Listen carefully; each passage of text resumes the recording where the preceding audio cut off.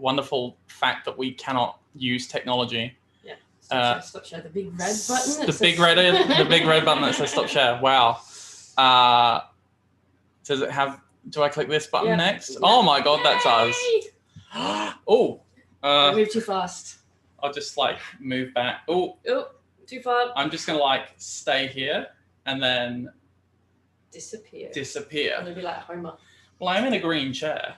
You are in a green chair. That is a bit of a problem. Maybe we can. Fix get a towel or something. Put over the green chair. So we have a green chair with a green screen behind. I'll just. It's fine.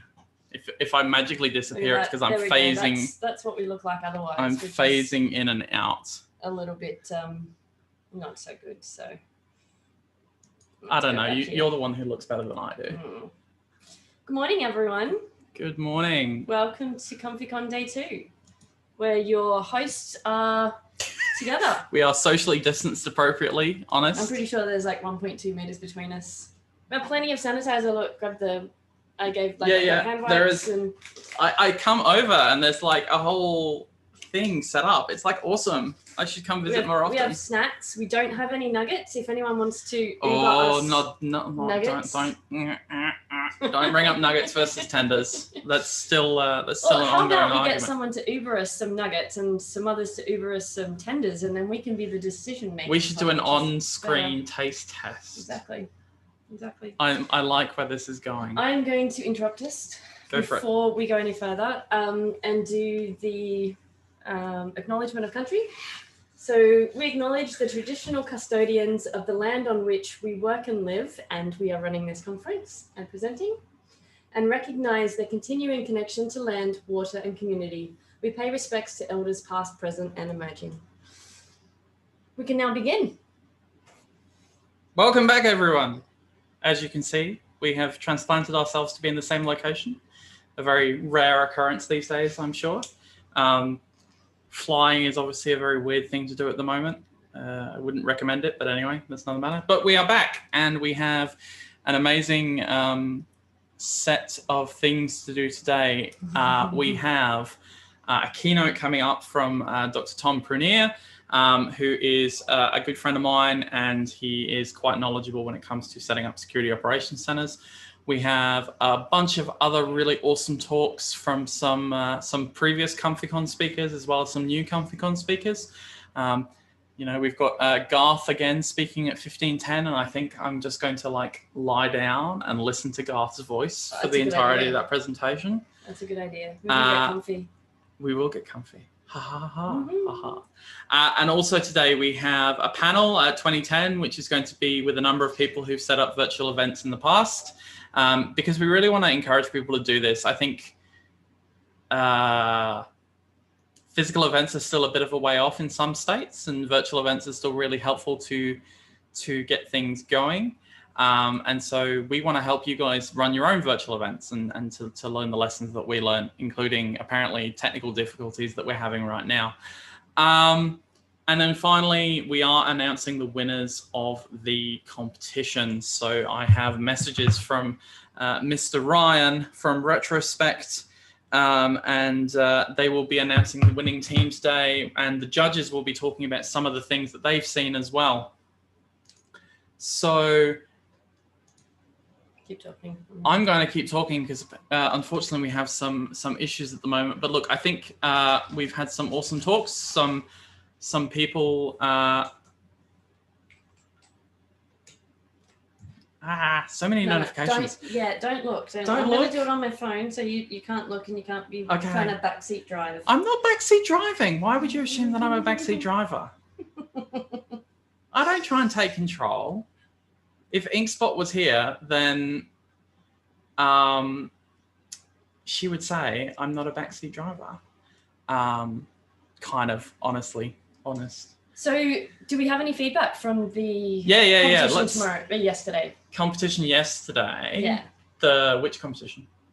Well, it actually finished up on Thursday. Okay, yeah. So the Retrospect Labs competition hasn't started. Why is Andrea trying to? Inkspot is trying to video message me. Hello, Inkspot. She wants in too. So you're not a backseat driver because you don't let anybody else drive. Oh! I am getting abuse from across the country. Nice. I'm just saying. Nice. You can't backseat drive if you don't let anybody else in the driver's seat. Wow. I've been told. Yeah. I have legitimately been told. However, I think we have some good news, which is I think our technology is now working. So let me just check the attendees. And there is one attendee, but it's not actually showing up in the list. Interesting. Why is Zoom? I don't know. Zoom says one attendee, but it doesn't have an attendee. You just be patient. Maybe it's just. Are you sure you are a host? Yeah. Okay. Anyway, I think we're doing pretty well for the first technical difficulty so far. What else is happening? We've gone through the run sheet for today. We've had a few bits of feedback from yesterday. Everyone seems really happy. Yeah, the workshops was one thing I was really happy with hearing from people. Every person who went to workshops and the training as well said that they went amazingly well, which is fantastic to hear. A shout out to, who did we have? We had Yana, we had Guile, and we had Mustafa all giving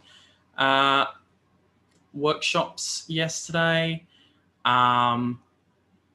I popped my head into each of them, including the training, and they worked awesomely. So I think we're going to have some awesome workshops later today as well. So we've got Build a Bot from Sam Crowther from Casada. We've got George Coldham is going to give a presentation, give a workshop on Wireshark, and Eleanor, that's right, Eleanor's giving an amazing talk on real world crypto, which I've seen a lot of people turn up to today. So hopefully we'll be able to kickstart soon. This is the first time we've actually had technical difficulties. That's quite amusing that we are. Yeah. Okay. So yeah, while we are just waiting for our first presenter to make it into the Zoom room, how about we do some fur babies? Okay. Okay, sounds good to me. Here's something I prepared earlier. Oh, wow. So we can actually. Oh no, let me. You are way more prepared than I am. Just FYI. I'll just make sure I'm in the right channel, shall I? Oh, hang on. Can you just go to the Zoom one quickly? Yeah. Yay! Hang on. Breaking news. We have a panelist. We may have a panelist. Can you hear me now? Tom, can you hear us?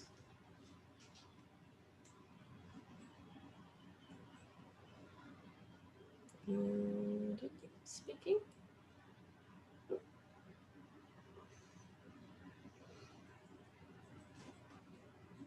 Tom, are you there? Oh, you've just gone on mute now. So something's changing. There we go. Yep. Hey, there we go. Tom, how you going? Hey, wonderful. Sorry for that difficulty. No, it was. I think it was more on my end than yours, so I think we're good now. Oh, no worries. Do you want to try presenting your screen, and let's make sure that works, and then I'll give everyone a wonderful introduction of you.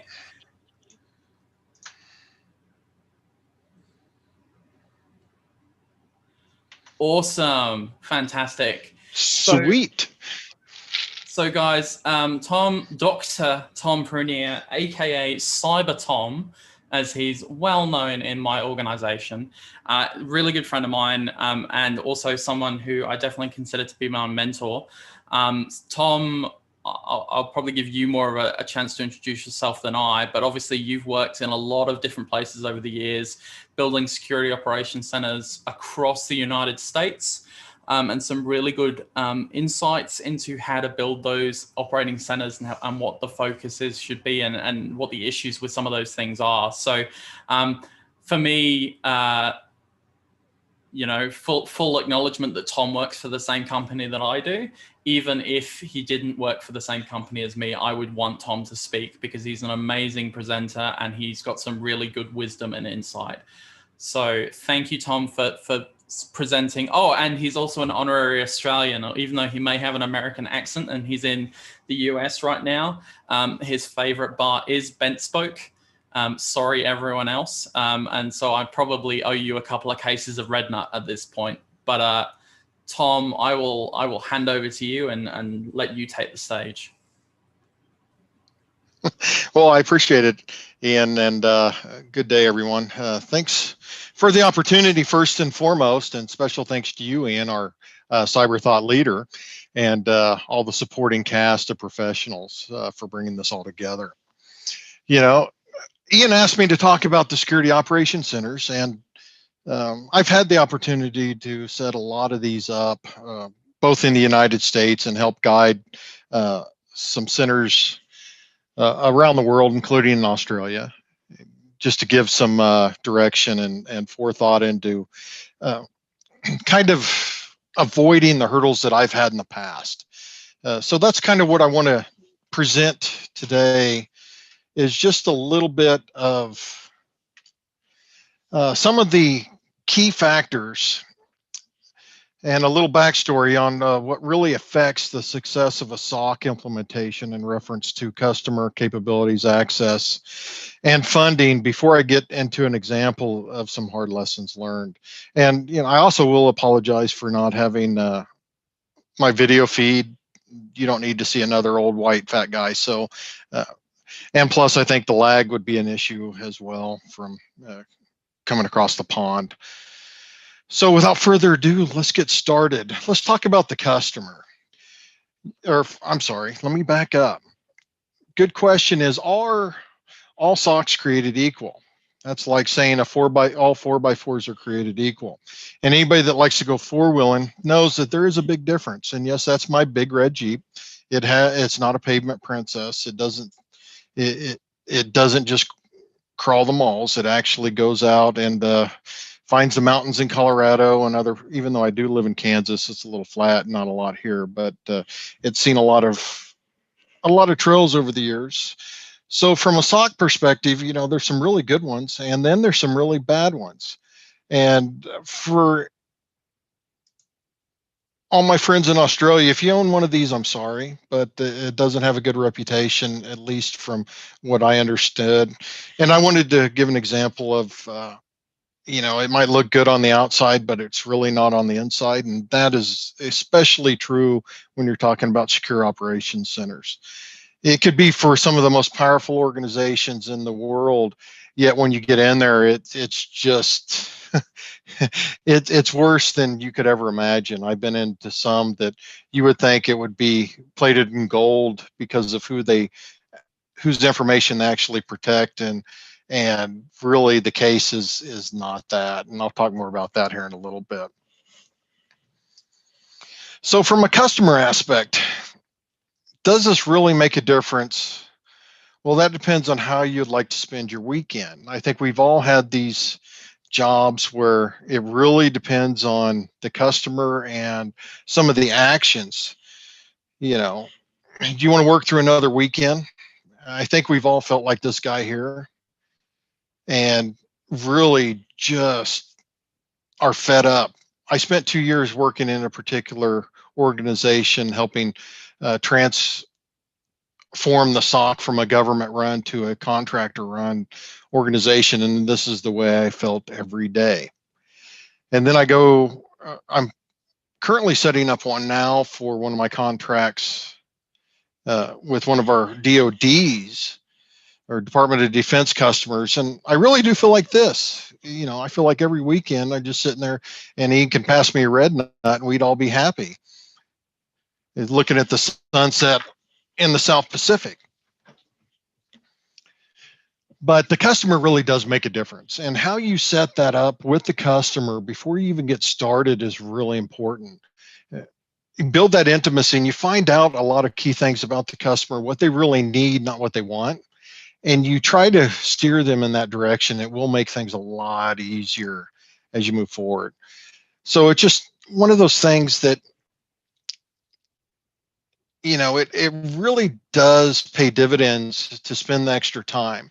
If you're one of those individuals that works these contracts, you get a new contract with a customer you haven't worked before, I highly recommend you spend some time researching that particular customer set, what they serve, and some of the other things. Talk to people. If you don't understand your customer and you don't understand some of their strong needs, especially if you're dealing with a government entity or something that has various levels of classification, if you don't understand those things going in with good detail, you have a very high likelihood of failing, or at least spending a good portion of your weekends thinking that you want to burn the bitch down. So it's one of those key little things most people don't think about, but it is very important. And if you have some issues with the particular customer getting information or opening up a channel of communication, and I've had to do this in the past, I'm not the most politically correct person, and I've been in some really political environments where it may be better for you to have someone else on your team lead the conversations. They may be a little bit better person for that job. And it just varies by customer and the need. So don't ever think that you have to, if you're leading the particular integration, don't think that you have to be the one that carries the communication. If you can see that it's not going down the right path, identify someone within your organization or someone else that can come in and broker those conversations, and it will pay huge dividends later. When you're doing these, it's not an ego thing, it's a team thing. So make sure you remember that. Now, capabilities, and that goes back to talking to the customer and getting to know the customer, is what capabilities do they have and what capabilities do you have to meet those needs? You have to, at least to the best of your ability, find out what are the core capabilities. Are they running Splunk? Are they running something else? Are they, a full open source shop? Because those are things you need to know. You need to bring the right capabilities to the job. If you're going into combat, you want to go in a Jeep, or do you want to go in something that has a little bit more horsepower? And I like to throw in stuff to be a little bit more personal in my presentations, and that was my old tank crew back in the early 90s in the Marine Corps. It was a lot of fun, but it has its particular capabilities for particular jobs. If you want to blow stuff up, it's great for it. But even if you have the right capabilities and you don't really implement them properly, or you go down the wrong paths, then you can have the best armor in the world, but if you're stuck in the mud, it's not going to do you a damn bit of good. And yes, I photoshopped my Jeep on there just because I can. So bringing your capabilities to bear based on what is needed by the customer, it's a tricky situation sometimes. Sometimes it's really hard to identify what is going to mesh with what, and understand that some of the, especially a new integration of a SOC where it hasn't been before, there's going to be a lot of trial and error. It's going to be difficult, and you're going to have some bad weekends. But if you do some good forethought and planning, and you start from a good starting point with the right tool set, and not try to over inundate the customer with all these fancy tools and all these methodologies that all take time to implement anyway, you're going to be in a much better place. You're going to be able to roll down the road and blow stuff up, and make yourself feel good as you do it, instead of trying to spend a week digging yourself out of the mud and then another week on the wash ramp getting rid of the mud. So just one of those things that it's a balance. So just understand that when you go into these things. Another thing, when you're talking to a customer and you're measuring your capabilities, you have to look at, okay, what accesses am I really going to get? Or what are they telling you they want? Because a lot of times I found that customers, they really think the focus should be in one area. I think we've all that's worked in cyber, worked in technology at some point or another runs into a customer that spends all this money on this particular area within their infrastructure, yet everything that's important is in another part of their infrastructure that's not protected. Those are the things that are really important for you to understand, and not only what's where, but is the customer really focused on the right area? Are they focused on what's important to them, or are they ignoring what's really should be important to them, and following some misguided advice, or just lack of competence, for a lack of a better term, and understanding what their infrastructure is, and understanding what data is there, what trade secrets may be in your environment, other things like that. So there's a lot of things, and this is one of the areas that is really overlooked, especially when you start designing your SOC and designing how you want to pull in logs and different data sets, is what's really important to focus on. Is it more about access, or is it more about external threats or insider threats, or different things like that? So if you just go in there and just start throwing stuff against the wall and hoping it sticks, you're going to end up in a situation where a team like mine has to come in and fix it. And that's not where you want to be. You want to be in a position where you can come in and over time actually build a SOC that you're proud of. Now, funding. Do we really need to discuss this, or does everyone get it? I think everybody understands that funding is a key aspect of building anything in technology. Can you do it on a shoestring budget? Absolutely. There's enough open source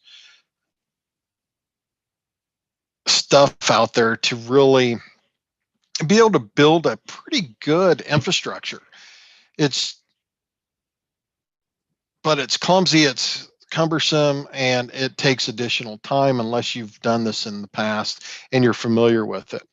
But there's always some caveats to understand when you're dealing with the open source stuff. If you have a customer with unlimited funds, that's great. I've worked for a customer that had on-site Microsoft programmers, so if you needed something in SharePoint custom scripted, they'd do it for you right there on the spot. That's a good place to be. But most organizations, security is an afterthought anyway. And then when you start going in and you want a large amount of money to build your infrastructure, or to add some more Splunk licensing or ServiceNow or whatever the case may be, there's a lot of justifications. And how do you justify some prevention? It's easy to justify spending money on something that's already happened, but what we're trying to do in our business is to protect and prevent. So how do you put a dollar sign on that and sell it to these customers? It becomes very challenging. So understand when you go into these things, what actual funding has been allocated. If you're doing it for a corporation you work for, and I've done that, and they give you X number of dollars, you better know how to use those X number of dollars, or actually a little bit less, because they're probably going to pull some money from you at some point down the road for a variety of reasons. So funding does become a challenge at times. All right, enough of this. Now let's talk about a specific example and some of the hard lessons I learned. One of the most challenging efforts is one of the highest stress area imaginable. You would think when you're dealing with networks from some of the most powerful organizations, like I told before, that it would be a little bit more advanced. However, I've walked into a facility that housed information for some of the most powerful people in the world, and they have Splunk daisy chained with Mac Minis. You know, you just sit there and scratch your head like, really? You have all this power, all this money, all this funding, all these connections, and here you are talking about building Splunk with Mac Minis daisy chained. It just didn't make any sense to me. But that's unfortunately the world we live in. You know, the facade could be nice on the outside, but you know, we've all been in those facilities that once you walk in the door, it's like a third world country. So in this particular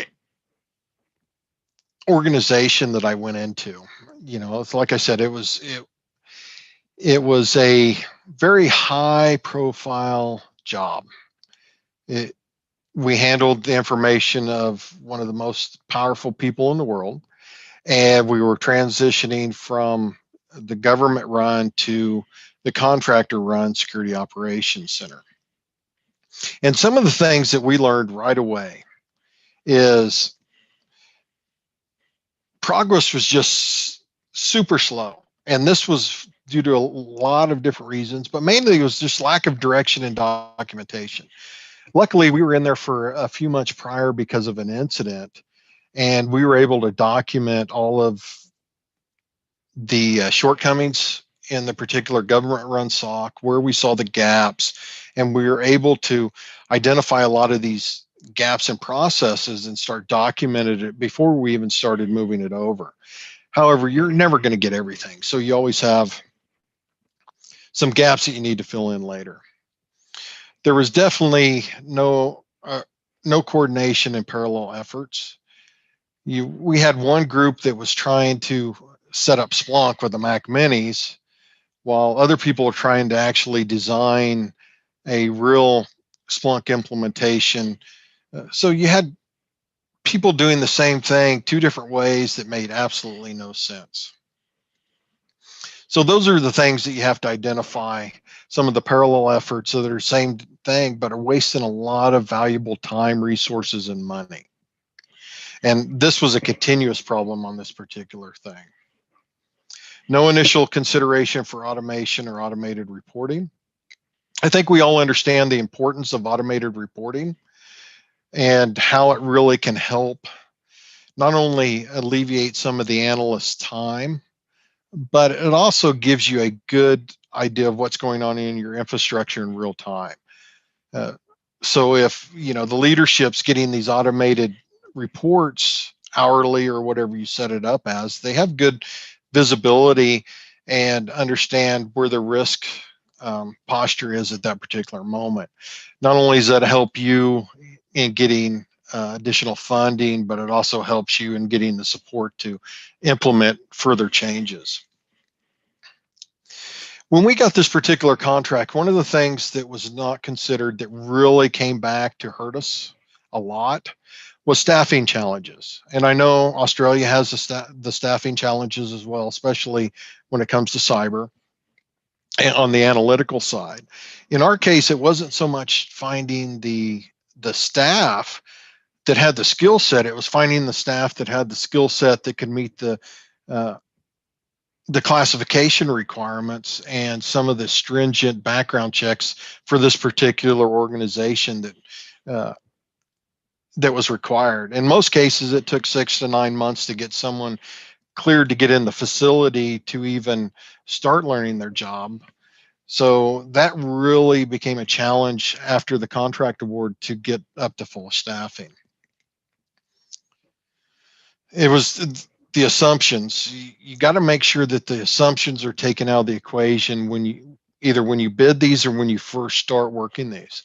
If you make an assumption you can do X, Y, and Z, it's going to hurt you. It really is, especially from a staffing perspective. You have to understand what the staffing pool is like, and if there's special requirements like clearances or anything like that, that has to be taken into consideration. You have to identify how long that's going to take, and what other methods can you take to meet the particular needs. In this case, I brought on 2 of my guys that were already cleared off of different programs. We sat there and we worked shift work for almost 9 months before we had additional people on staff where we could start working. Here I am working third shift, and I also have 200 direct reports at that particular time. So, you do what you need to do to be successful, but it doesn't make your life that much easier. I was living in Washington, D.C. for 2 years when I live in Kansas, taking a flight home every weekend. I know there's probably some out there that do that anyway, and you understand how difficult it is. Monitoring capability design and alerting created independently from the network to be monitored. Everybody, as this was being built out initially, had their own ideas of what kind of alerting you needed, what kind of logs should be ingested. No one had a clue how to filter and normalize these logs to clear out the noise. It was just a mess. So, that's one thing that we had to go in and we had to start documenting and start cleaning that stuff up, because there's just so many multiple avenues of the same thing, multiple security devices doing same or similar roles. That's another thing that, when you take over what do they have? What do they need? When I was down in Australia, kind of scoping out the particular effort down there, they were throwing all kinds of equipment and other things at this particular effort. And it's, okay, this does the same thing as this, does the same thing as this. Why are we spending the money on all this? So if you can cut down your expenditures on hardware and leaving the best one in place without creating a gap, then you're in a good spot. Lack of alerting and correlation of events. If you can't figure out how to correlate events, not only for real-time response, but also for tracking of campaigns and other things, you're missing a good portion of what's really important for your environment to keep it secure. So if you have that gap from the inability to correlate the events, start planning that out. Start figuring out how you can implement that over time. It's not something you're going to do overnight, so just understand that. But it's something you have to strive towards. And this is just the short list, the high level of what we ran across, but I think everybody understands the considerations. And whenever you do something, I strongly encourage, the more difficult the engagement and the more painful it is, the more you should be noting and saving all of these little lessons learned, because they will aid you immensely in the future. Because you can avoid some of these by just understanding that they're there and they have the potential to pop up, and you know how to deal with them, or you have some methods that could at least reduce the pain as you move forward. So some of the things that the team did over about 6 to 9 months to really get things back on track, to really get us where we needed to go, and to get us in a spot where we could be successful, we had to slow the implementation of the full SOC capabilities to address the key issues. And that's one of the first things I tell groups that are having problems either with the customer or whatever when implementing the SOC is, you got to slow down. Take a step back and reevaluate. Be upfront with your customer that if you want it done right, it's going to take time. There's no overnight solution for a good SOC implementation. The more you do it, the better you're going to get at it, and the more you can actually speed the process up, but it's still a slow process. There's so many little things that go into a SOC implementation if you want to do it right. Formalize the process, the procedure, and the training.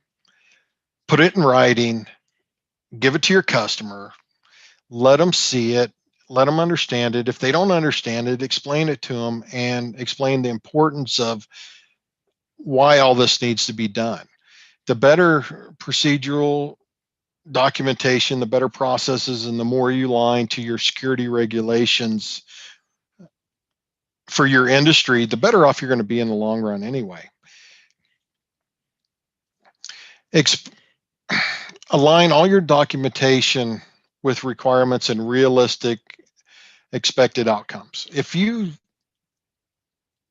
sugarcoat it, or if you are unrealistic in your outcomes, your time frames and stuff, all that does is hurt your reputation, and it makes the staff resent what they're doing, because they're not gonna get or meet their goals if you do that. So you're just hurting yourself and everybody that works for you. So align it realistically. If it doesn't meet the customer's expectations, explain to them why it doesn't meet their expectations, or why you can't meet their expectations, and move on.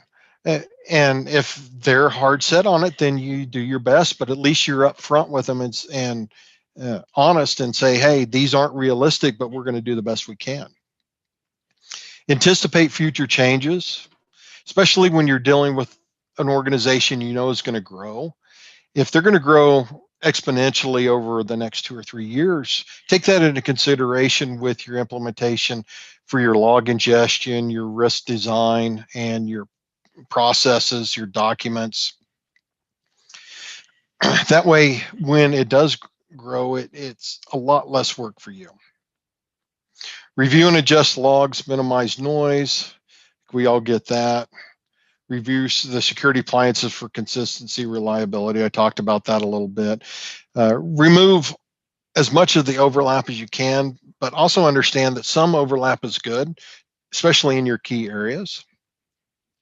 And then the most important one is your workforce talent development.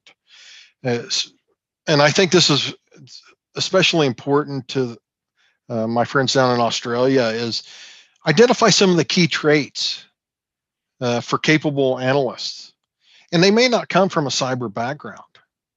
Some of my best analysts were English majors or music majors.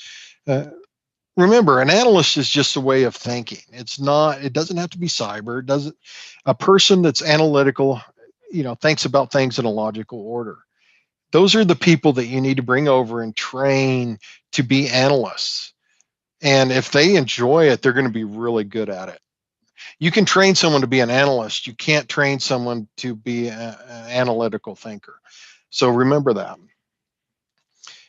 Implementing a training mentor is key, and a solid training process. During our stand up, we had a 3-month training process where you sit with your mentor for 3 months, going through all the different processes and getting you up to speed. This not only helps foster that work relationship, but it increases employee retention, because there's a little bit more value. They feel like they have a little bit more buy-in and say in what they do because of the training process. If you just throw them in there and let them sink, they're going to look for a different job. So understand that.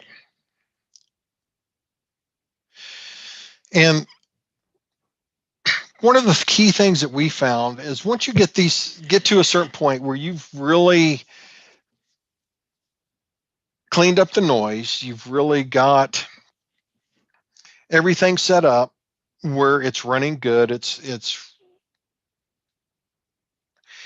doing what it's supposed to do, allow your analyst to have the latitude to perform specialized SIM searching to identify anomalies that may avoid detection otherwise. Let them go out and hunt. Don't let them go out and break stuff, but let them go out and hunt.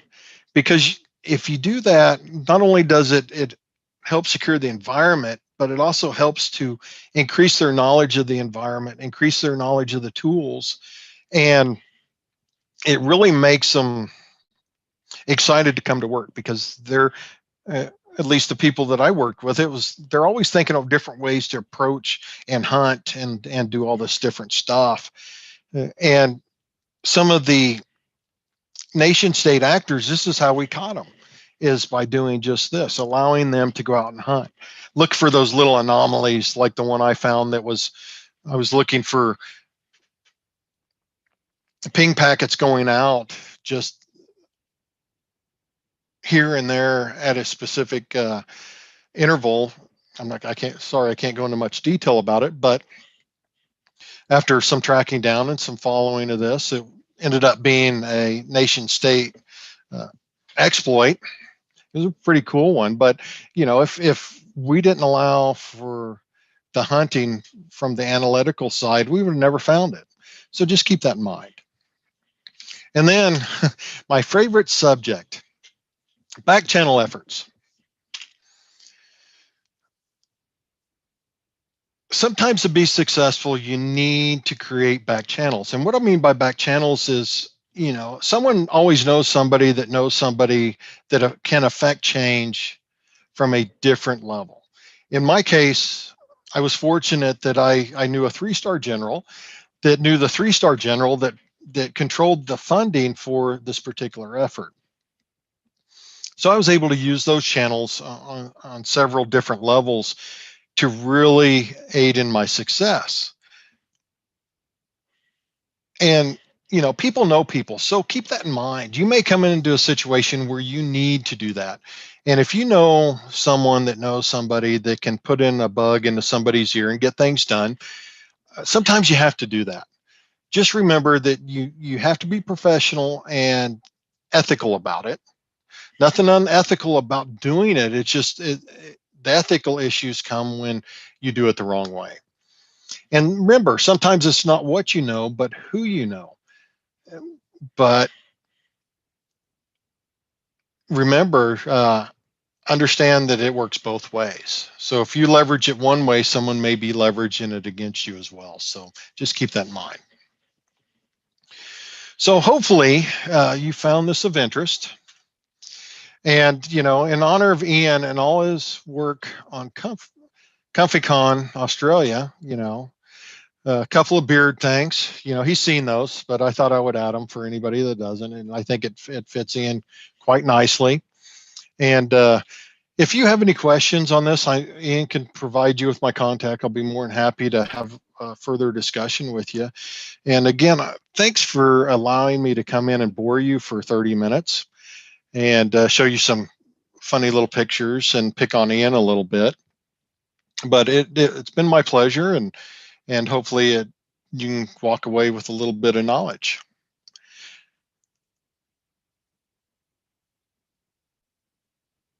Over to you, Ian. Yeah, uncomfortable silence on the bingo card. Yes, we just hit that one. Mm-hmm. Oh, I am invisible again. Yes, thank you, Tom, for sending me those photos. And I do agree, I should get a t-shirt which says the "Excuse me, miss, my eyes are up here." It's a good one. It is a good one. Tom, I did burst out laughing during that one. Look, Tom, thank you very much for your talk. I know you were a bit vague on who the customers you've spoken to in the past were, and that's totally fine. What I can say to people is these are pretty serious customers that Tom has worked with in the past. Quite impressive in terms of the scope and the importance of those systems. So that's why I'm always listening to what Tom has to say. And I strongly encourage, if there's anything that you took away from this, to definitely take it with you. If you have any questions, feel free to get in touch with me, and I can definitely forward those questions on to Tom as well. A quick shout out, I'm sure potentially Murray and Steve are currently listening. So if you are listening, hello. Yes, I can confirm I made it to Canberra Sydney in one piece and didn't fall apart, honest. But yeah, thank you again, Tom, for your time. Very much appreciate it, as always.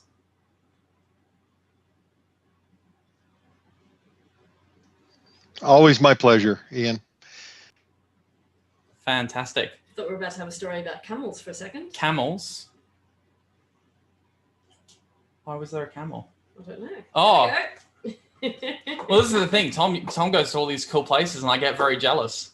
I'm just always very jealous of the things when he says, "Oh, I'm working on this or I'm working on that." Like, I'll tell you about one of the cool ones in a second. But I think 12:45, we are on time, so we're time for our next presentation. So, Tom, I'm just going to kick you because I love you, but I'm going to kick you. There we go. I am. Yeah, I'm blue. We did try and fix this. Let me try and fix it again. No, it's okay. That's all right. Yeah, it's fine. We'll do it in the break. I'll just phase in and out. And we're just inviting our next panelists now. For those who may have seen some tweets. Unfortunately, Tim Bishop had wasn't able to present, so we put out a request to have some awesome speakers, and Sean volunteered. So thank you again. I know I've said this like 20 times, but I truly mean it. Thank you very much for your volunteering. And Sean, let me find the bio. I do have it. It's in my email. And it's quite an interesting one. Sean has been kicking around the enterprise security space in New Zealand for a decade and was the cause of many New Zealand DNS and network outages for a decade prior to that. So now you guys know, if you're in New Zealand, who is causing your internet to die, I suppose. So Sean's going to be talking to us today about being hired at a global company and what happens if basically all hell breaks loose at that company pretty much immediately. So thank you very much, Sean, and take it away. Cool. Thank you, Ian. Let me just make sure I don't do a bingo. And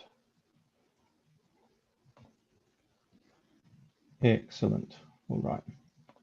So hello, everyone. Present from. Yep. Afternoon, everyone. It's a nice 2:15 in the afternoon, and I'm here to share some war stories with you. Some of you may have seen this presentation last year at ComfyCon, and while it does contain parts of that, there is a new piece of it at the end of it. And yeah, I hope you enjoy it, and I'll get started. Ko ruapehu te monga, ko tikapamawana te moana, no Aotearoa aho, ai whanau mai aho ai Kirikiriroa, ai tipu aki aho ai Tamaranui, ke tamaki makauro e noho ana aho e nai nei, ko ngātai pakiha te iwi, ko Shan tene. Ruapehu is my mountain, the Hauraki Gulf is my sea. I am from New Zealand. I was born in Hamilton. I grew up in Tamaranui. I live in Auckland now. My people are Ngātai Pakiha. I am Shan. So who exactly am I? I'm Shan Harris, otherwise known as Fobsky. If you've been around the traps a while, you may have bumped into me. I've worked predominantly in the finance for the past 10 years with interludes of consulting. And I was the Equifax New Zealand Information and Security Officer from June 2016 until April 2019. So what exactly is this talk about? Well, this talk covers the experiences I had as Information Security Officer for Equifax New Zealand, which is essentially the global rep for the security team based in New Zealand, acting in a consulting capacity alongside driving worldwide initiatives. The time period covered is from August 27 until April 2019, when I left the business. But the difference is that I want to go over my experiences in the last 18 months since leaving that, as I think that's of interest. And I was not part of the technical IR, and those are stories that are not mine to tell. There are an amazing set of individuals from different companies that worked on the technical IR of the Equifax breach, but it's not for me to talk about. What I can talk about is the experiences I had and lessons learned from going through being part of a global security incident response and the rebuilding after, which is a lot different to purely technical IR. If you're a customer of Equifax, you can be confident of using them and them meeting your needs. I don't bear any ill will to my previous employers. I was deeply involved in this project. I really enjoyed the work, but at the same time, after 2.5 years of, as you'll see, was some pretty serious work, I needed to change for a variety of reasons. So feel free to use them as a customer. They provide great services. They've got really strong people and teams there. I bear no ill will. Thank you, attack lawyers. Anyway, so security tale, a timeline. So I joined Equifax in June 2016, where essentially I was cold called by a recruiter in Sydney, because the way Equifax worked was that New Zealand was run out of Australia, who was run out of Atlanta. So this kind of, my direct boss who hired me was in Sydney, and global head of security and the global security team were based in Atlanta. So I joined in 2016, when essentially I spent a year working on implementing global policies, procedures, architecture, just reporting on what was going on, as Equifax New Zealand was sort of made because it was an acquisition where Equifax came and bought Vita Advantage, who were previously Bay Corp, you know, if you go back through the timeline. And so giant US company buys Australian, New Zealand company and want to meet their global compliance regime, want to know what's going on, get everyone on the same platforms and the like. So for about a year, I worked at getting to know the business, working to know the market, and, you know, just getting myself embedded in the company so I could report up, hey, we need this product, this hardware, or we can't do that. And yeah, just really enjoying life actually during that time period. So 25th of August 2017, at the time, it seems very foreign now, but there were yearly get-togethers of the global security team. So there was Australia and New Zealand. At the same time, there was a team based in the UK. At the same time, you had the team in Atlanta. You had people in Canada. You had teams all throughout South America and in India. And so for a week, we were put in a hotel, a Marriott hotel in Atlanta, where we had our yearly conference where we worked on global initiatives that we wanted to achieve, you know, get to know the global team, which was really good because, as everyone knows, especially in our space, if you're dealing with people overseas time and time again, you know, you develop a rapport, and it's always good to get in front of people and meet them face to face, especially when a lot of your time is coming to them with problems or you trying to help them. So that was a fantastic week. We, you know, I made lots of great friends, had a great time, was thinking seriously about moving to Atlanta and moving and joining the company over there. So I came back from that trip feeling really refreshed and really positive about the environment.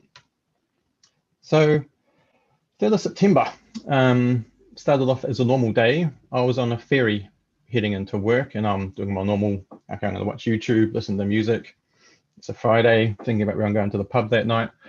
So get into the office, and I take my seat, and I just happened to, the seat which I had was behind the New Zealand GM's EA, executive assistant. Now, the New Zealand team was a team of 60 people.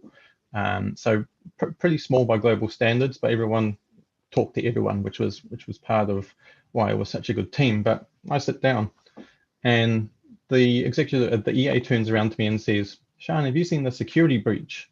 And I'm thinking, hang on, security breach, what's happened in the news today? You know, and then I get a message from my boss just saying, "Sean, hold on tight." I'm like, "What do you mean?" Next thing, get sent the news link, still not an internal email, no nothing, just a news link to the front page. I think it was the New York Times stating that Equifax has had a security breach and all the data had been stolen. And I'm just like, what? Hang on, how can this be? No one's talking. You know, and because of the fact I'd just been in Atlanta that week, the New Zealand team thought I knew. And so this was on a Friday. I'd actually returned to the office on the Monday, so there was equal parts. Hang on, Sean, why didn't you tell us something was going on? And I'm there panicking, going, I didn't know. And then kind of like pure terror, like, hang on, have they got any of our data? Hey, I don't know. I found it at the same time as you. So yeah, that was an interesting time. Sorry, it was on the 8th of September. I came back from Atlanta on the 3rd, feeling really good. Then all of that happened on the 8th. And that's when, you know, my whole mental state changed, because it went from positive to utter total shock and despair, where you're just, you know, I'm now part of this giant data breach, whether I like it or not, whether we're involved or not. I work for the company, and I'm now a part of it. I have to deal with this. So that day and the following days was initially just like, I don't know what to do. You know, it's not like I can quickly go find another job, because they'll be like, hang on, you're running. But at the same time, we're kind of at a loss, because I had no answers. I wasn't given any information. People wanted information. You know, the GM dragged me in the office. Well, not dragged me. She's like, Sean, come in here quick. So come in there, and she just asked me, do you know anything? No. okay, how confident are you that we weren't breached? Well, we had a test 6 months ago. I'm pretty sure our perimeter was hardened. She's like, get another one, get it started as soon as possible. And thankfully, I had a really good relationship with my penetration testing company, and they just got on it straight away. And they dropped everything for me. And I think they actually worked through the weekend, if I remember correctly, just to make sure that on Monday I could go, hang on, we're fine, as we fed into the global effort. So between September and October, it was sometime in October where finally I was told exactly what happened regarding the breach. Like, hang on, data had been stolen. And I believe this is when they were able to start talking about what was the cause. So in case you don't know what the cause of the breach was, it was an expired SSL cert on an IPS, a unpatched Apache Strut server, which had a remote code execution on that, and no network segregation. And essentially, the hackers were able to get onto a box, find a backup that had domain creds and explore, right? This wasn't the production system, it was a test system, but had live data. So that's how it all came out. And the only reason it was found was because someone updated the SSL cert 6 months later. But if any one of those things had been done, like no domain creds in the backup, SSL cert not expired, or actually implemented network segregation, the breach wouldn't have happened and I wouldn't be here. So that's when we actually found out about it, and we could start actually reassuring our customers that, no, you know, we've been able to tell you, no, we're pretty sure you're fine, but we can't give you anything in writing. But hang on, no, we can confirm that Australia and New Zealand was not affected. And that's when the transformation activities begin. So just to kind of give you an idea of what happened was, after the breach, the US government pretty much set Equifax's security plan, where, you know, their any remediation, any enterprise strategy or anything was essentially, US government wants us to do this because we're going to get fined. If we don't do this, there are bigger fines. Therefore, they tell us which way to approach things. Which essentially meant that I think there was 27 different project streams kicked off globally, because it wasn't, hey, can you fix the states? It is, hey, Equifax, all your global companies must meet these, must perform these remediation activities and attest to us that you have done all this, so that A, we don't, you don't get fined too much. B, there's no more legal repercussions, and C, by meeting all of those, all of the big US corps and UK corps were satisfied that, hang on, this has been done. Sorry, that we are at an acceptable level now, then it's working out the fines and whatnot, right? So what this entailed for me was, this is when sort of an 18-hour day began. And it kind of goes something like this. So there were, typically during the evening, one of those 27 project scope would change, right? So at the time, my daughter was, I think she was 2017, she was 3. And so she'd wake up around 2 in the morning. So I'd wake up and put her back to bed, but I'd start checking my phone because, of course, thanks to time difference, Atlanta's awake at that time. So I'm seeing the stuff come through and I'm sending emails back and forth, trying to find out exactly what we need to do in order to get in the office the next day. So may have started at 2. I'd typically stay out for another hour and a half to 2 hours working, and then I realized, oh, hang on, it's 4 o'clock. I should go back to bed. Then I'd wake up sort of 7-ish, get the ferry into town where I'm still replying to some of the Atlanta people because they're still up at that time, get in the office, and then I've probably got about from 8 to 11 of, I'll call it New Zealand time, where what happened was we expanded the New Zealand team from 60 people by hiring 30 contractors that were devoted solely to the remediation project. So a third of the business, the New Zealand business, was working on the transformation activities or the remediation projects. I'd come in, I'd figure out, I'd maybe go to the agile meetings, I'd see what the PMs had in place or see what the priority was for that week. and make sure we were working on it right. I was like, hey, we were doing this, by the way, Atlanta's come and said to do this. So that scope yesterday, it's now a bit bigger, or it's now a bit smaller, or maybe it could be no park that the US government have now said for the next, you need to get this done in a week. So we're going to go and do that. And then you kind of hit 11 o'clock when Australia would come online to give you just a bit of a picture. In New Zealand, we used an outsourcer for running some of our environment. So that's our main credit infrastructure. But all the networking and hardware and other non-credit infrastructure was run out of Australia. So we were dependent on them in order to do things.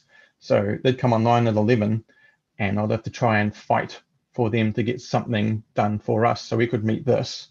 But at the same time, they're in Sydney when people can just walk over to them, shoulder tap, and kind of pull rank on us. So from about 11 till 4 in the afternoon, it's just general politicking and trying to get things fixed, trying to get resource in order for us to keep on track about what was going on. Then around 6 o'clock around 4 to 4:30, I'd jump on the ferry home. I'd still be emailing then. I'd come home, pick my daughter up, have a couple of hours where I'd cook dinner, checking my phone in between. And then throughout the night, I'd just be checking to see what emails had come through from Australia. And if I'm up late, you get emails from Atlanta coming through sort of 10 to midnight. So I'd kick it off again. And that was my day for about 18 months where I'd get myself involved in that because I was the sole security resource for New Zealand, which meant all the project managers were looking to me, or the agile teams were looking to me. The business was looking to me. So where possible, I'd integrate business strategy for what they wanted to achieve into any security project, because any type of new product or innovation was stopped because everything was focused on the remediation effort. So you had people whose whole KPI, whose yearly goals of sales goal were just wiped out with the breach, right? No fault of their own. So I'm trying to help them too, because they're all people too, right? Like I say, it was a small company, and I'm just trying to do the best I can to make sure that I meet my targets, but somehow integrate whatever I can for anyone else at the same time. So post-breach business incident response is a lot different. It's because when you're doing the tech IA, you're just trying to find the root cause. Cool, you found that. You've released the paper. Now what? You now have to perform business uplift. You have to regain customer assurance. Security in the spotlight when you are the focus of the business that's used to sales and products is a lot more challenging than any other type of business I've been involved in.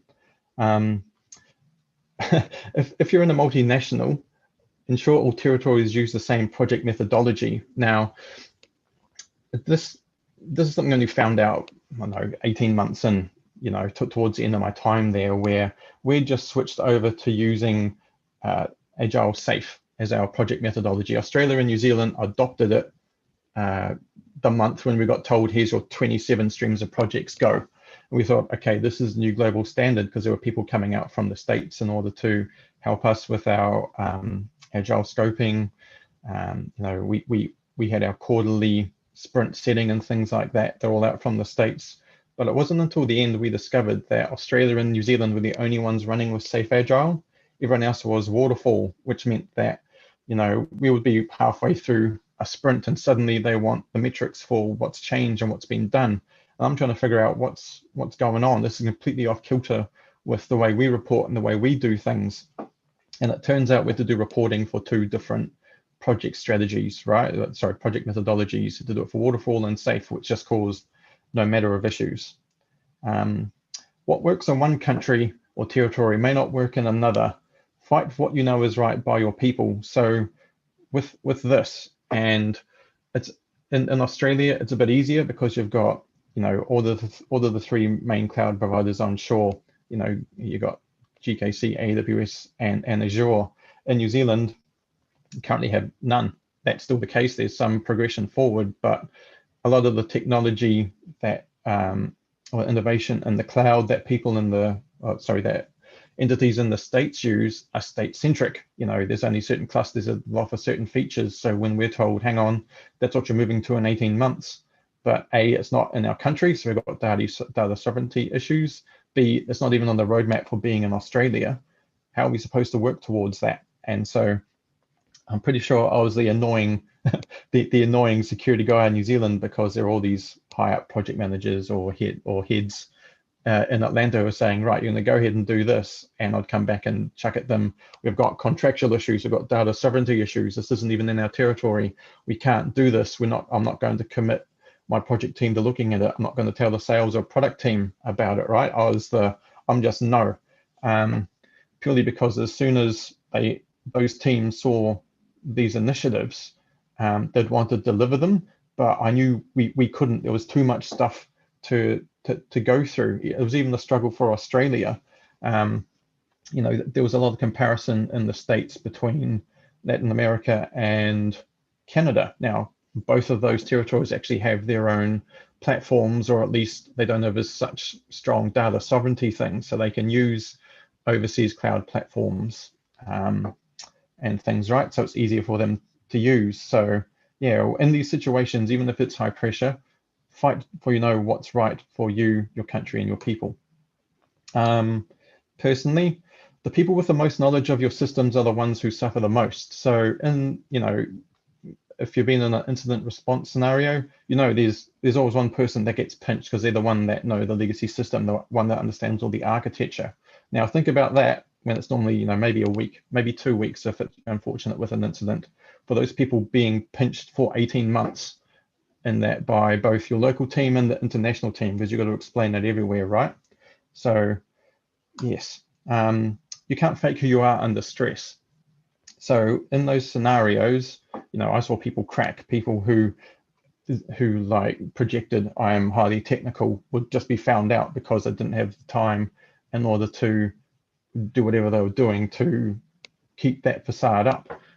People who were calm just exploded, right? And you're like, oh, hang on, that person isn't actually that calm, collected person. So, one of the things I found out is just be authentic, just be yourself at all times, because you can't fake who you are when you're under immense stress, and your mental health will deteriorate.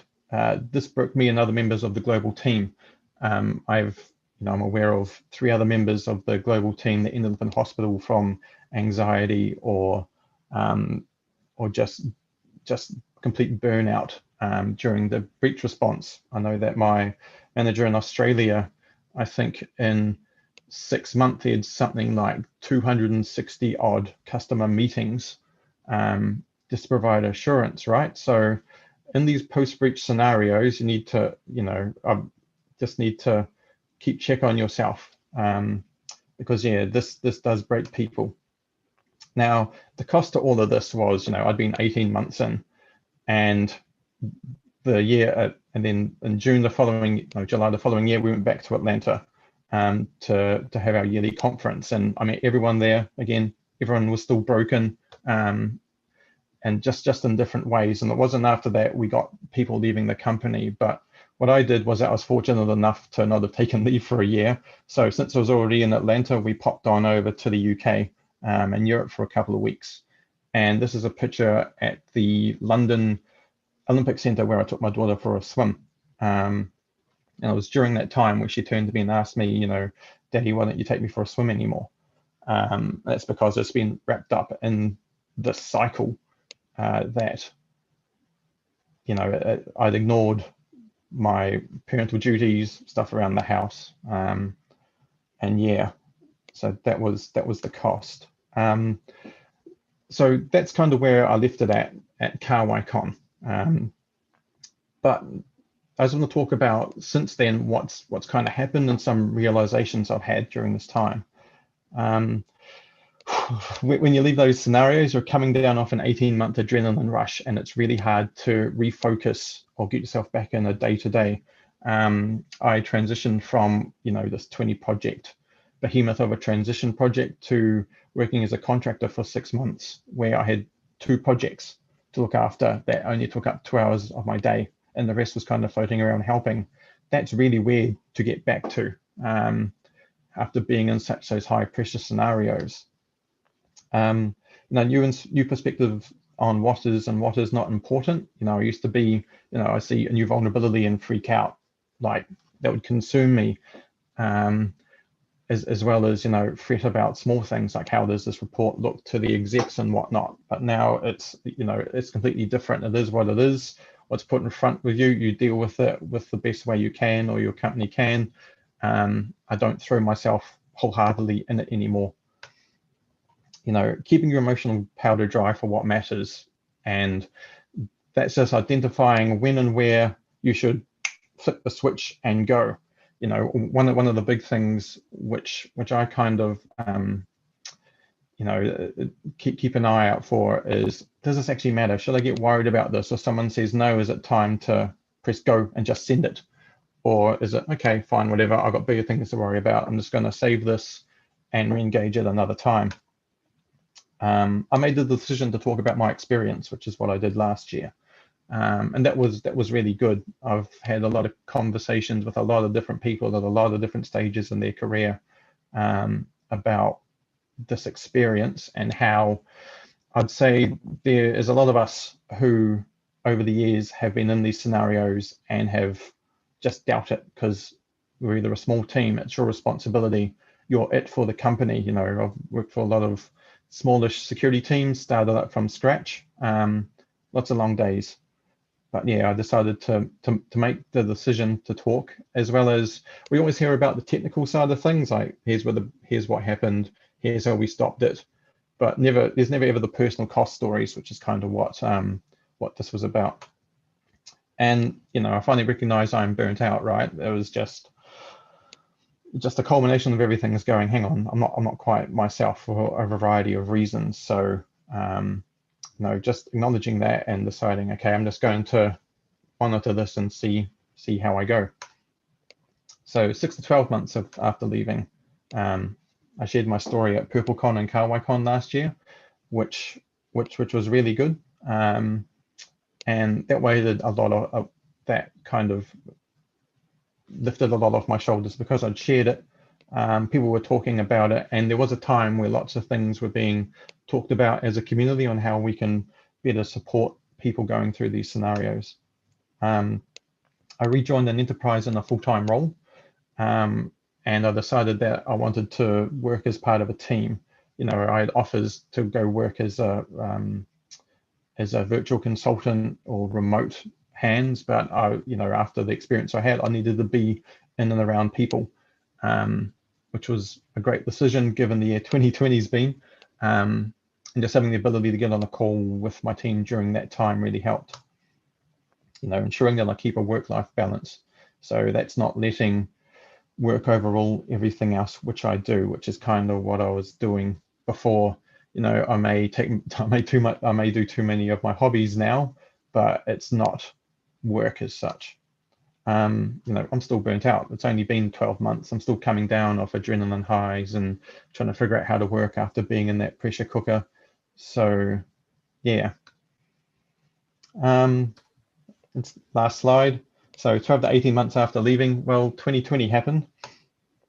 And I was able to compartmentalize work during this year, just having the ability, just hindsight, to say, right, we're going to do it this, and this, and at 5 o'clock I'm going to get up and walk away. That was a big takeout, which helped. Exercise helps. Any exercise at all like that. I neglected that entirely during the Equifax period, but since leaving then, I run 2 to 3 times a week, and that does help improve my mental state. And music helps me identify where my head is at, just understanding, hang on, I'm now listening to, some absolute dark black metal, what's going on, and I'm normally listening to like high tempo dubstep, electro house, trap music, whatever, right? I can kind of gauge where I am mentally by what music I'm listening to. And finally, I'm still burnt out, right? I'm functioning, but I'm not where I was, right? And the way I'll just describe that is, you chuck me a cloud checklist is because I'm a part of an enterprise scenario. That doesn't excite me. That's going to sit there and be the, yeah, I should really do that.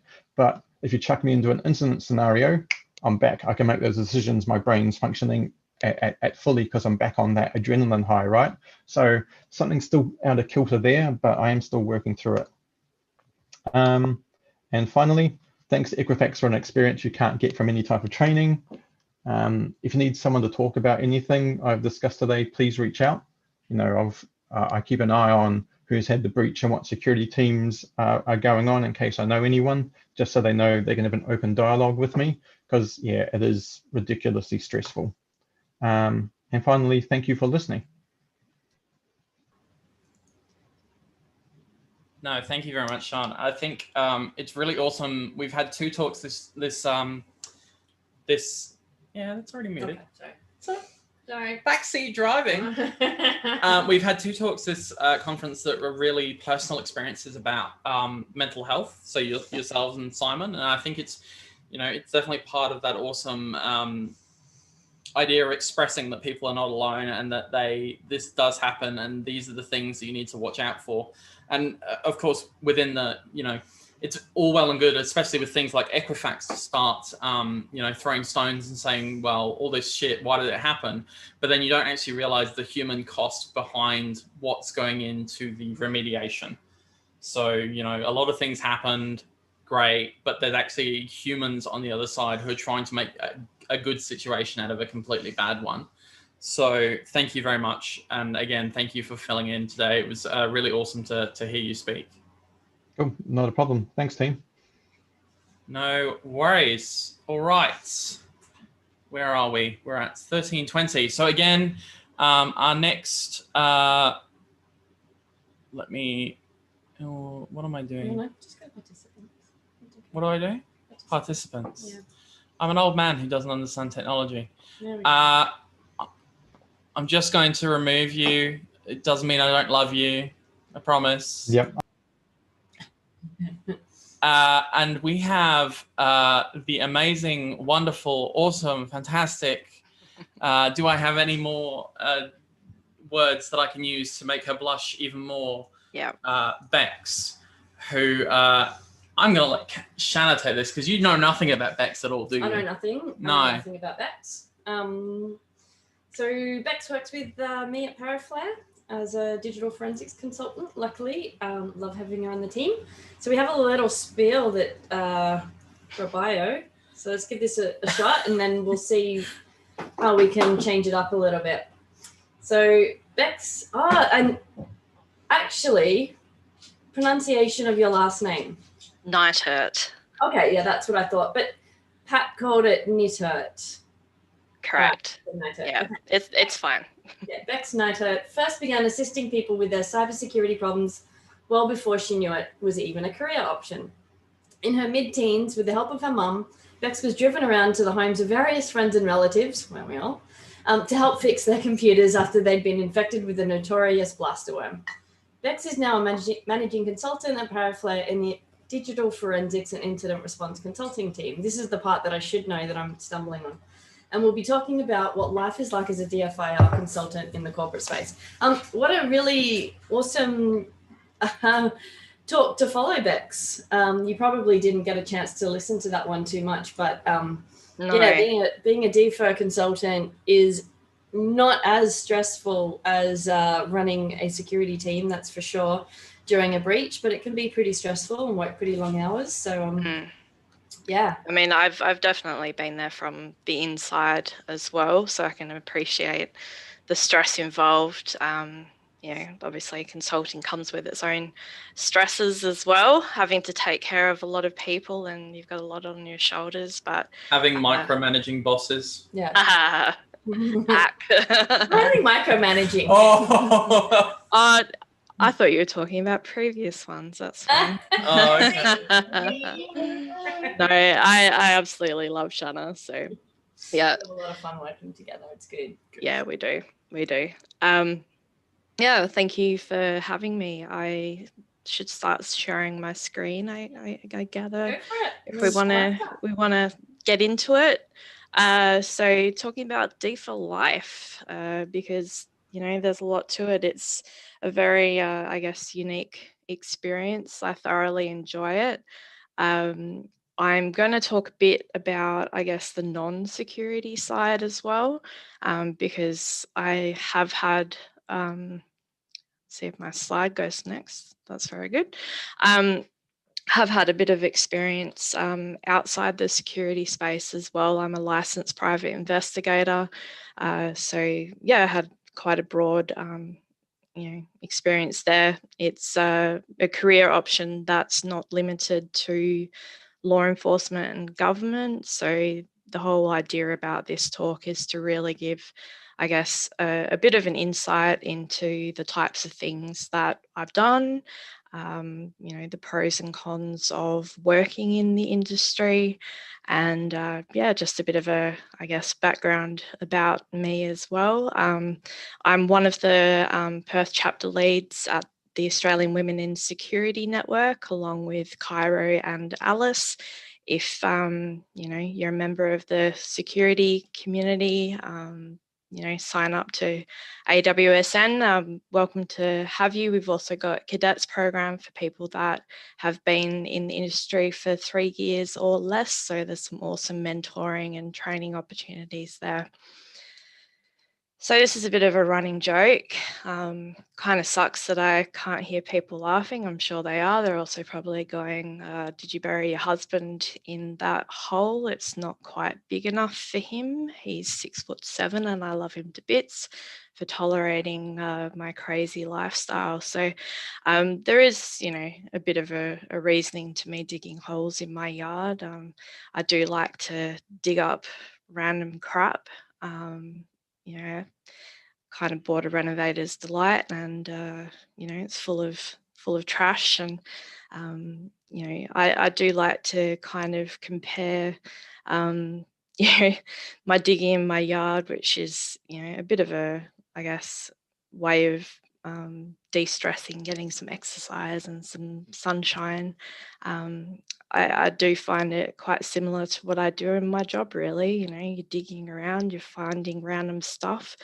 Sometimes you find some treasures, and sometimes, it completely baffles you. You're like, wow, this is amazing, but what the hell is it? So this is a trophy that I found buried in my yard, and I have absolutely no idea why it was there, where it came from. I spent a lot of time looking for what this RSSSCA, obviously a cricketing association of some sort. It's a trophy from 1938 for this E. McMillan guy. So if somebody can, I don't know, find out what the hell, this cricket club is by the end of the talk, I'll be completely impressed. Maybe love you, maybe hate you for the fact that you found it and I didn't. So someone's up to the challenge, please go ahead. But yeah, I think that this probably represents what I do in the digital space a lot as well. So digital forensics has quite a wide range of applications. Generally, we think of it as something it's the kind of activities that you would undertake to support some kind of legal process. So evidence of crime, in the corporate space, it's a lot of litigation work, contract disputes, HR investigations, things like that. So I've worked on a whole range of matters. I've always had a really deep interest in cybercrime, white collar crime, high value kind of fraud investigations. But I've done so many different things. It's just crazy. So I wanted to take everyone through a bit of that. So this is one of the cases I worked on a couple of years ago. Basically, an accountant from a company went missing in action. He just sent through a resignation email on a Friday and disappeared. No one knew where he went, but there were suspicions that he may have been stealing from the company. He was living, quite a lavish lifestyle, and there were some warning indicators there. So Anyways, I was given a computer. They weren't really sure what we're looking for. Just that, he's potentially stolen money, and they also, wanted to know potentially where he was, what kind of assets and liabilities he had, because at the end of the day, they're going to want to try and recoup some money if it had been stolen. So one of the things that I do when, I get get a data set is I do a bit of a sense check on a different machine while all the processing is going to recover the data and index it and all the rest. So, there's a period of time where you perhaps kind of sit idle. So I just do a quick eyeball of what I've got and, see what I can find. So in this particular case, recycle bin I love going to because people just tend to put stuff in there and never delete it. So I went to the recycle bin and I found a CSV file which contained years worth of online gambling history, which just completely blew my mind. Not something you generally come across.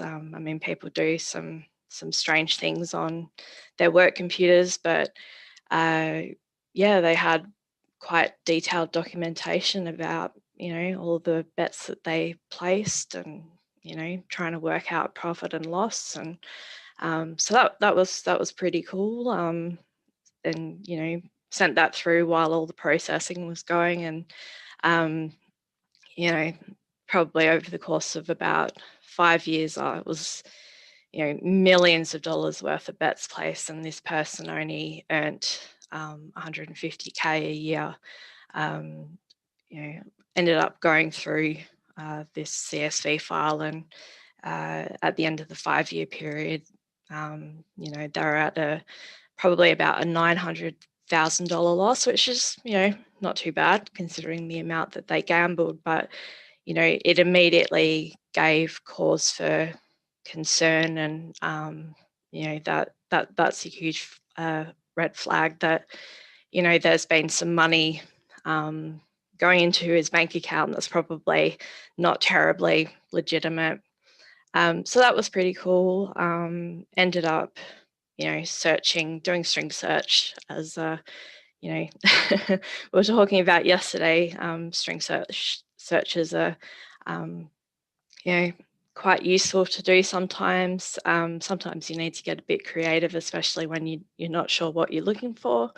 In this case, I, through string searches, managed to come across some remnants of data from web browsing history, essentially, so which is what's on the screen there in black. I've just made it a bit more pretty rather than a screenshot from X-Ways, and basically it's an online form to set up payments in online banking, and you can see from the form that basically you've got the supplier name and BSB and bank account number, the amount of the transfer, and then changes in the BSB and account number as well. And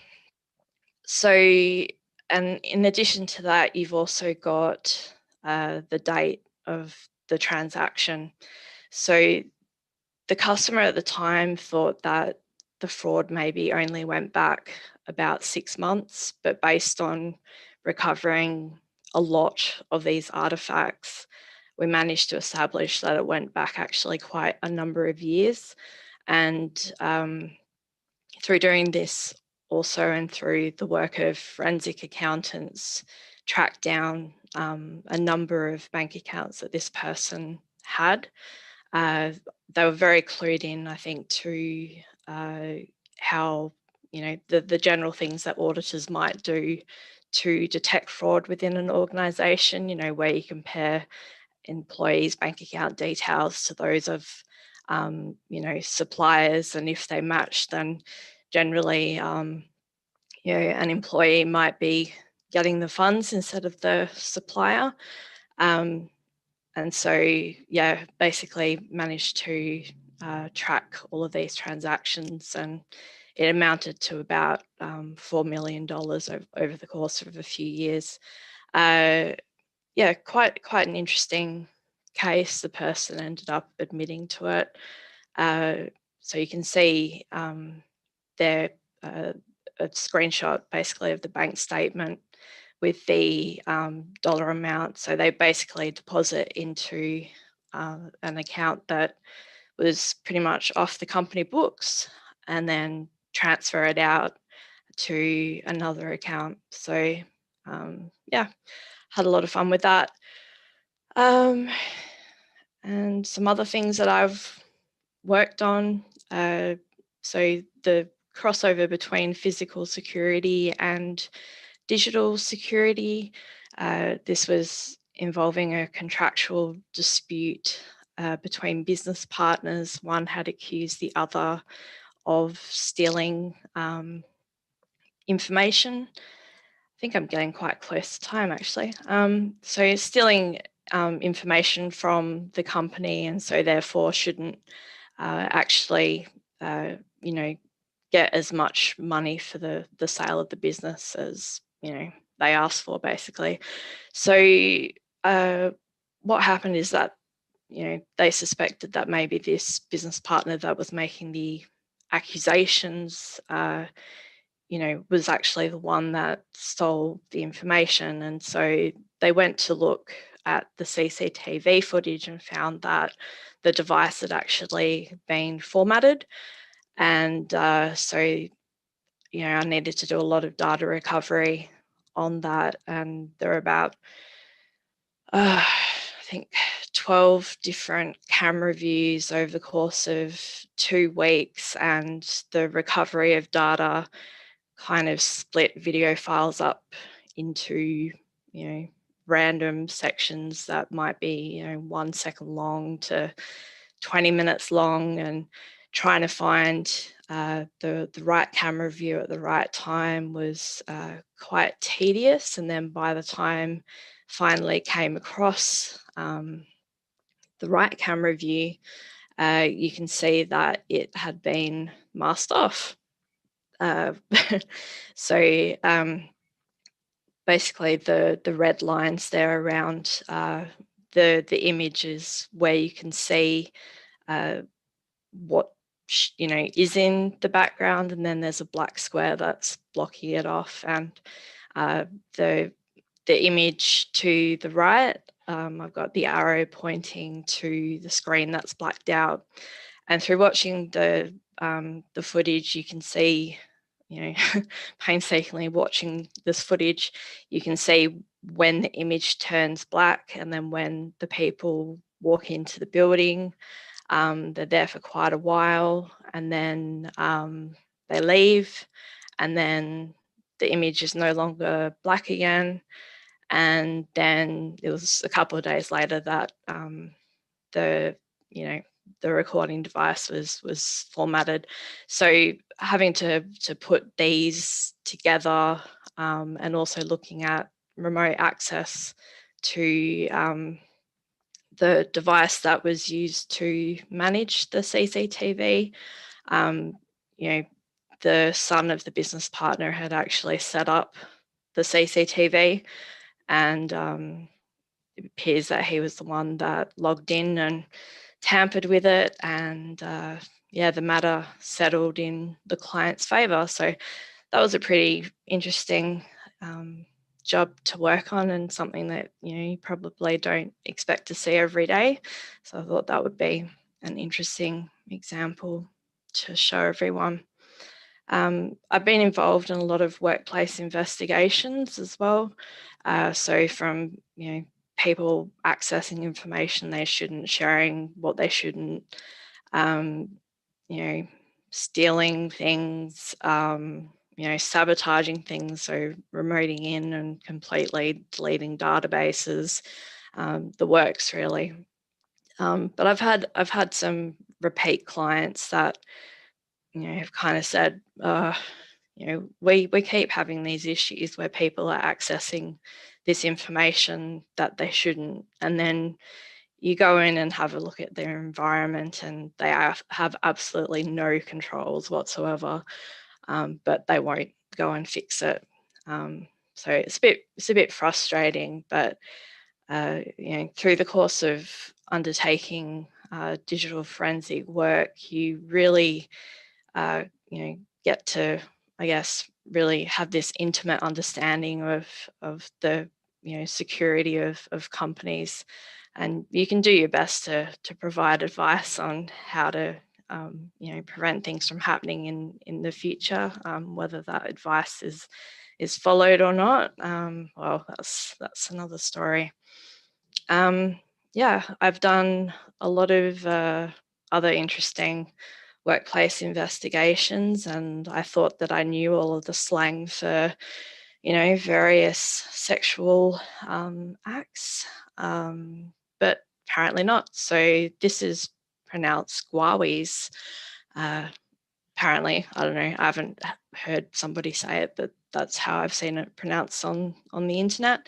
I received 7 computers, 6 of which were full of porn, and basically asked to investigate that. It was a bit of a mess up of a job. The client got the IT team to investigate in the first place, and then waited 6 months to bring in myself to conclude the investigation. Had already stood staff down, and it seems to be the way that it goes a bit.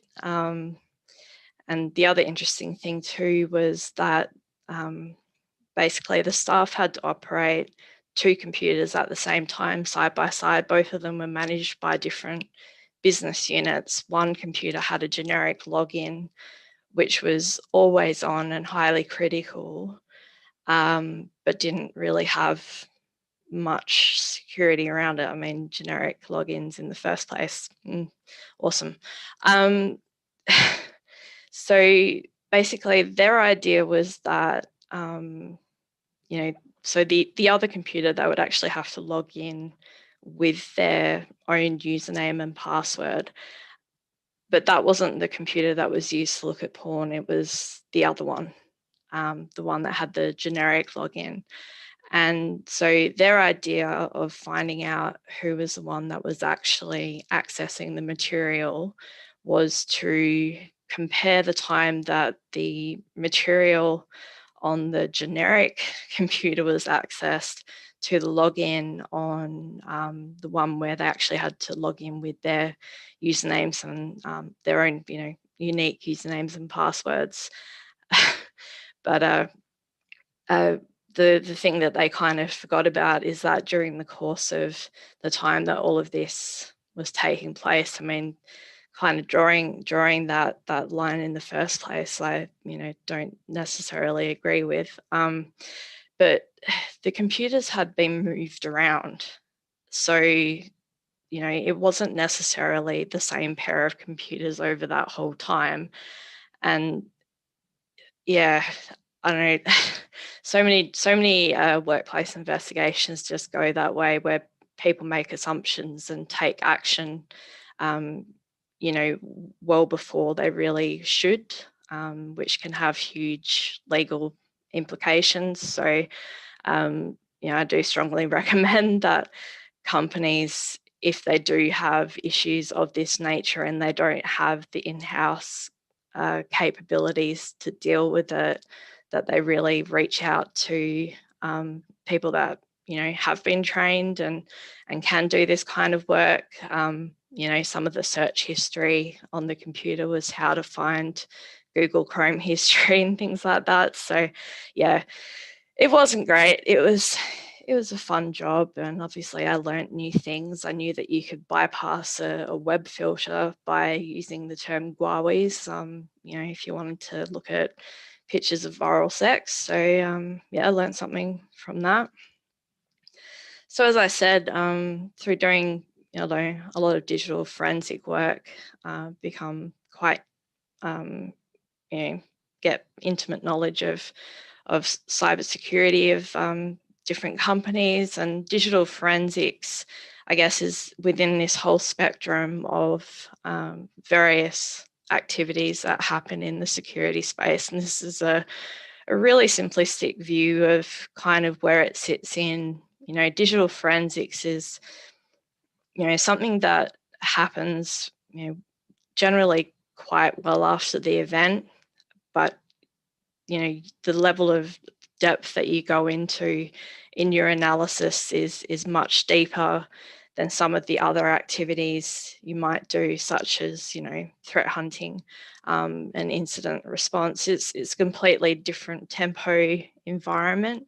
So digital forensics, you're really looking for, you know, facts that will stand up in court a lot of the time, whereas incident response, you're kind of trying to balance, you know, facts with also getting a business up and running. So, you know, you don't necessarily have that same level of certainty at the beginning, but you may then kind of cross over into digital forensic work and doing a you know, more in-depth analysis of what's occurred. So Adam McCarthy, our CEO, presented on Friday this interesting slide that it was something that I hadn't heard of before, but it was the left of bang and the right of bang. And unfortunately, he hadn't shared it online. Otherwise, I would have probably plagiarized it a bit and integrated it with this slide, because I feel like, so the left of bang is really, you know, all the security that you put in place. The bang is the incident, and then the right of bang is your response. So it's, you know, the reactive level. And I like to see, you know, that the bang is probably in the middle of the threat hunting part, because, you know, sometimes you don't know that the bang has gone off. It's a silent bang, and threat hunting is a way of discovering that. And so I feel that to really have organizations become better prepared for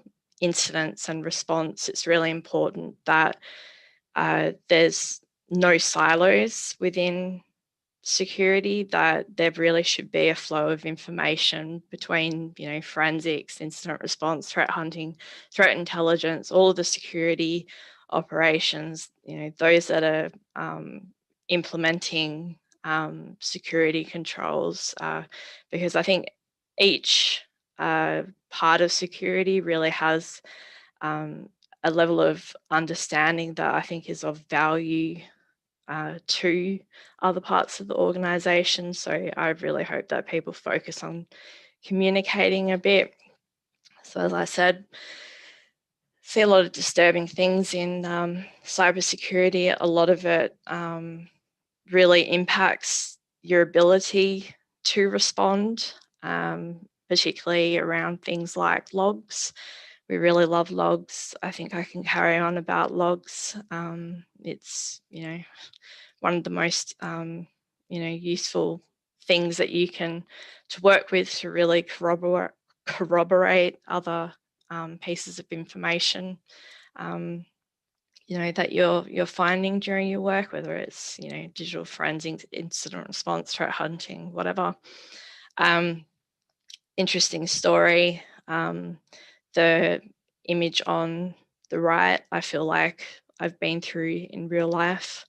There was a ransomware incident where a server containing critical information was actually stuck in the middle of a emergency fire area. So had to extract that and get it to a safe location so that we could actually analyze it.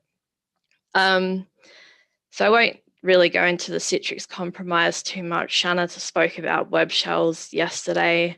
I thought that it was a pretty cool event, not, you know, trying to hide my excitement, put on my poker face, but, you know, working on new things is always good. And I think that the Citrix compromise has really kind of demonstrated how the community can pull together and really assist. You know, one of the realities of digital forensics and incident response is that you're constantly faced with new things all the time. So, you know, many people had never analyzed and this, you know, Citrix device before. The types of jobs that you work on are really kind of dependent on, you know, the place you work, the clients you have, et cetera, et cetera. A lot of, you know, the beginning of my career was spent analyzing Windows devices and Apple phones, whereas some other places, you know, might have Macs and Androids. So it's really the roll of the dice as to the type of stuff that you might get the most experience in.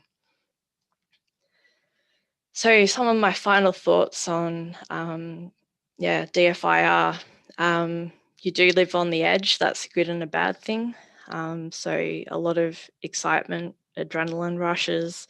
It means that sometimes, you know, life doesn't go to plan.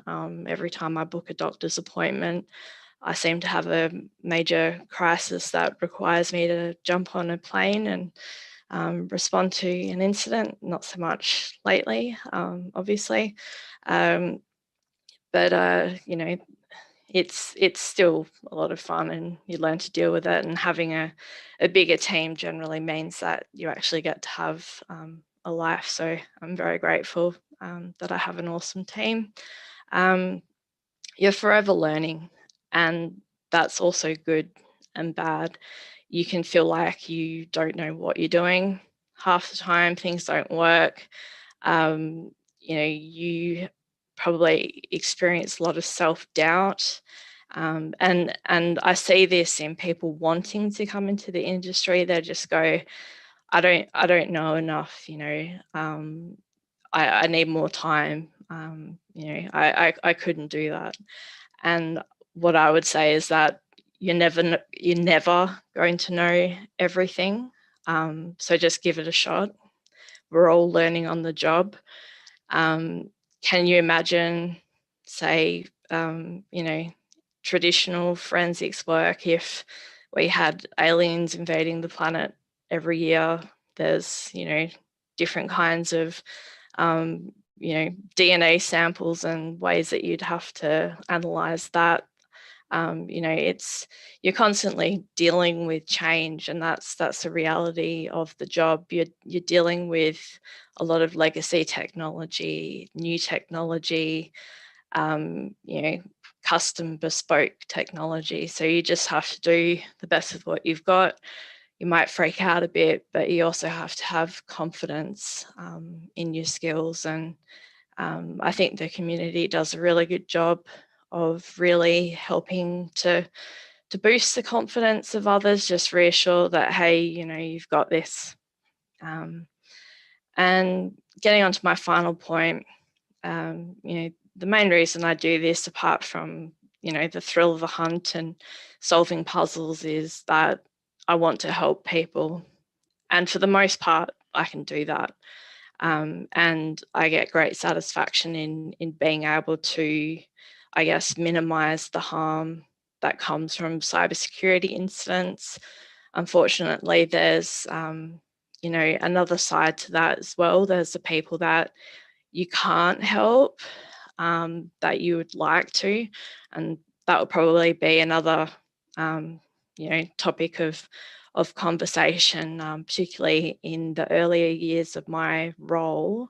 I used to have a lot of domestic violence victims coming to me, you know, saying, I've got this evidence on my mobile phone I need to take to court. But, you know, the reality of business was that, you know, couldn't take on the job because they couldn't pay, and you know, I wasn't able to do pro bono work. So I mean, that might be something, a little bit of a project in the future. And then you know, there's also the people that just can't be helped. that includes both clients that won't take your advice, but also people that might be seeking your assistance because they think that they've been hacked, but they're actually going through a mental health crisis, such as psychosis. And so I've had to deal with that on a few occasions, where people are, say, meth-induced psychosis and coming to you because they've got, I don't know, mind control implants and, they think that the government's controlling them through their mobile phone. And so you have to be really quite sensitive with how you handle those situations. So again, the poker face and really being able to, I guess, treat people with respect and handle really difficult situations is probably not an element of the job that people necessarily think about too much. But, I'd be surprised if you don't come across it if you do enter the industry. But I think it's an absolutely fantastic career to have. I welcome more people to join the industry, especially from different backgrounds, because I think, more balanced teams, more effectively, kind of investigate these things. So, yeah, I hope everyone enjoyed it. Thank you.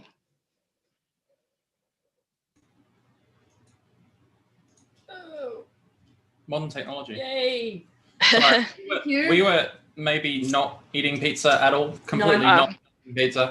Completely not. All right. Completely not. I mean, this is the delicious thing that happens when I come to Shanna's house. Is pizza. Thank you very much, Bex. That was an awesome talk. We did actually listen to all of it. We did. Shanna also did give a go at trying to find your E. McMillan. Oh, I'm not how'd sure you go? if she managed to find them. No, I took a look at Ancestry just briefly, but now it's a mission. I did not find anything, but I reckon I'm going to start looking. It is just this thing that has been bugging me for years. So every now and again I pick it up and I think I've found something, but then I haven't. So let's solve it together, people, please. So awesome. I don't know how I went for time. Hopefully I didn't go too far over. No, you were fine. And I said you could have some more time anyway. So that's not a problem. Plus, it's only Rami next. So we'll get him. Only Rami. It's only Rami. Rami's awesome. WA represent. So hell yes. I'm looking forward to Rami's talk. Awesome. Well, we'll get him in a second. Yeah. When Sorry. You have the mouse. I do have the mouse. Oh, look, I've even put the mouse over the other side of the desk. You've taken the mouse away from me. No, I see how this is. No, it's because you put the pizza where the mouse goes. Okay, well, I'll take the pizza and I'll just keep the pizza then. No, I'm going to get Rami in here. Get him in. Hey, I don't know if I've got any frozen pizza. No. Benzies, if you're watching. Shout out to Benzies. Running joke for everyone that isn't aware. Yes. All right. Thank you, Bex. Ciao. See ya. Rami. Hello. Hello. How are you, my friend? I'm excellent. How are you? How's your pizza? Pizza was delicious. It was blue cheese. I had blue cheese and truffle pizza. It was on point. Yeah, very good. So what can I say about Rami, apart from the fact that he works for the company that seems to be gobbling up everyone left, right, and center right now? Shout out to Casey and Codingo if you are watching. I assume you're watching just so you can heckle Rami as much as we want to.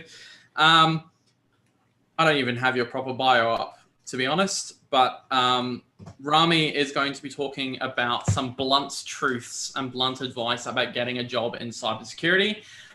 This is going to be an awesome talk. For those who didn't see Lydia's talk yesterday, she said that this was an awesome CFP entry, and I'm expecting the talk to be of as good a quality as well. So Rami, we will hand over to you. You are in a world of disappointment now. Let me just figure out how to use computers real quick.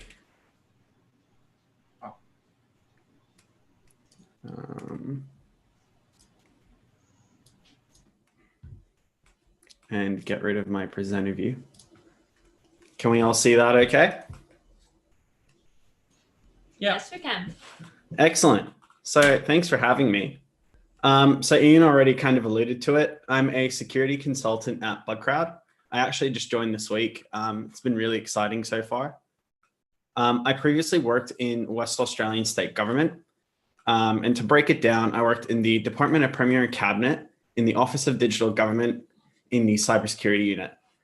Within that, I was in what we called the Uplift team. And our job was to go out and essentially help WA state government agencies to uplift their security, resiliency, all that kind of good stuff. So it was kind of like a consultant role a bit. Throughout that, one of my main responsibilities was mentoring and leading 33 students within about 2 years through our work integrated learning program. I graduated from ECU in 2018 with a master's in cybersecurity. So I'm still relatively new to the industry, but I feel like I have a lot to contribute for it. The premise of this talk was really just, I keep getting asked the same advice over and over. Everyone has seemingly got, be passionate, go out into the industry, go get a qualification or something. But there's a lot that people don't say. And this is the blunt advice I used to give my students, essentially. I did write an article on this, which I'll share later. But this is a lot more raw and just straight from the source. This was also just a premise to put a bunch of GIFs into a presentation. So before we go any further, these are very personal and strong opinions. Kodingo, Casey, if you're watching, I hope you heard that. This is the things I learned the hard way and the advice I wish I got. As if anyone has a mentor, you know that the advice they give you is the lessons that they've learned. I probably should ask for more than the 30-minute time slot. So if I go over, Ian, Shana, please let me know. And if you want more advice or you just want to chat, hit me up on Twitter. I could go into this stuff for hours. So please don't join for the wrong reasons. The first thing when people ask me what I do for work is I say I work in cybersecurity. And the reaction it gives, oh, wow, I heard that industry is booming. There's lots of money in it. Cool. Like there's a lot of jobs that you could earn money in, but you shouldn't be joining a job for the money, or at least not in this industry.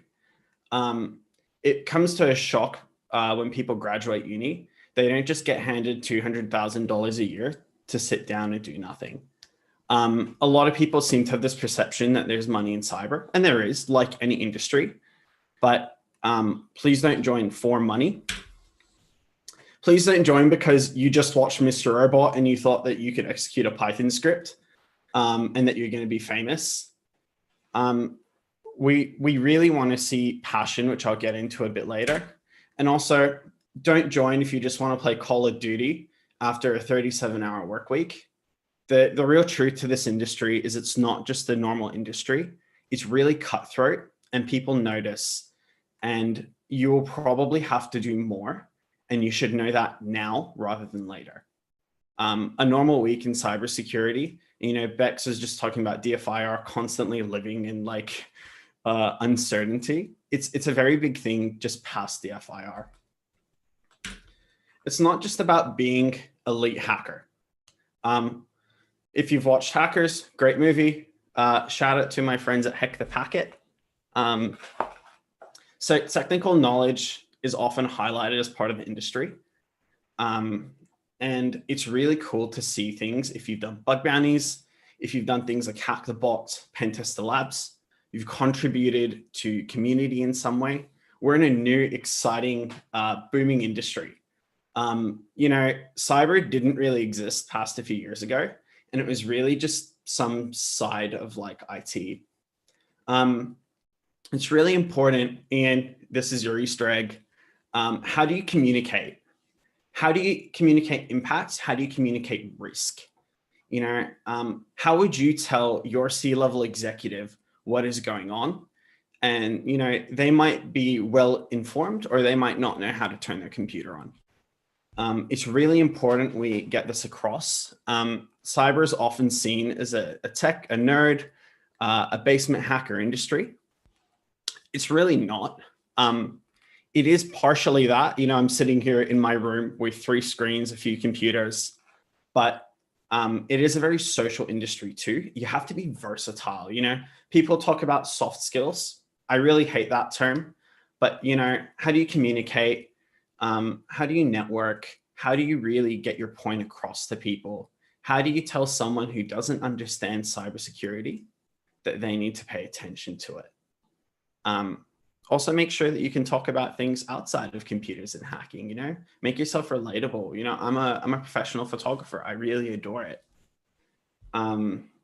It's really easy to teach someone how to hack a computer, but it's a lot tougher teaching them meaningful communication. You know, I always kind of say this, I can go send someone away on a course for a couple of grand. They'll come back knowing how to do something, but do they have those other skills to incorporate them as a whole? So passion is good, but showing it is better. And I've already kind of said this before, but saying, I really like InfoSec. I really want to do Hack the Box. Show me. Don't just say you like this stuff. You know, I see so many grads come through and be like, yeah, I really like the industry. And I'll say something like, come to Sec Talks, come to B-Sides. And just go, oh, you know, if you want to be part of the community, contribute to the community. You don't have to do a talk like this. Show up to your local meetups, show up to conferences. Do you write tools? Do you go to CTFs? Show me what you do. Do you have a GitHub project? Do you have certifications? The honest truth is just to get into the bar. Sorry, I do like the bar, but the bar getting into this industry is getting pretty high. And just going to uni, which I'll talk about soon, doesn't really cut it anymore. Talking about passion, you've probably guessed this by now. Passion means making sacrifices. Throughout university, I was working countless hours, doing uni, trying to show my passion. You're probably going to miss out on your sleep. You're probably going to miss out on going to the nightclub with your mates. And you're probably going to miss out on probably a lot of family and friend time. But contributing that time is really what makes you stand out to do all of the above. So uni, TAFE, education, it's a really great start, but it doesn't entitle you to a job. I was talking to someone about this yesterday. You know, I see countless people switching industry, and I also see people straight out of school doing it. Just because you went to uni or TAFE or whatever you might have done, it doesn't entitle you to a job straight away. It doesn't entitle you to like a 200 grand job. It doesn't mean that, you know, frankly, you've learned a bit of Metasploit here, you've learned the CIA triad there. It doesn't mean that you're just ready to go. It means you have a foot in the door. What separates you from the other 1,000 people graduating? You know, why should I pick person A over person B? What makes them stand out? What makes you special? This doesn't have to be directly cybersecurity related either, but you know, did you have experience in sales before? Are you an expert in something? Were you a developer? Were you a sysadmin? Before cyber was really an industry, everyone else was something else. You know, you might have been a great sysadmin and now you're a fantastic pen tester. Are you a strong writer? Do you know how to communicate risk? You could go into GRC. Sell yourself to be special. This is what makes it. You know, the only difference between a wrong answer and a confident wrong answer is someone said it. Frankly, the industry is getting tough, and I get that. You know, you went and got your qualification. You can't get a job. You've been doing everything right. You've been taking this kind of advice on board. The reality is you might not start in cyber, and that's okay. In a saturated market, it can be difficult, and this market bounces like crazy. You might start in help desk. You might think, I just went and got a cybersecurity degree, and now I'm working in help desk. It is kind of sucky, you know? You've went and specialized in a field, but having that kind of experience is absolutely vital, and everything you do is okay. One of my mentors, they said to me, you know, just go get experience. It doesn't matter where you are. Help desk, SOC, consulting, whatever you do, everything is beneficial. Some of the strongest people started in these places. Resumes. This is a huge pet peeve of mine. It's 2020. Please have a good resume. Please. The amount of resumes I've seen that are just poorly formatted, poorly worded, word tables that are 6 pages long is unbelievable. I'm not going to lie to you. I didn't really have enough time to make some examples for you, but there are a few key points here. One, don't give away your personally identifiable information. In this industry specifically, it's pretty frowned upon if you're giving me your passport number. I don't need to know that. If I need more information from you, I can ask you. So we were talking about how to demonstrate impact. This is the place to do it. Your resume is your first impression, especially if it's going across a desk and you haven't met someone before. This is their first place to look. Instead of just saying, I know elite hacks, hit me up. Demonstrate the impact, show that what it's doing, show what you're doing. Instead of saying, I know how to use Hashcat or I know how to use Nessus, how do you take that and go, I demonstrated that 8,000% of people's passwords are cracked with password 1. I educated the client on how this impacts their confidentiality, integrity, and availability. How do you explain that to a C-level executive? Remember, resumes aren't meant to be your life story. They're just meant to show a brief sample of your life. I also try to justify my design degree from my undergrad by saying you should have a pretty resume. It doesn't mean it's going to win you the job, but it makes a damn good impression that it stands out. In this day and age, Microsoft Word, Google Docs have templates, and those are fine. You can also jump on websites like Envato Market and pay like $6 for a template. They come in like Photoshop, Illustrator, Word templates. They immediately make someone go, ooh, that's a nice resume. It doesn't make you stand out with your abilities and your skills, but it at least gives a bit of a better first impression. Remember to include your relevant experience. Just because you worked in sales in a whole different industry, it doesn't mean it's not relevant. If you were in a different industry, how do you transfer those skills across? Were you doing project management? Tell us. On the topic of resumes, cover letters are really important. I got given this advice by my old CISO. If a cover letter is optional, it's not. And that's an amazing way to weed out candidates who try. Make sure that you customize a cover letter for each job you apply for. I know that's really annoying and it's really frustrating because if you're someone like me, that takes hours and hours to write. But that's how you stand out. I always get, I want to. I can, but I was going to go out with my mates, or you're doom scrolling on Twitter. There's 100 things that people tell me they want to go into cyber, but they just don't. It's a really simple thing. Just do it. Classic Shia LaBeouf here. Like, just do it. It's really simple. Less talking, more doing.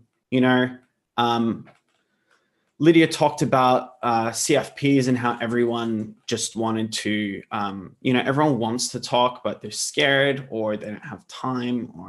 So I actually applied. My first conference talk was for Lydia at B-Sides Melbourne. And a lot of my friends were just do it. Give it a go. What's the worst that's going to happen? I want to join Hack the Box, but I don't have time. If you're playing PlayStation for, 12 hours a weekend, you probably have time to fit it in somewhere. Instead of I've been meaning to, it's I've been doing. The other thing about this industry is networking is key. Not that networking, but knowing that stuff is really good. Everyone likes coffee, alcohol, and going out, generally speaking. I always say this is arguably more important than your InfoSec abilities. Everyone thinks we're a bunch of nerds who sit in a basement and we just stay on the computer all day. Kind of true, but we also like going out. We like networking. We love going to conferences and meetups and talking about risk, impact, and communication. This is the foundation of our industry. If you've met someone or you really want to get to know someone, see if they'll go to coffee with you. See if they're at a meetup and you can get them a drink. If you're at a conference, start talking to people. And it is anxious and nerve-wracking. And some people say it's not what you know, but who you know. That's kind of true, but it's both. In this industry, you want to be able to do your job in whatever capacity it is, whether it's GRC or pen testing or consulting, but it's also who you know. And that's a big part of what it is. So to give you a bit more of a personal story, when I was in my final year of uni, doing my master's, I remember telling my mom, I'm not the most elite hacker. I may have paraphrased there. But I know what I'm good at. And one of those things is talking to people, making friends, and building rapport. So although I'd say I'm still good at that stuff, I spent all my money for the following years traveling, going to conferences, meeting people, and going to meetups. And that was foundational to my start in the industry. Some of my strongest friendships have now come out of this industry. And a lot of them aren't even within walking distance or driving distance for me. A lot of them are in Melbourne, in Sydney, in Brisbane, in Canberra, and that's fantastic. If you have a good chat with someone at a conference or a meetup, please don't just walk away after 20 minutes. Connect with them somehow. Do they have Twitter? Are they on the Slack? Do they have LinkedIn? Are they okay to meet up next time? Make sure it's a big thing you do. Because it's really heartbreaking seeing, I met this really cool guy at a conference. He worked at Microsoft or something, but you know, I'll just see him next time. That doesn't work, and no one's going to get offended getting a LinkedIn request. So a good thing to do is check these GitHub repos. A few friends run APAC conferences, APAC meetups. If you're watching outside of APAC region, there's probably something similar for you. Otherwise, also check out like the ComfyCon Discord, which you should already be in if you're not. Check various Slack channels and Discords. A lot of bigger InfoSec influencers have some. Things like Sec Talks have them. Your conferences as well. Pick some conferences you can. Start local if you can. You know, big favorite of mine is B-Sides Melbourne and B-Sides Perth. But also, you know, I do enjoy going to just, you know, here we have Second Thursday of the Month Club, and we also have Sec Talks. As I told you before, this industry isn't a 37-hour-a-week industry. You have to educate yourself. Things constantly change in our industry. This is a really big deal because your ideologies and your methods that might have worked 2 years ago, they may or may not work now. So check some blogs like Medium are really good. Bug bounty write-ups if that's your kind of thing. Get on some podcasts like Darknet Diaries, I absolutely adore. Risky Biz is good. Get some YouTubers, you know, Codingo, Cyber Mentor, Insider PhD, Black Hills Information Security are just a few favorites of mine at the moment. Consume this industry in every way you can. Podcasts is great for things like driving.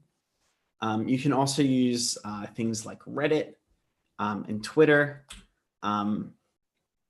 Those are really good for, hey, here's that one thing I just did. And you probably wouldn't find in an article. There's plenty of learning platforms available as well. Things like Pentest Lab, Try Hack Me, Hack the Box if you're more towards the offensive side. I think a couple of these have sales on right now. Also, educate yourself outside of this industry. This is really important. You don't just narrow yourself in either, and it's really hard. So a few favorite of my books are listed here. Drive by Daniel Pink, Ego's the Enemy, Why We Sleep. Everyone at InfoSec should read this book. Atomic Habits by James Clear, and The Subtle Art of Not Giving an F by Mark Manson. So I'm assuming I'm running out of time at this point. I anticipated this. There's more jobs than being a pen tester. There's plenty of good articles on this. I can also link you to them. The skill shortage is usually just a lack of companies not wanting to train juniors, but in fact, juniors are probably some of the strongest people in the industry. and they usually have the largest commitment and love for the industry. Contribute to the community, submit a talk to whatever next conference or meetup you can, do all the things we kind of talked about here today. Internships are one of the best ways to get your foot in the door, and it's essentially a 3-month trial. It's probably just unpaid though. Own your problems, don't make excuses. If you screw up, it's okay, but own it. I'm still running out of time. Certifications are good. Focus on learning before you're certifying. So everyone goes, oh, should I go get OSCP? Should I go do CompTIA? Should I just focus on learning? Certifications come with it. If you use certifications as a goal to learn, that is okay, but just focus on the learning. Just start, be the dumbest person in the room and ask questions. Being the smartest person in the room gets you nowhere. You should really dive yourself into leveling up and learning more from people you can. Imposter syndrome is real. Everyone from a junior to an executive combats this, and mentors are absolutely fantastic. Here are some links to the more sanitized version of this in Medium. And also, you'll see this in the Medium article as well. There was a Twitter thread where I actually asked people to write that article what they thought. I'm assuming I'm out of time. Thank you so much for having me. You can find me on Twitter. I'm on the ComfyCon Discord. I'm on LinkedIn. Hit me up in any way you can. Just a note on that Medium article, by the way. The embeds for the Twitter threads are really weird, and you'll probably have to use Firefox because Chromium doesn't like it. Thank you so much. So you still got 3 minutes.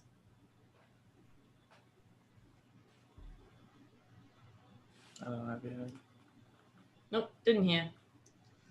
Awkward silence once again. It wasn't my fault. We were just saying you've still got 3 minutes. Oh, really? No. Yeah. Oh, I nailed it. Have 2 minutes left. Yeah. I really thought I was going to run out of time.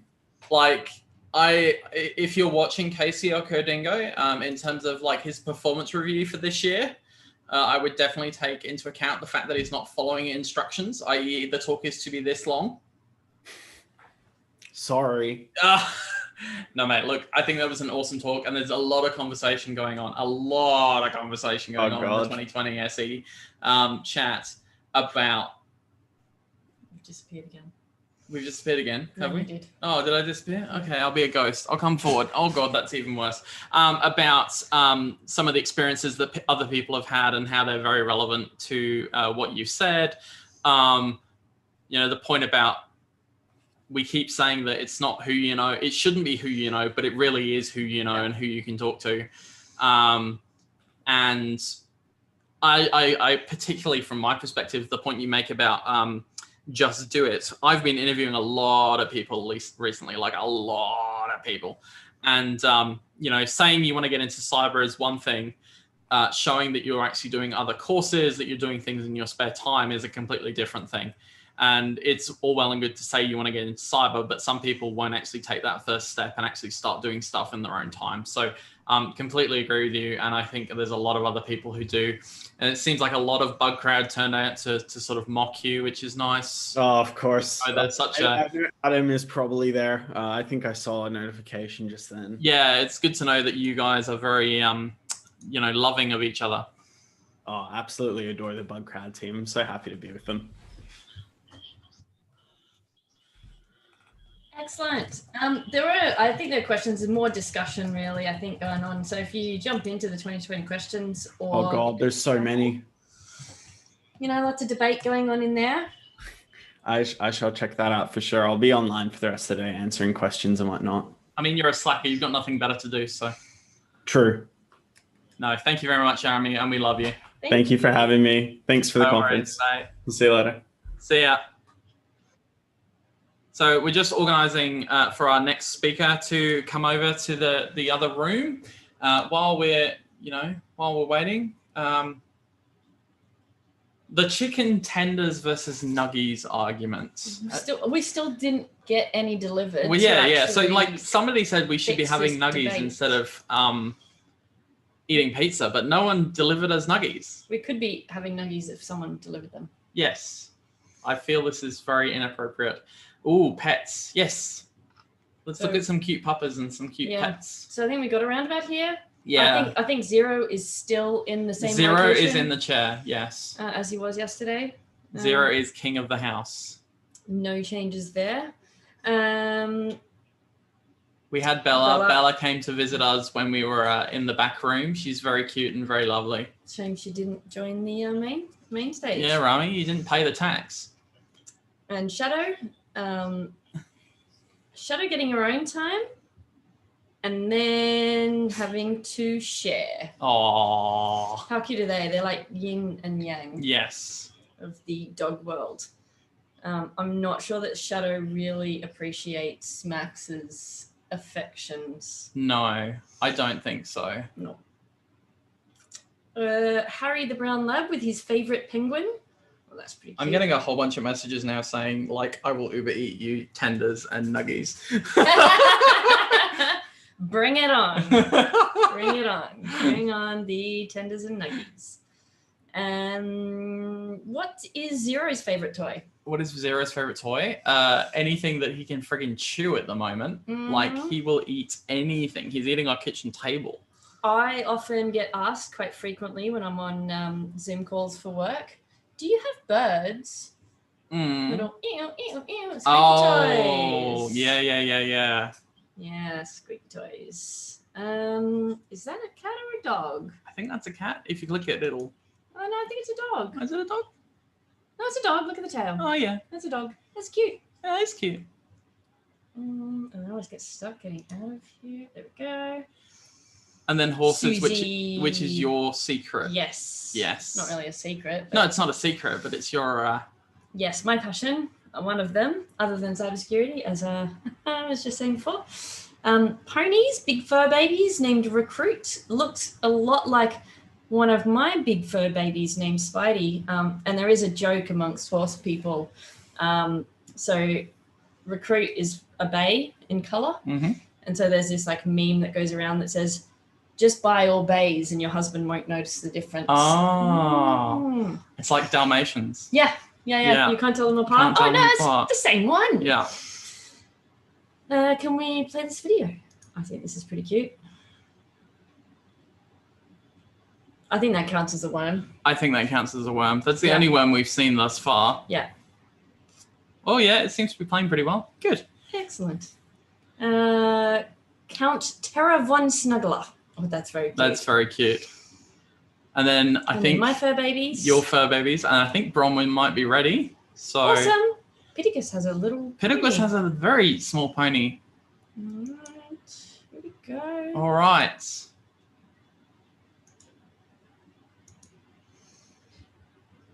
It's weird being in the same room as you. It is weird being in the same room. It's I'm not saying it's a bad thing. No. It's not a bad thing. It's You need just to get used to the dynamic. it's just weird, like actually being in a room with you and shit talking. Nothing changes. Nothing changes. It's exactly the same as normal. Hello, Bronwyn. Welcome. Hello, how are you? We are good. How are you? Very well, very well. Excellent. Are you enjoying the extremely hot Sunday that we are experiencing today? I'm dying. Sydney is so hot. So yeah, I've just got all the blinds closed. I've had to turn off the aircon though, unfortunately, just for this like half an hour, so I don't get the background noise. Yeah, I had one in here yesterday and I had to keep turning it off every time I was speaking.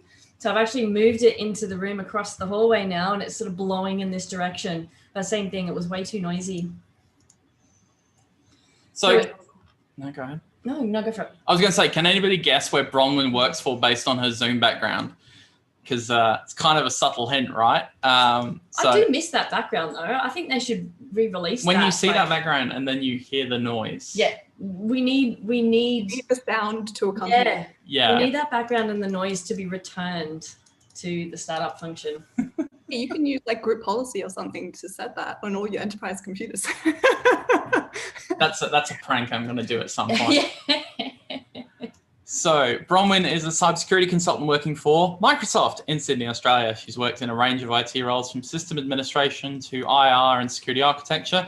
And she loves exploring new technologies and sharing her knowledge with others, which is awesome because I'll be honest, cloud is a bit of a I kind of get it, kind of don't.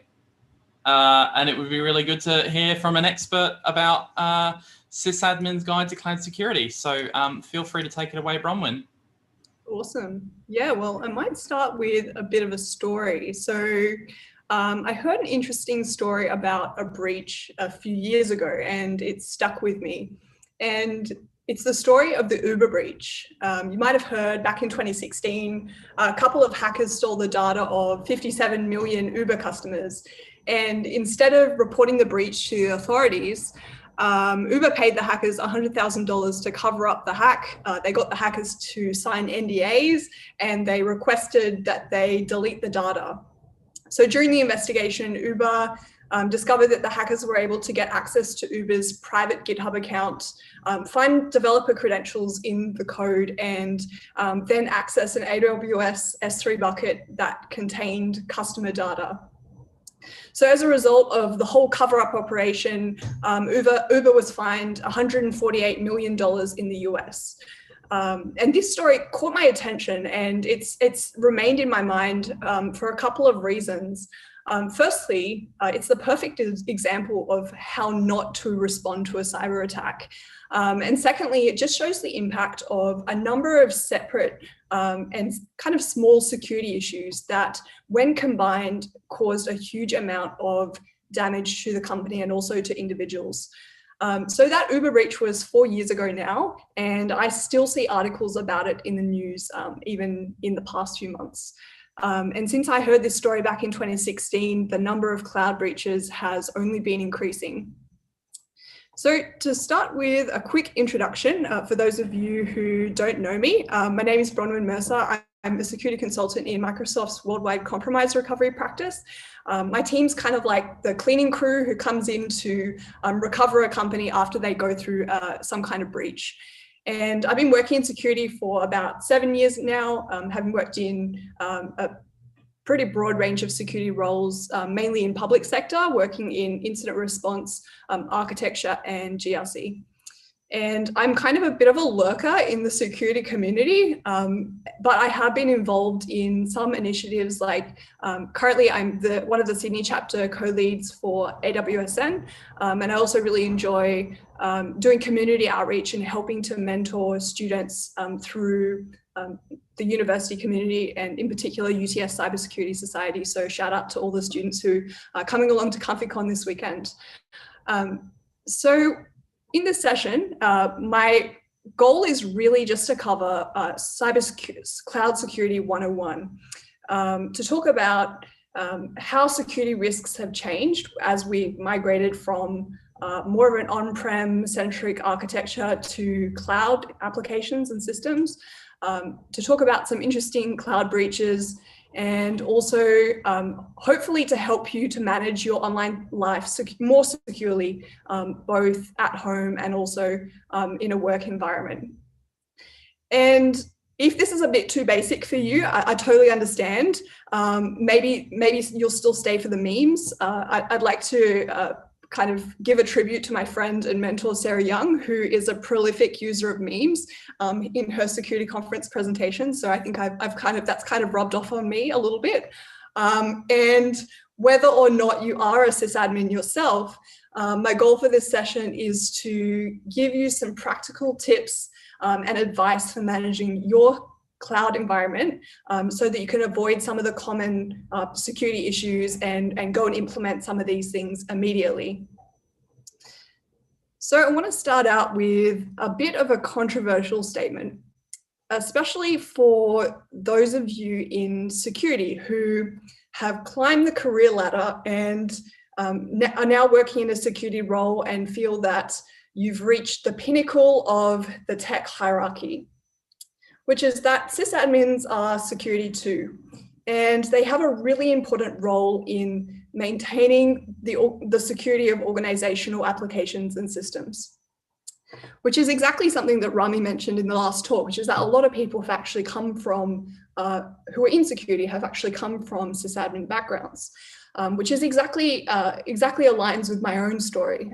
Having started out working in IT about 9 years ago, my very first role was as a sysadmin, and I was basically maintaining servers, applications, telephony systems, networks, and doing a bit of identity and access management, Active Directory, hardening, all that kind of thing. And that kind of sounds suspiciously like security. And it actually equipped me really well for a security analyst role, which is exactly what I ended up doing after working in a sysadmin role for a couple of years. And I see this in a lot of organizations today I work with, where sysadmins are doing a lot of the security work. And depending on the size of the organization, that sysadmin may actually be, they may be the security team. So this talk focuses a lot, the title of the talk focuses on sysadmins, but that's really just one example of a role that has an impact on the security of systems and applications. In reality, there's actually quite a few different roles that are essential for security. So in the past, before I joined Microsoft, I was working as a security architect in the public sector, and I worked on quite a few cloud migrations. And the most common challenges I saw were not usually the technical challenges or the technical aspects of the application. It was usually the people, process, and compliance aspects, which caused the most issues. For example, getting the legal team to read contracts for cloud vendors, so we knew that we didn't have to defend that company in court if something went wrong, or getting sysadmins familiar with the identity access management components of managing cloud as compared to managing on-prem identity and access management using things like Active Directory. And thirdly, there was things like working with the IT ops team to monitor the uptime of applications using cloud native monitoring tools rather than their on-prem uptime monitoring systems. So the need for this talk really came from a need to level set among all those different teams who were working on cloud systems. When you start migrating systems to the cloud, it's important to lay a secure foundation, as the way you manage the cloud is going to affect the security of all the applications and data that you put on top of that, that foundation. And a lot of our data, if your organization has migrated things to the cloud, with this data sitting in the cloud, there's a whole lot of new risks we need to think about. So let's have a look at some of those kind of risks we need to look at when we start migrating systems to the cloud. So one method we can use to understand risks surrounding cloud systems is to use a method called threat modeling. And threat modeling basically lets us model how a threat might exploit a vulnerability in a system, and it helps us to prioritize where we need to put controls in place. So in this situation, let's say you're an organization with an on-prem environment and you have some super secret information in your data center. The threat for your organization might be your competitor who wants to steal your product designs. And in this scenario, in the on-prem environment, the attacker might look for misconfigurations in your perimeter, your networks and applications. They might try and target your users or admins with a phishing email, or maybe use like a drive-by download to try and get a foothold on your network. And basically it's looking for misconfigurations in that kind of network structure that traditional on-prem environments have in place. So if we compare that to the cloud model, once we move the data into the cloud, basically our users and admins don't necessarily need to be on-prem anymore. They can be connecting to the resource over the internet. And we also have to factor in an additional admin into this model, which is the admin that sits inside the cloud service provider, who's managing the infrastructure. So there's a third factor we need to look at as well, which is the admin tools, which would usually be located in the local network. They're now located in the cloud as well. So that becomes a prime target for attackers. Basically, they can take over the management plane. They get access to absolutely everything. So essentially in the cloud, we have a much broader surface area for the attacker to exploit. And we also have to think about additional things like compliance, where the cloud service provider has a responsibility as well. So in the cloud, you always have less control because security is basically a shared responsibility. And this wouldn't be a cloud security talk if I didn't mention the shared responsibility model. If people haven't heard about the shared responsibility model, generally they're in one of two camps. The first is thinking that the cloud is super insecure because it's just someone else's computer after all. And the second is thinking that the cloud is more secure because the cloud provider is going to take care of everything for you. And the answer is actually neither of those. It's somewhere in the middle. Depending on which cloud service model you're using, whether it's a SaaS or PaaS or IaaS sort of model, these all offer different levels of abstraction around who's responsible for what. And for example, if you purchase an Azure VM, you may assume that the provider is responsible for patching the operating system and securing the network connections. However, you would then realize that the provider is only really looking after the physical server that's sitting in the data center and the foundational hypervisor that's kind of providing that service. That they're not actually doing that for you, which means that potentially there's going to be a gap in your security if that particular component remains unmanaged. So in recent years, there's been quite a few breaches which have been failures by the customer to implement security in their area of responsibility. So just to provide a few examples, there's been quite a few breaches which have involved major organizations where organizations have been fined for poor security practices. So just a couple of months ago, the US Treasury Department fined Capital One, which is a US bank, $80 million due to an AWS firewall misconfiguration, which allowed a hacker to steal over 100 million credit card applications. And I saw a Twitter post recently about this, which jokingly referred to this breach as the most expensive wildcard rule on a firewall ever. Because basically this breach was caused by a misconfigured web application firewall in AWS, which had permission to read an S3 bucket that contained customer data. And so what the attacker did was they were able to trick the firewall into running commands to list the contents of the S3 bucket. And Capital One only found out about the hack because the hacker bragged about it online. Otherwise, who knows if they would have found out about it. But looking at all these breaches on this particular page, what do they all have in common? And no, it's not that they all involve Amazon S3 buckets. It's basically that they were all caused by some kind of misconfiguration, which could have easily been avoided. So we've talked a bit about the cloud threat model, the shared responsibility model, and some well-known security breaches.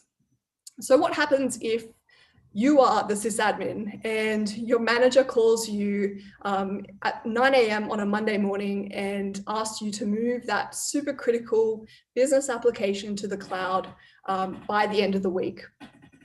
Well, I'm going to cover a few concepts and tips to help you manage your cloud environment securely and help you avoid some common security mistakes that I see when I'm working with customers day to day.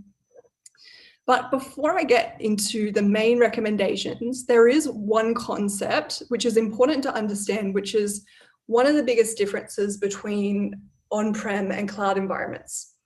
So in our on-prem environments, we've traditionally relied a lot on network security controls to protect our systems, like things like firewalls, IDS, IPS, and we've used network segmentation as part of the defense in depth approach. So now as we move these applications into the cloud, we can't necessarily rely on network controls as we don't necessarily have the ability to put a firewall in front of a system like a software as a service type application to protect it from unauthorized access. So essentially, identity and access management becomes even more important in the cloud, as it's really the main control point for your AAA of security, your authentication, authorization, and auditing. So that's going to be one of the main focuses really for the rest of my recommendations. I can't emphasize enough the importance of getting identity right. And that's actually the first thing that I see when I'm working with customers is not getting identity right. So when you first create a cloud account, usually you're going to get some kind of root level permissions so that you can set up the account and the basic configuration. But unfortunately, many people get these permissions, sort of root level permissions, and they never have them taken away. I've actually seen environments where there's hundreds of users in the root level permissions group because those permissions have just accumulated over time. So basically, it just goes back to that basic principle of least privilege, where we want to make sure that people just have the minimum amount of rights to do their job. Otherwise, this can open up risks around both insider threats and also potentially allowing external attackers to abuse those privileges. So if people actually do need some kind of root level permissions, how do we manage access for these people who legitimately need to use such a high level of privilege? So there's a concept called just-in-time access, which allows you to just provide access for a limited time window. And most PAM solutions will do this for you. Solutions like CyberArk or BeyondTrust. Azure also has a built-in function called privileged identity management, which you can use to make a user eligible for a privileged role, and that will just give them access for, they'll request access for a certain amount of time, and it will give them just the rights they need for a certain time window. And this means that if that user's credentials are compromised, a hacker only has a really small opportunity to use those credentials and go and wreak havoc in your environment.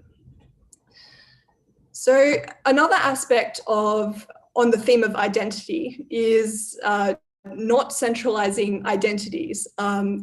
Remember, just to use an analogy, remember back in the days before COVID where we used to use passports to travel around the world to different countries. It seems like so long ago, but I was reading this article recently, and actually Japan and Singapore have managed to keep their position as the world's most powerful passports in 2020, while the power of the US passport has dropped down to 25th place. And passports are actually a really good analogy for a concept called federated identity, which is a way of using a centralized identity provider to basically use that provider to sign into lots of different applications.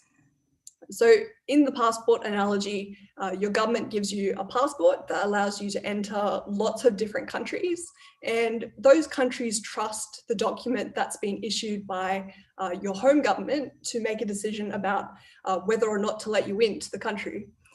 In the same way, federated identity allows you to use one set of credentials to access lots of different applications. So when you go to log into an application, you get redirected to an identity provider, enter your credentials, and get a token that you can pass back to that application that's going to trust that it's been created by that certain identity provider. And there's lots of different identity providers out there. So you might have heard of Okta or SailPoint or Ping Identity, Azure AD, and they're all using some of these sort of modern identity protocols like SAML or OAuth to do the federated identity authentication and authorization. But one issue I see when I'm looking at different customers' environments is that some customers actually have multiple identity providers, which makes it really hard to monitor who's accessing what and to keep the controls consistent across the different identity providers as well. So my recommendation would be try and centralize your identity services so that you can enforce security and IAM in one place. The second issue that I see, which is an issue across like all of the different cloud models, the SaaS, PaaS, and IaaS sort of services, is not enabling MFA. And I can't emphasize this enough. Seriously, some people don't do this, and I cannot recommend this enough.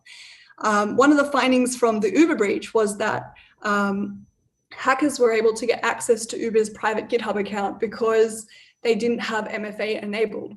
And this was the first step of the hack that allowed the rest of the attack to unfold. So MFA is an extremely effective control against unauthorized access and forcing you to use more than one authentication method. So, something something you have, something you are.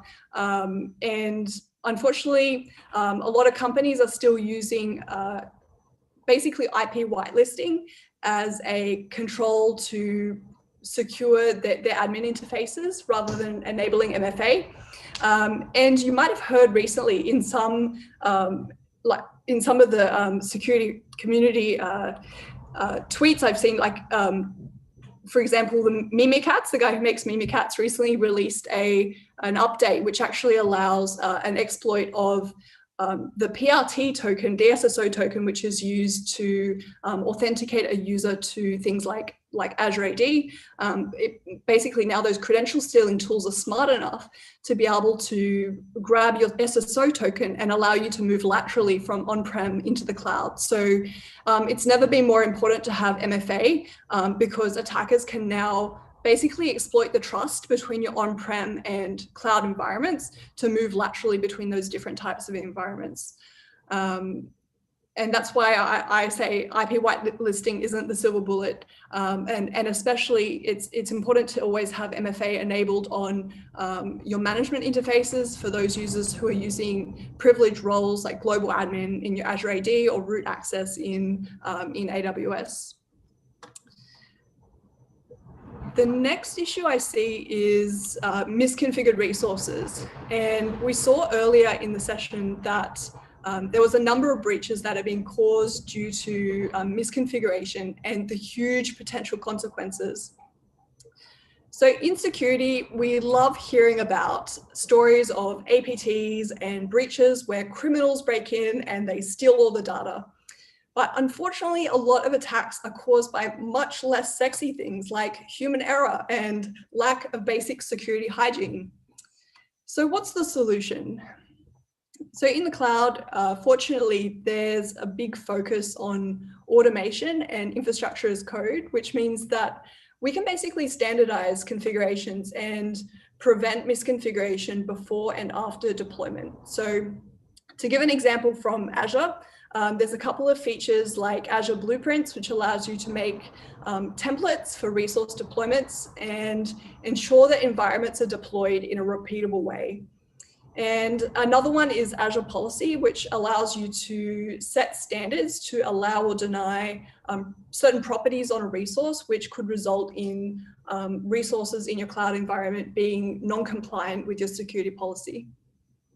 And AWS also has some equivalent features like AWS organizations and policies and permissions. So not to neglect the detection side. So what happens if you do have a misconfiguration in your environment? You really want to be able to detect that as quickly as possible and remediate it and set that back to a secure setting. So there's a couple of open source tools which are kind of similar to your on-prem vulnerability scanning tools like Nessus or Qualys or those kind of things that are going to run a scan on your environment and report back all the vulnerabilities that they found. So just to name a couple which I've checked out and can verify that they are quite good.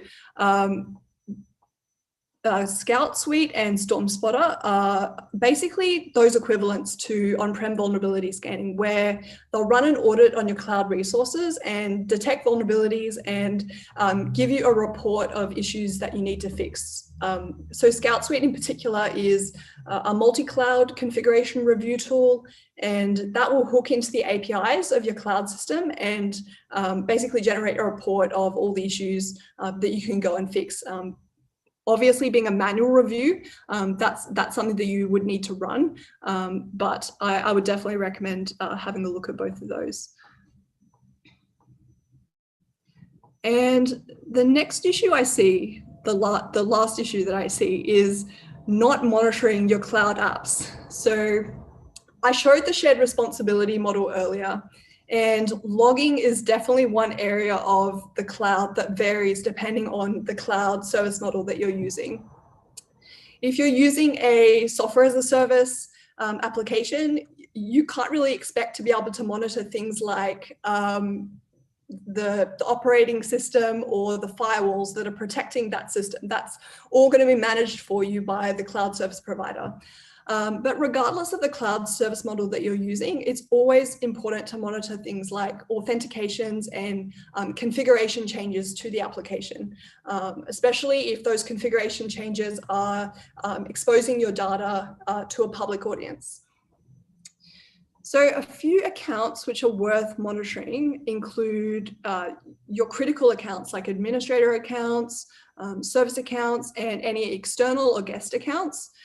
Keep an eye on vendors who have permissions into your cloud tenancy. I've literally had situations where vendors have been granted access and then have been seen logging into the tenancy at all hours of the day against the organization's security policy. Next, you want to have a look at the management plane, so the management interfaces that are used to protect the entire tenancy, and this is more relevant for your infrastructure as a service and platform as a service sort of cloud models. Have a look at things like sign-ins from unusual locations, management API usage, and service accounts or service principals that might be trying to hook into the management plane of your application. And lastly, definitely monitor resources. So always make sure that you check that logging is actually enabled on those resources, because you might be surprised that it's not always enabled by default. Sometimes you have to, if it's a VM sort of system, you need to install some kind of agent to enable OS level monitoring. And then once you do have that monitoring, you want to make sure that those logs are coming into a tool like a security information and event management system. So a SIEM, and so that you can do centralized detection and analysis.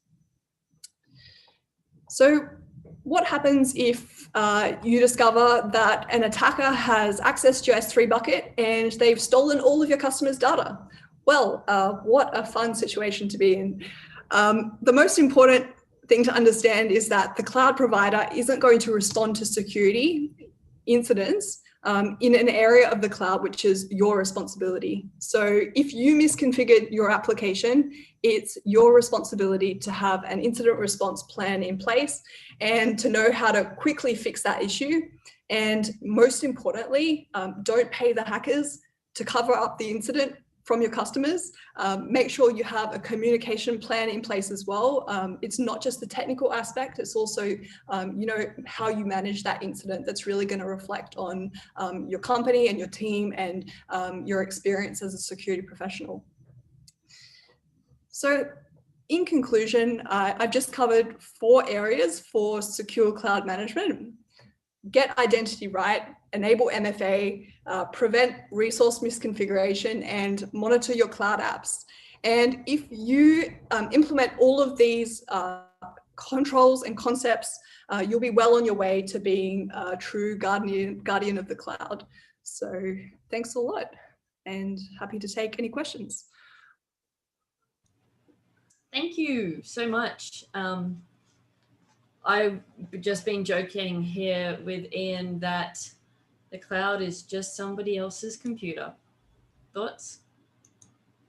It's all a shared responsibility. I don't think we have any direct questions for you. There has been a lot of discussion though around some of your topics. So it might be good if you could jump in and weigh in on some of the discussions that's going on, particularly around talking about the federated logins and how you can still get around MFA with like legacy auth and things like that is pretty interesting. And I think there was a discussion. Skorov said that it's his pet hate because of the SSO tax. So services requiring you to pay for SSO, and so therefore your identity is tied to a specific service provider. I have seen there's a website called sso.tax, and Yes. it's actually quite a good one. Yeah. Yeah, Is that the one he posted? That's the one he posted. Yeah, and it's a big pain in the ass for everyone because then you're going to have multiple federated identities, and it's just don't do it. Yeah. Those providers with the SSO tax, I think they're propagating the issue throughout the industry of having multiple identity providers. Yeah. Yeah. No, fantastic. Thank you very much, Bronwyn. It was a great talk. Yeah, thank you so much. Thanks all. All right, so we are a third of the way, I guess, through the day. We've had some awesome talks. Why am I getting messages? Yeah, we're a third of the way through the talks. We are now going to have a break for 15 minutes. And then we're coming back to the wonderful, I'm hidden again. This is the problem with being me. I'm so sad. We're going to have the wonderful, wonderful dulcet tones of Garth Schwer talking about it starts with a question and how you need an inquisitive mindset for cybersecurity. So feel free to go away, get a drink, get some snackies, and come back in 15. Thanks, guys. And waha!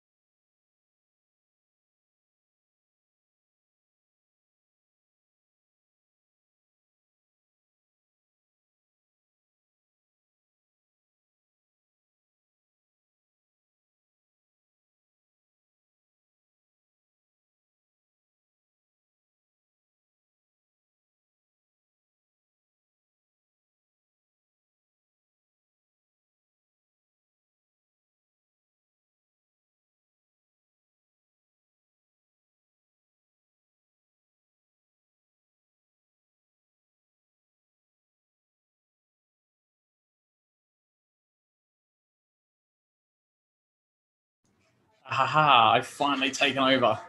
Oh God, what am I doing? Ah, it's somebody else's computer. Welcome back, everyone. Shanna is just making herself a drink. The gin fairy has come. I've got coffee because coffee is required. Are we back on? Yeah. It's all right. Shanna is making herself a drink. Can anyone guess what it is? Yes. You know what it is. I know what it is. Yeah.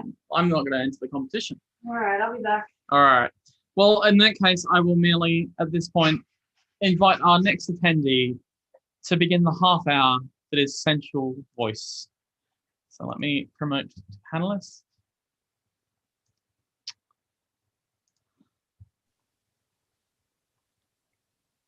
Hello, Garth. Can you hear us? Hello, I can hear you. Hello. All right. How are you on this fantastically warm day? It's not super warm where I am. I'm in the kind of like the southern end of the Dandenong Ranges, and it's been kind of raining today, but that's okay. Oh, that's good to hear.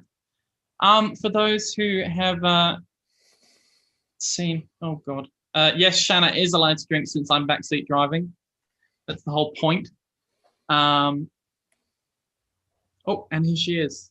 Cheers. For those who didn't guess what she had. Oh, you can't really see. Probably still can't see. Oh, why is it so loud? It's because it's actually Garth's screen playing through Zoom. Oh. Sorry. Wow, what's going on? Terrible quality. It's okay. Sorry, how do I flip my screen? How are you, Garth? Yeah, I'm really good, thanks, Shanna. Thank you so much for joining us today. I'm definitely looking forward to the next time we can all catch up in real life persons. Wine, maybe some espresso martini. Oh man, why am I sharing that screen? Sorry. That is okay, Garth. We are calm, we are collected. We have meditated beforehand. All right, that probably looks a little better. That does indeed. All right, is that the correct screen? Swap displays, and you'll be good. Displays. I wish I had a Done. Thank you. So, for those who don't know Garth, Garth is the Asia Pacific SOC manager for Rapid7 and has over 10 years experience in IT and information security. Prior to his tech career, he was a professional firefighter, volunteer lifesaver in Sydney, Australia. For those who didn't watch Garth's presentation from last ComfyCon, I implore you to go watch it. It is an awesome watch. He has a strong interest in how practices such as Tibetan Buddhism, Taoism, and Indian Tantra can be adapted to modern working environments without losing their traditional essence. And Garth is going to be talking to us today about questions. So with that, Garth, I will hand over to you.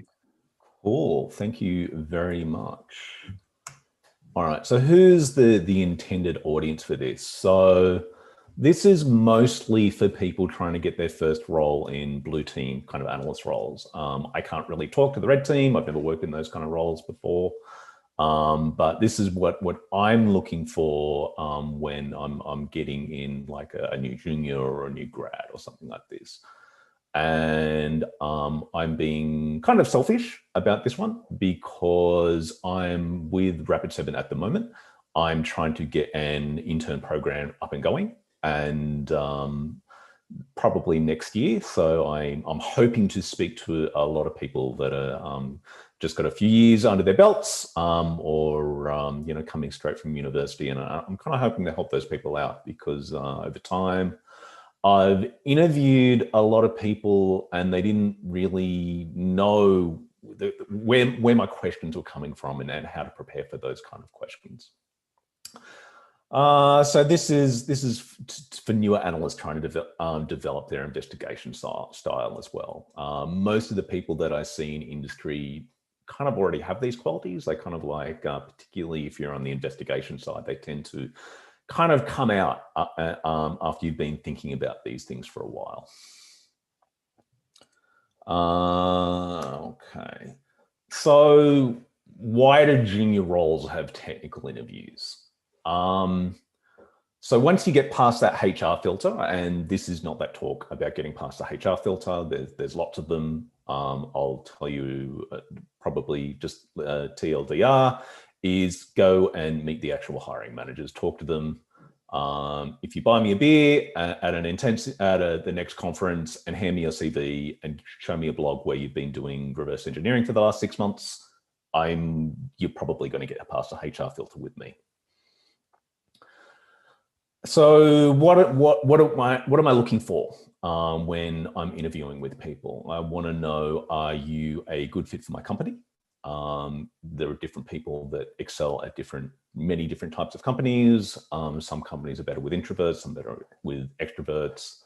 Some people need more stability and more infrastructure than others. Some people thrive on that, some people don't. So are you going to fit with this company?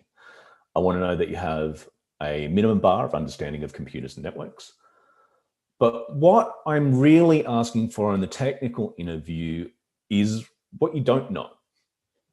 That's kind of like more interesting for those kind of junior roles, because how you react and work through things that you don't know is frequently, because as a junior, you're going to be doing that more often than not. So what I want to really, the question behind the question is, how much do I have to hold your hand while you're learning the ropes? And that is the real thing that's coming across with these kind of like technical interviews.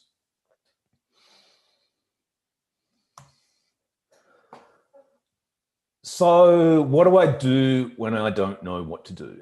So there's a really dirty secret in Blue Team InfoSec where we very often have no idea what we're doing, but we've got to work it out anyway, whilst management is pressuring us and there's an attacker in our networks. So many attacks that we see quite often are new or novel to us. They might be brand new attacks, or they may be attacks that we just haven't experienced before. And they're frequently on software or hardware or network configurations that we're not that familiar with. That may be because it's a client's organization. That may be because, there was an element of shadow IT. That may be because a number of reasons why there weren't InfoSec controls and there wasn't documentation on that particular thing. So having to constantly come up with strategies on the fly is really stressful. And incident response, which is part of my team, has a high burnout rate. It's hard work. And also that level of stress contributes to things like imposter syndrome, because your job is to come up with things that, yes, you've done a certain level of preparation for, but you still may not know in the moment where you're moving to. And you just have to come up constantly with a strategy on the fly to adapt to the new situation. So my background, why do I know this stuff? Why am I interested in it? So I was taught meditation in my early 20s and 30s as a path of personal will. So what does that mean? So I studied with a very traditional teacher who would use meditation to go and get you to do stuff. So he would be like, Garth, create a building. Garth, I need you to be in Wagga in 12 hours, go. Garth, I need you to, create some kind of report or document or something like that. And not only that, he really liked with his students to get stuff that they sucked at. So you would have to constantly move past the parts of you that don't know and just kind of like continue to move in the moment. And a big thing that was in that particular tradition was you can be anything and that you can do anything. And this was to try and get you to move past the parts of yourself that found it really hard, that wanted to quit. And you just had to find the part that you can. So meditation is frequently thought of as something that's being very, very relaxing. Yet when you study with these much more traditional models, it's actually really, really hard. That picture there is part of the Renzai Zen Buddhist tradition. Rinzai is kind of really interesting because you go to a meditation intensive and the master walks around with a stick. And if you get sloppy with your meditation practice or your posture, the guy comes around and slaps you on the back of the head with the stick. So it's not really that like relaxing, but it helps you to become alert and concentrate and continue to move through things even though when there is a perceived threat. So the idea, so this intensive training was thinking of modes and nodes. So what's a mode versus a node? So the part of you that can was known as a mode. So within the meditation practice, you would find the parts of you that excelled at, washing the dishes, doing physical exercise, or, in my case, doing incident response. And you'll use your meditation practice to find the parts of the mind that can move through that. And it would be the beginning of a lattice, like a point where you'd start building kind of like some structural knowledge around this. And that would look very similar like that mind map picture there. So, like, Garth, I need you to, pour concrete. And I didn't know anything about pouring concrete at the time. So, I'd have to go and find out and do research and kind of like start building some kind of structure around this thing that I didn't know how to do. And work through things as trials and error. And at a certain point, that would become a node. It would become nodal thinking. So the difference idea that, with modes, you've got this very exploded practical framework of things. Within a node, it's more like silent knowing. So when we're 2 years old, we pick up a spoon and we say spoon. But past a certain age, we don't need to say the thing that's in our hand to know that it's a spoon. It's just a spoon. And this would build a level of frictionless movement so that you wouldn't have the internal struggle when you would come across new things, and you just move to the part that can, and in a silent state of mind, you would work through it. And that happens in any, in any profession after a few years, and this happens quite naturally in incident response and security and things like that. You just know what to do. You just know what to do the next thing. You don't have to think about it. So just as a slightly different model to explore a similar thing. So this is the 6 thinking hats theory. It's quite popular in the UK public service. And it was popularized by Dr. Edward de Bono. That was the guy that wrote The Use of Lateral Thinking. He was the guy that came up with the idea of lateral thinking, brainstorming. He's quite prolific in terms of what he's written. Written about 30 books. He's been a consultant in Australia and the UK for 40, 50 years now. And the idea with these different types of hats is that you would very visually, or from a visualization perspective, you'd wear this hat that would signify that you're coming from a different part of yourself, a different perspective. And that would help you when you would get stuck through a particular problem, that you could just switch onto a different hat and continue to move. I don't love this theory, but I'm just giving you a little bit of a different example. So the exemplar model, Dr. Dan Brown is my current teacher in meditation. My previous teacher died a number of years ago. And I really like Dr. Brown. He's an associate clinical professor at Harvard Medical. And he's also spent a large amount of his life studying Bon and Tibetan Buddhism and being a translator, and is very well connected to the Dalai Lama and some of the bigger names in Tibetan Buddhism. And I really like that because I really like Dan because he's got a really nice combination of traditional meditation and modern psychology, and helps people to understand these traditional concepts within a more modern framework, and quite often can teach better than the monks can, because he has this background. So he uses the exemplar model, and this is So you, and this is just when we're moving through a challenge, we visualize someone that already knows these sorts of things. So, you know, maybe I'm visualizing Shanna, who I admire very much, and she displays the qualities that I might want to continue to understand for a particular problem that I have. Visualize the exemplar doing the thing that you want them to do, and feel them as they feel as they're moving through them. And then you bring those qualities inside yourself and shine them to the world. So the qualities that the exemplar would own, you now own within yourself. So what's all this mind-bendy stuff for?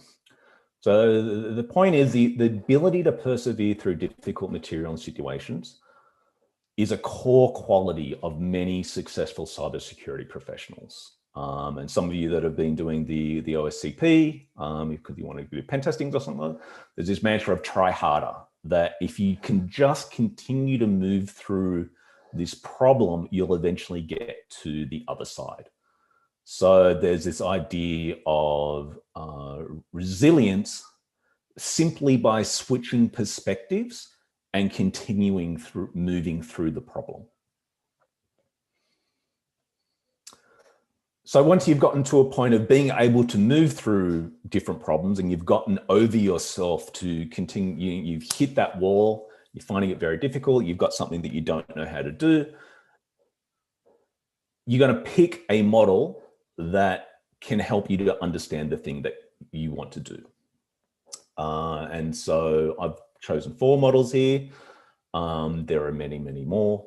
But this gives you a first look at something that you may want to try. So the Socratic method, I was taught, so my first meditation teacher hit this with me pretty hard. His entire teaching was forms of a kind of question and answer dialogue. And this is a little bit more modified than if you actually read Plato, but it's a similar sort of thing. So the Socratic method is the examination of problems through questions. It's based very much on the belief that all knowledge is connected to prior knowledge, that all thinking comes from asking questions, and that asking one question should lead to asking further questions. And each of those questions should seek to extend the idea and identify your presuppositions about the topic. So an example might be, okay, I'm doing some kind of investigation, you know, some kind of hack, something like that. And to externalize it, maybe I write it down just in the same way, you know, you write it down as a report in the same way that you're going to have to present this stuff to a client as an update or as a final report. The idea is that once you've written it down in a report, or perhaps you just explain your theory to a peer, as you're doing that, try and preempt the questions that the client will ask, or your peer has asked, or ask your peer to ask you questions that challenge your assumptions or challenge the hypothesis. The idea is that we're starting with some kind of supposition, and we want to have that challenged. And those questions continue to help us form a model.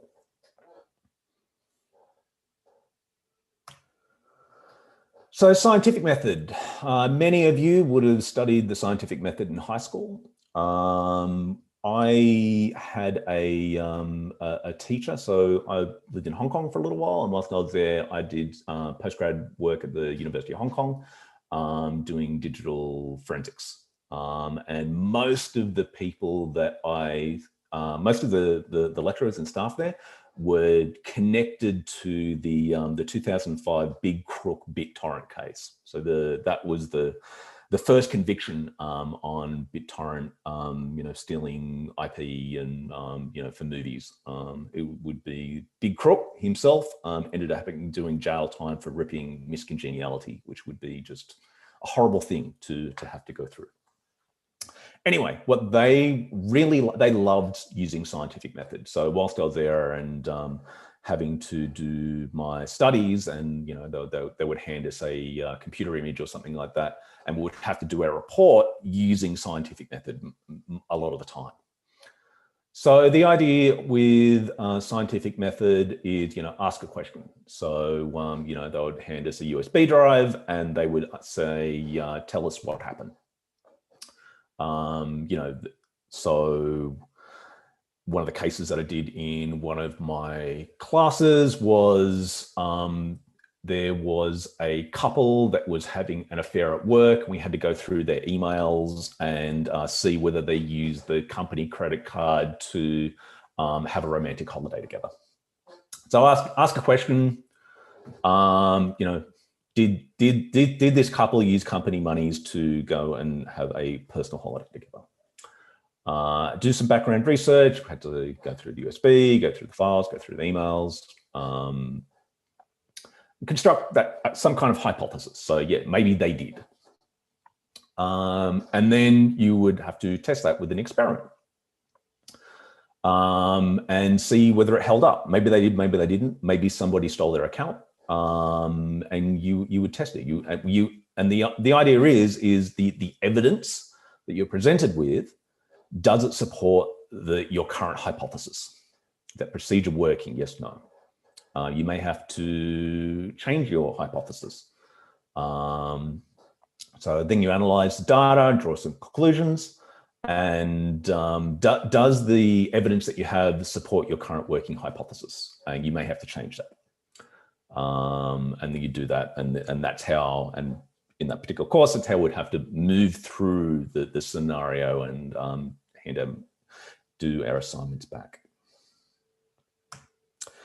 The analysis of competing hypotheses. You can get this book online. It's free. It's the CIA Analyst Model.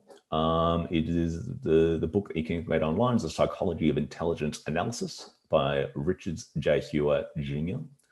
And in short, it covers a summary. The summary is like a chapter on mental machinery, which is kind of like, it would talk about things like how our brains are kind of weak in terms of that we tend to, because of our biases, we tend to pick a solution early. And even when we're presented with competing evidence, we still may want to side with that particular bias because we've got some commitment to it. Tools for thinking. So he would use, there's a number of programs in the CIA, intelligence tests and things like that to help you think analytically. And the final chapter is about cognitive. Part of the book is about cognitive biases. This would be like probably an hour lecture on itself. This is a very, very quick movement through this particular novel book. So what's the analysis of competing hypotheses process? So the idea is that we would identify all of the potential hypotheses, preferably as a group.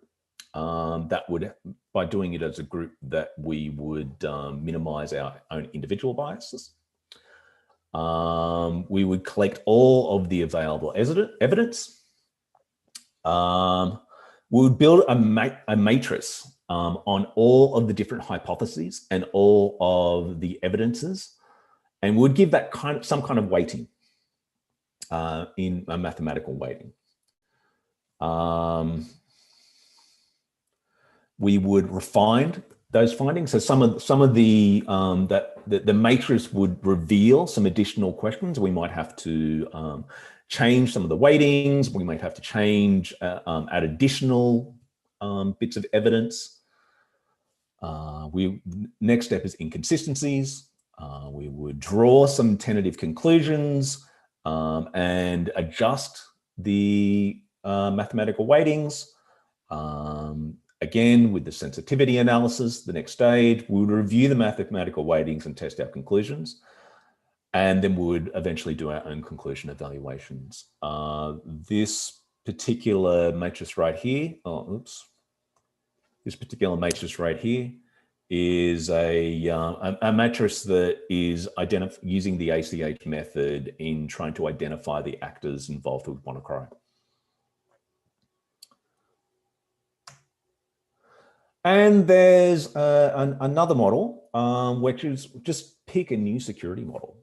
So there's lots of security models, and there's lots of different ways at looking at similar problems. So the problem with the analysis of competing hypotheses is that it takes a long time to do. We don't necessarily have that much time.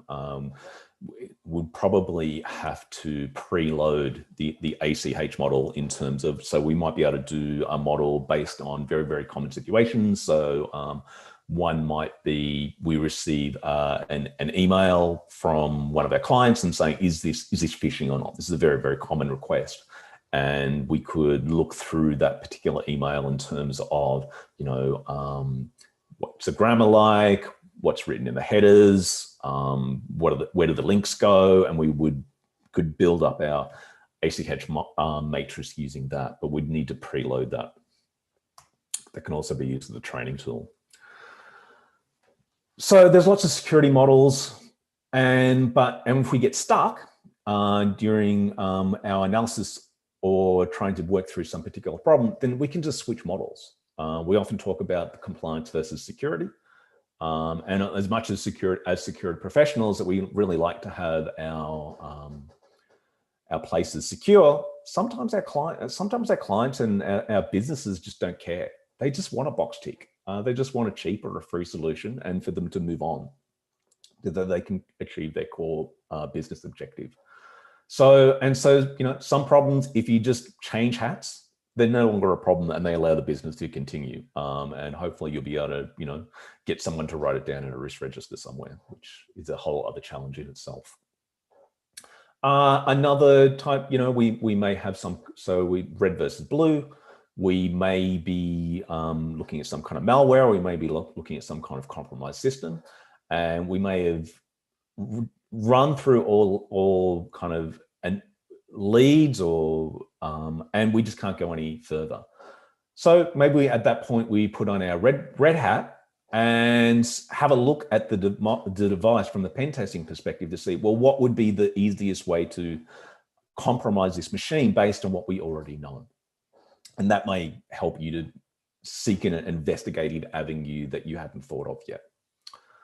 Another one is using all of the different frameworks. So the Information Security Manual, ISO 20001, PCI, what are the NIST models? Again, sometimes you can gain additional inspiration just by switching the framework that you're using. And it may help you to work through that particular security problem. Then you've got some of the threat intelligence models, MITRE ATT&CK, the Diamond Threat and Cyber Kill Chain. Again, it's just by switching perspective, and you might be able to continue moving forward.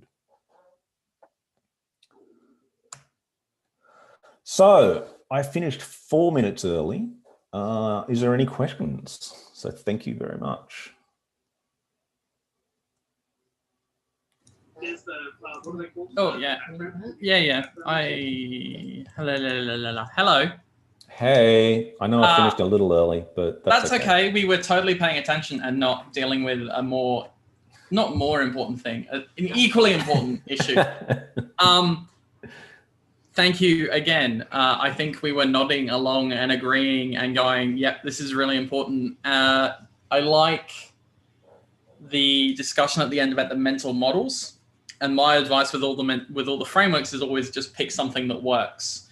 It's always about showing that you can use a framework. It doesn't matter which framework it is necessarily, unless your company maybe aligns with one. But it's about using something like that to shape your discussions and shape the way you work.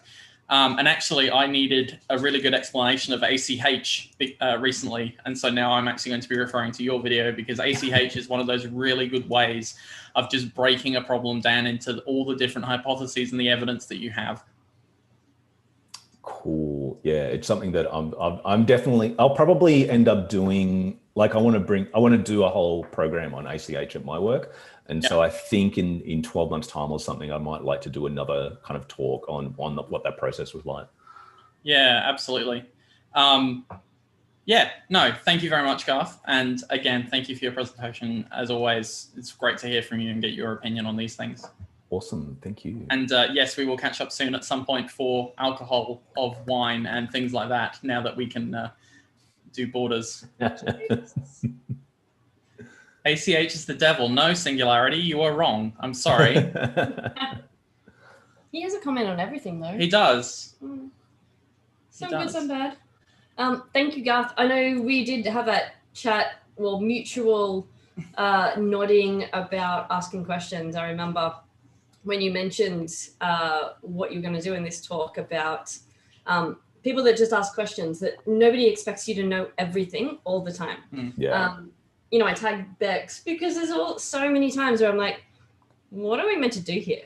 You know, like I've been doing this job for a long time, and yet there's still times where I think I have no idea what I'm doing, and you just kind of wing it. And I reckon that's the experience. You just, you know what, I'm just going to run with this because I think it's right. But if it's not, don't be afraid to ask questions. That's probably the biggest lesson for anyone looking to get into the industry is just ask people. Like, there's no stupid questions. It's been said before. Ask people, is this how you do it? Even if you know how to do something, asking someone if there's a better way of doing something. I always do that too. Yeah, absolutely. No, there's definitely, you know, the peer review process definitely continually shapes your model and your mind and your thinking. Yeah. It's funny. I think we've got a presentation about peer review later on as well, which should hopefully be talking about that exact thing. Beautiful. Fantastic. Do you want to talk about what the other equally important thing we were dealing with at the same time was? Yeah, if you head on over to Discord, or if you follow me on Twitter, we are finally, when I learned to speak English, going to solve the nuggies or tenders better debate. And the judges are us, of course, because it's our conference. So a special thanks to Lydia, who decided in her infinite wisdom she was going to send us KFC. Yep. I'm not visible again. And so now we have to actually work out which is better. So we're going to be posting the stages, as it were, as we go through the next talk. We've had delivery, we've had unboxing, and now we've got taste test. Yeah. But before that, let's introduce our next speaker, who I have to put on a very, very Aussie accent on to introduce. Okay, I'm on, am I? You are indeed on. Is that okay? That is okay. I just rejoining. This is the first time I've done a live Zoom call, so yeah, learning new things. Well, welcome. Thank you very much. A little secret? It's no different to any other Zoom. And that's one of the reasons why we did it. So, g'day, Matthew Strawn. G'day, Ian. Oh, there we go. That was my terrible Australian accent. So we obviously had Matt's compatriot yesterday, Alexi, but Matt has spent a bit over a decade building penetration testing teams, working as a security consultant, and he co-founded Volkis, which I noticed you'll be telling a bit of story about where that name came from in your slides, so I'm interested to hear. Despite going to lots of conferences and working in pen testing for so long, Matt hasn't presented.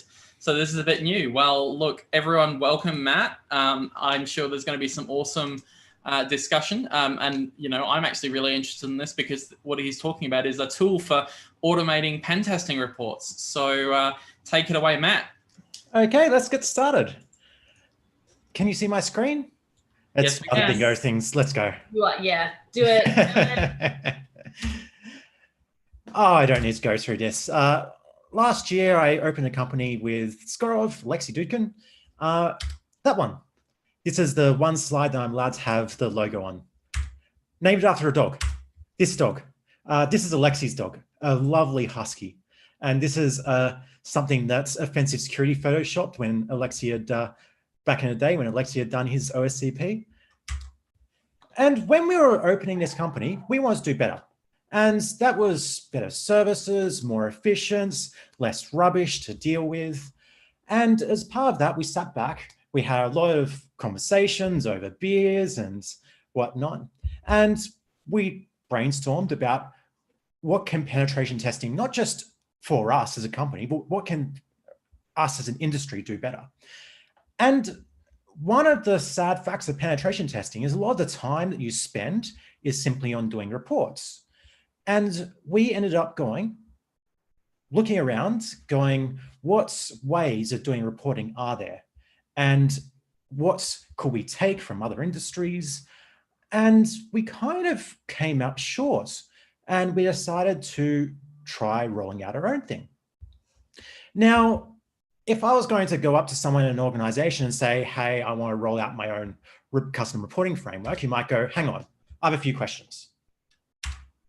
Why? Just why? Now, the people who have been around the industry for a while might think, okay, I've got another question here. Can we fire the person who thinks that rolling out a custom reporting framework is actually a good idea? You know how much I'm saying, let's get rid of rubbish. And then, rolling out your own thing means you have to maintain it, means you have to do all the stuff to make it a mature product. And so, sure, going out about the idea was a bit strange. See, before at our previous testing organization, we just used Microsoft Word. And firstly, I like Word. It is actually a well-designed product. It has been around for decades. They've been improving it for decades. I like Microsoft Word. But here are 10 things I hate about Microsoft Word. Actually, I don't have time for 10. So here are 3 things that I hate about Microsoft Word. Firstly, templating and formatting is hard and annoying. You have a template, and mostly it has all this pre-written stuff in there that might have nothing to do with what you're trying to report on. That has formatting when you copy and paste from one report to another, let's say, and it takes along all the old formatting along with it. Let's say, heaven forbid, that you might want to change your reporting template. Suddenly the formatting from all your previous reports comes into your new reports, and you get this hodgepodge of different formatting. Consistency is hard and annoying. Word has this kind of fields and quick parts kind of system where you can do things like version numbers, you can do things like client names, which works sort of, kind of, but it is so annoying, so annoying. Automation is hard and annoying. I just want to get something like Nessus, grab all the tools, and then put it in.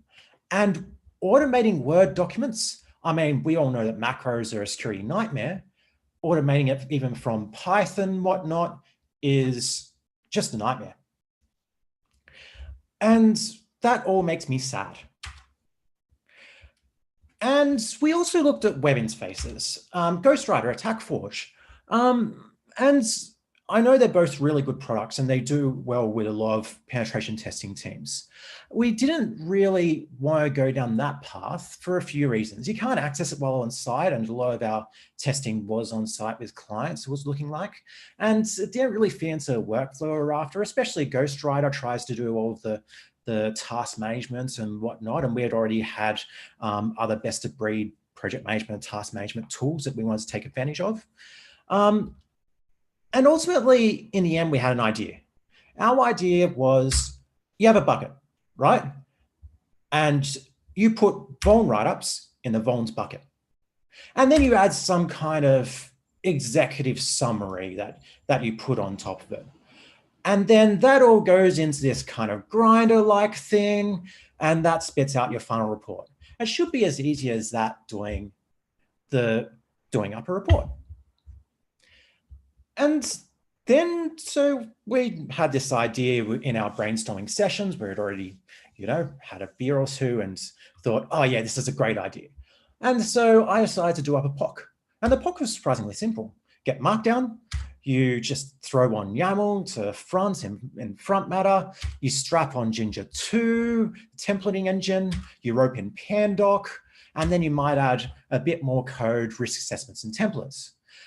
And this took a good day of work. And we were looking at the end of our good day of coding and going, we actually really like this. We like the workflow. We like how things put together. We like how all the files are the vulnerabilities are in different files, and it worked well. Markdown for us was a lot easier than Microsoft Word. You've got your heading, it's just paragraph, all the formatting is taken care of in the template. It's already widely used. A lot of, both of us already knew Markdown. People that we were getting on board already knew Markdown, mostly because GitLab, GitHub, a lot of wikis already use it. Ginger 2 templating is a mature product, and it provides a huge amount of power just out of the box. You can put in a title. Suddenly title is replaced with title. Clients have really highest risk. Highest risk can be an automatically generated thing, can automatically generate a list of vulnerabilities, and it has if statements. It has for loops. So if highest risk is critical, you can put whatever you want. So suddenly there's a huge amount of inherent in this now just by adding this module. And each vault ends up being a separate markdown file. I'll show more about that later. And it's a separate flat file as well. So that means that collaboration becomes really quite simple. There's a lot of tools that just happen to be really good at sharing around flat files. So Dropbox, SharePoint, even Git can work really well at sharing reports. And because each person, most likely they're doing their own vulnerability write-ups, each person will be editing a different file. Now, Microsoft Word also has a collaboration, as does Google Sheets, Google whatnot. And when you're editing the same file, the collaboration is always easier said than done. You always get these merger issues and whatnot. I've had data loss because of collaboration attempts over SharePoint with Microsoft Word. And yet, when you're editing different files, all of those problems go away. And so this ended up being the final design, or how it looks at the moment, for Report Ranger. You've got YAML for front matter, Ginger 2 templating. There's validation that you can put in the template that will validate different parameters in the front matter. For instance, saying you have a client, saying you have all of the different parameters that you might want to need and their formatting and the data type that they are. We use Plotly for charts, which you can dynamically generate charts. We have a strong templating engine now in Report Ranger. That's important for us. Alexi yesterday mentioned about, we have a big partnership model. Ed also mentioned that yesterday, working with other organizations. And for us, that includes white labeling. So for us, if we're doing a penetration test, for instance, or a report under another brand, then that means all we have to do is say, use that template instead of this one, and the entire look and feel, and often the structure of the report changes. But our workflow doesn't change, despite having dramatic changes to how the output actually looks. And then you can put it out into PDF or HTML, because we're using Pandoc. All Pandoc does is translate between Markdown and some other format. And it works reasonably well. DocX, unfortunately, doesn't work that well yet, and CSV is our current ambition. A lot of clients want to have it so that we can give them an Excel spreadsheet, which has all the vulnerabilities, so they can use it in their backend project management. We're working on that. So let's have a look. Let's first look at the output. And here it's an output that is a LaTeX program, a LaTeX generated PDF. And there's a few inherent advantages to that. You've got vector graphics, so none of this heavily pixelated stuff. And it generates a bit of the content for you. So the table of contents is already generated. What I would like to do is I would like to have a look at the code used to generate this report. Here is the front matter. And the front matter is YAML. If you don't know YAML, it's just a simple parameter, what it is. Title is Report Ranger Sample Report. If you change this, then, for instance, the title page will change. If you change that, then this will change as well. Now you see there's also a date here as well. Where's that come from? That actually comes from the latest change. So if I, for instance, add 28, 0.2, live demo. And if I save that, then I will be able to rerun Report Ranger and it will have the latest change. Similar to the version number. The version number is taken from the latest change, replicated throughout the report, and so suddenly you'll have a 0.2 all throughout the report. And you'll see that over and over again. So author is taken from here. That's by way of refresh the report. And you can see now it's 28th of November instead of 26. Now it's version 0.2. Version 0.2 down here. And finally, there's document control with all the latest document changes, current document version, whatnot. That makes things a lot simpler. Now, I want to just give a quick tour of the functionality.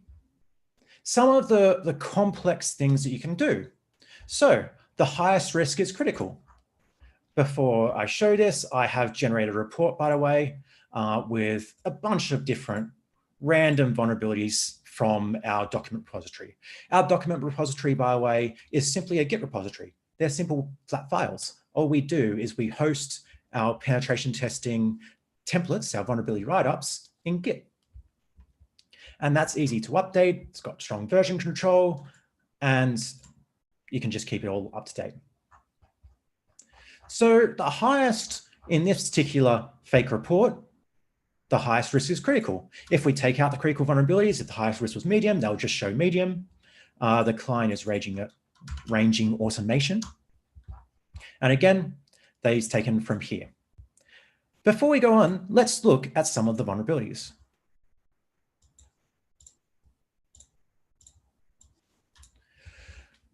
Here's what the actual format looks like. You've got the vulnerabilities directory here. And let's go in. External penetration testing or simple vulnerability. That corresponds, you might see, let's go back to the table of contents. You've got the sample vulnerability, and then you've got detailed vulnerabilities, external penetration testing. You might see that there's no ordering here. Let's look at a sample vulnerability. This is actually a strongly templated vulnerability, and you've got the likelihood and the impact, but there's no risk. That's because Report Ranger will do the risk assessment for you. It will do all the risk assessments. It will order it in terms of risk. And then suddenly you get a table like this one with all of the vulnerabilities in order: critical, high, medium, low, informational, if you want your risk assessment to take that. For us, this is a really powerful system because suddenly, as I was saying, not only do we work with partners, but we also work with clients with their own risk assessment framework. We can code this risk assessment framework in to Report Ranger, and suddenly all this changes. All this goes from high, medium, low. Some of the risk will change from medium to high, depending on the client's risk assessment framework. And we'll know if one of the vulnerabilities has been miscoded, which happens surprisingly frequently because it's very hard to pick up. There's going to be a peer review talk later, I heard.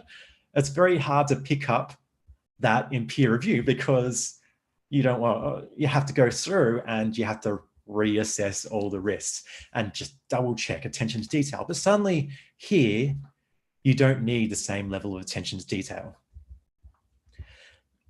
Let's look in more detail one of the vulnerabilities. Because I've got a strongly templated vulnerability here. And it's a simple weak password policy.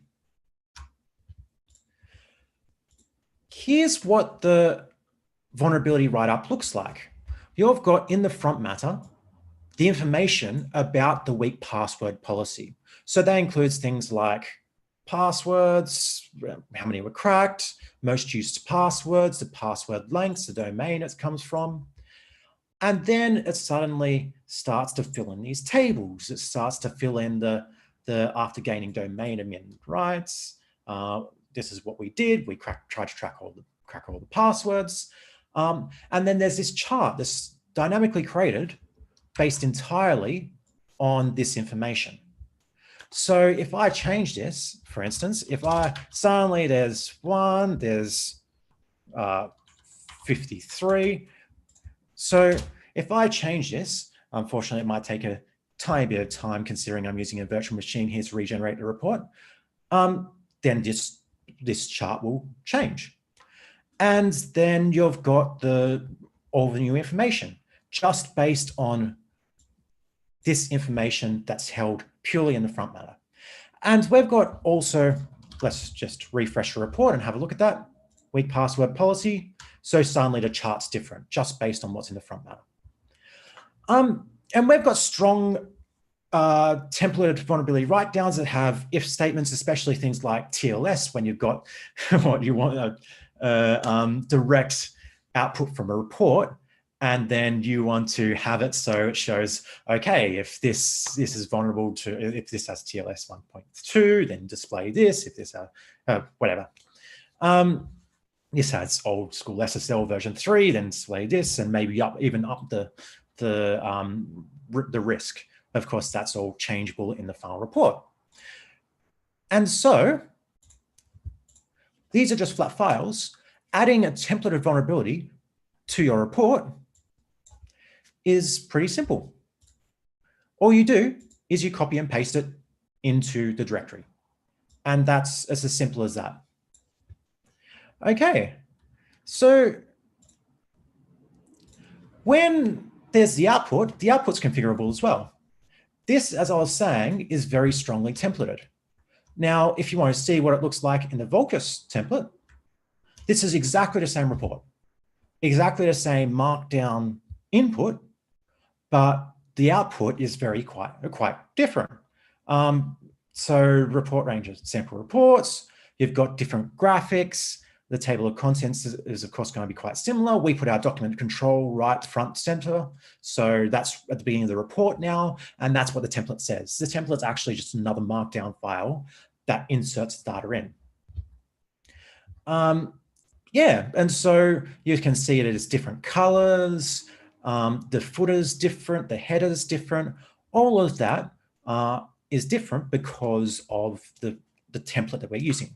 And so we can, again, do the same in other brands if need be. All you need to do is configure the template and then suddenly all of this. And it's really good because, again, really good graphics. Even the charts are all vector graphics. And finally, HTML also works. So this is an HTML output of it. HTML is very new in Report Ranger. It is a day old. And this was what I was doing while watching ComfyCon yesterday. I was implementing HTML, an HTML output formatter in Report Ranger. It's now on our Git. And again, tables show the same thing. Charts are dynamically generated. All of the templating works. All of the Ginger 2 stuff works. It just outputs to HTML instead of outputting to a PDF. And similarly, you can output to Markdown, which is good for things like a static site generator, which can take in that Markdown and get it there. Let's go back because I'd like to go through some pros and cons of the Report Ranger is over a year old now. And so it's starting to get to that mature-ish page. I shouldn't say mature after I implemented a new output formatter in the last day, but still we've been using it. We've been ironing out a lot of the bugs in both the actual software itself, but also workflow. So here are the pros. It does take less time to build a report. It's as simple as that. You're just concentrating on the content and sometimes not even that. And so it takes less time to build a good report in Report Ranger than it does in something like Microsoft Word. And there's less scope for screw-ups like wrong client name, which a lot of old penetration testers will attest can happen, even with strong QA. It has strong templating. including different risk assessment frameworks. And because there's all error checking in that, you're less likely to have any sort of screw ups while copying and pasting when you're using different risk matrices. There's consistency in formatting. You don't worry about formatting much at all. And so suddenly all of this, for instance, or you might have this here, it automatically does the likelihood, impact, risk. That's not actually, that's part of the template itself. That's all taken care of. You don't have to worry about it. And then automation ingesting vulnerabilities from tools. Now, I didn't go through that in a huge amount of detail because that's a bit more of a specific topic. But what you can do is you can write a simple script. All it does is it takes the information from the tool and then it puts it in the front matter of the markdown file. And then you use the templating takes care of the rest.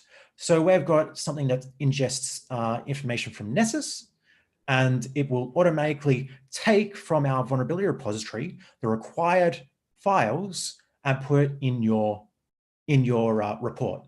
And it will automatically put in into the front matter, the IP addresses, the files, the details, whatnot. But there are cons. I want to be quite frank with that. There is a learning curve. It's not yet a mature project. Everyone knows how to use Microsoft Word. Not that many people know how to use Report Ranger. It's only been released for a couple of days.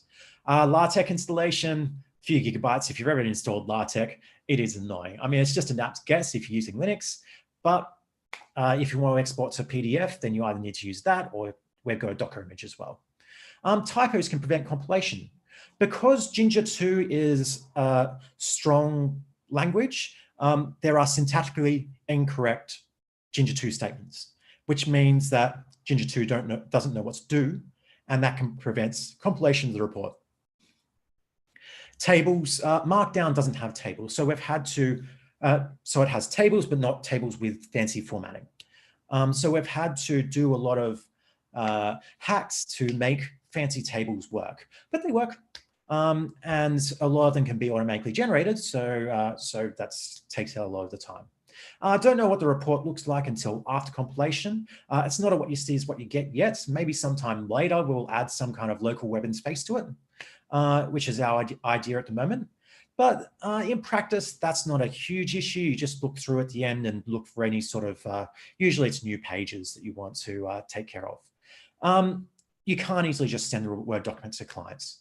Some clients want that. We don't like that because we don't like clients to be able to change stuff that's in our brand because that's a reputational risk on us. But some clients really do specifically say, hey, we need this. And unfortunately with Report Ranger, the way it stands, we can't provide that until we get docx outputting to the level that we want. But even then, because usually we use LaTeX to output reports, it will still look different in a Word document, and the clients will be able to recognize that. Report Ranger is online in our GitLab, not GitHub, GitLab. The URL is there, gitlab.com/focus/report-ranger. You can go there now. It's open source. You can just download it, have a play around with it. You can do the apt-gets for all of the LaTeX stuff and start outputting the sample report. Before I finish up, I just want to give a quick shout to our handbook. We have a transparent but secure philosophy with Volcus. And as part of that, we put on our guides, including penetration testing guide, hiring guidelines, beginnings of style guide, methodology, service catalogs, tools, tricks, procedures. Penetration testing engagement guide is good for newer penetration testers who want to know how to talk with clients. And the engagement, that's not necessarily about hacking. So yeah, let's have a look at that if you want, handbook.volcus.com.au. I hope that people get a bit out of it because we want to give to the community and to help people become better at what they do. And that's part of the reason why we've got our internal guides and we're trying to make them external as well. So I'll finish up there. Here's the URL again for Report Ranger. If anyone downloads it and has any success on it, let me know. Feel free to make merge requests. I really like that as well. And yeah, hope you go a bit out of it. That's a bit of a new, different way of thinking about reports. Let me just. Thank you very much, Matt. Are you still going? Oh, no, there we go. Still going. Stop share. Ah. Yes, I got it eventually. Okay. I was a bit worried there. The thing had disappeared with all my clicking around. Live demos are risky for. Well, the demo gods are smiling upon us this week. Ah, I think it's because of all the sacrifices everyone's making to the alcoholic nature of the demo gods, including Shanna, who's now drinking beer. Beer with nuggets. Beer with nuggets. That way we go. And again with my I say ComfyCon, CrikeyCon. Nice. Cooler, which is impossible to see. Did Alexi tell you we were bonding yesterday over automated reporting engines? A passion of mine as well. We hate reporting so much, and I personally hate having to edit other people's reports so much that we are coding a reporting engine. Because I think I disagree with you where people know how to use Word. No. No, actually. How to use Word. Know how to type into Word. That's it. So, yeah, the more of these that we can get to play with, the better. So awesome initiative, and so good to open source it as well. It's been one of our do we open source ours or do we not? Our reporting is specifically focused towards incident response, digital forensics. So I think we're just going to run it up, see how good it is. And then, we'll see what happens then. But yeah, I think it makes life so much easier having a reporting engine too. It just makes the lives of the consultants way better. Nobody likes reporting. It's really interesting because a year ago when we started doing this, we were thinking we're the only ones doing it. And being the only ones doing something is like being the only person on the dance floor. It's just a bit awkward. Yeah. And it was only after we started chatting specifically about this to different people, specifically about, hey, how do you do reporting? Do you have any sort of automation or additional? Unfortunately, a lot of people said, we try. We try to have any automation, but it doesn't work. But we actually found a couple of other companies that do use use Markdown for us, similar to us, and use a custom output engine like what we've developed. Yeah. And so that felt good for us because we weren't alone anymore. It felt like, but yeah, we've open sourced ours. Hopefully, if other companies use it, then they'll be great. Especially if they help with a few merge requests, we would really love that. But it's working well for us. Yeah. It's less rubbish. Yeah. So we originally went closed source, but because we built ours off Ghostwriter, which is SpectreOps. Yeah. So and it's heavily pen test red team focused. And we kind of figured that our merge requests would probably not get a lot of attention given our use case is very, very different. So we did decide to go off and build our own, but it's not easy, right? It's not automate reports in an easy fashion. And I think that's why, many organizations don't do it. They either don't have the team with the skill sets or they don't spend the money on it. But the time we save, we can get reporting now down from something like, between 20 to 40 hours down to 8 hours. Yeah. And that's massive. Compliance reports as well. I've started using the same tool. You don't include vulnerabilities, of course, but for compliance reports, because you can do things like, or build tables throughout the document, which you can put at the start. It saves so much time. Yeah. It's amazing how much time you spend on reporting. Yeah. It's just the time up front. Yeah. Yeah. Awesome. So yeah, clearly another thing that I'm passionate about. It's good to have passion. Thank you so much for your talk. And Ian has once again become a potato in the background. Hello. No. My camera just does not like you, does it? No, it doesn't like me, but that's fine. I see how it is. Lucky I do. Oh, thank you, honey. So what are we doing next? So we're going to have our next speaker come on, but I think just to clarify, I think we should have this on the record. We have just done a scientific experiment into chicken nuggies versus tenders. You can check it out on our Twitter, on Shanna's Twitter, but I have retweeted it from the ComfyCon Twitter. Yeah.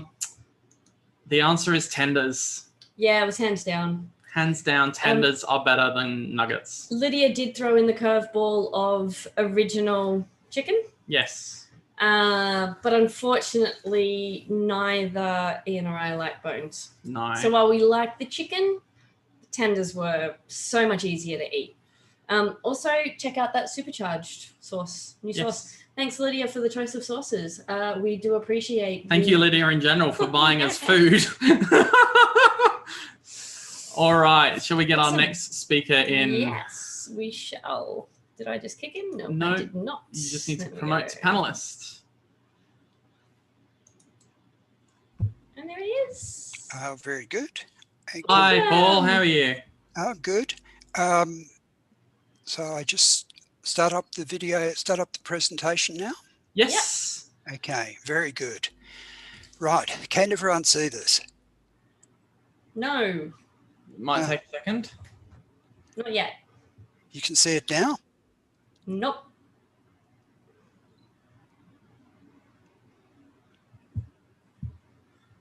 Still can't see it? Nope. Okay, so I'm out of... Are you using multiple screens? No, just one screen. Oh, here we go. There's your video. There's the video. Okay, so we've got the video going. Yeah. So now we go to the... share screen. Okay, share screen. Oh, okay. Very good. Fantastic. Yay, there you go. Okay, so radio. So everyone can see this, it's live. Yes, we can indeed, Paul. Thank you. I'd just like to be sure. Radio. So I'm talking about the research which I've done in my PhD. The PhD is essentially finished now. So I did it part-time. I did a master's part-time first, which took 3 years, and then a part-time PhD, which took 7 years. And it was very hard work, very stressful, and I'm really glad it's over. But at the same time, it was very rewarding. I've learned a lot of new things, and I focused on tools for machine learning, and in particular, tools for function similarity. So you've got different variants of malware, and the variants of malware have essentially the same functions in them. So it's a little bit like the cookies in the picture here. All of the cookies, if you look at them in detail, are all quite different, or they've got differences in them. But if you look at the big picture, all of the cookies are the same. And so as a person, you can say, they're brown cookies with chocolate chips, and then they're cookies with apples, and so on and so on. That works very easily as a person, but when you try to automate that, it starts to become very difficult. Okay, so just a little bit about me. My background is as a programmer and malware reverser. I live in Ballarat where the weather's nice and cool. I finished the PhD, and a lot of this talk is based on a paper called Function Similarity Using Family Context.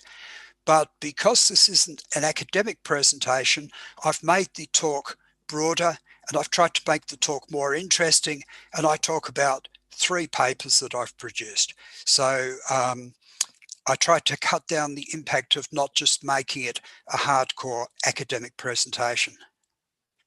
Okay, so this is what I was talking about before, that as humans, the human brain has been evolved over millions of years, and the human brain is really good at recognizing similarity. So we can say that the similarity is intuitive, but it becomes difficult to automate.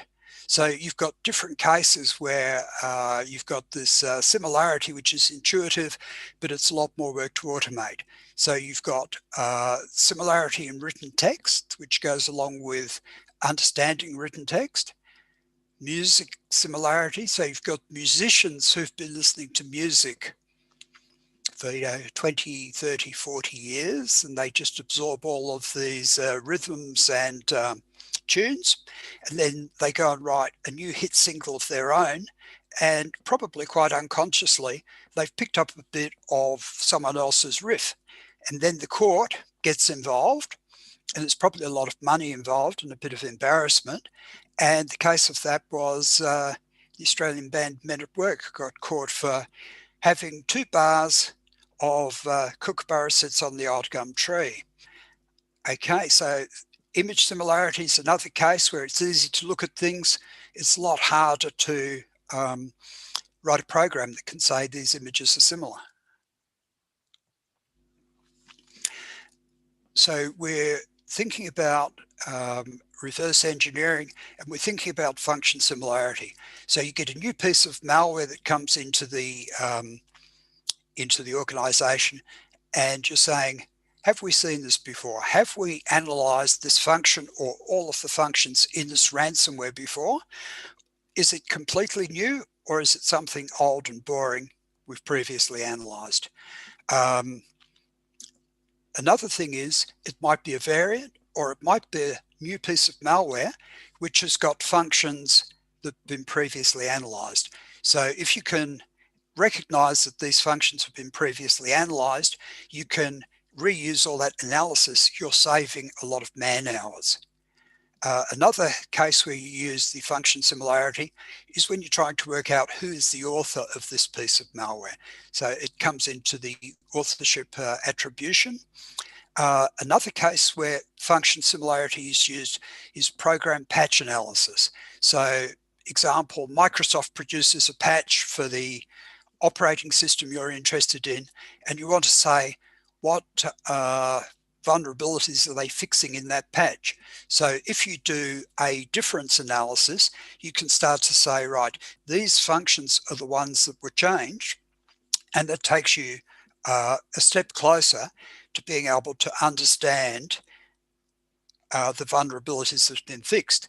That might be of interest if you're a big organization. You want to know exactly what's changing in your network, or you might say, let's see if we can do something with those vulnerabilities.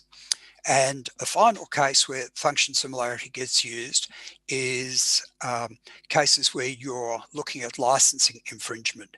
Might be a case where an organization's got a whole lot of open source software in their product, and they're not being upfront about acknowledging that. Now, in picking up images to use on my presentations, the presentations are actually fairly abstract. So I decided, well, what sort of images can I put in here to make it a bit more interesting? So I went to biology for a large part. And so these monkeys are actually Chinese monkey clones. And monkey clones, sort of to my mind, is a bit like looking at the similar functions in the malware. Okay, so things that make doing approximate similarity measurement difficult.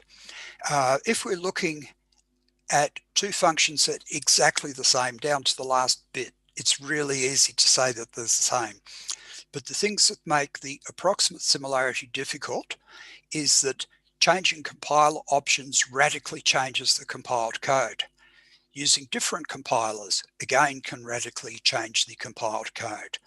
The malware author is involved in a software development process. So he's changing the code, or she's changing the code. You can have the same algorithm written by different people with different code. So that's going to generate different machine code, even though it's functionally the same. The other thing is that the people who designed all of our CPUs were really interested in the code being fast, efficient, correct, repeatable, all those good things. But the idea of machine code analysis, making analysis of that machine code that was produced, it wasn't considered, it wasn't thought that humans would be looking at machine code. It is, after all, just for the machine, just for the CPU. Okay, so they're the things I've been going through. The fact that we're looking at machine code, software development, new versions, code modification, alternative libraries, compilers can use alternative instructions. For example, if you're zeroing a register, you can subtract, or you can XOR the register with itself to zero it. So different ways the compiler can generate the instructions. The same thing, one day the compiler might use EAX as the register it's dealing with. Next week it might be EBX, so different registers, and then all of the instructions can get reordered. I spoke of before, compiler optimizations radically change things, and some of our malware authors are using deliberate obfuscation with the aim of making life very hard for analysis.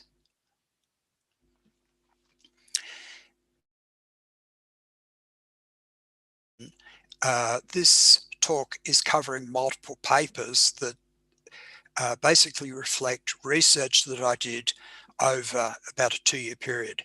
So the first thing I did was some research which I called EST, Evolved Similarity Techniques. So I used ad hoc similarity. I just wrote a program that had a couple of features and I did different types of comparisons. The program did the job. It found the similar functions in the data set I was looking for, but the solution wasn't general. The next cut of that, we said, right, we would take that ad hoc program and we would implement machine learning in it, because machine learning provides a much more general solution for looking at similarity.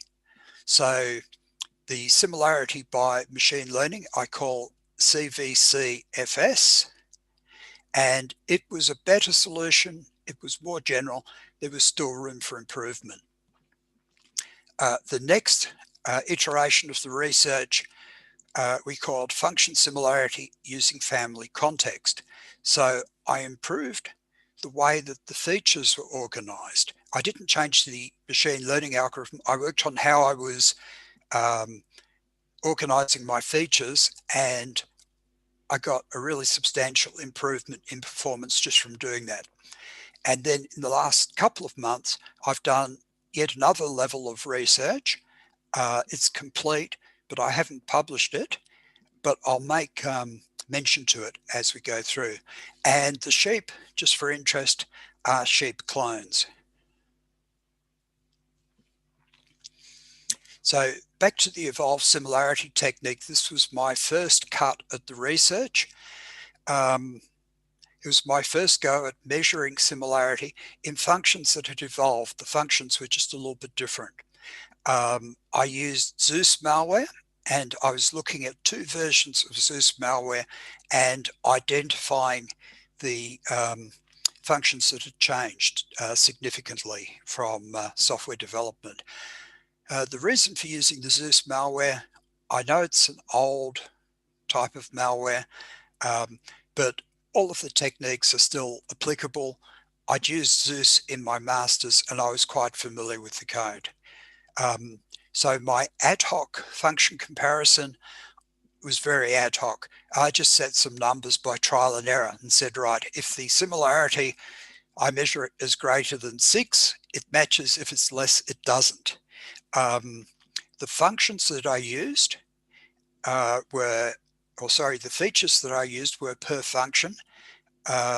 Some of it was semantics from my co-supervisor has a semantic analysis service, so I used his semantics and disassembly from Cythereal.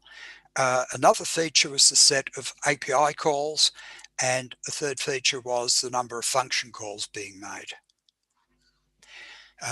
Stepping that up to the next version, the cross version, contextual function similarity, I attempted to generalize the previous research using machine learning. I used the support vector machine learning model. The reason I used that was it's fairly simple. I used 3 Zeus data sets. So I did training on the first and second sample, and then I tested similarity, or I predicted similarity with the second and third sample. There was still, so we did get machine learning prediction of the similarity, but there was a fair number of false positives.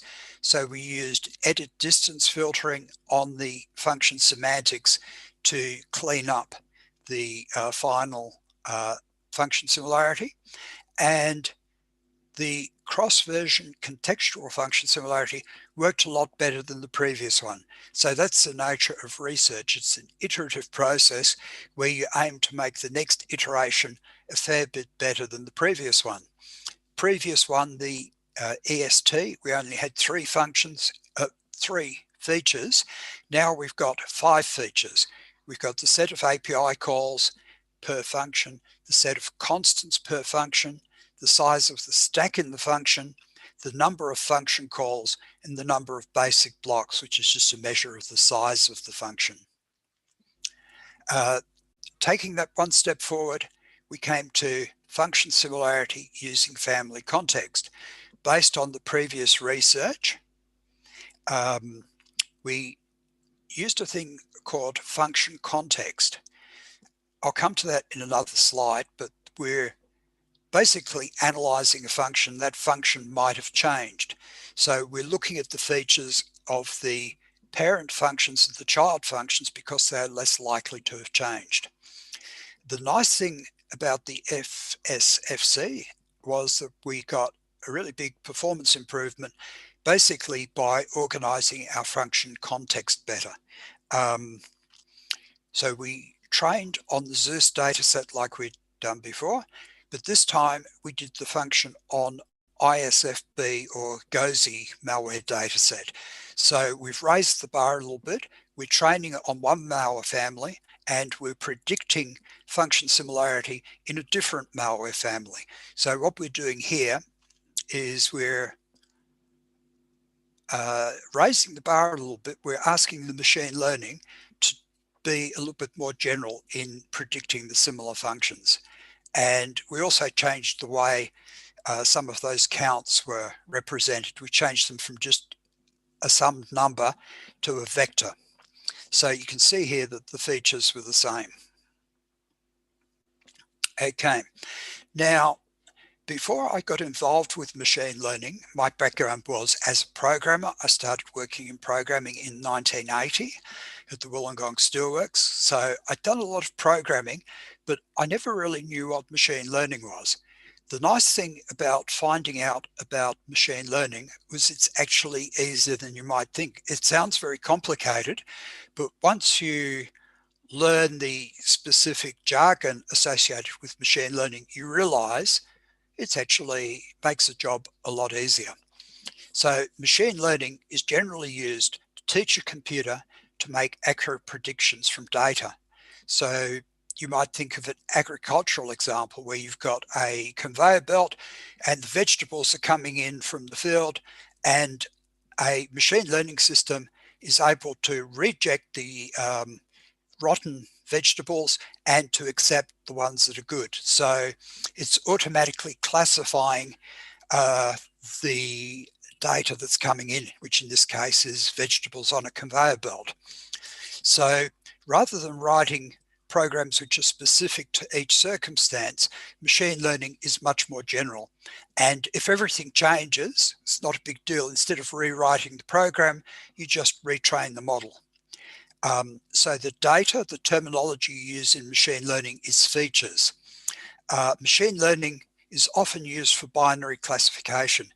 Does it match? Does this function match, or does this function not match?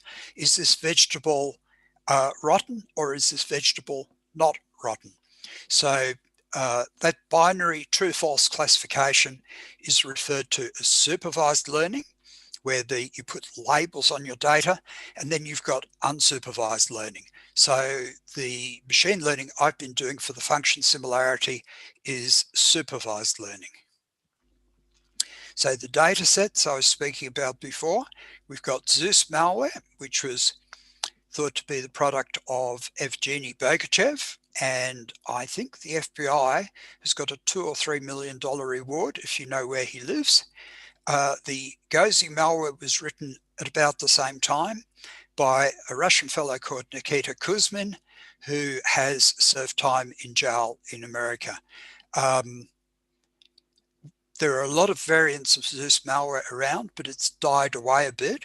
But the Gozi malware and its variants, Vortrack and ISB, are still going strong. So the features that I was talking about just before, my goal is to be able to identify similar functions. And it has to be tolerant of changes that have been made to the malware as the malware develops and as it's recompiled. The machine code has changed, but the machine learning is general enough to still be able to pick the similar functions. So the features that we're extracting those features for each function. And we've got two programs, so we've got two sets of functions, and we just extract the features, which was the set of API calls, the number of function calls, the number of returns, the set of the constants, the size of the function in basic blocks, and the stack size. So we've got all of these functions in the first program, all of these functions in the second program, and I just did an n by n comparison, all of these against all of those, and I worked out the ratios. So when you look at the features here, the label 0, the first column in this data set, says the first one's false. So the function doesn't match, and you can see that the ratios are not near 100%. The second function is labeled with a 1, meaning it does match. So in that case, the ratios which we calculated are all near 100%. So the machine learning understands the idea that low ratios which are well below 100%, indicate non-matching functions, and ratios that are closer to 100% indicate matching functions. So it's a bit of a new concept, but once you get used to it, it's quite easy to work with. Those ratios that I was talking about before are more formally called Jacquard ratios, and it's the ratio of the part that is common to the two sets divided by the size of the two sets in total. So it's actually fairly simple, and it's used a lot in malware analysis. So one of the things you need to do when you're doing this type of comparison is to have some ground truth, something that you know is correct. So with the Zeus dataset and the ISFB dataset, I took those samples and manually reverse engineered them, and then manually worked out the correspondence of all the similar functions. Now, this was an accurate way of doing it, but it was time consuming. In my later research, I've come up with an automated method for doing that.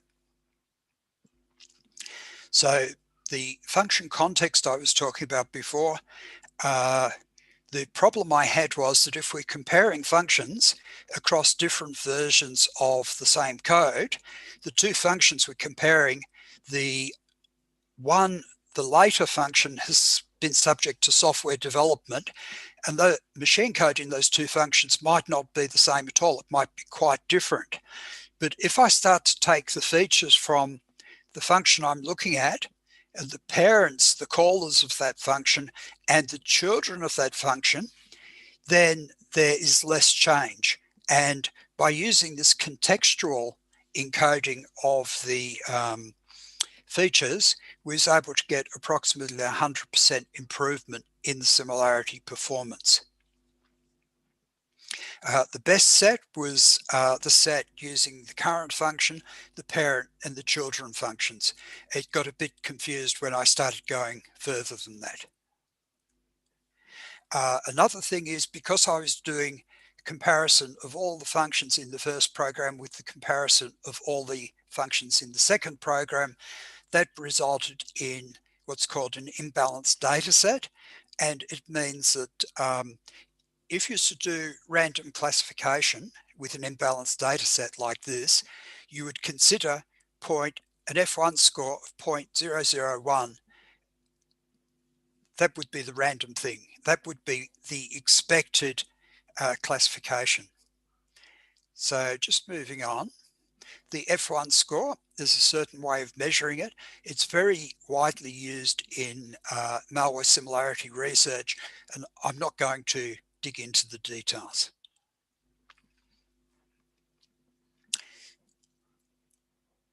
Okay, so with the third lot of research, the function similarity using family concepts malware dataset, and we're predicting similarity in the ISFB malware dataset. Because this works, we can develop the idea that the machine learning model is abstracting features from the Zeus dataset, and it's able to apply that to the unrelated ISFB malware. So keeping in mind that if we was doing this randomly, the result would be 001, we're getting a result of around 0.43. So that's actually quite a good score. The unpublished work that I mentioned previously takes the concept a lot further. It's a lot better, but I'm not going to talk about that. Okay, so we've got some numbers here. The first method using the machine learning, comparing Zeus with Zeus, we had an average F1 score of 0.19. Comparing Zeus and ISFB, we had an average F1 score of 0.12. And then with the later research, you can see that the function similarity performance basically did a bit better than doubling. So that's good. We're on the right track. We've improved the way our features are encoded, and we've got a big performance benefit. Yeah, we're using the same SVM model, and just basically redefined our context, improved our numerical features a little bit, and we basically doubled the performance. Now looking at the runtime, the classification or the training time with the Zeus dataset, training the two Zeus programs, took from 30 to 45 minutes. So that wasn't particularly fast. And the classification was faster. In the new research, I've created a smaller balanced training data set, and we've got the runtime down to about 2 minutes, which is good to see. It's an ongoing improvement. Okay, so that's it. Do we have any questions?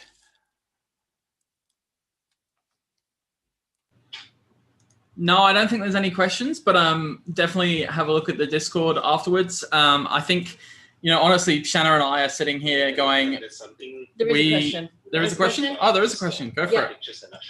Gail has asked, do you have this technique algorithm integrated into a malware sandbox to help analysts in identifying malware samples?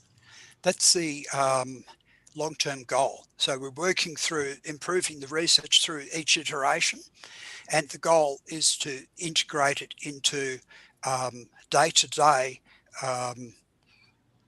into a reverse engineering tool chain. That's what we're doing.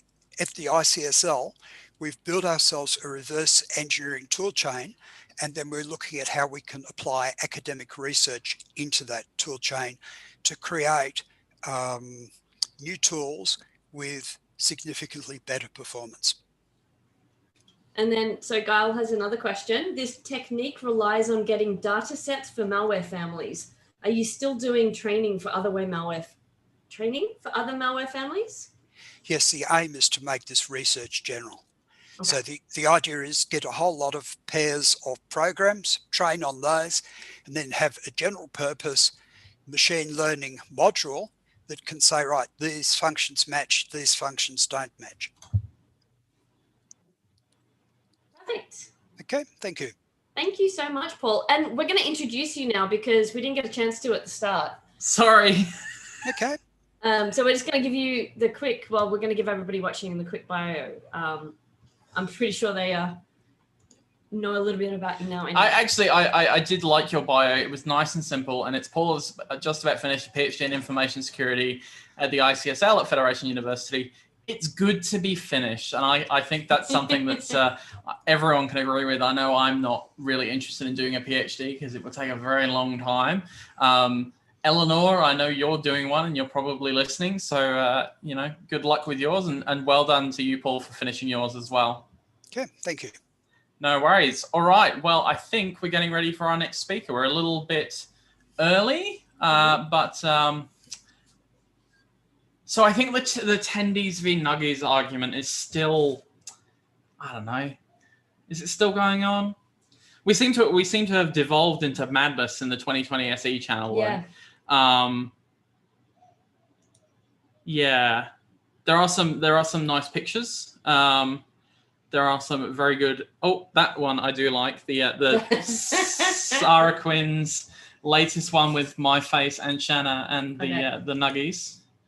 Hang on, we'll put this up for everyone. So that's all right. So we are 2020 SE. So many channels. Oh, I know. Here we go.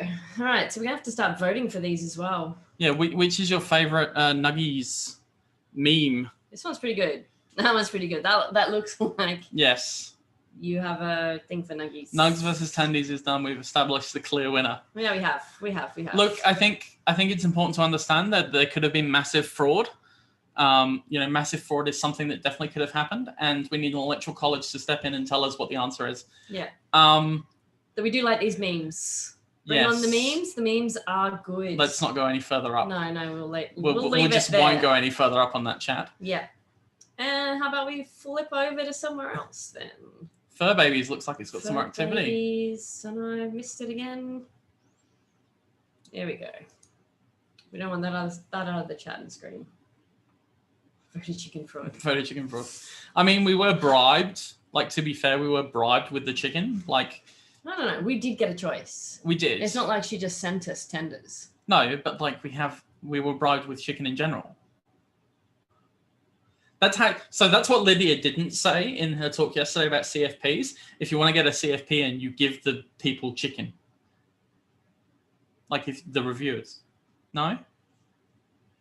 Okay, never mind. Maybe we were watching different presentations from Lydia yesterday. Okay, I will continue on not being completely insane. All right, so we have a little Shetland pony. We do. That Titicus has put up. Aww. They literally sleep with their heads on pillows. Oh yeah, so do mine too. Yeah. So do mine too. So spoiled. It's so cute. And this is very snug. This is very comfy as well. Very comfy. That is very comfy. That little comfy cat. And I want to be a human. What kind of dog do you think that is? I'm not sure. Luke posted it earlier. I know. But I'm thinking there's a Staffy cross something. Yeah. Yeah. Look at that nuggy body. Oh. Look at that nuggy body and those ears. Yes. And the smile. It is very cute when they smile. Dalmatians do this weird thing where they smile and it looks like they're snapping. That's kind of what Yoda does. Yeah. He looks. Yeah, he kind of snarls, but he thinks it's a smile. Yes. Yeah. It's very disconcerting when you see it for the first time and then you realize it's not actually snapping or snarling. Yeah. Yeah. Do we have another presenter yet? I think we do. So Staffy. Yeah. Staffy. Yay, Staffies. Staffy fan club. Very much a Staffy fan club. All right. Yes, we do have another one. We have. Let's bring him in. Josh. Oh. I keep pressing that one. That's fine. Sorts of stuff out. Again, professional conference, right, guys? It's what you paid for. Somebody did mention paid for what you paid. Yeah. Well, that's so. It's that famous line from Rocky Horror Picture Show. I ask for nothing, and you shall receive it in abundance. Yes. Yes. Welcome, Josh. Hello. Hey. Thanks for having me, guys. Thank you for presenting for us. That's all right. So just give me a. Can you move your slides now? I think so. Can you guys see them okay? Yeah, awesome. Hey, nice. Right, so we need to introduce you first. Don't jump in just yet. Okay. There's a process. Yeah. Paul bypassed the process. I know. That's all right. Oh, wow, this is long. That's fine. Josh is awesome. Let's just go with that. That's what they said. Josh, you get back in the NSFW channel. All right, you get in over there and you stay over there. All right. Josh is managing director at Ancora. You've probably seen him around as he's also a certified instructor for SANS Institute, where he teaches advanced incident response and threat hunting, so 4508, as well as the advanced network forensics 4572, which are actually ones that I have never done. There's probably ones I need to put on my list. Josh is over a decade. I'm looking at a numerous set of companies over here across many different industries. So Salesforce, Commonwealth Bank of Australia and BAE Systems, and has been all over the Asia Pacific region working on large and complex incident response. And he's talking about, you know, the epitome of an amazing, you know, piece of interesting work, which is extracting evidence from the humble zip file. So Josh, feel free to take over. Thank you. That's right. I'm going to chat a little bit about zip files. I'll talk to you why in a minute.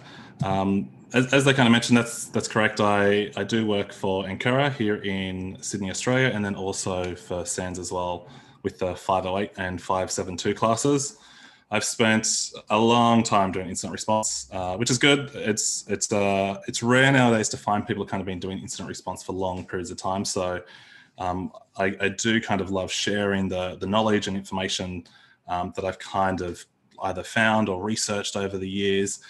So hopefully that's what I'll do today a little bit for everyone. This is it is pitched a little bit technical, but there's hopefully something in here for those of you who do incident response or forensics now, and also those of you who might be on the offensive side. I've got a little bit of something in here around anti-forensics to hopefully excite you guys a little bit and kind of show you the darker side to some of the forensic stuff as well. So where did this come about? It came from essentially, I was doing a bunch of cases which involved looking at zip files and being forensics and incident response. I was looking at timestamps in zip files. And essentially what I wanted to know was, what could I actually determine about timestamps for files that are inside of a zip file? So it wasn't so much the file itself being created, but it was more around the contents inside that file. And I wanted to figure out what was useful to me, what wasn't useful, and what tools would actually work to pull out some time-based information. And the reason for this is I've done a lot of cases where either you work cases where essentially you extract compressed files from network artifacts as sort of the data is leaving the organization. That's kind of from my perspective, that's the best scenario if you've got network-based forensics. But then also from the perspective of where you have a government agency or a law enforcement agency sort of come to you and go, hey, here is a zip file, a cab file, a 7-zip file, whatever it might be. We found this and we're pretty sure the data in here relates to your organization. And those ones were kind of interesting because when that kind of happened with a couple of different cases, people kind of look at those and go, oh, there's these timestamps in here. This kind of means it's this time that the actor had it, or this time it was stolen from our organization. But I wanted to try and figure out what the reality was, because there wasn't a lot of research on timestamps inside of zip files or compressed files. So that's what I'm going to try and cover today briefly. This is a little bit of a TLDR version of the research that I did as part of this. I've done a much larger write-up as well, which you can go and take a look at. But this is kind of the interesting and cool things from the defensive side as a responder, and also some interesting things from the offensive side as well, if you're in sort of red teaming or pen testing type work.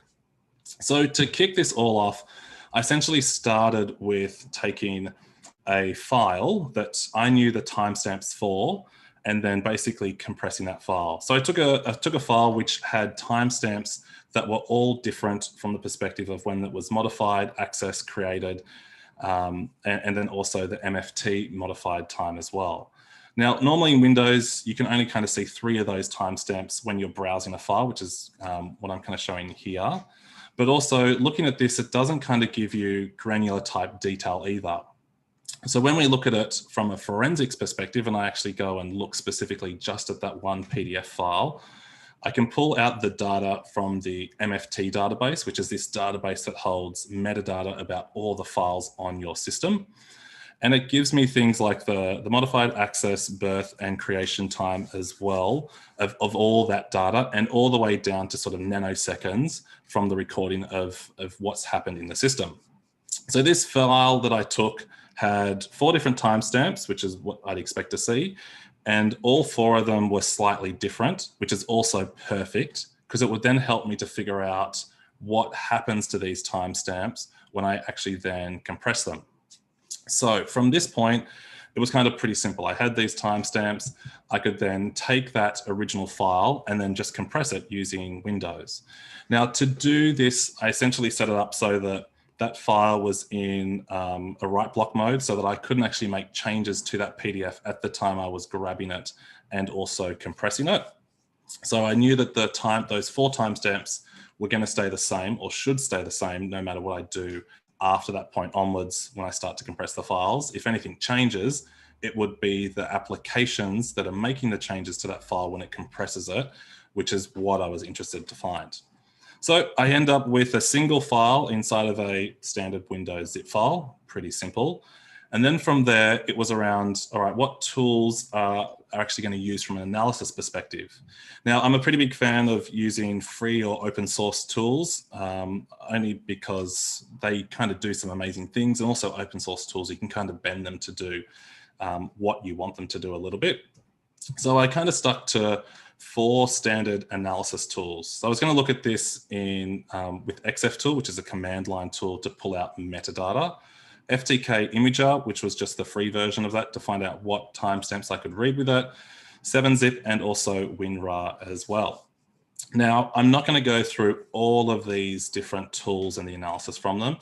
For today, I've just picked out the interesting things out of this that I found and I thought are kind of worth sharing with people to understand the kind of differences that occur with files and what you can see inside of a zip file. So, stock standard Windows zip file with hopefully a file inside there which had 4 very unique timestamps. Time to find out what actually is left behind when I now start to look at that zip file, assuming that I've pulled it from other evidence somewhere, or I've pulled it from a C2 server, or a government agency or law enforcement agency has handed this back to me. So I thought, you know what, FTK Imager, surely it's a forensics tool. There is a commercial version of it, so surely these guys have got it right. So I loaded it up into FTK, and I started to have a bit of a look for it. And I can see inside of the zip file itself, I can see the PDF file sitting there. And then when I essentially click on that file, the timestamp that I'm seeing on the left-hand side there, the access created modified on the left, those are just the timestamps of when the zip file itself was created. So FTK doesn't show me in that left-hand panel the data of what's actually occurring inside of the file. But on the right-hand side there, the properties window, when I get that to pop up by right-clicking on the PDF file, I get one timestamp in there, which is what it's referring to as modified time. Now, this is what FTK is telling me is the modified time, so bear that in mind for a minute. But there's kind of a key piece of information missing, even with that modified timestamp, even though it's only showing me one of those timestamps. And that is that there are no seconds there. Now, you might think, well, seconds, like, geez, there's only 60 of them. That can't be too hard when it comes to forensics. The reality is that within a minute, a lot of things can happen on a Windows system. Lots of artifacts can be generated. Lots of evidence can be altered and created as part of things occurring on a Windows system. So kind of a minute could be kind of anywhere from 100 lines in a timeline all the way to 1,000 lines in a timeline. So seconds matter to me as an investigator, because if I've got seconds, I can start to really pinpoint what was going on around the time that this file or something was occurring with this PDF file inside of this zip file.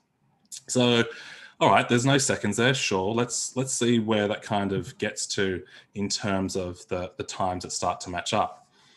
And what I get to see there is when I start to match this on the left-hand side with those original timestamps for that PDF file that I originally took, that I put inside of this zip file, I find that the file modified time matches up with the, well, closely matches up with the modified time here. Now, the date matches up, the minutes and the hours match up, and then I've got no seconds that go with that. So, I mean, that's a good starting point. It's not great, but all right, cool. So I can rely on FTK to give me the modified time of the file, and this is the data on the file. So the data of the file, I've got the timestamp for that accurate to the nearest minute, which is not great, but you know what, it's a start. I was like, okay, cool. Well, if FTK kind of doesn't show me too much, and it's a tool specifically for doing forensics, I was like, all right, this is going to be interesting to see where we end up. So I then took xftool, which is a command line tool, which is designed to extract metadata out of a file, out of numerous types of files.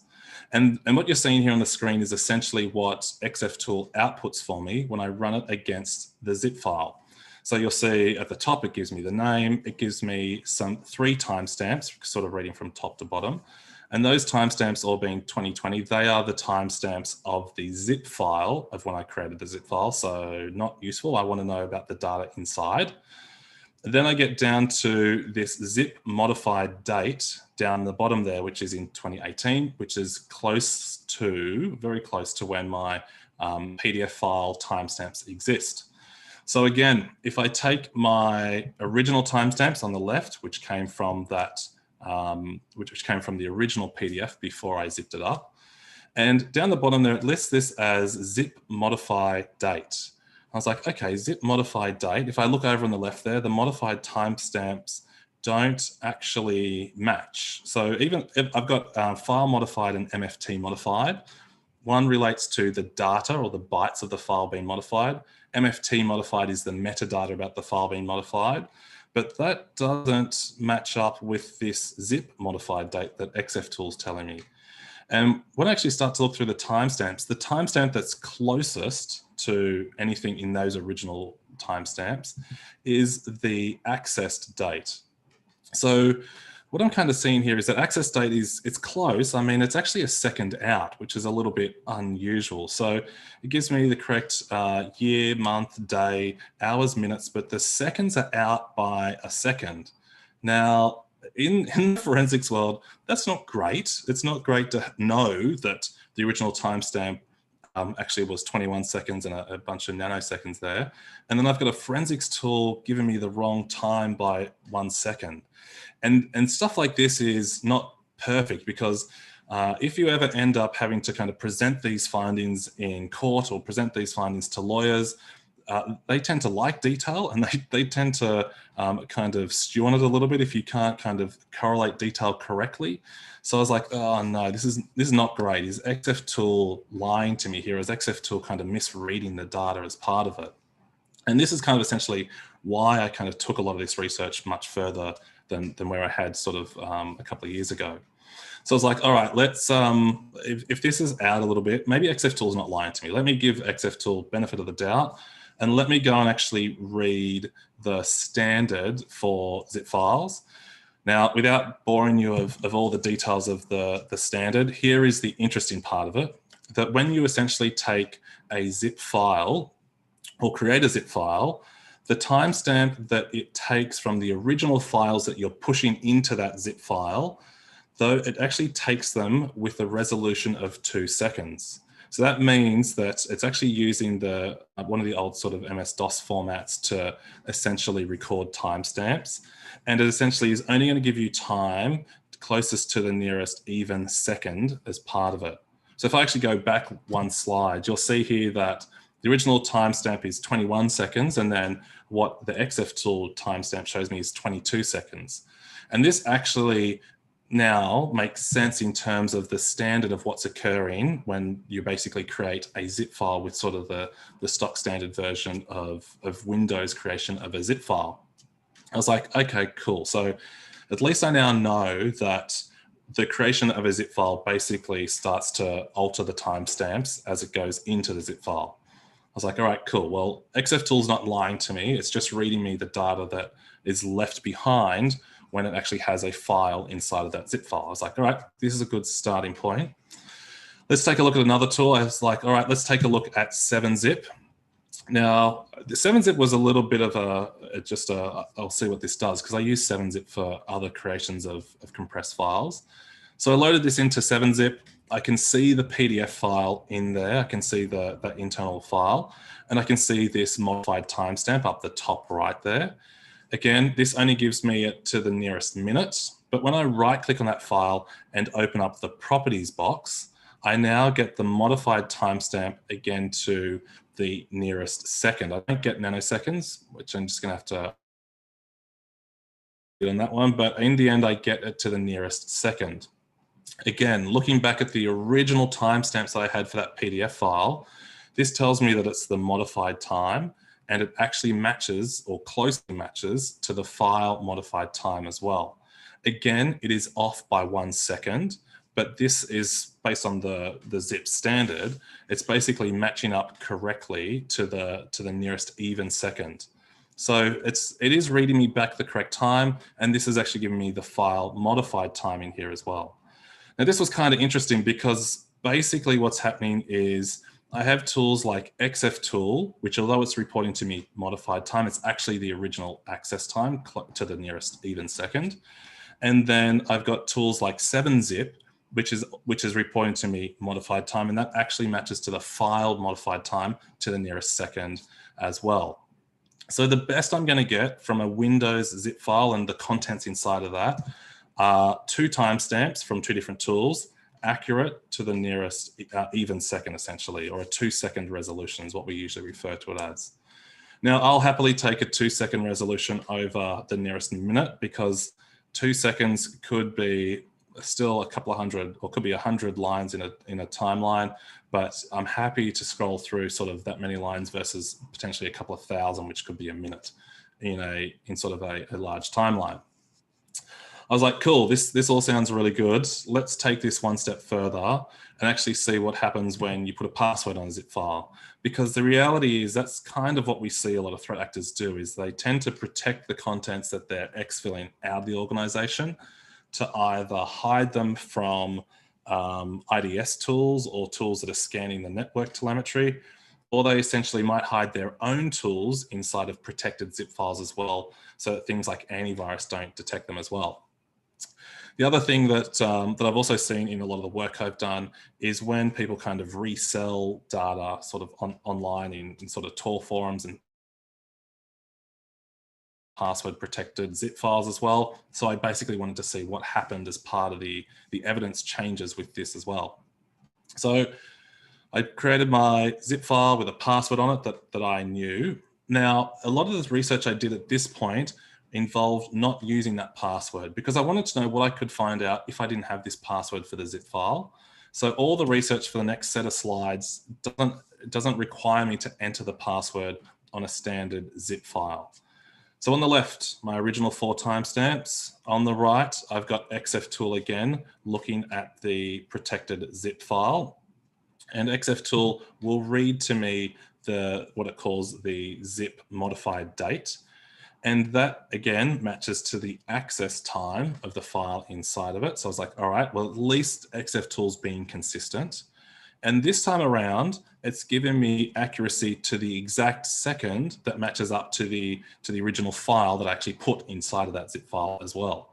I was like, all right, perfect. I've got nice correlation here of timestamps. The labeling of it is wrong in terms of what XFTool's reporting to me, but hey, at least I know it's wrong. It's kind of been consistently wrong, regardless of if I use an unpassword protected or a password protected zip file. Nice. So then I look at it again inside of 7-zip.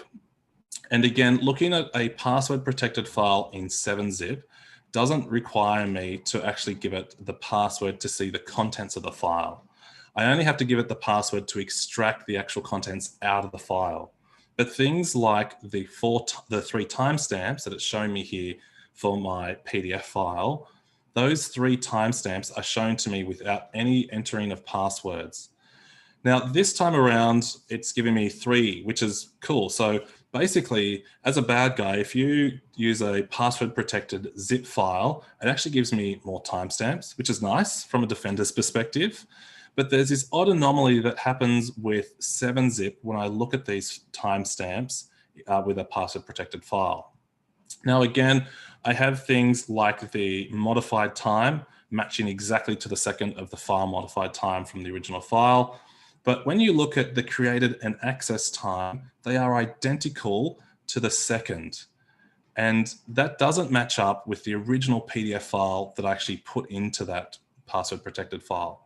And what I found here is that the access time is correct. That matches up. So it matches with the 4:39 and 21 seconds. That matches up correctly. But the created time that it's reporting here is completely wrong. Now that created time isn't even close. It's not off by 2 seconds. It is well and truly out by far too much time from what I'm looking at in terms of the actual created time here. And what I suspect is going on is one of 2 things, which I haven't really finished figuring out yet. Either 7-zip is reading the same time from whatever the metadata it's reading from inside the zip file.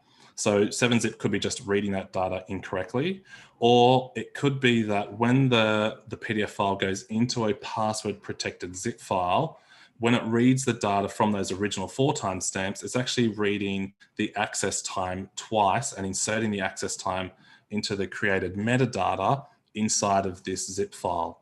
So there's still a bit more research that needs to occur here, but understand that essentially, if you're using 7-zip to look at a password protected zip file, the created time is completely inaccurate. And I actually tested this with a couple other PDF files as well, and it is consistently inaccurate. That created time is just a direct mirror of access time.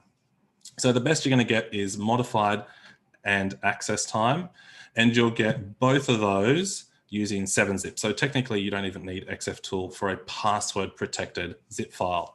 And again, remember, password protected zip file, I get those 2 timestamps. I get the name of the file as well and some size information of the file. So if you password protect a file as an adversary, you're basically giving me a little bit more metadata. Nice win for me, but probably not what the adversary is intending when they put that password protection on there. But it does prevent me from being able to actually extract the data out of the file. All right. Let's move into something that threat actors actually do a lot more with, and that is with RAR files. The amount of time I've seen RAR files, geez, if I had $1 for every time I saw a RAR file in an incident where data was exfilled, I'd be a very wealthy incident responder. I probably wouldn't be doing incident response anymore, to be fair. But RAR files are kind of were the hot thing for incident responders. I still see them a fair bit now, but I mean, going back 5 years ago, they were the thing that every incident response, that every offensive person was using, because the theory is that they protect a file so that AV can't see them, and they protect the file so that they don't make any detections go off as you basically exfil them out of an organization. So I thought, cool, let's test this one and see what timestamps I get from here. I create myself a RAR file with that original PDF. I put a password on it. And I also, you know what, I thought, yeah, let's make this a little bit harder. We'll encrypt the file names and see what kind of happens at this point. So I do that, and I thought, perfect, this is excellent. Surely this will be just like a zip file. When I go to open that zip file, this RAR file with the password protection on it, inside of my tools that I was using before, and I get nowhere. Basically, I get blocked to the point where I need to enter a password for any of the tools to start to look at this. Now, I've admitted things like XF being run again, but understand that XF basically just goes, I don't know what file this is. I can't tell you anything about it. So I couldn't find any sort of free or open source tools that would essentially allow me to extract any kind of useful metadata from this RAR file. It basically kept prompting me for a password.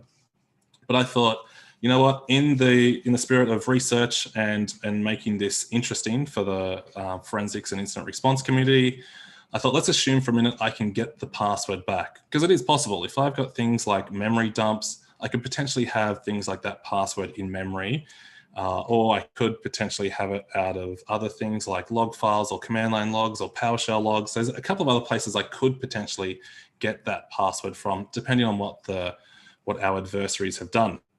So I enter the password, and viewing it now inside of something like 7-zip, I can see the original modified time.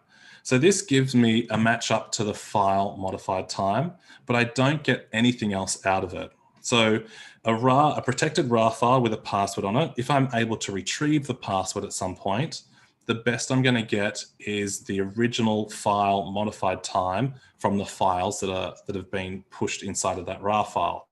I thought, okay, cool. This is kind of interesting. But when I was creating a RAR file, there was kind of this interesting tab in the properties sections for creating a RAR file. And that tab basically had a couple of checkboxes in there. So it said that in the time section that for file time, it would store the modified time and it would do high precision time format. I was like, okay, well, this is what it looks like by default. And I thought, all right, let's kind of see what happens if you turn these off. And I was like, well, hang on a second. Why would someone ever want to turn this off? Like from a forensics perspective, that's horrible if someone actually turns off those timestamps for me. So it's not something that I would want ever to kind of happen. But what you're looking at here at the moment is the default. So I flick them all off so that none of them were turned on. And I again repeated the same thing. I used the password to open it up in 7-zip. And this is what I get. I essentially get no timestamps anywhere. I get the file name and the size of the file, great. But there is no timestamps whatsoever included, even when I have the password to basically open up that RAR file. So if you're doing more offensive type work, you can actually turn off all timestamps so that even if someone could retrieve that password from memory or from log files or from somewhere else where you've made that RAR file, you basically make an incident responder blind in terms of time for where those timestamps were of that file from where it came from and any sort of other timeline type analysis that a defender would do. So from my side as a defender, this is kind of horrible. I can kind of feel the red team and the pen test people kind of rubbing their hands together, going, perfect. I'm adding this to my operations from here forward. So that's kind of the downside. Now, in reality, I've actually not seen this too much in any of the cases I've actually worked. I usually see adversaries just leave the creation of a RAR file in the default setup. But understand that if you're an adversary and you really want to sort of do some anti-forensics and make a mess of any timeline analysis, turning those off would be great for you, not so wonderful for me. Alrighty, so what do I get? I basically get, I can get modified time of the file from a RAR file if it's password protected, but it assumes that no one has actually removed the timestamps forcefully. All right, on to the last one. And this is probably the new hotness that I see with lots of threat actors, and actually predominantly more targeted or state-sponsored based threat actors, is they love a good old cab file. The cab file is essentially a compressed file, and it uses built-in Windows commands to allow you to actually build a compressed file. So, and I think, well, I mean, I know that a lot of adversaries are using this because they don't have to bring in any tools. To create a RAR file, Windows doesn't do that natively. You have to bring in a tool to do that. But to create a cab file, that is built-in Windows functionality. So thanks Microsoft. And that's essentially what we're seeing threat actors do now. Now, to create a cab file is relatively easy. You can create it by importing a single file, and that's what I did for the example here. I basically took my PDF file and then put it into this testfile.cab. Nice. Or you can actually create a cab file with multiple files in there as well. And I thought I'd just show this just so people understand how this works. But essentially, you can create a cab file by creating a file list of files scattered across a C drive or scattered across a Windows system. And you can then parse that file list into the cab file creation command, which is what I'm sort of showing at the bottom here. And it will basically go and fetch all of those files and then push them into a cab file and output it to wherever you would like. Okay, cool. Thanks, Microsoft, for making that easy for us, or making it easy for our adversaries. So let's take a look and see what we can actually get out of this. Again, I load this into FTK. I thought surely FTK can help me out here a little bit. But FTK basically only stamp information of the original CAD file itself. So it doesn't actually give me anything overly useful, unfortunately. It doesn't even give me the timestamp of the PDF file inside of it. I then went and had a look at 7-zip, loaded the CAD file into 7-zip, and 7-zip again gives me the accuracy to the first minute in the top example. But when I right click on properties and then look at that file, I can again see the accuracy to what appears to be the second. But this time around, it's off by 1 second again. And I was like, okay, that kind of sucks. And I did this for a couple other PDF files, which I knew the timestamps for, and it was all consistent with how this was working. So essentially what you see here is just the timestamp of modified time accurate to the nearest even second. So it's doing the same thing with a CAD file as what it would do with a zip file as well. So the only thing that's kind of useful for these CAD files from a friend's perspective that I could find in the tools that I was testing was 7-zip. So that's kind of where I had to end up to essentially pull anything useful. The reality is that's actually what I've been doing for a number of cases now, where you find these CAD files as their X field, or CAD files that have been created on the operating system because they've kind of been staged or left behind by the threat actor, that you can basically use something like 7-zip to go and view that information. Now there was more sort of research that I did, but the interesting part that you should kind of take away as a defender or someone who does investigation and response work is essentially this table here. And this is basically what I put in a blog post, and I gave all of the workings behind the research of how I did this. But understand that for things like zip files and CAD files, you're going to get accuracy to a 2-second resolution, or to the nearest even second. Zip files, you'll get things like XF information. XF gave me nothing from a CAD file perspective. It wasn't very helpful, unfortunately. If you use a zip file with a password, again, I get lovely, accurate, modified, and access time, but the birth time that I'm finding is completely unreliable. 7-zip with a password, as long as I can get the password, I'll get the modified time. And if someone uses something like a WinRAR file with all the timestamps removed, that was basically the worst of all the things that you could basically find from an investigator's perspective. So that was basically where the research ended up as part of it. And I've done a larger write-up on how that essentially worked, but hopefully this provides some use for when you sort of find zip files or 7-zip or RAR files or CAD files scattered in evidence, and hopefully this is kind of helpful for those people who work in more offensive operations to understand what evidence you're leaving behind and how potentially to remove all evidence with that WinRAR tool in terms of removing timestamp information.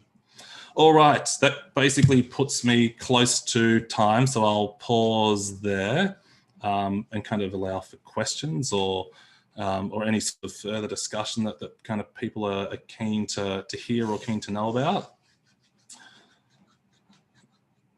Now, my assumption is that the ComfyCon team will jump back on and I think moderate some of those questions, because I won't see very much on my screen at the moment.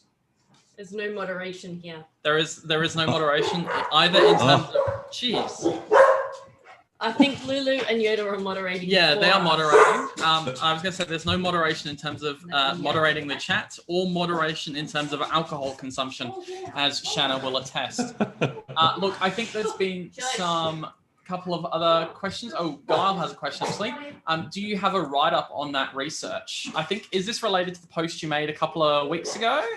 Yeah, it is. It's related to the post I made a couple of weeks ago. So if you go and have a look at the blog post that I did, so if you just go look at, I think it's blog.joshlemon.com.au, you'll find the full write-up of all the research, and also some of the other work I did with 7-zip files, which I didn't really get a chance to talk about today.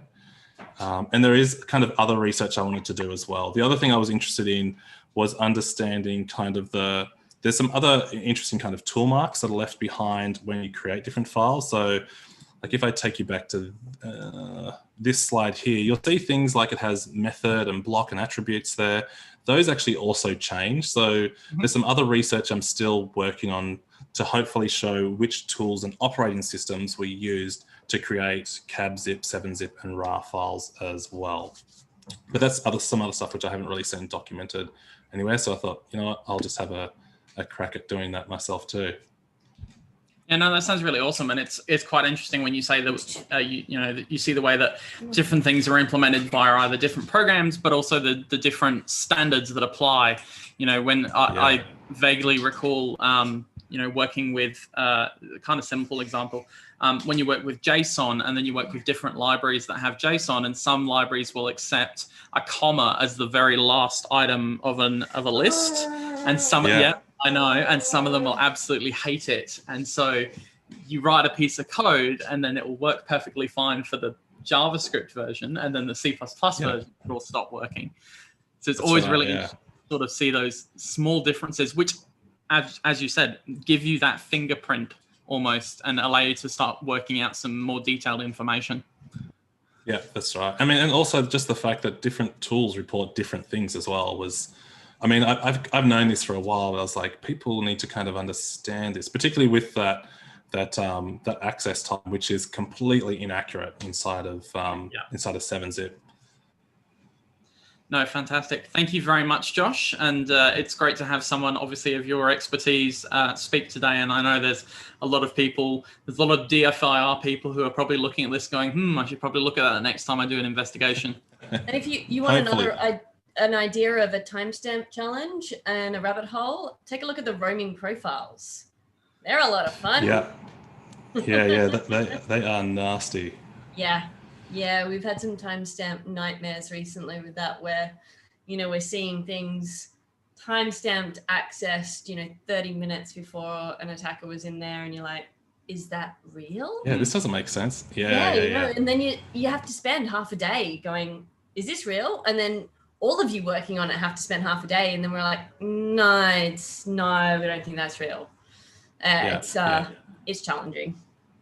Yeah, it's pretty interesting field. Like, even there are some threat actors that we've seen a little bit too in the wild that are getting very, very good at basically doing anti-forensics now and making a mess of timestamps, and even some which are still yet to be kind of fully documented. But I mean, that field is kind of interesting to see that, but it's then sort of finding, all right, what tools have been used and are they even possible to kind of alter timestamps? So it's definitely an interesting field. And I think it will all continually be this ongoing challenge for sort of the forensics and IR space to make sure that the time that they are looking at in a timeline is useful, particularly if you end up in court or with law enforcement. They're pretty particular about timestamps, as you can imagine. Great ISM control. Make sure that you establish a consistent baseline for timestamps, and then you have tools that F it up for everybody. That's right. Yeah. Awesome. Thank you very much, Josh. Thanks, guys. Talk to you later. Talk to you later. All right, we have our next bunch of people waiting for us in the lobby. Yeah, we've got an invasion of people coming in. All over the country, all over.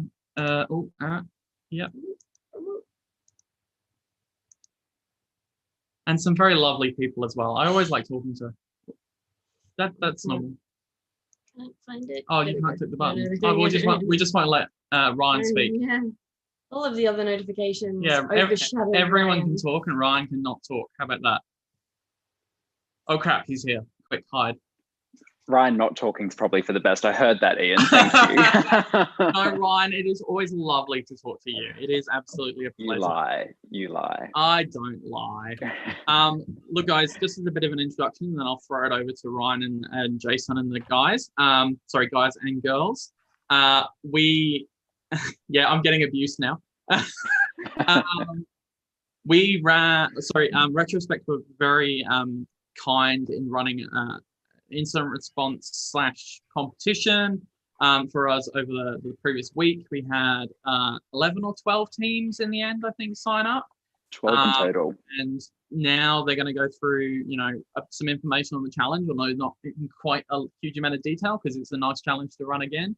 And we're going to go through some feedback from the judges, and we're going to announce the winners as well. So Ryan, I will just hand over to you. Awesome. Thanks so much, Ian. Hi, everyone. As Ian said, I am Ryan from Retrospect Labs, alongside my co-founder, Jason. And we've also got a couple of our awesome, wonderful judges that helped us assess and evaluate the cybersecurity incident response exercise competition that we ran as part of ComfyCon Summer Edition. So we're just going to take you through a little bit about the comp and some of the judges' thoughts on it today before we get to the important part, which is, of course, announcing the winners. So bear with us for a little bit.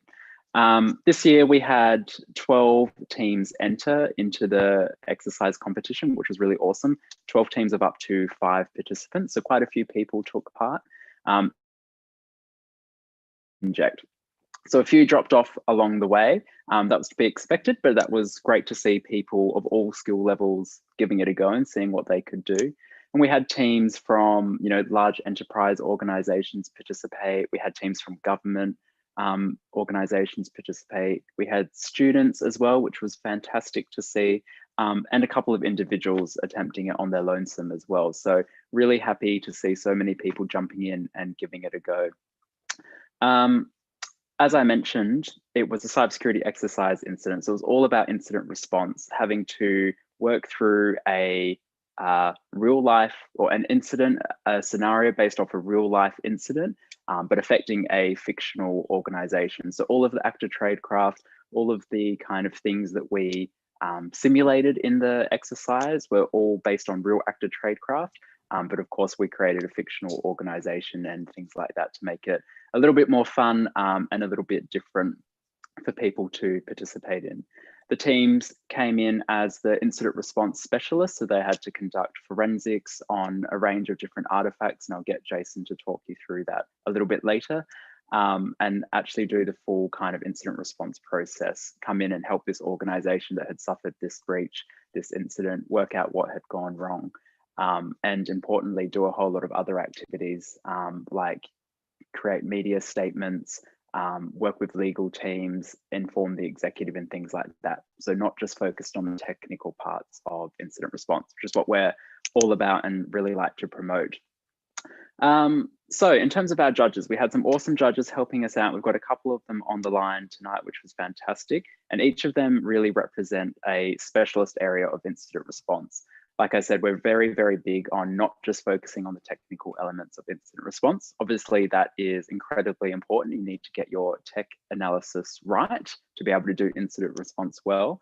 But as Jason and I both know, having worked at the ACSC for a very long time together in the incident response team, you really need a mix of different skills and a mix of different areas of involvement if you're going to respond to an incident properly. So things like, managing internal communications and external communications, managing the media, thinking of the legal, the privacy aspects of an incident, keeping the executive informed and making sure you've got their buy-in to respond to the incident as well as coordinating the incident as a whole, and managing it effectively like a project almost. So we wanted to get a group of judges together that could reflect those areas and those kind of things that we think are really important when you are responding to incidents out in the wild, and make sure that we had that kind of diverse view of the incident, not just focusing on that technical piece. So that's what we've done.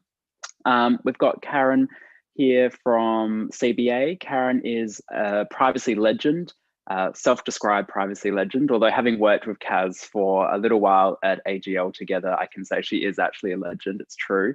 And she's just super awesome at privacy, super good when it comes to legal. And I'm really impressed with her, I guess, ability to understand the legal ramifications and all of those complex legal isms, as well as the cyber things, understand, the tech impact and the potential for harm, the cyber regulatory reporting requirements, all of that, and how legal and cyber come together in this IR piece. So it's really awesome to have Karen on the line here today with us to chat to you guys about what she found in judging the competition.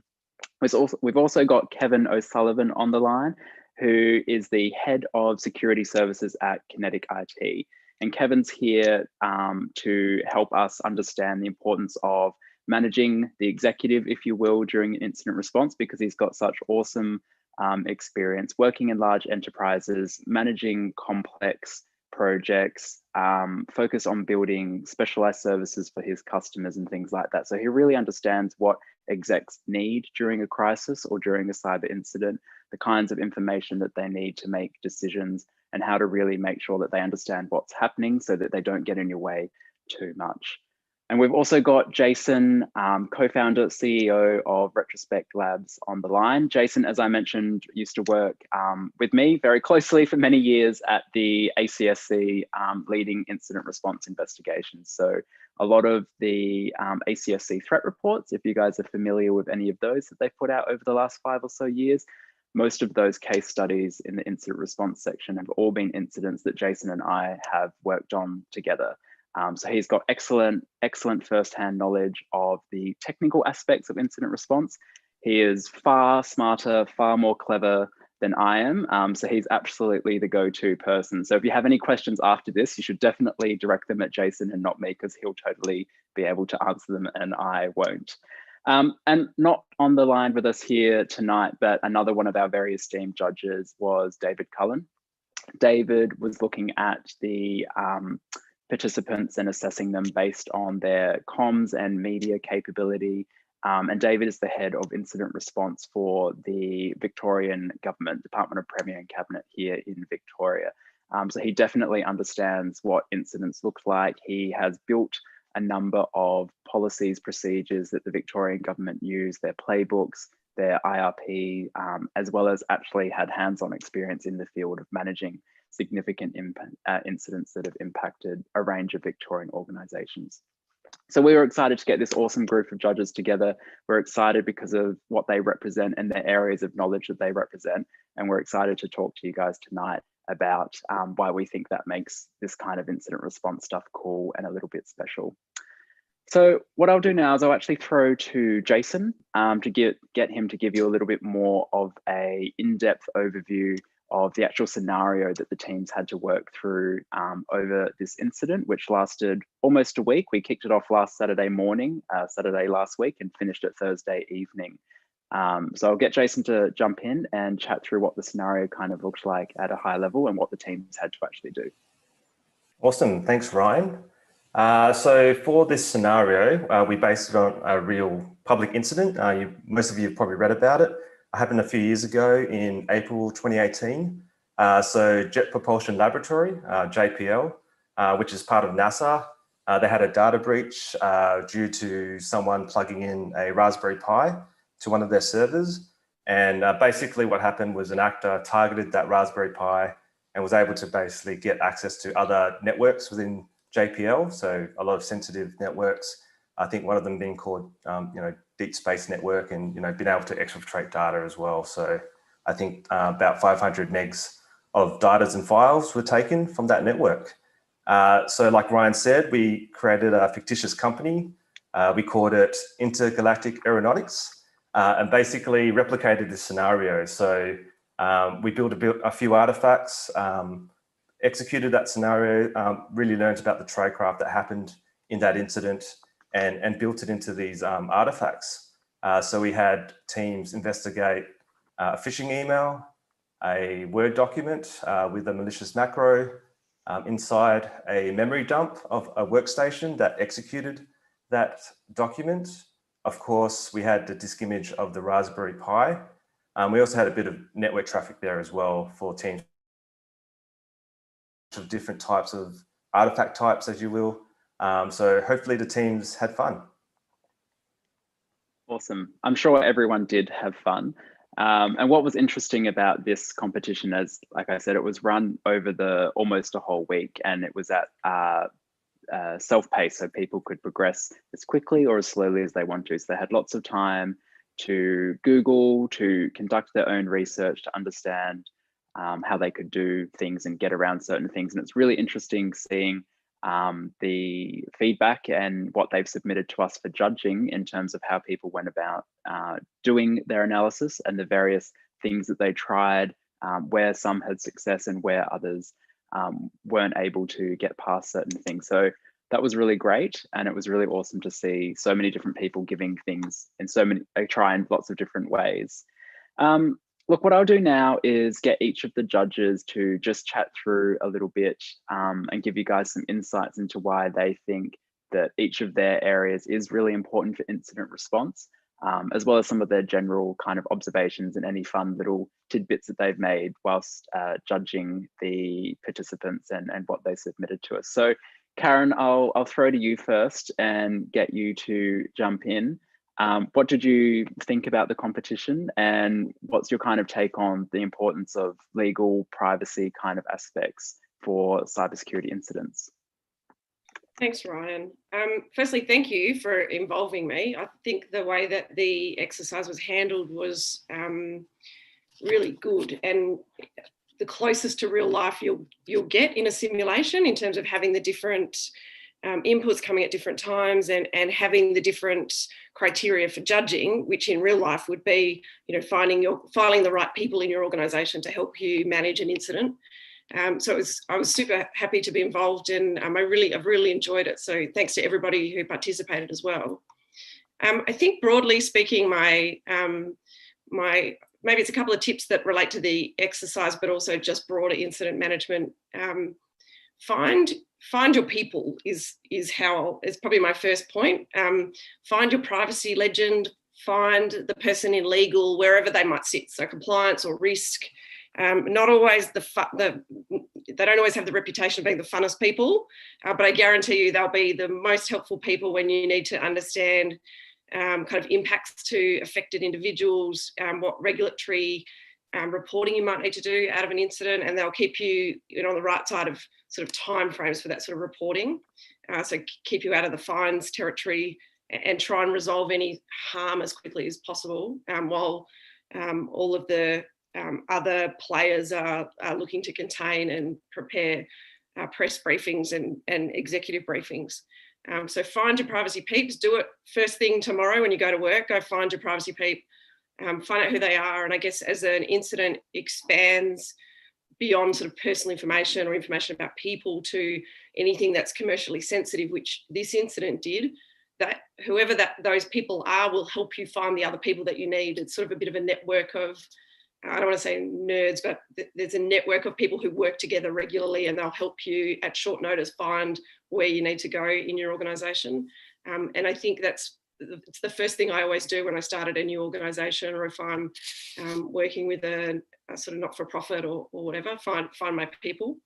Probably the only other thing from my perspective is identifying what sort of information's involved. And I know it's sort of progressive over time, but the sooner you know, I guess as soon as you know that there's information about people involved, get your privacy peep involved, because they'll be able to help you with that sort of regulatory side of things, but also understanding if there's a risk of harm. Like they can go and do the investigations on a customer side of things to work out, what do we know about the people that are affected? Are they vulnerable? Do we need to, step in and do, what might be additional to an ordinary incident?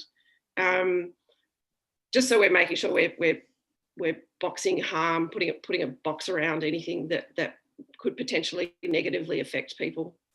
That's probably all I've got. I really enjoyed it. So thanks, everyone. That's awesome. Look, I think you did a much better job of describing what was involved in the exercise than I did. So maybe you should come work with us at Retrospect Labs, because you seem to outperform me there. Look, I really loved what you said about find your people in an organization. When I was managing incidents at the ACSC, I was all about involving as many of the relevant people as possible early on, being really proactive with those comms. And I think that's something that's so important in incident response, sending out, whether it's a daily update to internal stakeholders or whoever you need to be informing, just keep them informed, let them know what the latest situation is. Because as we know with cyber incidents, it can change very quickly. You can go from having, a kind of mild incident to a super severe one within minutes. And we also know how big these incidents can become and how many different things you have to consider. So getting your subject matter experts hooked in, linked in, synced up early on is so important, so that they can they can make those privacy considerations, they can understand the legal implications, they can look at it from a customer perspective, because God knows it's hard enough for someone to just manage one part about an incident, let alone 75. So I really like that message. That was awesome. And thank you so much for participating and being a judge, Kaz. It was awesome to have you on board. No worries. Thanks for having me. No. All right, now I think I'll throw to Kevin, Kevin O'Sullivan from Kinetic IT, to give his perspective on the importance of managing the executive. And Kevin, you know, I've been involved in quite a few incidents where a lot of our time and energy was spent really getting the executive on board and getting them to come along on the journey and getting them to understand the incident response process. So very keen to hear your thoughts on that based on your experiences.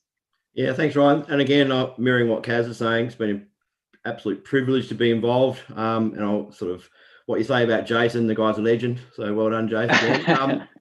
I guess like it's like working in cyber, like at the exec layer, like we all know that can be the biggest pains in the asses like that you ever deal with. But at the same time, that could be the biggest supporters that we have. And I guess like sort of mirroring what Kaz says, it's actually about people. So like it's really finding a champion that sits at that exec layer that you can actually educate along the board along the way. So when a cybersecurity incident does happen, you've got someone that can actually mirror or amplify what you're saying or recommending to the board. That's a hugely important thing. And I think you know, you'll find that if you start understanding what the composition of the board looks like and where people sit and what sort of how they make decisions, you can get your recommendations sort of execute a lot quicker. The way we judged it from this exercise, it was pretty simple, right? It was, well, one of the things is actually looking at how the technical language was removed. But it is actually important to recognize that people at the exec layer, they're not stupid. So don't just take it all away, but be very concise and very straight up with how you're actually talking about the incident, and having a timeline of events is super important. The other part of that is really understanding what the business risk is.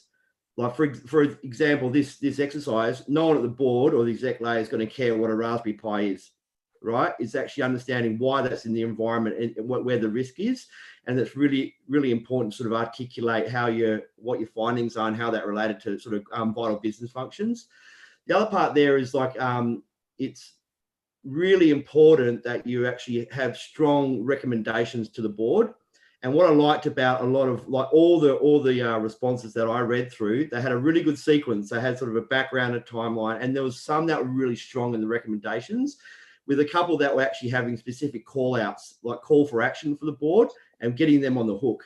And I think they're really important things. And then you can actually use that as a way to see where your improvements are coming from. So that's sort of on top of when the incident's resolved. But all in all, it's fantastic. And it's you know, some of not knowing who the contestants were in each of the groups. I can see that, as you said, Jace, there was some students, there were some people from enterprise and things like that. But all in all, it was super fantastic. It was great.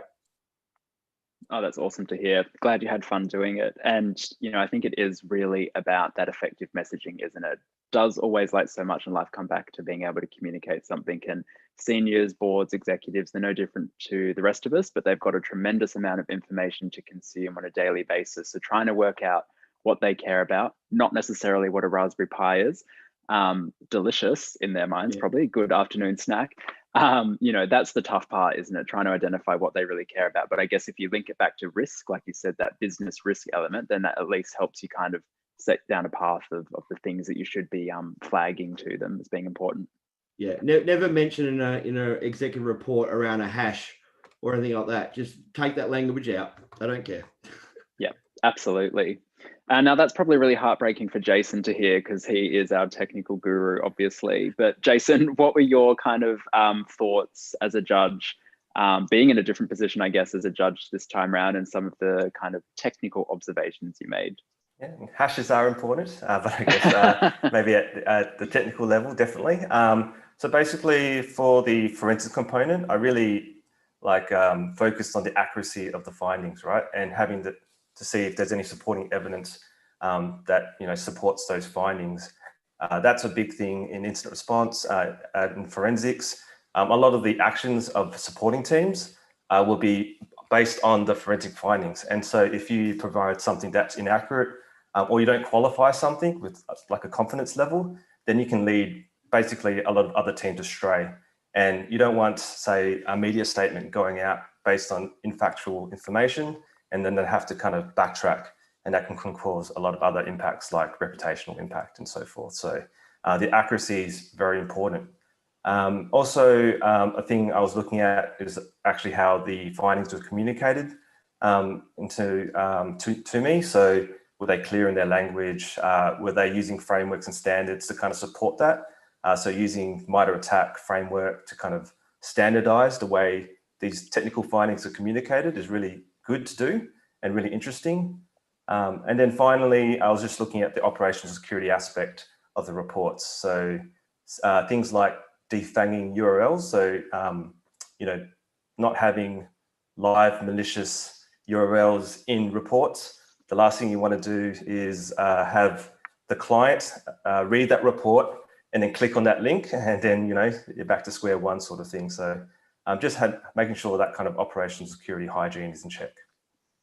Yep, definitely. And I think you definitely hit on it just then. But one thing that I always found as a non-technical person working in incident response in cyber was having that context explained to me, you know, qualifying those findings in a way that I could understand. And I think that links quite strongly back to what Kevin and Karen have said tonight, is having that, you know, information available to people in a consumable way so that they know what they're talking about. Because techies, you know, it is a different language, it is a different world, and it can be quite tricky to understand sometimes. So I think being able to describe that and put it into context is super important. Look, I'm conscious of time, so I'm just going to run through a couple of general observations that we made as a group for this exercise, just very quickly. So teams that kind of tended to do really well from a media comms perspective, you know, they provided really clear, succinct, well-written pieces, nothing complex, kept it really simple, you know, don't overcomplicate it. That's kind of the clear messaging wing here. Accurate information provided, not too much information that could cause OPSEC issues. So of course, if an investigation is active and ongoing, we definitely don't want to be providing publicly or externally any kind of tradecraft information if we can avoid it that the actor may have used and things like that. So getting that balance right is really important. Some people we thought definitely were really, really good with their legal awareness. You know, they referenced things like the notifiable data breach scheme, etc. So that was really great to see those kind of frameworks or that awareness of those regulatory requirements there. But some teams definitely got a little bit caught up in the technical aspects when trying to describe the legal implications. So just something to be aware of. And again, you know, that ability to identify, put into context and identify risks that the legal team might need to be aware of was what was probably most. And then just from an executive perspective as well, some of the best groups, some of the best teams included those technical and business risks, articulated them well, like Kevin mentioned. They made it really clear, and like Kevin mentioned again, really strong recommendations, you know, alluding to what's the impact, here's how we can go about and fix it, here's how we can minimize this risk or minimize the harm.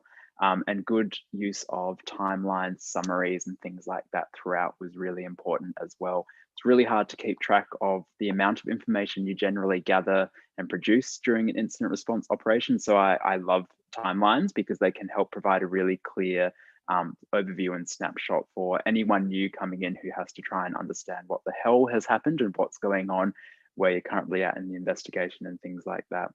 So definitely encourage things like timelines and keeping those exec summaries nice and short and up the front at all times.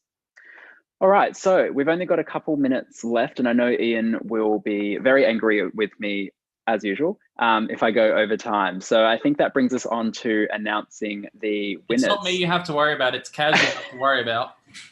Oh, true. Kaz is up next, by the way, with a fantastic speech, fantastic presentation. So everyone should be tuned in to hang around after her. You might need to have a few drinks to get through it. I know I plan to, but you know, whatever you've got to do.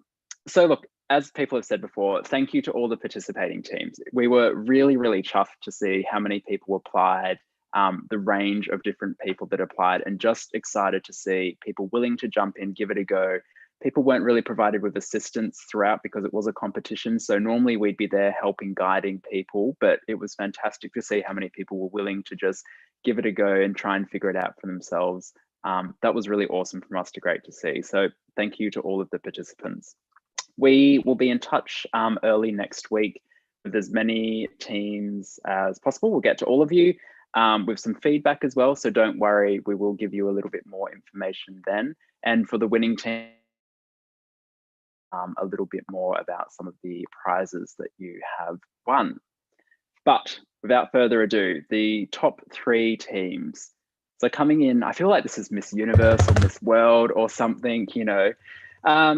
Coming in 3rd place with a score of 28 out of a possible 40 was Team 11, APT 2701, Crouching Tiger, Hidden Auditor. So well done to that team, coming in 3rd. Coming in 2nd place with a score of 32 out of a possible 40 was team number 1, the Uncomfortables. So well done to team number 1, the Uncomfortables, 2nd place. That's a fantastic achievement. And finally, the 1st place, the winning team with a score of 35 out of 40, which is absolutely amazing. Well done. Team number 3, Fancy Bear. So well done, team number 3, Fancy Bear. You have taken the prize, you've taken the gold stage. You did an amazing job. Everyone did an amazing job, but Fancy Bear, you absolutely kicked it out of the park. 35 out of 40 is consider fantastic. that cheating. Cheating? Yeah. Why? If Fancy Bear, you know, Lol. they were the ones who did it in the first place. Now they're True, back Shanna. for the competition. True, they already knew. They were just desperate for that ComfyCon merch that they're going to get as a prize. I know, Yeah. right? So, I mean, well done to all the teams, but those top 3, you guys did an amazing job. Look, just a final thank you to ComfyCon for letting us run the exercise. We had a lot of fun doing it and we were really excited to be there with you guys doing it. Keen to see what we can do next year. And if anyone does have any questions or they want to know more about the exercise, what it involved and things like that, please don't hesitate to hit myself or Jason up. Otherwise, that's us done. Thank you to Kaz, Kevin, and David for being our amazing judges. Jason was also a judge, so thank you, Jason, too. And Jason kind of built the exercise, so thank you, Jason, for doing that. Thanks to Shanna and everyone at ComfyCon, Ian. And yeah, I'll stop rambling now and let Kaz get on with her amazing talk. Thank you very much, everyone. Look, I think, and I know I can recognize some of the names on the list in some of these teams. So congratulations to those that won. We will be working with Retrospect to send out some awesome prizes to all of you in the coming future. So thank you very much again to Retrospect. Thank you, Kaz. Thank you, Kev. Thank you, Jason. Thank you, Ryan. Thank you, Connor. Thank you, Emmanuel. Oh my God, there's so many people's names. Thank you very much for running the very first competition we've had. It went absolutely amazingly well. Awesome. All right, we are now going to hand over to some random person who's going to talk about privacy. I mean, I don't know who that person's going to be. She's laughing, so I'm obviously not going to get told off completely. Hi, Kat. You look so worried. No, I'm ready to go. Just sometimes Ryan, he just talks a bit much, talks me up a bit much. No, not at all. Ryan. Ryan is a very truthful and awesome human being, and I woof to you too.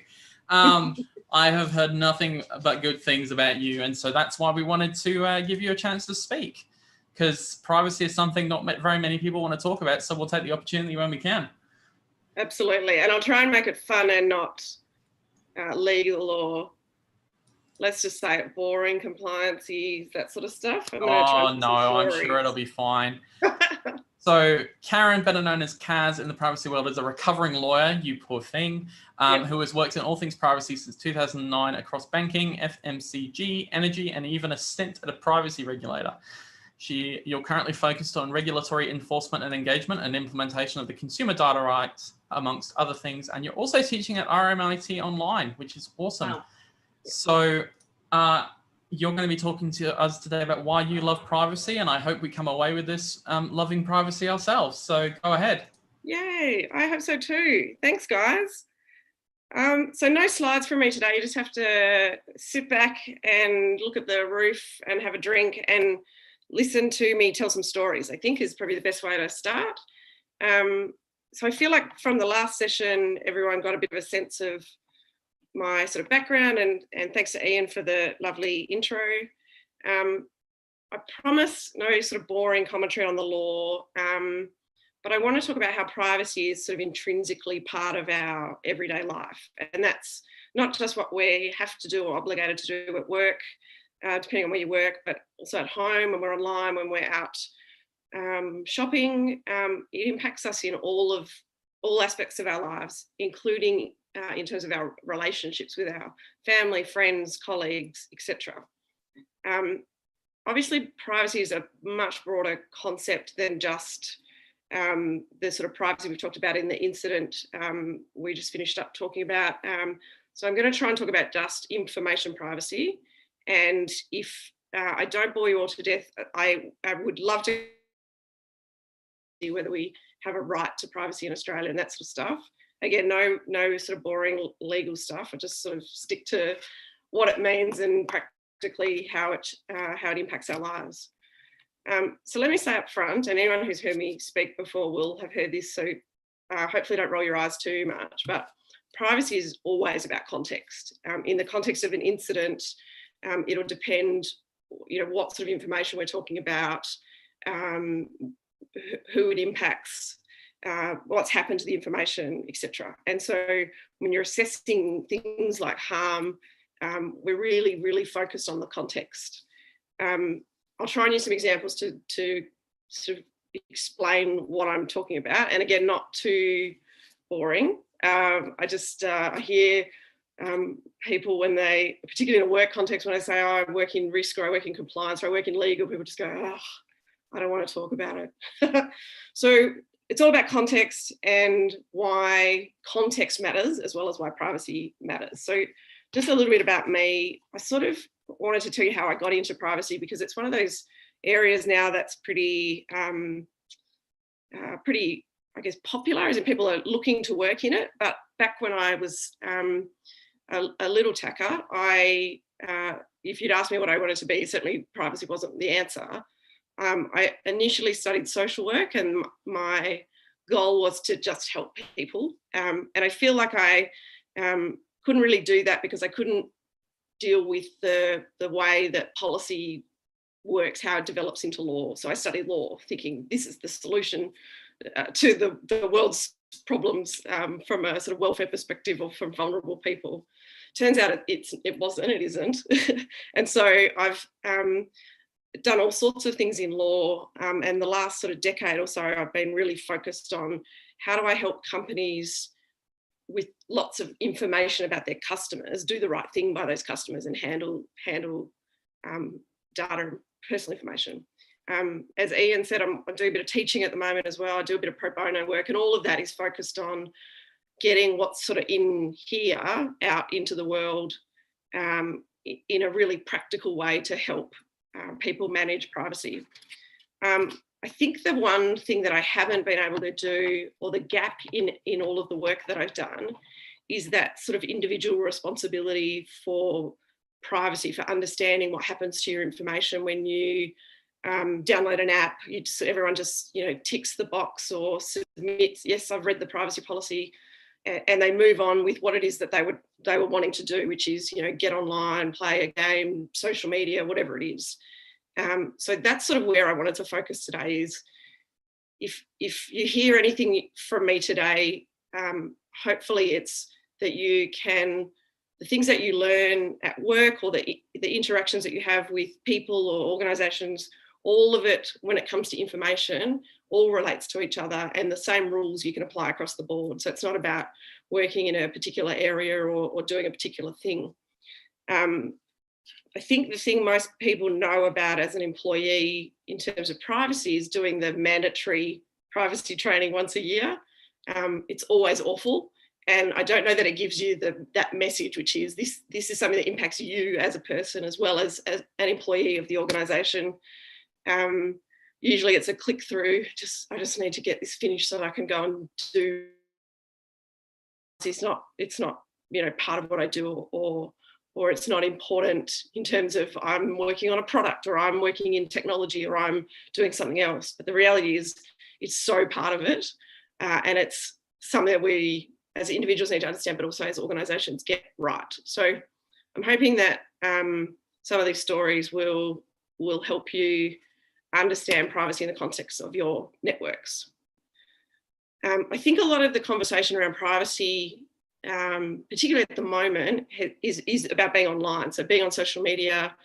But I also want to talk about privacy in other settings, and then I'll come back at the end to use a sort of a bit of a case study to give you a sense of how it all comes back together. We'll see how I go. So let's start online. I think if you think about what you post online, what other people post about you or tag you in, people posting photos of their children, of their pets, when they've gone away for the weekend, things they like, things they don't like, opinions about anything from what they do at work to the election in the US to, COVID restrictions around the world, the vaccine, all of the things, right? So there is, as you guys will know much better than I do, there's this sort of footprint of our behaviours and our thoughts and our feelings online because of what we post, which is fine because we all do that, hopefully, understanding what that means for us, but also what can that data be used for and what does that say about us as individuals? If we go old school, pre-COVID, think about the last time you went to the shops. Sorry, I'm in Melbourne, so it's been a while since we've been able to go to the shops. But you go into, I don't know, you're going to be buying a Christmas present, so you go into, old school bricks and mortar establishments. You might have a membership or a loyalty, card for different businesses that you go into. Of course, if you're not, they'll sell it to you, so it's free. All you need to give me is your email address. You get a credit for every X amount of dollars you spend. So we all love free stuff. We all love stuff that's made cheaper, discounts, all of those things. But if you think about what it is they're actually asking you for and then what they're going to do with it, that's usually not part of the conversation at all. The number of times I've walked into a store and the person behind the counter said, "Oh, can I just have your email address?" And they do it with every customer and everyone just provides it. Most people don't stop and ask the question. I'm always the difficult person that does, and I try not to do it too much because particularly if there's a line of people behind me, because I don't want to be that person. But I struggle with that. I struggle with the lack of transparency about that sort of process. Same sort of thing is just give us your phone number and we can look you up in the system. What's your postcode? We need it for research purposes. But in that interaction, you're not getting told anything about, the why, what are they going to use it for? Where are they going to store it? How long are they going to keep it for? What are they linking it to? Do they sell data? If it is for research purposes, it probably feels a little bit like it's just a postcode, Kaz, settle down. But I guess what concerns me most about it is a proliferation of that sort of behaviour where you sort of don't think about it and you hand out your email address or your phone number or your postcode. And then what does that say? What does that say about you if they're able to identify you from that information? Or what does it say about them? What are they then going to use that for? So, we get a lot of, we're in Melbourne CBD and we get a lot of people from Geelong coming to this particular store. Why is that? Start looking at advertising strategies and the like. So I'm gonna ask all of you, just the next time you get asked that question, just have a think about it before you hand the information over. And more importantly, I think, if you're with your parents or an older relative or someone else's mum, you know, you're seeing it happen to people that might be a little bit more vulnerable, who don't think twice about it. Just share those thoughts, share your thoughts with them about why they need to be a bit careful about just handing out their information in that way. So my goal is to improve awareness, not to change the, well, I want to change the world, but I have worked out now that I'm a bit of a grown up, that all of my idealistic tendencies can only make a small amount of difference. And so the best that I can do is try and improve awareness. And I work with as many not-for-profits and try and do as much stuff like that as I can to sort of help get the message sort of out there a bit more. During the day, I work with companies to sort out their privacy practices. I've told you I'm teaching and working not-for-profits. And again, I think the one thing that's missing is each of us as individuals in that equation. So let me tell you about a story that I heard communicated to me. For the purposes of the story, I'm going to adopt this elderly female relative as my mum. It's not my mum, but just so that I can get into telling you a bit of a story about my mum. So she's in her early 70s, my mum. She's got a bunch of health issues. And I guess as I'm telling the story, think about that relative of yours. So if it's your mum or your aunt or your grandma or your neighbour, think about how they might experience this scenario. So mum's off to the doctor. She's going to see a specialist because she's due to have what I call a grease and oil change. So she's seeing the doctor in preparation for the grease and oil change procedure. So imagine, and I'll talk about my mum, but imagine your relative. The person you're picking they're not a wallflower. They will absolutely speak up about things that they either don't understand or will ask questions. Not necessarily somebody who would avoid speaking up to avoid embarrassment. My mum's Scottish. There's no embarrassment, none at all, in fact. So she's a bit worried about going to see this particular doctor, who I'll call the mechanic. She goes and organises an appointment to go see the doctor before the procedure's scheduled to try and deal with some of her anxiety. She tells the receptionist, I really need to see her in advance. Oh, well, the response that she got was she doesn't usually see people in advance. She'll see the day of, and then that's the standard procedure. Not accepting that, really pushes hard, gets an appointment before the procedure, and goes in to see the doctor. And the doctor says, oh my goodness, you have so many health issues. I should have seen you weeks and weeks ago. I don't understand why you're just seeing me now. We're having this grease and oil change in a couple of days. It's just not good enough. Mum recounts the story about, well, you know, I tried to tell the receptionist, she wouldn't listen to me. This is the situation I'm in. The doctor then, as she's walking her out and schedules another appointment, says at the top of her voice so that all of the staff can hear, but also everyone in the waiting room, well, I'm really glad you came in to see me when you did. You've got some very significant health problems. It's a really, really big deal. And we need to make sure that you're taken care of, and I'll chastise my staff for not doing the right thing by you. But those health conditions, then goes on to speak at length and audibly to everyone around what essentially the doctor had seen with the patient in the consulting room.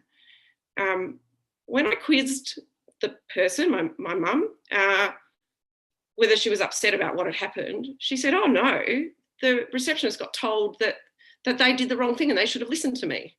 And I said, well, what about your information that now, I don't know, 20 people you hadn't met before now know all of this stuff about you? She was like, no, I was happy because, you know, that it got sorted out. What I was worried about has been sorted out. And also the receptionist won't do that to anybody else because the doctor told them told them off. So I had a whole long conversation, ended up not really getting very far.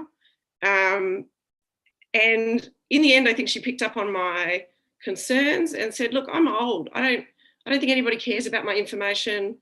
It's not, you know, they would have just seen it for what it was. It wasn't about a breach of my privacy. It was about, you know, that receptionist getting told off for doing the wrong thing. On shopping, like what if the same thing happened online where all of you're a bit of a shopper, Scottish, always looking for a bargain. She has the accent, I should say, and everything. She's like born there.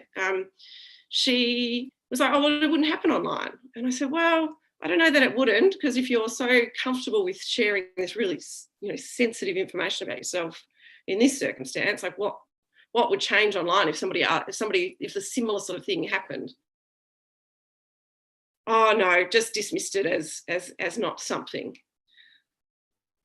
Long way round of saying to you, we've got to really protect the vulnerable people in our community. And even though this woman, my mum, thinks that there's no harm in what has happened, I think the attitude of the doctor, the reception staff, all of those people, that's what intrinsically causes me concern about privacy, is that it's not a big deal.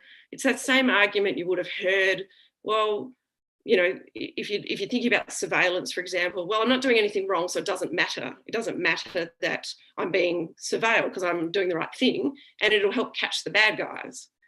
The problem I have with that is if we're not careful, all of these attitudes and changes in behaviour will end up being law that we then have no control over. So I'm really imploring people to try and understand why it's important we protect our information, but also understand it through the lens of someone who's vulnerable and what impact that could have on them. One of the examples I give when I'm doing sort of training at work, in a work context, is a little side boring law bit. So there's a definition of what sensitive information is in Australia, and it's a list of characteristics, essentially, what your racial, ethnic origin is, your criminal record history, health information, and a list of sort of political opinions, those sorts of things. Separate to that list of information, I think there is information about people that has a level of sensitivity about it, which is different to that list that's defined at law. And generally I refer to that is relevant to people with vulnerabilities. So the example, back to my example, the example I give at work is, so is your address, is there sensitivity attached to your address? You're like, well, no, my neighbours know where I live, my friends, I just give them my address, they know where I live, they come round. Some people still have their address published in the phone book, which still exists. If you want one, you've got to ring Census, which is part of Telstra, and they'll drop it off for you,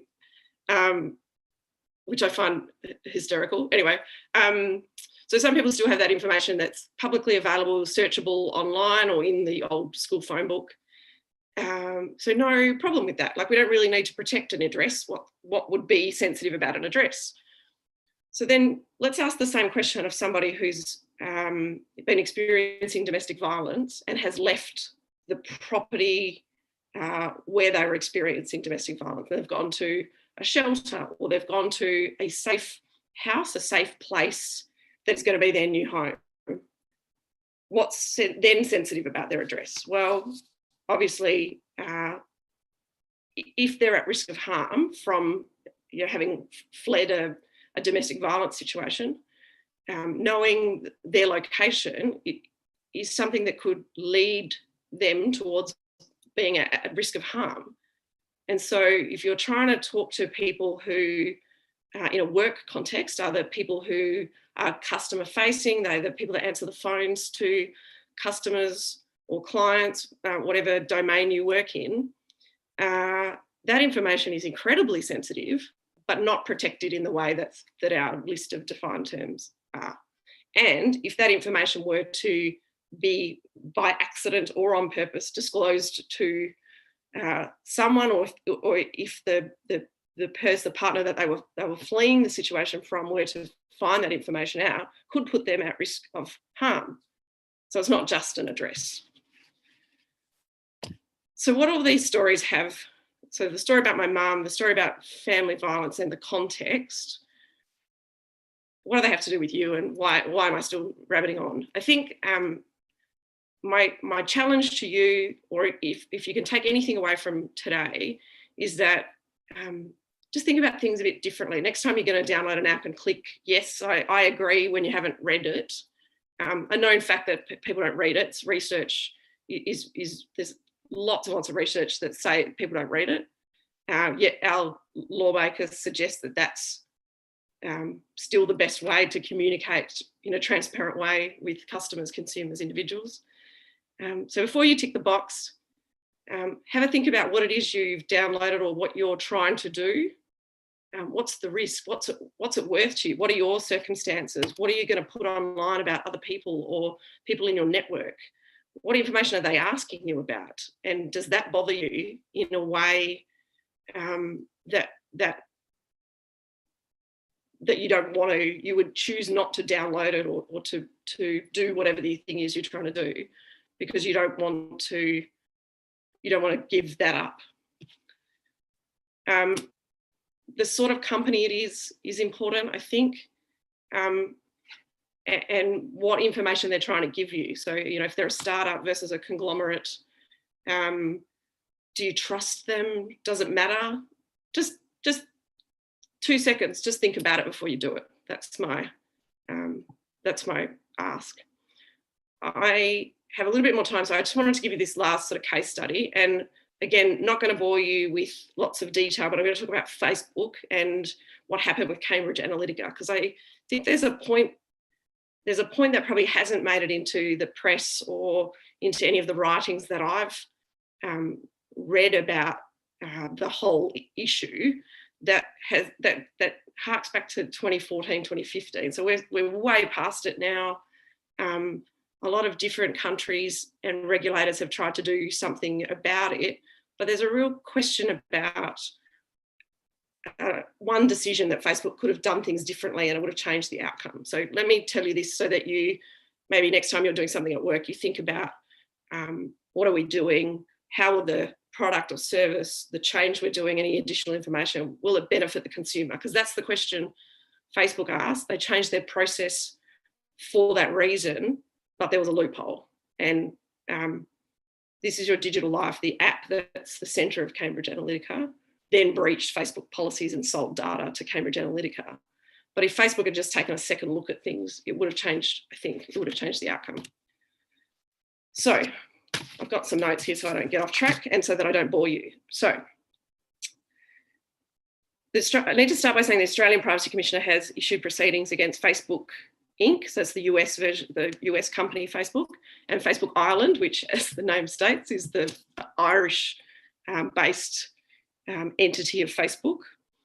So the Australian Privacy Commissioner is suing Facebook US and Facebook Ireland in the federal court. The proceedings started in March of 2020 this year. So a bit of background before I get into what the decisions were that Facebook made. But and again, I'm sure you all know how Facebook works, but just let me give you little bits of detail to give my story some context. So when you sign up to Facebook, you provide certain information, right? To open an account, your name, date of birth, gender, an email address. And then in 2015, they changed the information required to also include a mobile. Then you've got your account, then you go about doing what you do. You add a photo, you can put in stuff about where you grew up, your hometown, education, work experience. You can put in your sexual orientation, your relationship status, your occupation, your political and religious views, your interests, photographs, locations, check-ins. You can stream news feeds and like articles. You can get involved in an election, right? So between March 2014 and May 2015 was the period of time that the app that's the subject of all of the ultimately Cambridge Analytica stuff called This Is Your Digital Life. It was basically a personality quiz. So you could go on and you could be like, I'm a rainbow, or I'm a whatever their categories were. Of those, of the millions of people that use this app, and there's an interesting sideline with the app I'll talk about in a minute. So there were 311,127 Australian Facebook users that were linked to the application. The developers of the application ultimately sold all of the information that they derived from the app, the quiz, to Cambridge Analytica, and then that's what happened. That was all in breach of Facebook's policies. Then that's what everyone ended up talking about, not really so much what happened between the app developer and Facebook. So that's what I'm going to talk about.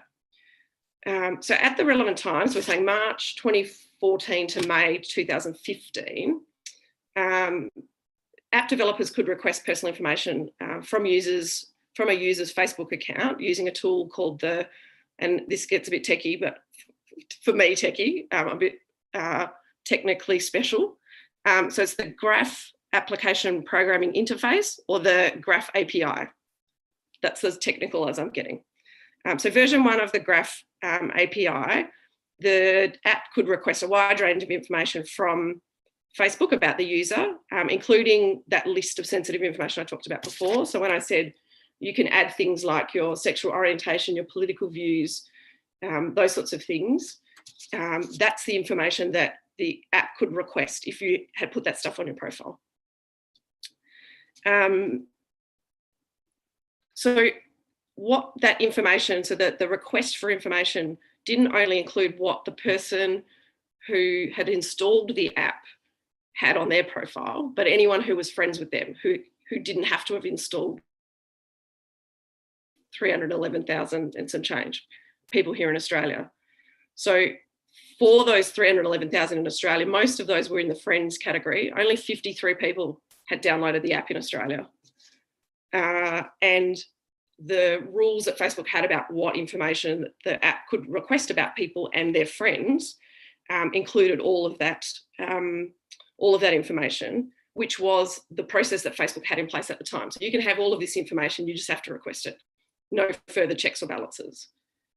In April of 2014, Facebook launched a second version of the Graph API, and that required, if a developer wanted to request more than basic information, so that sort of name, location, so really small amount of data, you couldn't get that sensitive information about political views or religious views or sexual orientation without showing that the information would improve the user's experience of the app. So in order to get the full detailed information, they had to request Facebook, so do an application to Facebook saying, we want this extra information. We've been using it all of this time. Here's how it benefits the consumer. Can we please have it? So that was the decision Facebook made. They're like, yep, we understand that people are concerned about their information, and maybe we want to do something that makes sure that anyone requesting access to their information ensures that it benefits the users. This is your digital life, didn't meet the standard, didn't meet that level of, there's a level of benefit to consumer. And so Facebook denied their ability to access through the second version of the API. What they didn't do was then say, well, if you can't prove that benefit to us now, we're going to not let you have access to that data at all. And instead what they did was, you've got 12 months to move from the first API to the second one, and no further assessment will be done. I think the point of all of this, and I'm running short of time, so I'm going to finish up, is if you're making a decision around what benefits a consumer, and that's part of your thinking, that's awesome. That's so pro-consumer, that's amazing. Don't undo that good work by then not following through on additional information you get, like, well, we can't prove to you, we don't meet your requirements that we're going to benefit the consumer by getting this information or using it to their benefit. This is your digital life. App developers continue to use the first version of the API for the full 12-month grace period. And that was at the end of that they sold data to Cambridge Analytica. So I think the very last thing, I guess, that I wanted to say is have a think about the consequence of decisions if you're using data in a work environment. if you're, and that's the same if you're an individual consumer. I think everybody needs to sort of take some responsibility for, I'm going to at least think about this, or I'm going to make decisions that are beneficial to me, in that I want to be able to use these apps and things. So I'll limit how much information I give them. I'm not going to fill out every aspect of the Facebook profile, for example. I hope that I've got you a little bit excited about privacy. I'm coming to the end of my time, so I wanted to thank you for having me. Firstly, thank you to Retrospect Labs for having me as a judge. Thank you to ComfyCon for just being a bunch of legends. And if anybody is interested in talking more about privacy, as you can tell, a bit like Ryan, I can talk about this stuff underwater.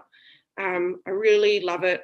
Please think about privacy in a way that impacts you and your family and your networks.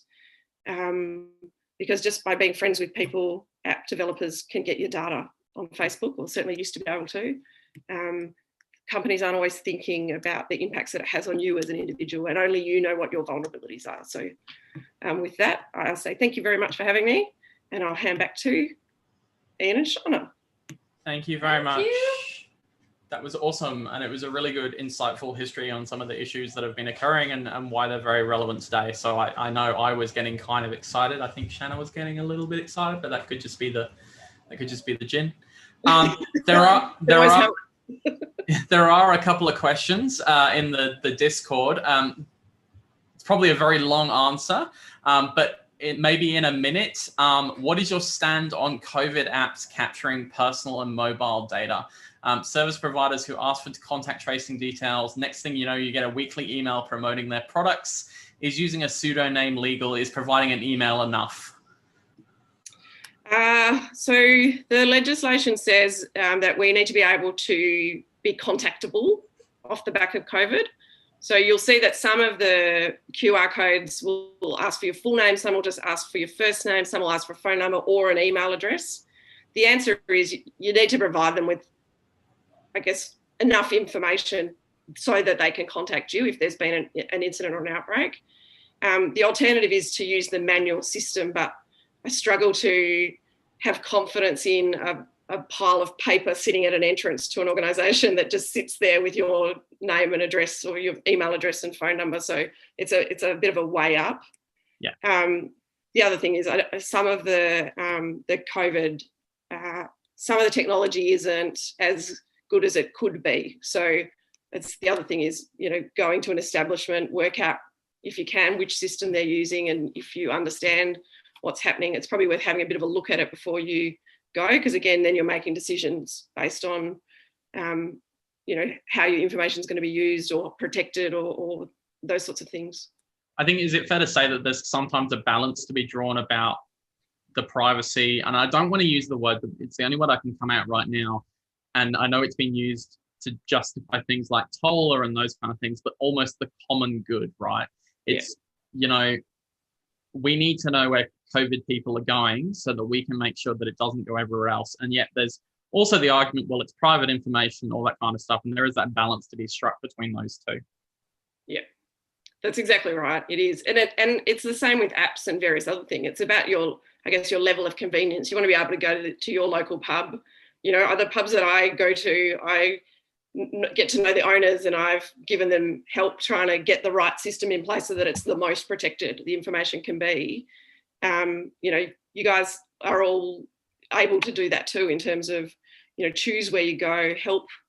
So that's part of the reason I think doing a bit of pro bono stuff or like volunteer work is really helpful, because not everyone's got the capability or the capacity to, particularly in hospitality, to understand all of the rules that go along with this. It sort of jumped out of nowhere, and everyone had to get up to speed really quickly. I think you made a really important point there, and this is probably another one of those unpopular opinions. You said it's your choice to go there, right? So in these situations where people are complaining, don't go. If you don't want to share your personal details, that's fine, but this could put people at risk. Yeah. So it becomes a choice not to go or go. I didn't personally download the COVID app, but I also don't go out. That's the other way. I guess, look, it's the same as going to an establishment that doesn't properly sanitize tables in between services and stuff. It's a different risk, but it's the same type of issue. Is you're putting yourself at risk by going to an establishment if you don't understand what they're going to do with your data, but also how they're cleaning and sanitizing. Are they following the rules? You know, that sort of stuff as well. Yeah. Fantastic. Look, thank you very much, Kaz. There are a couple more questions. I know you're on Discord if you want to I will jump in. have a look. There is one about blockchain, which we did have a drink about because obviously that's on the bingo. But Bingo. you know, Bingo. you might have some opinions on that one as well. That would be awesome to hear. Okay. Thank you. Thanks for having me. Thank you so much. Thanks very much. See ya. Bye. All right, we will just get Simon in. We're just on time. Look, we're running this conference to it's like the Japanese trains. You know the Japanese? They're more than 30 seconds late. You get a letter to your manager apologizing that the train was late. No letters are going to be sent. No letters are going to be sent. No, we promised. What was the phrase? We promised nothing in abundance. I think is the phrase. We offer nothing in abundance as well. Not even sensibility. Nope. Simon, can you hear us? He's unmuted. Hopefully you can, but you are on mute and your camera is off.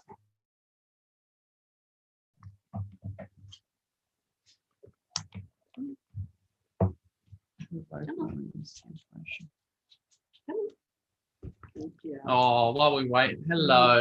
Let's talk about fur babies. Yeah, hello Lola. Lola's, oh yes. There we go. Lula. Hello. Oh, thank you. I hope Zero's not watching. He will not be happy. He will be like, why is my pappy playing with another doggo? And I'm probably going to get a phone call from Andrew at some point going, why are you playing with another doggo? Lulu, honey. Simon, if you can hear us, if you could come off mute and we can have your presentation go. Oh, run! The phrase we use is escape. So maybe I can unmute him. No, I already did. I pressed that button. Oh, okay. I'll unmute again. He may just not be at his computer. That's okay. all right. So how about we take a look at something else? Sure. What have we got? Let me share that screen. Oh, wait. Let me share the screen. So that is the cutest pupper ever. That's very cute. Pink Splodge, if you're watching, that pupper is a requirement in your team meetings. Mm-hmm. The same as Zero and Rosa, because I will not be happy if I don't see them. Like, I will be extremely grumpy. Monday morning puppy a must. Monday morning puppies must be shown. Yes. So it's pretty quiet on the fur babies. Yeah, we haven't got so many fur babies. That's okay. I guess interpretive dance. You can do interpretive dance if you want. I guess just a repeat of what Ryan was talking about. If you didn't tune in for the discussion with Retrospect Labs, I do actually have the winners here, just to repeat them when I find my my spreadsheet. Oh, here we go. Hello, Simon. Guys, how are you? Hey. Good, thank you. How are you? I was there the whole time, just had some tech difficulties, unfortunately. Oh, that's not a problem. That's why we're experts at filling for time. You are doing a masterful job. Thank you very much. Some would call it just bullshitting. Just quickly before you get started, so the winners, we have our APT 27001 Crouching Tiger Hidden Auditor, came in 3rd place, so welcome to you. The Uncomfortables came in 2nd place, and then Fancy Bear, who I recognize some interesting names on and do actually hail, I'm sure I can say this, from presenting from, came in 1st place. So well done to all of you for presenting, and congratulations. We'll organize some wonderful merch and things for you guys soon. Simon, how are you? How's it in South Australia today? Yeah, it's pretty warm today, guys. So yeah, just a little bit cooler than yesterday though. So Look, I'm an ex-South Australian myself, and so you know, in Sydney right now it's a bit humid. I'm very used to the dry temperature that Adelaide can provide. I bet. No, so it's just there very shortly there, guys. Just having a little few tech difficulties over here, just with the internet connectivity. So we'll be on very shortly. So get the dog back in.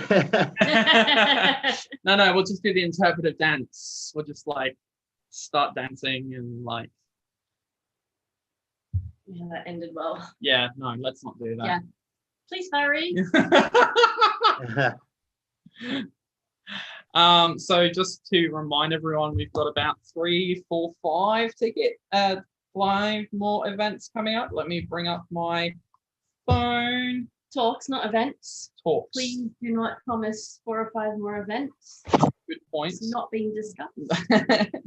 I'm sorry.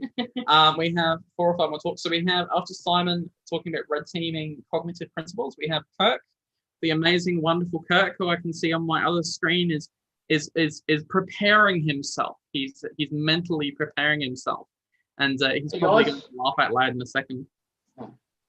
Hey guys, looks like we're back on now. Got the connectivity sorted. So how are we looking your end? Fantastic. Yep, we've got the slides coming up. So what I will do is I'll just give you a bit of an introduction. Making my body ready. You're making your body ready. If you can hear Kirk, that's what he's doing.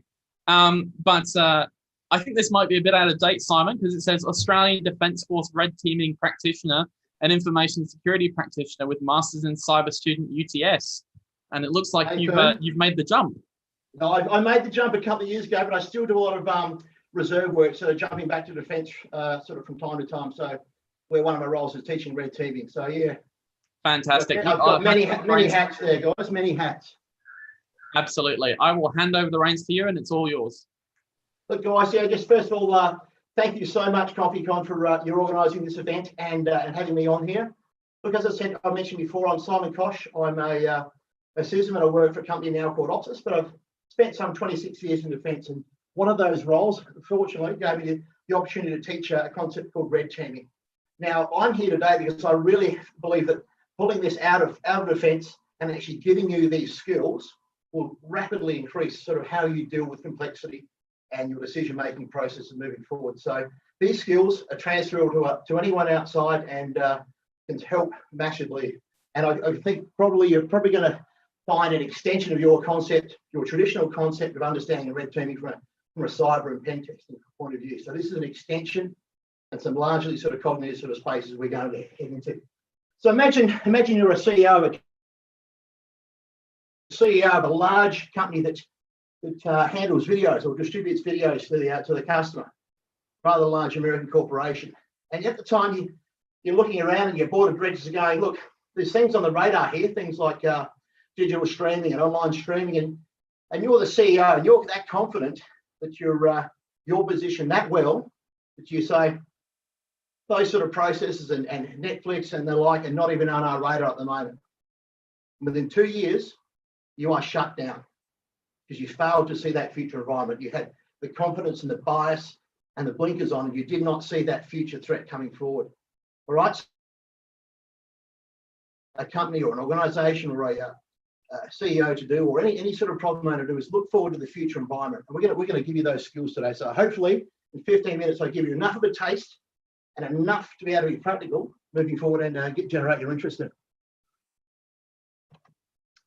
So as it says, the very smart gentleman said, we cannot solve our problems with the same thinking we used when we created them. We have to have novel approaches to it, as Albert Einstein says. So, a gentleman by the name of Edward de Bono, he sort of encapsulates this as well.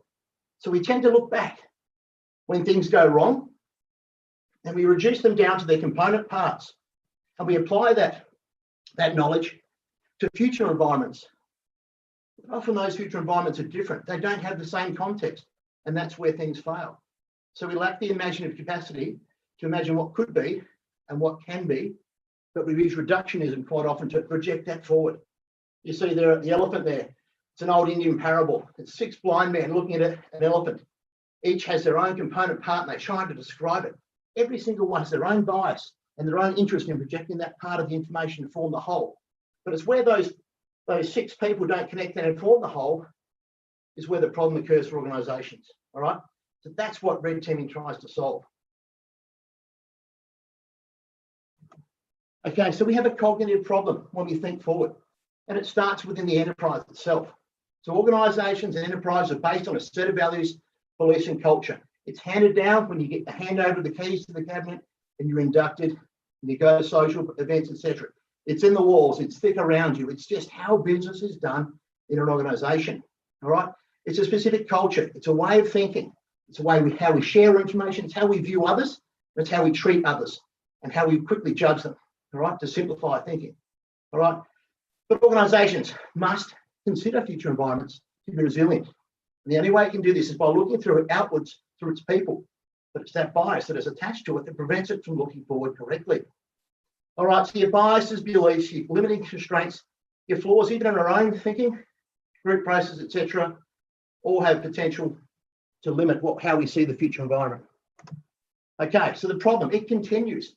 Often organisations do not look for outwards, as in the video store, all right, or scan to sense their future environment. You've got to scan forward to understand where to head next and position yourself.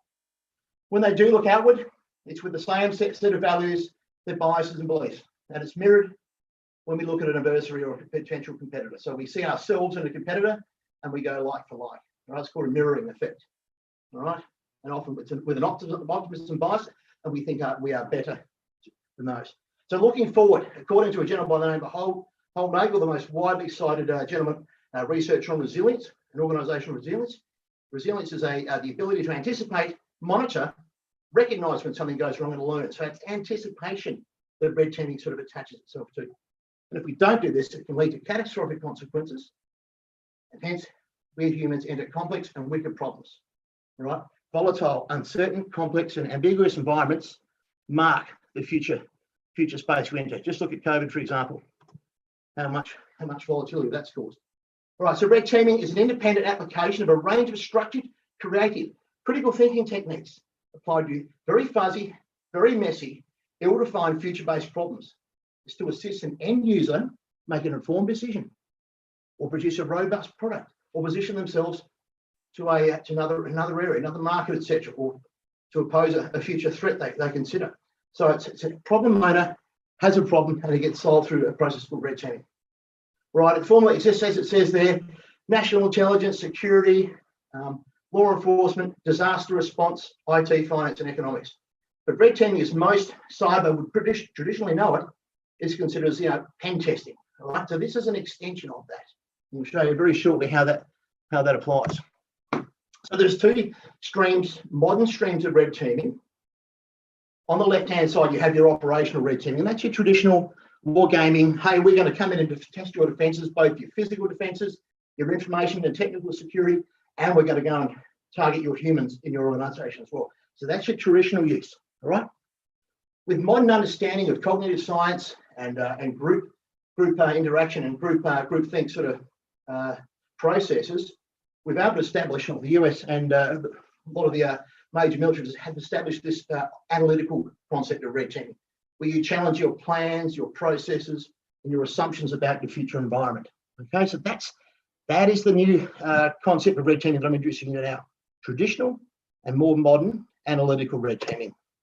So, what are the four pillars of red teaming to understand future problem space? You've got to have an awareness of yourself, how you think, and your metacognition. That is your thinking about your thinking. You have to understand the problems within groups and groupthink mentalities and how that can limit the understanding of future problem spaces.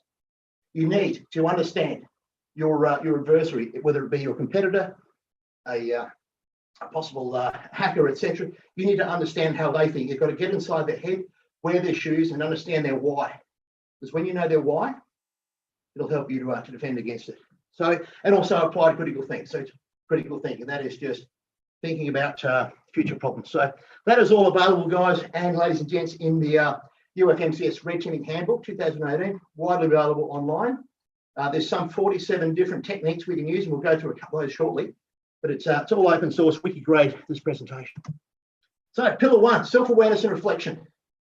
The very essence of thinking. System 1 and System 2 thinking, developed by Kahneman and Tversky. So we spend most of our time in System 1 thinking. 95% of our time, it's reactive. It's from our lizard brain when we first evolved, and it's a great survival mechanism. Right? Later on, as our brains grew and we became social beings, and the ability to think forward, system 2 developed. It takes a lot of energy. It's slow, it's logical, but it's lazy. All right. So if I said to you, Mary had a little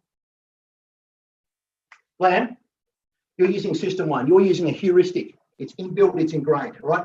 The trouble is, a lot of those heuristics, when they come forward and present themselves to you, do not represent accuracy in some kinds of environments. All right. So ideally, we need to get our team thinking in system 2 thinking when we are thinking about future environments and to plan rationally. All right. Also, when you're, if you've got a cybersecurity event or an incident, a company's locked up, you're going to be spending a lot of time in system 1 doing reactive, habitual type thinking rather than planning forward in goal direction action. So you need to be aware of those sort of things there. All right. So pillar 2, groupthink meditation. Here we are. We've got a problem space there. This problem space is adapted by Matthew Syed, Rebel Ideas. You see the full problem space there. In the middle there is the leader. Okay, what often he'll express his thoughts and concerns about a particular problem. Bang, all of a sudden the group become anchored to his or her theme or idea or where they are trying to pull that problem space forward to. And you can see how that's actually reduced the understanding or depth of that full problem space. All right, so your bias and other biases will creep in here. The illusion of invulnerability, that will never happen to us. Deference to difference, that is thinking we are different to the other company so we don't have to consider problems associated with it. Self-censorship in a group is a big one. So quite often, in order to remain in that group, you will censor your thoughts and your conflicting opinions to keep membership in that group. It's a long-range survival trait that we need to be in a group to survive, to move and hunt, and for our protection of our offspring. So it's got a lot of deep evolutionary traits, that self-censorship concept. Pressure on dissenters. Anyone disagreeing can soon be excluded from the Christmas party, etc. And there's certain applied pressures that can occur there. The illusion of unanimity. So when 2 or 3 people don't speak up, 3 or 4 do, and there are no more responses, there is the opinion of unanimously we are moving forward with it. All right. Now, stress adds a component of time compression that also can reduce the problem space. Now, if anyone wants to read further on groupthink, I recommend Jana Serving, the founder of groupthink methodologies. A group of 5 to 9 individuals under the guidance of a red team leader who are SMEs in that particular problem space. They fill out and complement that problem space and deliberately challenge the problem owners and group leaders' thinking.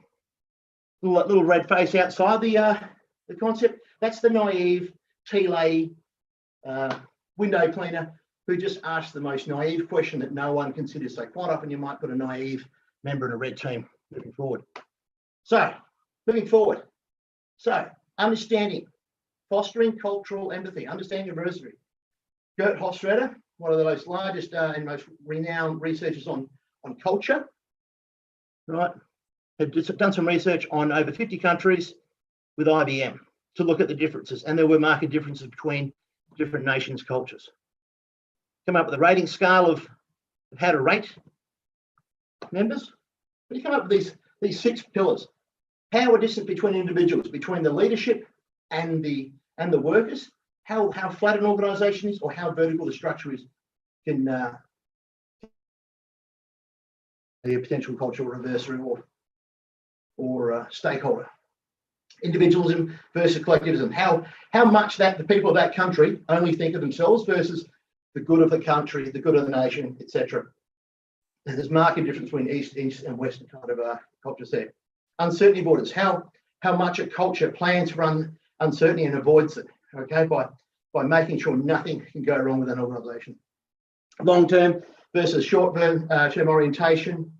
How much they plan out for the future, or how much they're just here for the here and now. Okay, masculinity versus femininity. That's more about just task orientated versus she'll be right. Indulgence versus risk-take.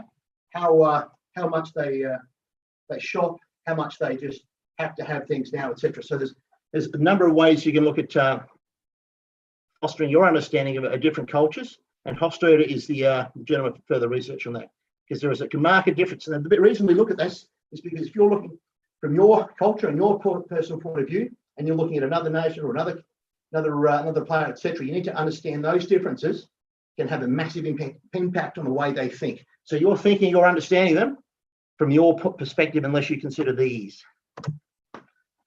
Another thing we teach on the red teaming is OODA. So any adversary or customer or a potential competitor will want to get inside your OODA loop. That is how we observe, orient, decide, and act. Okay, so if we can get inside your OODA loop quicker, we can actually disrupt how you observe and actually change what you observe and misinterpret to see how you observe. So therefore, you orient differently, you decide differently, and the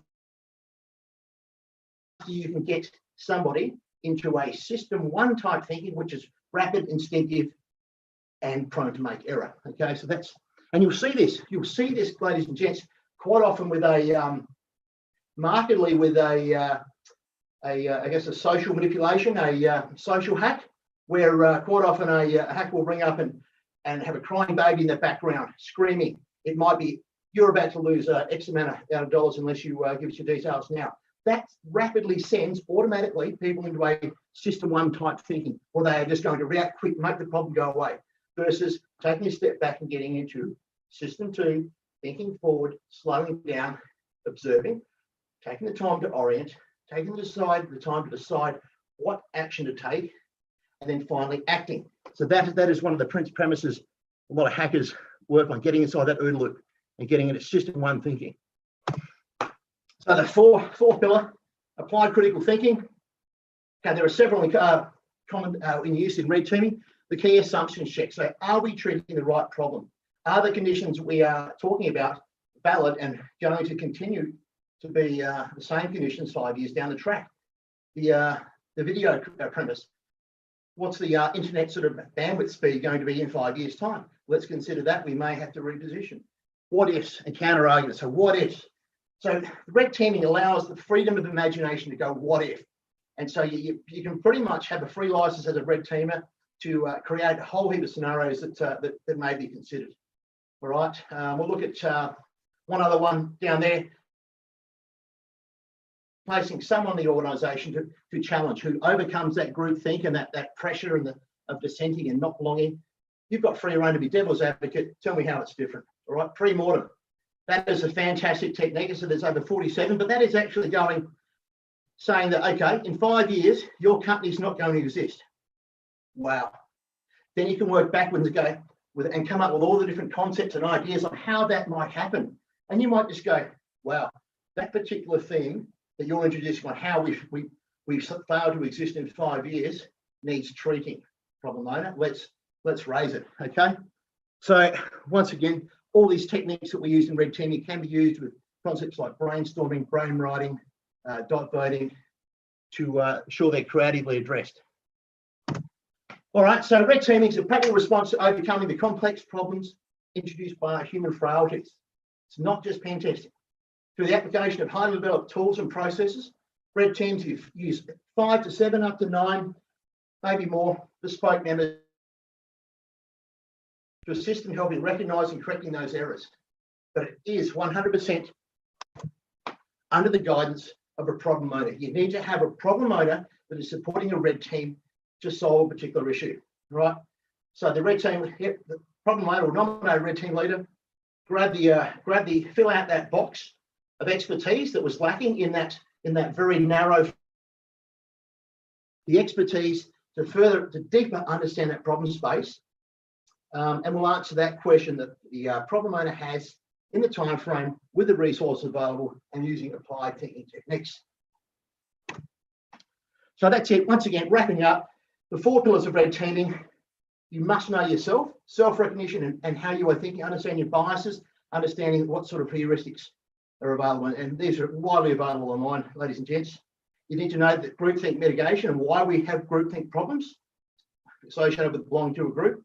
We need to foster culture of empathy. We need to get inside the head of our adversaries or competitors. And we need to apply critical thinking moving forward to future environments. As I said, available online. I want to give you 3 takeaways on this. So we are all liable to suffer from individual bias or groupthink. You've got to walk in adversary's shoes. Red teaming will help you see forward and improve your organisation's resilience to rapid changes or significant changes in that future environment.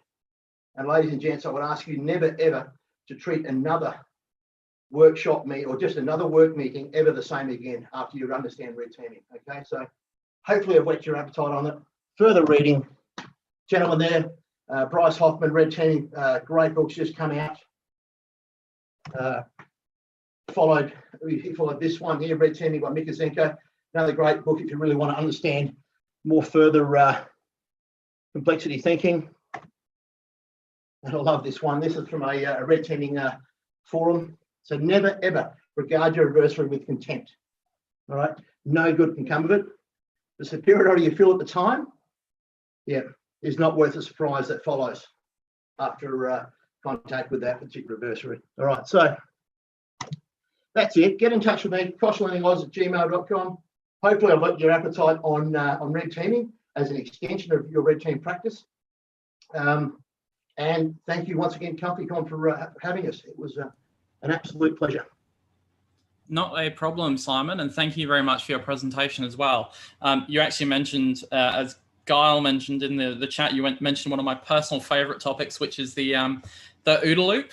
I actually had the pleasure once of meeting Micah Ensley, who didn't work on the OODA loop, but the situation awareness framework that sort of came afterwards. And it's definitely one of the things that I've and understanding, you know, how someone is perceived in an environment or orientating in the environment and then comprehending that environment as well. So it was absolutely great to hear your thoughts and how that can also work within a red teaming sense as well. Excellent. Yeah, for sure. No worries. Thank you very much, Simon, again. I'm not sure if there's any questions. There might be some questions, but if there are, they'll be in the Discord if you want to have a look. Yeah. Excellent. Not a problem at all. Okay. Thank you very much. Thanks again. Thanks, guys. No worries. Okay. All right. We are in the final stretch, ladies and gentlemen. We are, who have we got? We've got 1, 2, 3, 4 talks to go. The next one, of course, is a wonderful human being, a man after my own heart, who also has a beard to match. Hopefully he'll be able to join. Hello, Kirk. How are you? Hopefully in a second, maybe. It's always this really awkward moment when Zoom is still sorting itself out. Hello, Kirk. Hi, how you doing? I am good, you lovely person. How are you? I'm good, I'm good. I was just saying how you rival me for a beard. Oh, well, you're my beard role model. Oh, thank you. Beard daddy, I think, is the term you prefer. Beard daddy, not sugar daddy, no? Well, whatever you want, daddy. Sure, okay. Let's quickly move on from that one. And let me find your wonderful, I keep saying the word wonderful. See, this is what happens when I'm nervous. I get nervous. You just throw out affirmations everywhere. You build people up. It's what you do. I do. So Kirk except for Alan. But except for Alan, because Alan doesn't understand risk. Who's Alan? Alan Baranov. I'm kidding. Yeah, okay. You're so funny when you've had so many drinks. Yeah. My partner says exactly the same I thing. know. I was going to say maybe next time, here we go. It's that time. Don't do that. That time of the ComfyCon where we start talking about next time. A beard manicuring. If I was in Canberra right now, I'm sure we could have done that. But yeah, and we could. I'm going to think about. Benzies has been talking about braiding his. He says it's just at the early stages of that. So Benzies is probably braid the third. For charity? We could do that. Maybe. Like, give everyone enough notice and grow your beard, and then you have to braid it for charity. I think this could work. Mm-hmm. He's not saying yes, but he's also not saying no. This is kind of how ComfyCon started, right? This is how ComfyCon started. We had bad ideas, and then we went forward with them. Before Shanna dobs me in for something else, Kirk is a senior security consultant who tries his best to balance professionalism with absolutely absurd ideas and intrusive thoughts. With current projects in this model include security improv theater and risk assessment haikus. Is there going to be a haiku in this presentation? No, not in this one, but it is a thing I like to do with people as a thought exercise. And he's also a fantastic artist as well, because you remember after the last ComfyCon, we got an amazing drawing of the ComfyCon logo from him. Oh, the watercolor. Yeah. Do a drawing contest. Yeah, we were going to do that, and then we completely forgot. Don't. All right, Kirk, you're going to be talking about... This is what happens when we're in the same room together. Kirk is going to be talking about peer review, which is obviously a very important talk, and I think one that is very relevant to a lot of people. So feel free to take it away, Kirk. Thanks very much, Ian. Yeah, good day, everyone. I'd like to talk to you today a little bit about peer review, which is probably something you've had in your professional life. And if you haven't, I hope to encourage you to introduce it by the end of this talk.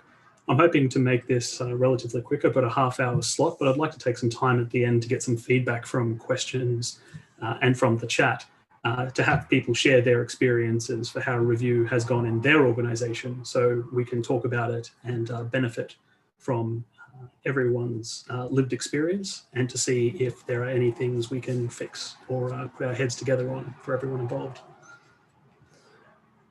So I went ahead and named this that bit of wisdom is better than sweet folly, because it can be very hard to get feedback sometimes. It can be a challenging and confronting thing. And if anyone's ever submitted an assessment before for university or in high school or for any other thing, you know, it can be a very tense experience, not knowing what the person is going to think of your work, what kind of feedback they're going to provide you.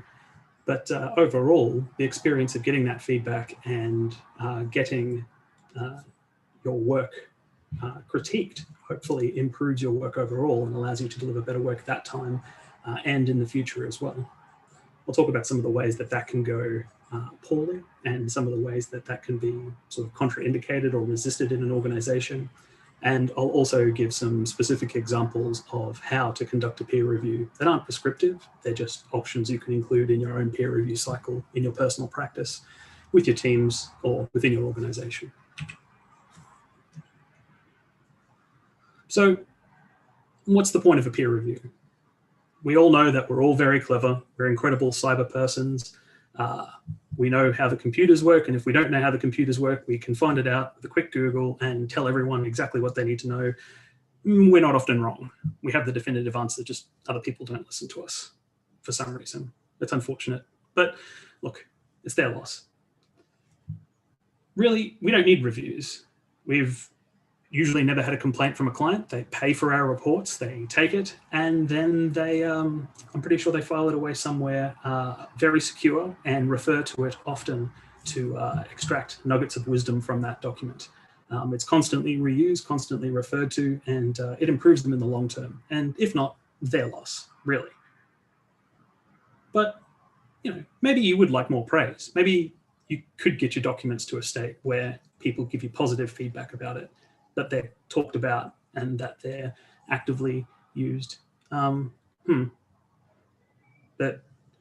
that would mean we need to improve, and we're not doing as well as we could right now. Okay, this is a little bit more challenging. Okay, so maybe I could benefit from some reviews, you think? I very rarely get anything wrong, but I would prefer that those weren't let out into the world. So look, I'll let someone look at my documents, but look, honestly, it just takes so much time. I'm busy, everyone else is busy. Who has got time to look at my document, to understand it, and let alone provide meaningful advice? How could they understand my work? Wait, that's kind of like what happens with my clients. They don't necessarily understand my work. Oh, okay. So I guess time is always short, but how long does our organization intend to exist? If we're going to exist until tomorrow, then maybe time is actually really short. Maybe we don't have time for a review. But if we're intending to last for another week or a year or 20 years, and if we're going to keep going, maybe there is time. Maybe we should be doing reviews. Well, I guess we'd have to do that. We've got to choose to do it, but we'd have to set some kind of budget. We'd have to figure out exactly what we were going to do, and we would have to standardize it in some way and organize it.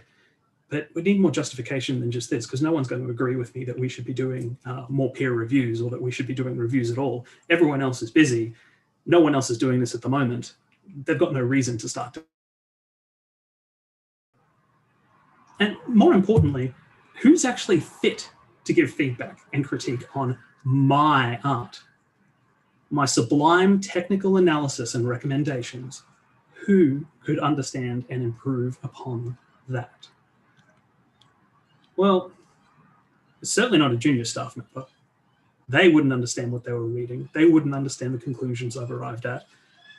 They're not quite at the stage of their career yet where they could effectively give me anything useful.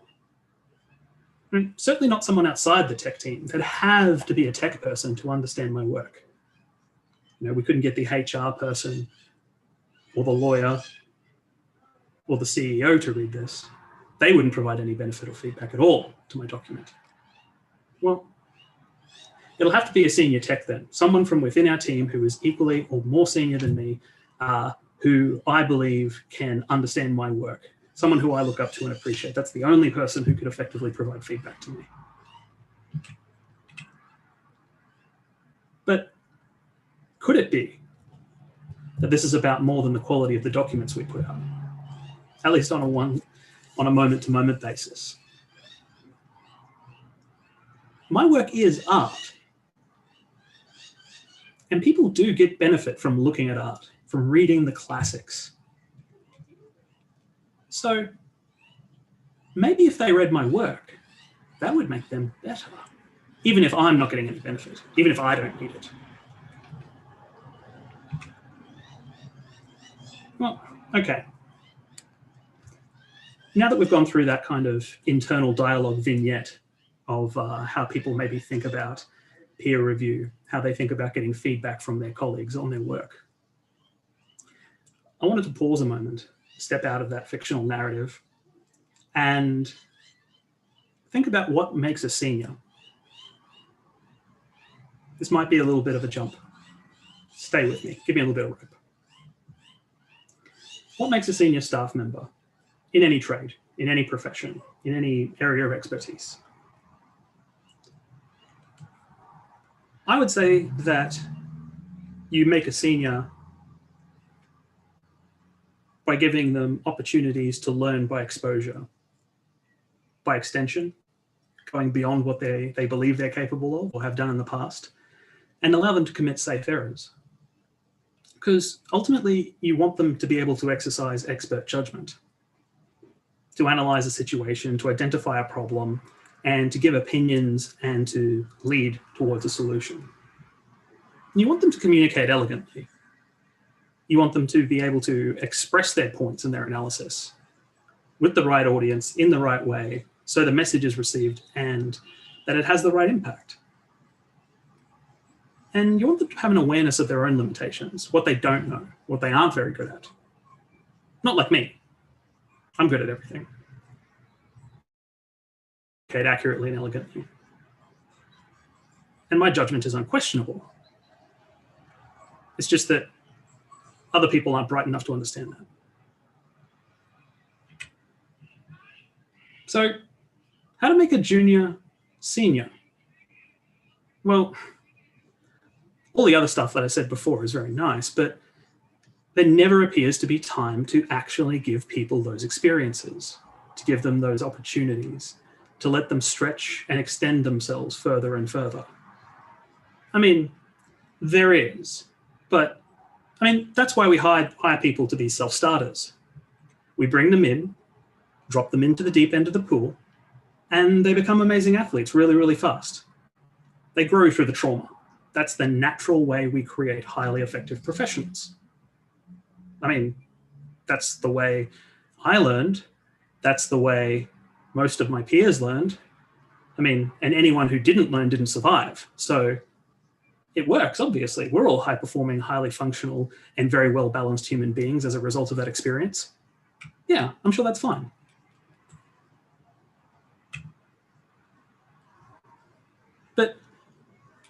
maybe we could use reviews as a learning tool if we don't have opportunities to have juniors shadow on tasks throughout a whole engagement or a whole project. Maybe if we can't give them those opportunities, maybe if we can't give them exposure to a particular kind of engagement or system, maybe they could read reviews and analysis of those systems performed by the experts, the seniors, who are committed to those types of taskings. Maybe they could look over those documents and ask questions, help them understand the material, and maybe non-technical staff could do the same. Maybe they could read it, and maybe it would help them understand the tech team better. And maybe it would improve their understanding of what we do, because they never understand what we do and they never appreciate what we do. So maybe reading our reports would really help them as well in their growth. And I suppose not all seniors know everything, unlike me. They would certainly benefit from reading each other's work, and my work, certainly. So letting other people review my work is an act of generosity on my part. It could benefit everyone. I like being generous. So I like to push the message, slipping back out of my narrative voice again, to say that seniors within the team, indeed everyone, but seniors in particular, should be teachers, should be facilitators of the learning process. They should know enough about themselves, where they are in their professional journey, what they do and don't know, to teach themselves to understand what they have to learn next, to identify those things, and to seek out those opportunities and experiences to a degree. They're not as reliant as more junior staff on guidance and direction to work those things out. And because of that knowledge and understanding, they can facilitate the learning process of others. They can give them the opportunity for exposure to experiences, for ideas, in a healthy and safe way, because they've seen what an unsafe, high-risk mistake looks like. And they can identify safe learning opportunities where errors can be effectively arrested before they go too far, and that they can be learned from. So if we make our seniors teachers, then maybe there's a benefit to having juniors review our documents and other people review our documents and other seniors review our documents, because we're encouraging a teaching and learning culture as a result. We're sharing knowledge by going through this peer review process.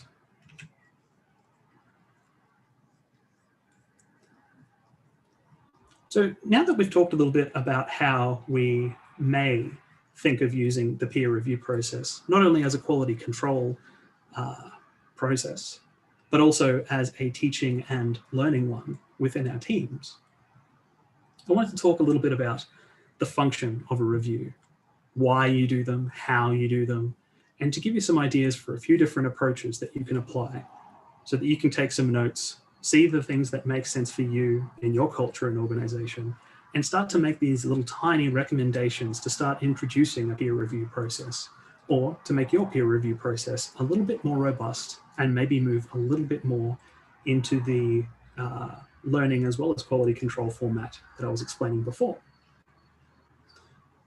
So before we set out on any, why am I even doing this? What's the point? What am I hoping to achieve by applying effort to this? Well, when you're doing a review, you are looking for learning. You are looking for a quality control effect to improve your document. But that's very general. What is quality? What are you actually trying to teach the other person?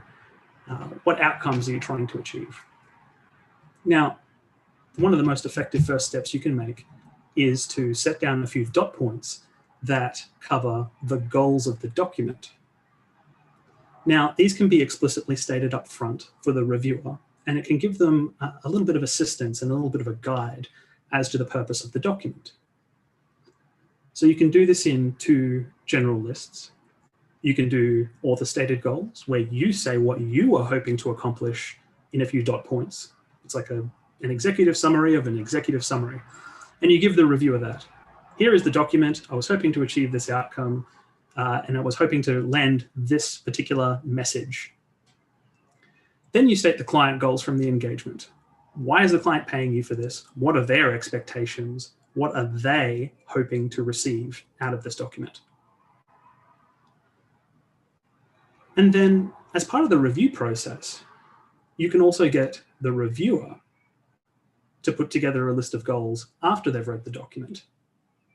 Now, it may be more useful to do this in a review where you don't give the reviewer the author and client goals first, depending on the circumstances and the way you go through your processes. But supposing the author stated goals and the client stated goals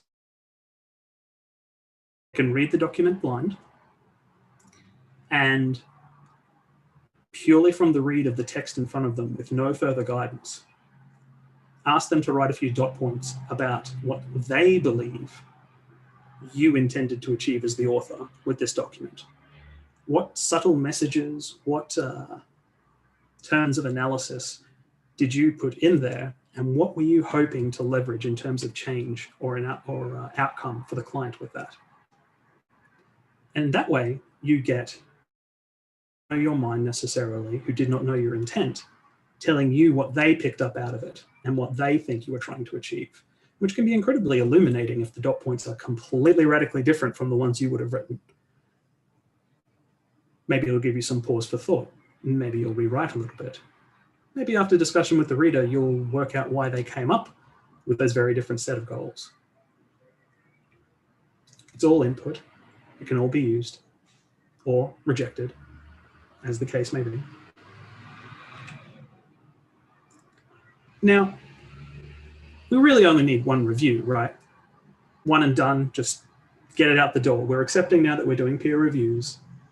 So we really only need one. I certainly don't make that many mistakes, and we're all really good at what we do. So one look over the document just in case there's any glaring omissions or errors, typos, maybe someone hasn't run spell check, the formatting is in the corporate approved style guide, and then it goes out the door. Only needs one person to look over it. Well, yeah, that's possible, and one review is certainly better than no reviews. And if you've got the goals written and passed to the reviewer, at least then they will understand the intent of the document, and when they're reading it, they will be able to comment if your document met the stated intent from the author and for the client, or if it drifted off that a little bit.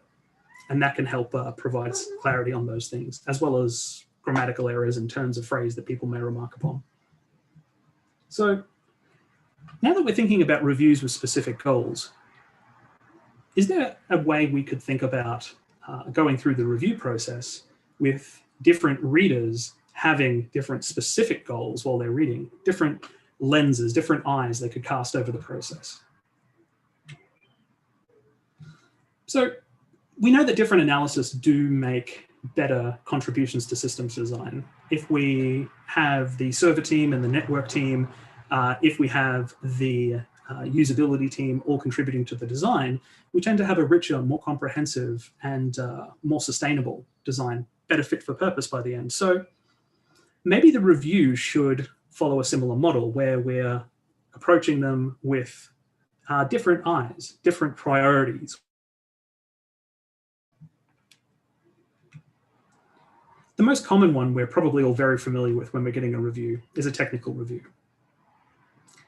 We'll get an engineer, someone super clever that we work with, to read through the document and make sure that the technical accuracy and rigor is in place, that we have not made a misstep with an IP address or with our Visio diagrams, that we make sure that all of the connections make logical sense and that we haven't made any leaps in how we've explained ourselves or left any vulnerabilities or inaccuracies in our recommendations or analysis. They'll also provide some feedback to make sure that you've used consistent and current terminology. For example, if you're constantly talking about the environment and then the network, do those two things mean the same thing in this document, or do they mean different things when you're using them at different times in different places? Really, they may be synonyms in your mind. You just use them interchangeably, but they're the kind of things that can confuse a reader. So we want to be consistent with these technical terms and make sure that we are very clear about what they mean. It's also important that we have the opportunity for a technical reader to come through and challenge our analysis and the solution we're recommending. Maybe provide an alternative analysis, like was discussed in the previous talk before mine on red teaming. And if you're listening to this as a recorded video, have a look on the ComfyCon video site for the red teaming talk. So then we can move on to a different kind of reading, one that could be effectively performed by a junior or someone outside of the technical team. The CEO, the lawyer, head of HR, maybe one of our truck drivers.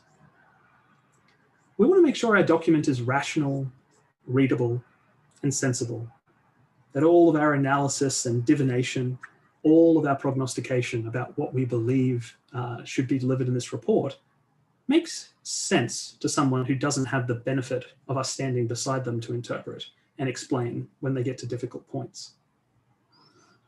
So this is going to include reading through the executive summary, making sure that it effectively summarizes the document, because some executives and boards aren't going to read more than the executive summary.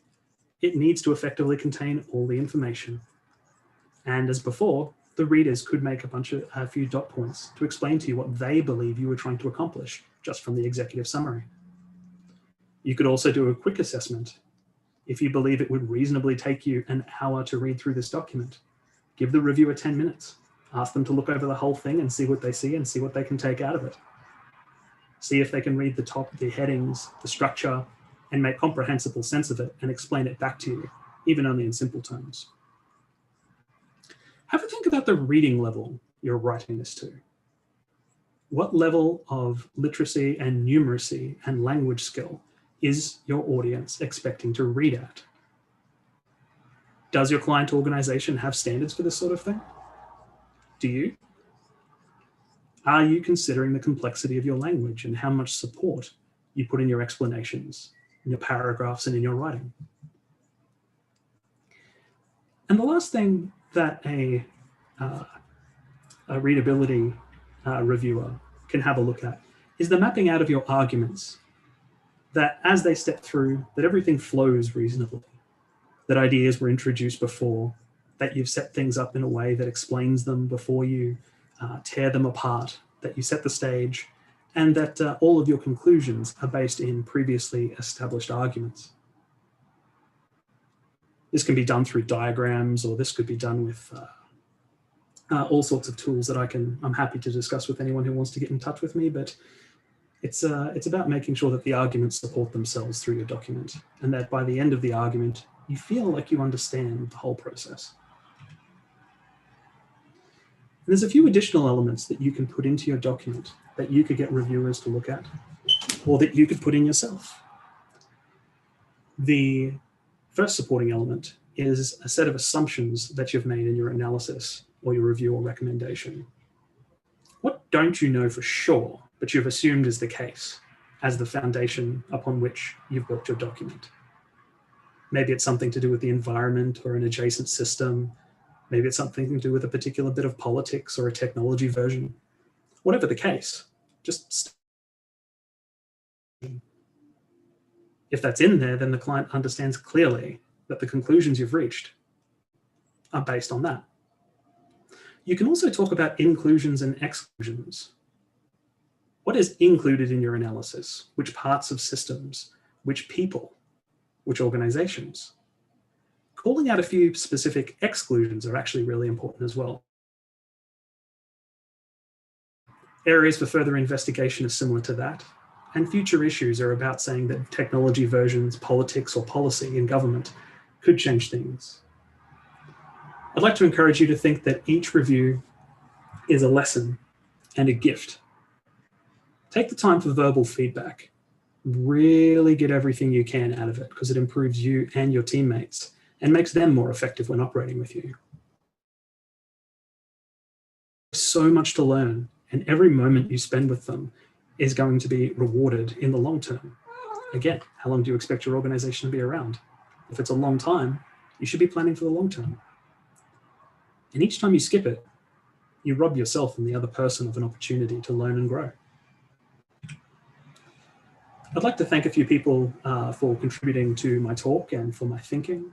My colleague David Halfpenny and one of my teachers, Natalie Ashdown, and some old friends and mentors, Graham Stead and Sam H.M. No relation to anyone and I'd highly recommend you look up his book there on the right-hand side of the slide. The podcast 99% Invisible is also a really good resource because it can help you be flexible in your thinking and imagine design and different audiences and intent for how you could structure your document as a piece of design work. The other books written on that list are also great resources for improving your writing and thinking through how you can structure information and make it more digestible for your target audience. Thanks very much, everyone, for listening.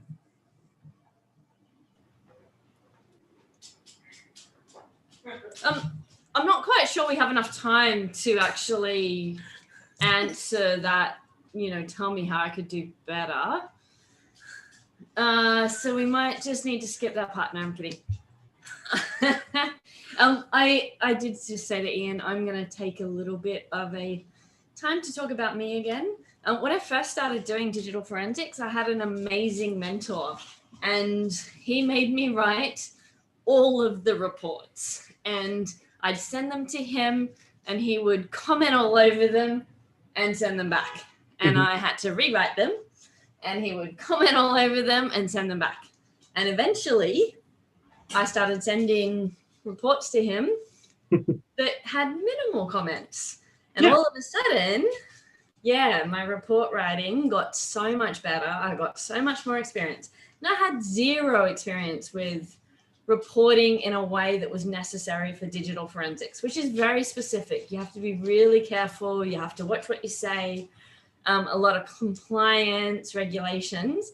But the only way I could do that was by him giving me those opportunities and not just taking the report and rewriting it himself. I think that's where a lot of people go wrong is they get someone to write a report, review it, and they make the changes. So those people never actually get to understand what they're doing wrong in what they're writing and what someone who is, more experienced than them knows what the customer wants or senior executives want. They never actually get that experience. So it's really, really important for those people who do those peer reviews to make sure that they're actually doing it in a way that educates someone else. And that, and if you're getting peer reviewed and people, send back a report that's covered in red, don't take it as a slight, take it as an opportunity to get better because it's really the only way that you're going to go forward and learn more and experience more. So awesome presentation.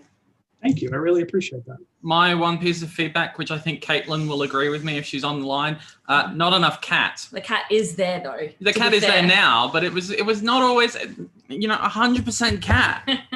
That's true. I undercommitted on the cat. You did but that's okay. We still love you. No, and that's helpful feedback. Thank you for that. You're very welcome. Thank you very much, Kirk. It's obvious to see the kind of passion that you have for all this. So again, thank you. Not a drama. Have a good evening, everyone. Fantastic. Thank you. Where are we at? We are down to the last 3 events. Right on time. We have, that's 5:30, not 7:30. 17. Down Under CTF. One of Australia's largest CTFs in a nutshell. And we have some attendees. Hooray! Excellent. Always good when people are on time. I think we definitely have Brian and Dan to thank for this. Yes, Brian and Dan don't know this yet, but they're going to come into the main room at the end of all this and take a bow. They're gonna have to talk about what it's like to be a volunteer at a virtual event. Yes. Hey guys. They haven't said anything on my stream yet. Hello. Gentlemen, how are we this evening? Hello. So just to get an idea of the size and scope of Down Under CTF, where are you guys all based? So I'm in Sydney. Yep. Perth from Faith? Yeah. What was that, Sam? Sorry? I'm also in Sydney. Can you hear me? So you're crossing the entire country.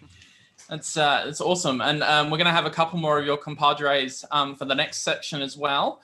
That's so right. without further ado, I will try and find my notes because While he's finding notes, fun fact, Max and I met through someone I know horse riding. Did you now? We did get introduced. 12 months. No, it was Is that how probably you got longer than approved to give this talk? Is that what it was?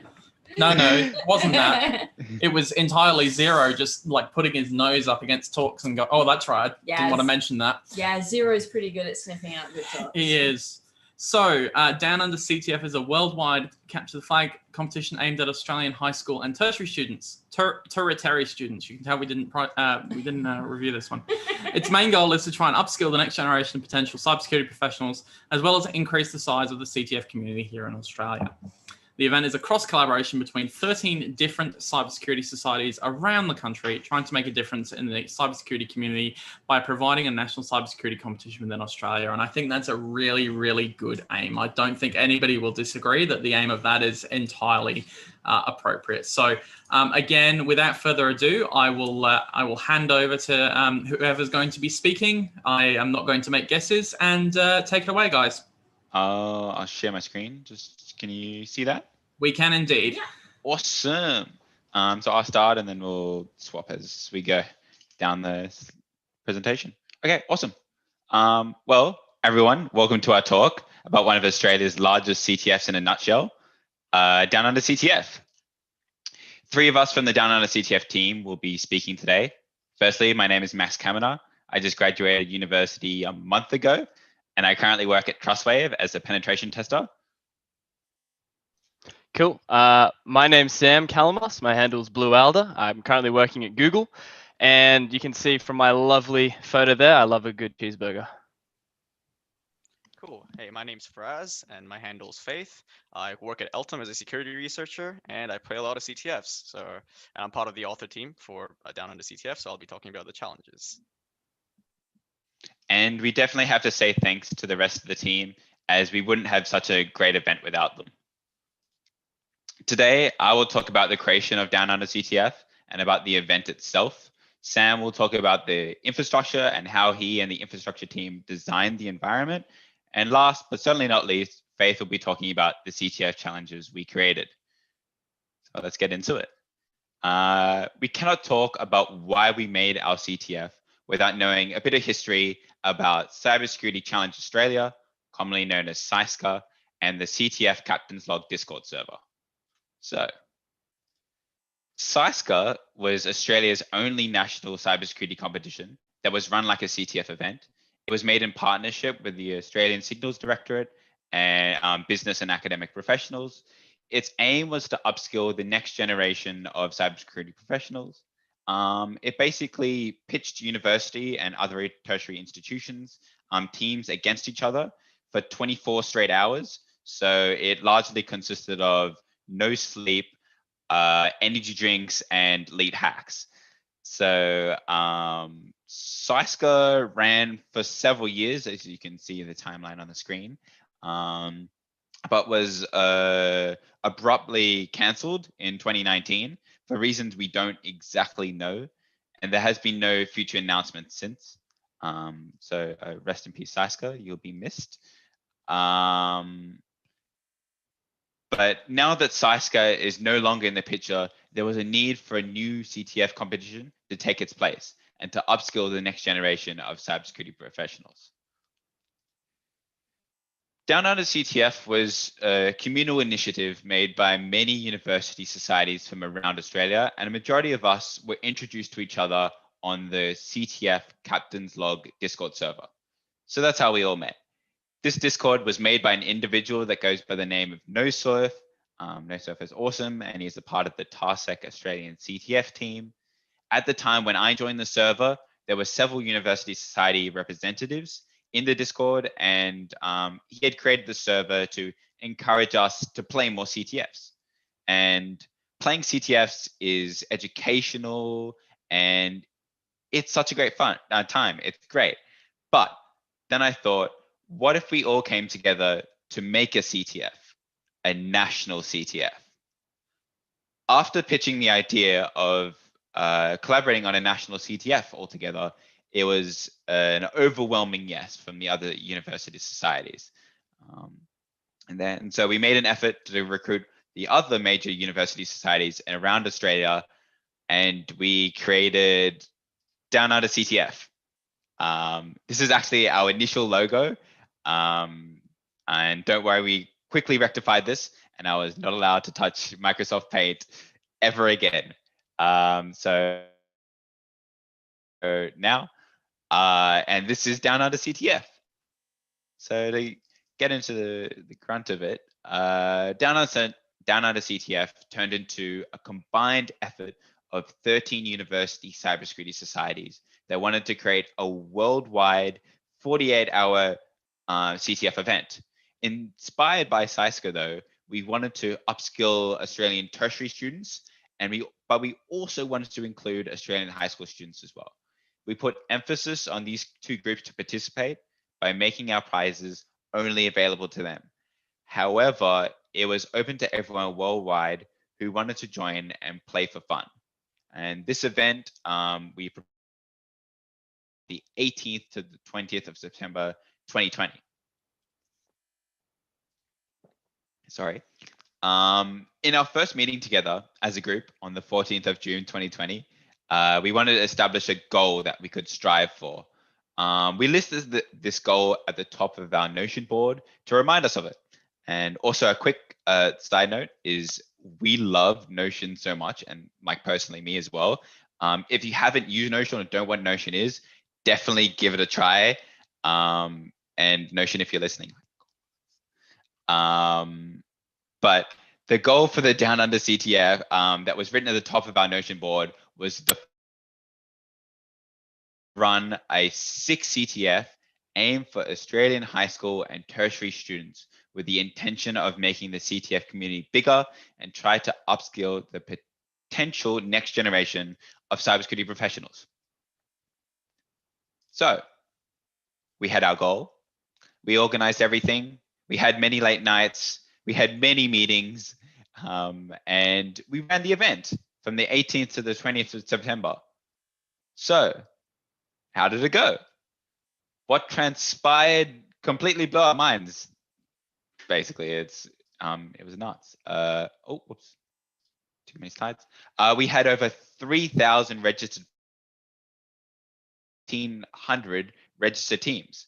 We had players range from first-time CTF players to even experienced DEF CON CTF players, which play CTFs for money. We had a crazy amount of support from the CTF community, with many players posting the solutions to the challenges after the fact. Even popular cybersecurity YouTuber John Hammond reviewed multiple challenges of ours on his YouTube channel. This was completely insane to us, as a lot of us religiously watched John's CTF tutorial / review videos, and now he was reviewing our challenges, which completely blew our minds. We couldn't have been happy with the result, especially after the amount of work we put in, as the majority of the team definitely had uni commitments and or jobs as well. Unfortunately, it wasn't all sunshine and rainbows, though we definitely had near heart attacks in organizing this event. Our biggest non-infrastructure and non-CTF challenge related problem was definitely sponsorships. To put it simply, 2 to 3 weeks out from the competition going live, we had one sponsor, which was Google Cloud, who we are extremely thankful for, but we couldn't use our spare Google Cloud credits to buy prizes for our winners, which is what we really needed at the time. At one point, we thought we would gather together money from our poor university student bank accounts to try cobble together enough money for even small prizes for our winners. So it made the team just unbelievably stressed about the whole deal. So luckily, at what felt like the last possible moment for us, we ended up gathering a number of sponsors, which we are so thankful for. However, we had to think of why this sponsorship problem happened in the first place. And that was probably down to the fact that we're a first-time event run by a bunch of uni students, and probably a lack of knowledge in formulating a strong proposal or prospectus. It is understandable that companies would be reluctant to give money to a bunch of university students that have never met each other and trying to run an event with such scale for the first time. But now that we actually have run a successful event, and I have identified that our prospectus needs a complete overhaul, we should be sweet for next year. So overall, the team, which is basically I consider family now, has still never met each other before. Hopefully we can all meet up at B-Sides Canberra 2021. But we couldn't be more proud of each other and what we've accomplished, especially as we know how university group assignments usually pan out. Now, I'll pass it over to Sam to speak about infrastructure. Cool, thanks, Max. Let me get my screen up.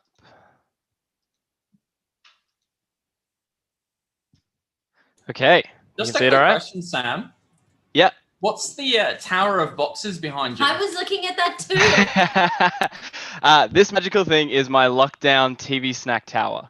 So since COVID hit, been munching on some TV snacks, and they are fantastic. If I can give one recommendation from this talk, I love TV snacks. Give them a go. I think we approve highly of this. And apologies for interrupting, but we just needed to know the important information. No worries, no worries. No, definitely very important. Infrastructure. Let's talk about infrastructure now. So I was part of the Down Under CTF team as a part of the infrastructure team. And so I want to talk to you a little bit about what we set up, what we ended with, our goals, and the challenges that we had from an infrastructure point of view. So when we started to plan what we wanted to do for the infrastructure, we had 4 main pillars of infrastructure, if you will, that we wanted to make sure the CTF had. The first one was we needed to make sure that the infrastructure was scalable. And as you know, CTFs, the traffic that you get fluctuates so much. So at the start of the CTF, you'll have so many people sign up. The traffic will be insane. There's a huge amount of signups. We need to be able to flex to make sure our infrastructure will be able to handle that. And then that tapers off as the CTF goes on. So that is what we needed to plan for. The second pillar we had was to make sure that it was secure. So we had a CTF platform that is hosting, by nature of the challenge and the CTF, insecure challenges. So we needed to make a platform for these challenges that was secure and that could host these insecure challenges.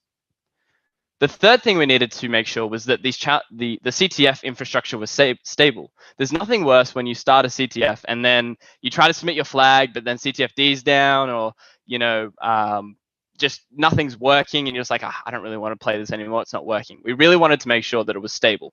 And then the final thing was we wanted to make sure that we keep within our budget. So making sure that we don't spend too much money, and we're not going spending way too much. It just needs to stay within our budget. These are the main 4 things we wanted to make sure for our infrastructure.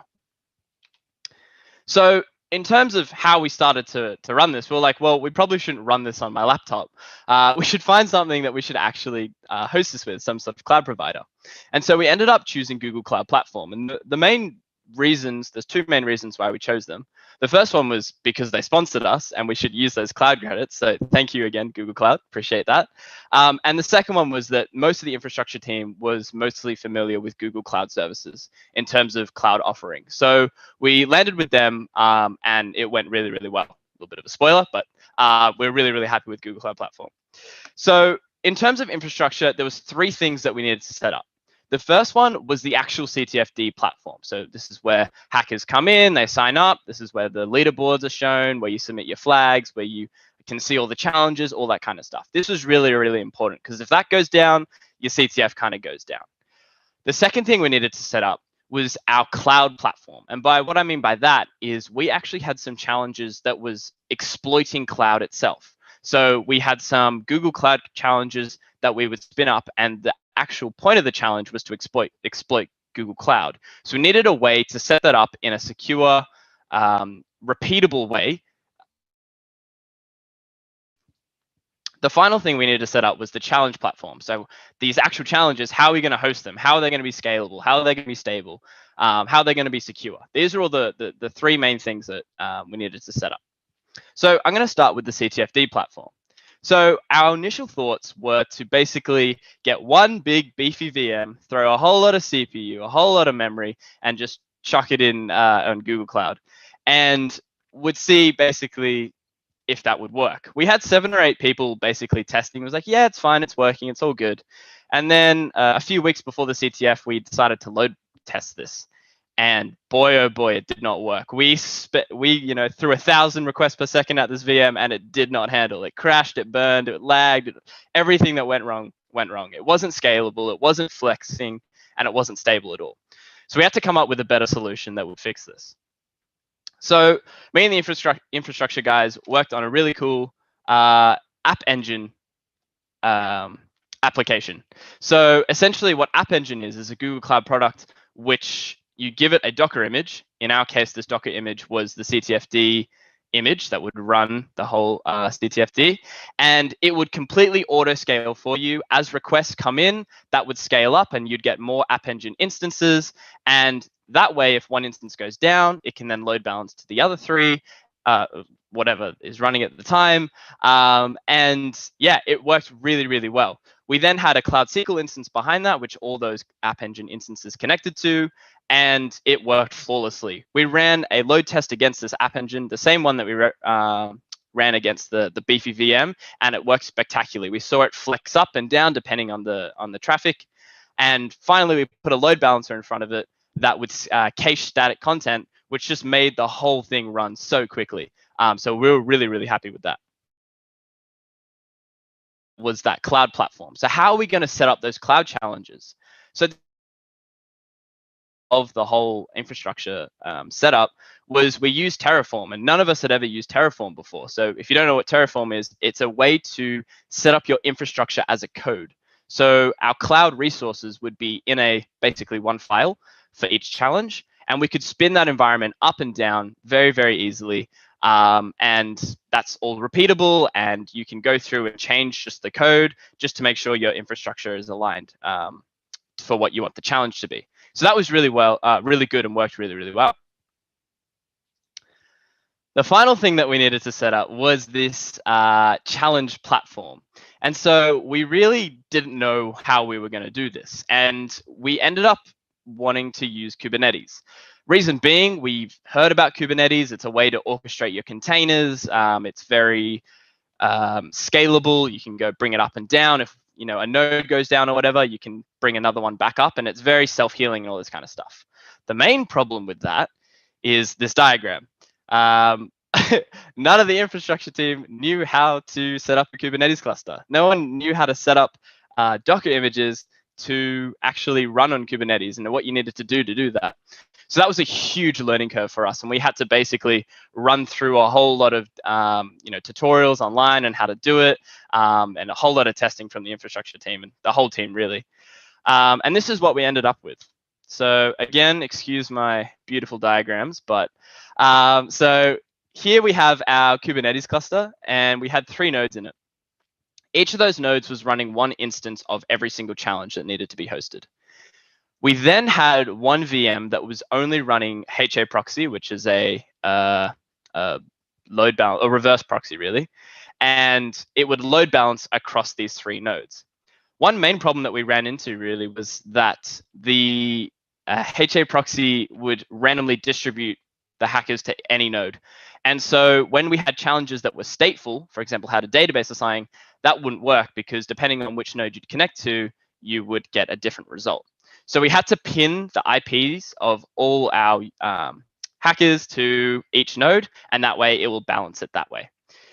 This ended up working really, really well. We had no problems, and all our nodes and clusters were really healthy the entire time. So yeah, that was really, really cool. A huge shout out to the infrastructure team for setting that whole thing up. That was really cool, and a big learning curve for us. This may seem all like sunshine and rainbows, but as all CTFs and probably most events have some sort of thing that went wrong. And so there was 3 things that went wrong during the event from an infrastructure point of view. The first thing was that going to the lead up to the CTF, this was the graph of our user signups. And so it started on September 18th. And on that day, our user signups peaked at 1,200 signups during that day. We did not account for this. We were not ready for this. And so we actually found out on Google Cloud, you have a quota of 8 CPUs for new projects that you can use in your project. And so I had to call up Google and be like, hey, can you please fast track this? We need this quota lifted. We have an event starting at Saturday at 7 p.m. or whatever. Luckily, we didn't have the foresight to do that, but luckily Google came and lifted that. So that was really, really good and just in time. Literally a day before the CTF, we got that quota lifted. The second thing that went wrong was the secure infrastructure was not secure. During the course of the CTF, we had a message from one of our competitors saying that they just got a Kubernetes service account. Now, as I said before, we had very, very little experience with Kubernetes at this point. So we had no idea what the impact was. We're going Googling, what does this mean? What happens if this account gets leaked or whatever? Again, luckily, this was responsibly disclosed to us. So thank you so much to that team. And we were able to patch that away. And in hindsight, there was no impact, but it was just very scary at the time. The last thing that went wrong was one of the cloud challenges. One of our competitors, again, responsibly disclosed to us over one of the service accounts that would take over the entire project and they could spin up their own Bitcoin miner. Again, we patched it up, but it's just these things that you don't have foresight into. But it was very scary at the time. So if you're still interested in the infrastructure, I do have a blog post that's on the Down Under CTF site. You can go there, called Creating Scalable CTF Infrastructure on Google Cloud Platform with Kubernetes and App Engine. Bit of a mouthful there. And you can find out a little bit more. So I want to hand it over to Faith to talk about the challenges. Cool, thanks, Sam. I'll just share my screen real quick. And yeah, hopefully that's good.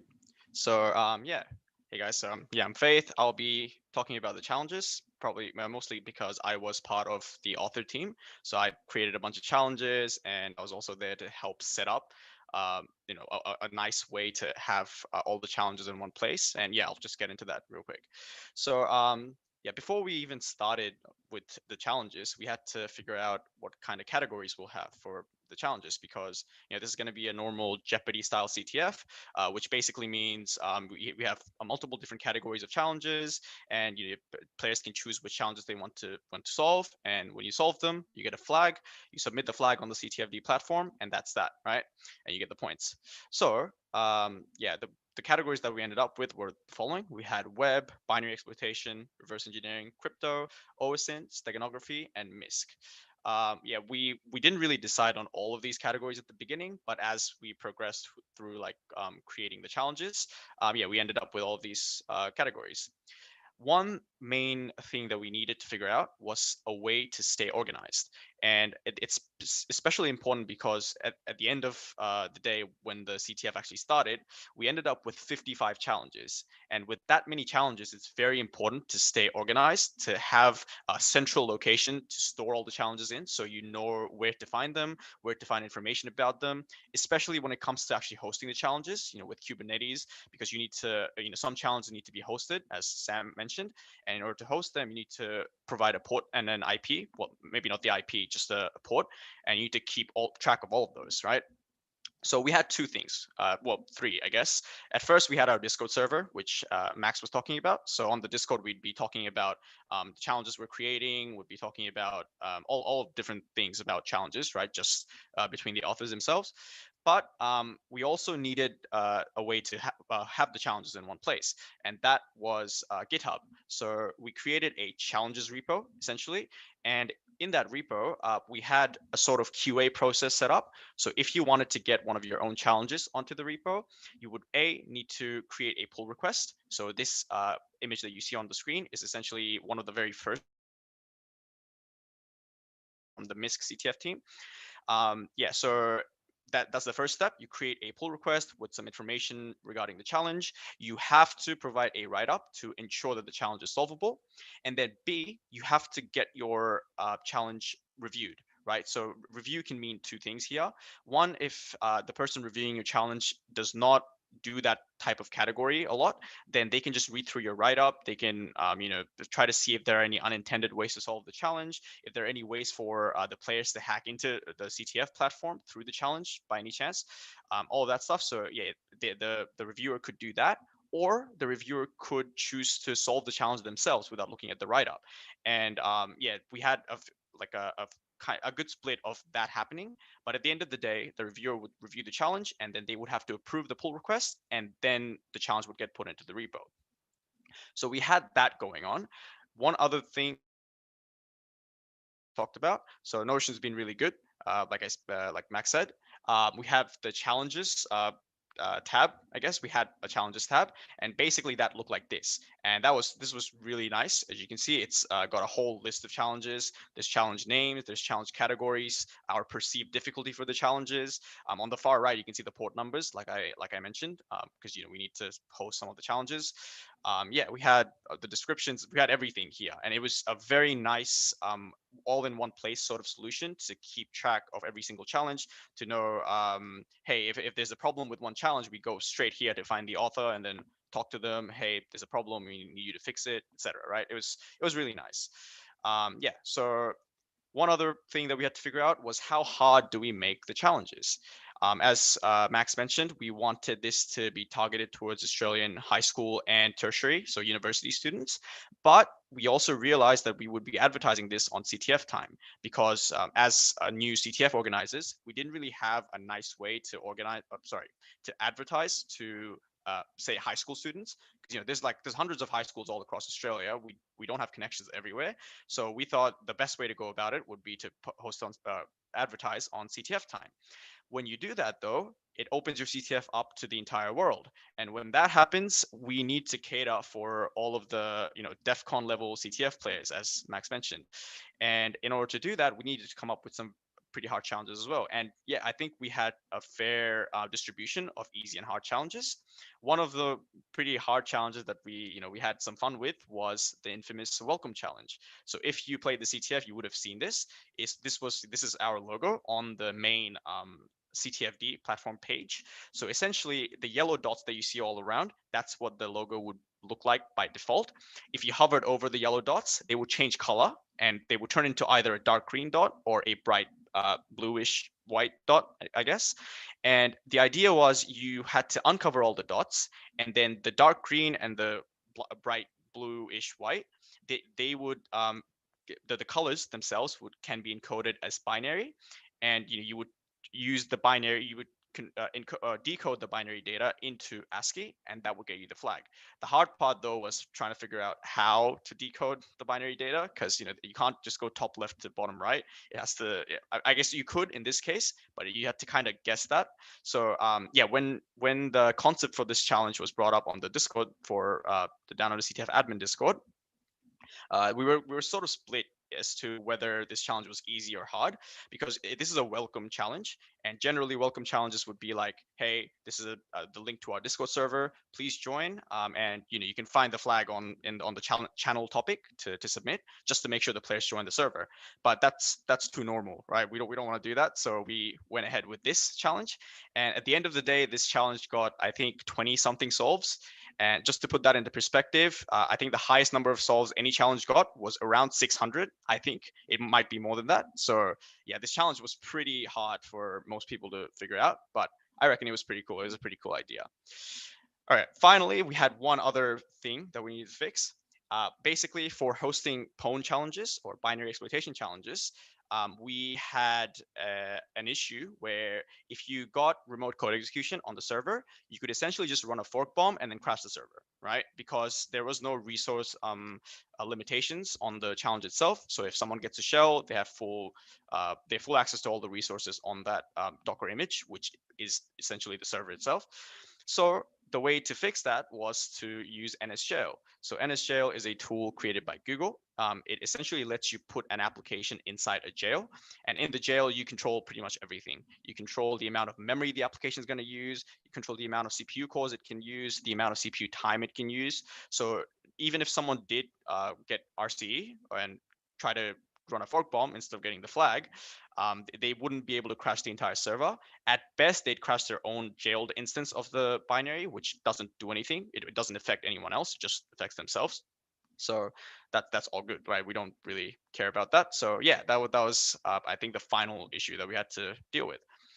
Finally, when the CTF was getting to the end, we released what's called a survey challenge. So we essentially just linked to a Google Forms document, and the players would fill it out. And once they filled it out, they get a flag, and they just submit that flag, and that's that. So yeah, I'll just run through a few questions that were on the survey, or a few feedback from the few questions from the survey. So one of the first questions was, how much CTF experience did you have before Down Under CTF?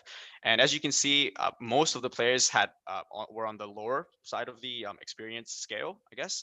So yeah, we have 1 to 5 has the most votes, and then we had some players, as Max mentioned, they were the really good CTF players, though they're on the on the upper side. They have a lot of experience, and I think if I remember correctly, the team that actually won the CTF was a Norwegian CTF team who have participated in DEF CON CTF a few times. So yeah, that was pretty cool.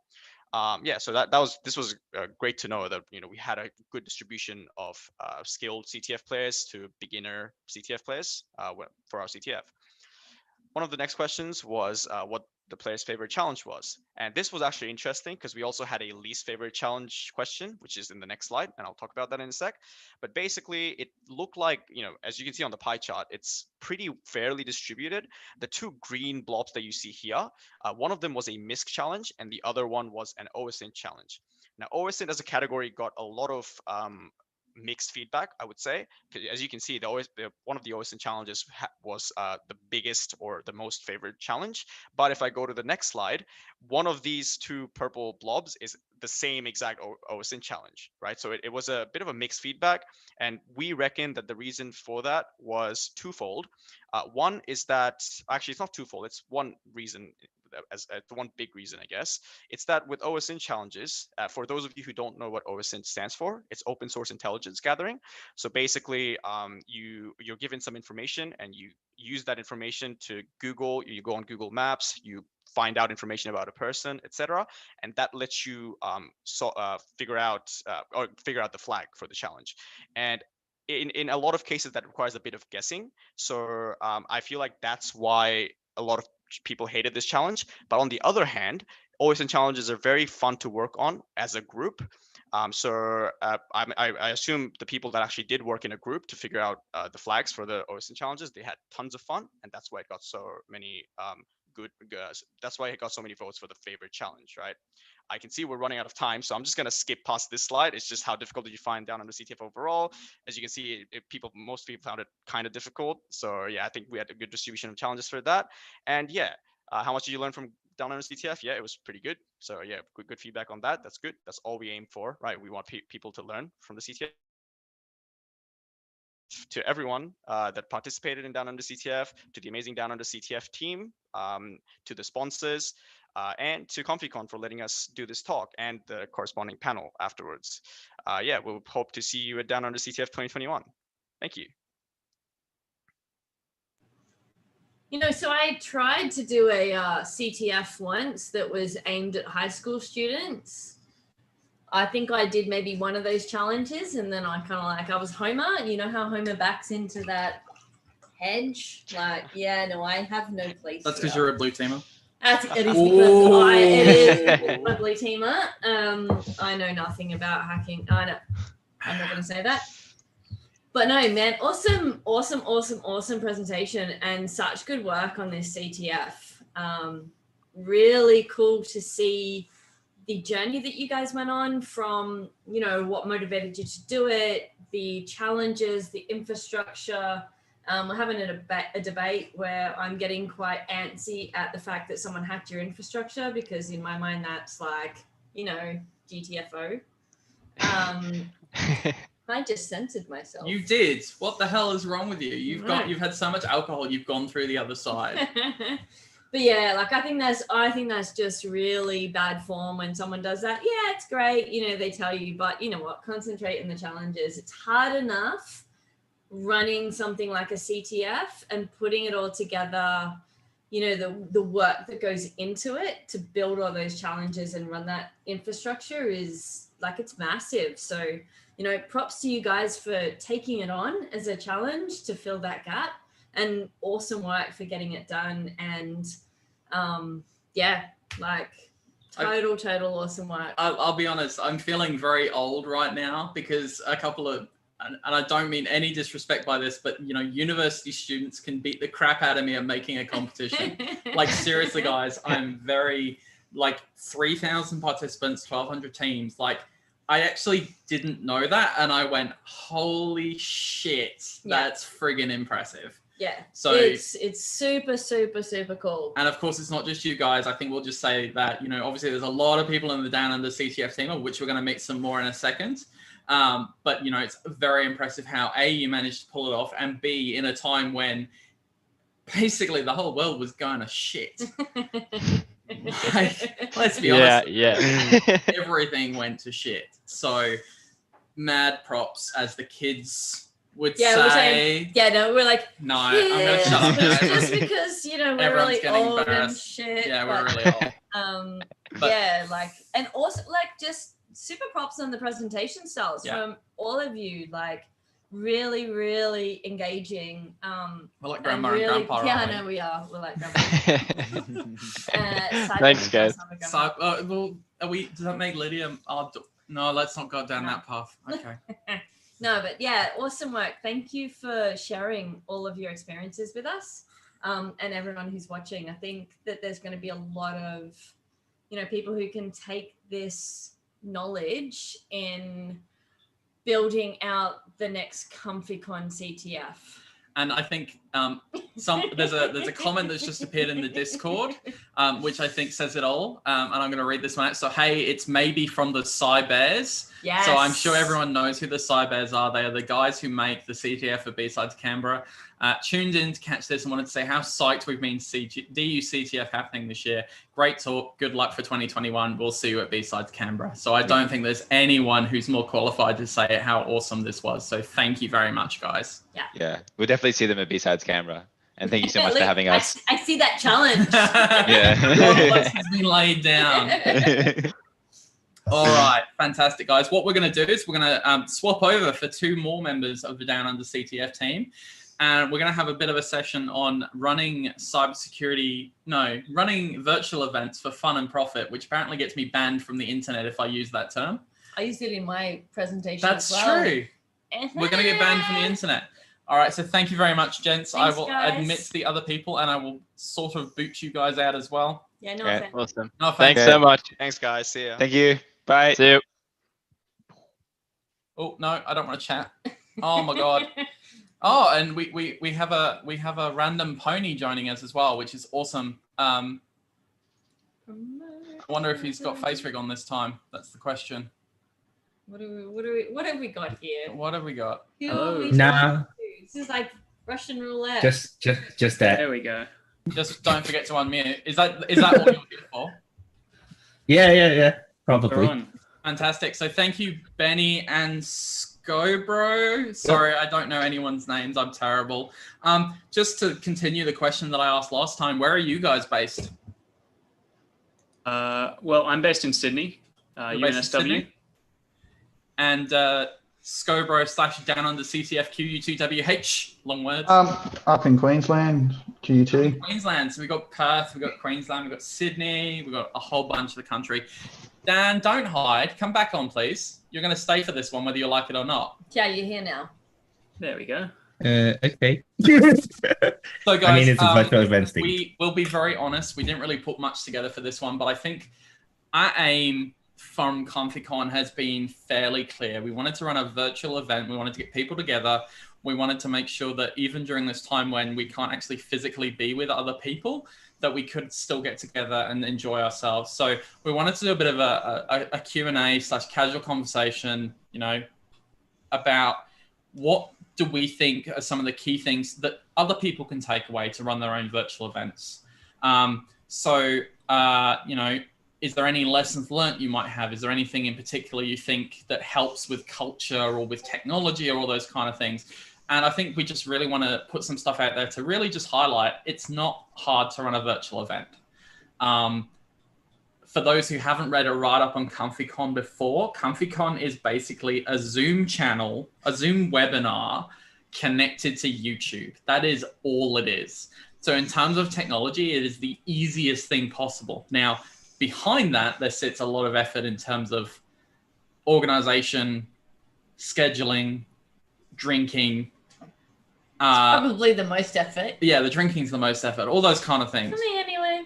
From you. You're doing the drinking for 2. Yeah, I think I turned up to ComfyCon this time. Did you? That's about it. Okay. Yeah, no, the first one I maybe put a bit more effort in. The second one, That's fine with me. I think I just turned up You this housed weekend. ComfyCon HQ, so that's fine with me. But yeah, really just to have a bit of a conversation. So Benny and Scobro, I think, do you guys just want to give a couple of sentences on your involvement in Down Under CTF? And then Dan, I'd be really interested to hear from you about your, you know, you've obviously done a lot of things with OWASP and SEC talks and things like that. So perhaps we'll start with Benny. Sure. So I was basically involved pretty much from the beginning in the CTF Captain's Log Discord, as they would have probably gone over in the last talk, where basically in the early stages, it was just our job to kind of gather everyone together that was interested. So we did a lot of outreach to anyone who might be interested, all the other unis, all their security societies, and wanted to see if they all wanted to get involved. And then once we had a good crew together, we wanted to make sure that everyone's communications were like set to the same channel. So we kind of made a Discord for everyone, which, I mean, obviously Discord's a great platform for hosting these sorts of events. And yeah, it works for ComfyCon and it worked for us. And then in terms of organizing things over the long term, we used Notion, which really worked out for us in the end. And I think one of the critical gaps in this was getting everyone organized, like to have meetings regularly when we were planning for things. So we used a couple of different online platforms where people could just enter when they were free in order to kind of get everyone on the same channel. And then had in-person meetings regularly just to make sure that everyone kind of was on the right track to finishing their challenges, setting up the infra, and just kind of had the right mindset. Yeah, I think that was really helpful for us at Down Under CTF. Anything to add? I came a bit later on in sort of things, but I sort of got all the like Queensland unis on board, so I brought UQ into the mix because they went, like everyone wasn't together in that captain's Discord, and then we sort of, once we were all in there, I think I also did some outreach to the Western Australians as well from memory because they were also sort of hiding. And then, yeah, we just sort of all just worked through it, got the ball rolling, and ended up with an awesome event. Yeah, no, and I think definitely from the presentation that the guys gave in the last session, the testament to that is just the amazing amount of people you had involved, the amount of teams, you know, all the challenges, like an amazing amount of work went into that from a whole bunch of different groups. Dan, hopefully people... Kind of before then, like Benny, you touched on the communications piece, and the communications this year has been really difficult. You know, we haven't had the ability to get together so often. So running things virtually has been, you know, we haven't had that opportunity to get together as much as people would like. So it's added a different kind of perspective to actually making things work when, you know, Ian and I met after Yeah, we met after. This is the second time we've met in person. Yeah. Legitimately. The first time was after the first ComfyCon. And now the second time is during the second ComfyCon. So we never had the ability to actually meet in person.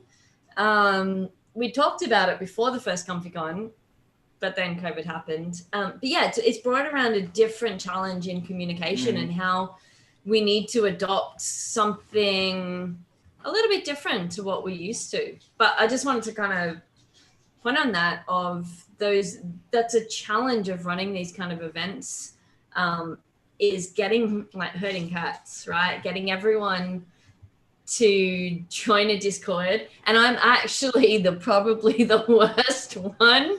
Like people will be messaging me going, "Are you joining the meeting?" I'm like, "We have a meeting." Yeah, I mean, quite honestly, I've realized that actually getting Shanna involved in meetings involves me just posting on Twitter more likely than not. Sorry. But I guess, sorry, Dan, we'll get to you in a second. Oh, good. How did you, obviously with 13 different universities across the well, not across the world. Well, it wasn't across the world. How did you sort of bring everyone together with conflicting time zones, conflicting time frames when people are available? Like that must have been a massive challenge.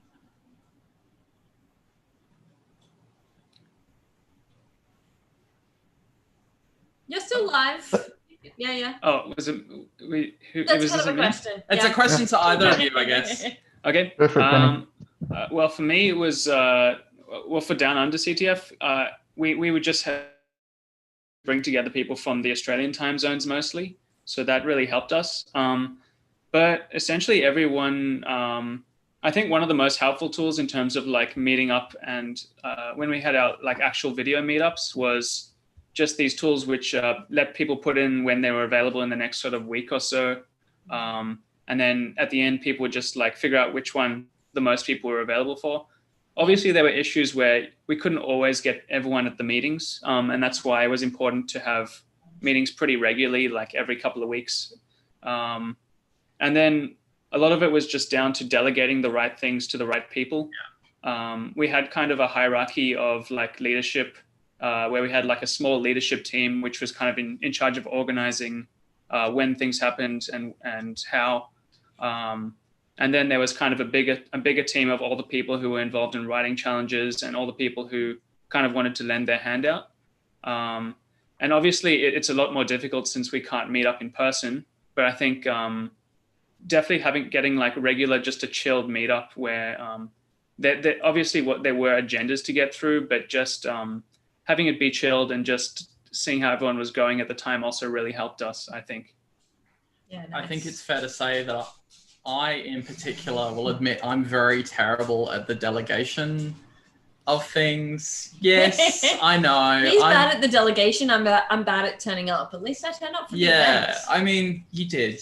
You didn't really have a choice. I turned up at your door. But I think that's a really important point is it comes down to a few things. One is, not everyone has time, but also not everyone has all the strengths. And different people are really good at different things, and you shouldn't try and do everything yourself, although I will completely ignore this for anything in the future. He's a backseat driver. I'm a backseat driver, as Inkspot has previously attested to. I think we'll just bring in Dan at this point because I don't want him to feel left out because we did ask Dan to come in at the last minute. So I'm very sorry, Dan. But obviously you are a somewhat well-known... you're a well-known figure, at least in Melbourne, and I think definitely within, external to Melbourne. He's laughing at me like I'm bullshitting him, but he probably is. What do you think about bringing people together during this COVID time in terms of virtual events? What do you think is some of the why do it? Why should we keep doing these things? It's, I guess, really about connecting with people, especially in Melbourne, right? It's isolation town here. Was for over 100 days. So having that whole virtual event thing, it's at least some form of way we can connect with each other. And there is still that need to reach out and connect, and even just saying, hey, are you okay? having that place or some form of regularity of like, hey, every month I have this meetup. I have this group of friends. And for a lot of us, myself included, like my friend circle is my meetup group and a lot of the people I hang out with in my professional life. So like Sec Talks, OWASP and all of that, just being able to come together and hang out with the community. It's just there, right? You can't whinge about a pen test gone wrong with someone who's not in the industry. Is a pen test. You mean fountain pen? Yeah. So it's been amazing, but also the access, giving people who have never been able to attend like meetups and events before because of distance or family commitments and all of that, having a virtual event definitely helps do that last mile connection and being able to engage. Hey, you're tired, spend like a 10-hour day, lie on a couch and just have a chat, right? And then maybe after that, hang out in Among Us and go kill somebody. But, physical is amazing. Don't get me wrong. I'd love to get back into physical, but virtual has its place and its challenges. Like, just having to rely on asynchronous communication, like putting it out there, not getting a response and being okay with it, right? I can see the DUCDF people nodding at it as well. Like you put a message out to the crew and it's like, we are going to have to wait about 10 to 15 minutes or a bit of time before we get a response. And be okay with that and just, being okay with hanging out on your own time and conversing. Yeah. Sorry, did you want to say that's what she said? No, I was going to maybe start in some kind of an Olivia Newton-John rendition of Let's Get Physical, but let's not do that. But one of the key feedback that we got from ComfyCon in April was from someone who messaged us and said, thank you so much for putting this on. I am physically not able to attend in-person conferences, so I always miss out. So something like this means that I can actually attend, like learn and be a part of something without having to physically be there. So that was something that both he and I were like, that's amazing. I think I teared up. And I'm not joking. I legitimately was like, this is fucking awesome. And it's that, right? If we've made one person's day by putting on a virtual event, I think it's worth it. And that's why even personally, running the OWASP Melbourne chapter, I'm looking at, even if we go back to physical, I'd like to keep somewhat of an online component. Sure, there are going to be talks and situations where that's not appropriate. And we still like to have those conversations in the privacy of physicalities. But, being able to outreach or even the simple things of time shifting, right? Like I need to, take my kids back from school, or I need to, cook dinner right now. Being able to say, you know what? It's okay. It's recorded. I'm not going to miss out. And having a platform like, say, Discord, shout out, join the OWASP Discord. Here we go. To shill a bit, right? No. On our Discord too. But, having a platform like the ComfyCon Discord as well, being able to just go up there about this. That's a question. That sounds amazing. And being able to have those conversations is, at least it provides something there. And having heard those stories that you just shared, people coming up and saying, hey, thank you, right? Thank you for giving me the opportunity to participate. I'm 2 hours out. I'm 3 hours out from the city where everything happens. I can't. if I want to get any sleep. And I think the other more awesome thing is being able to bring in people that are not within that 80-kilometer radius, right? So being able to, like for example, the last talk brought in this amazing woman for the OWASP meetup from the US. And ComfyCon, we have had multiple speakers overseas being able to physically, virtually talk in a physical conference. That would have been like a $3,000 to $5,000 expense per person. Yeah. Yeah.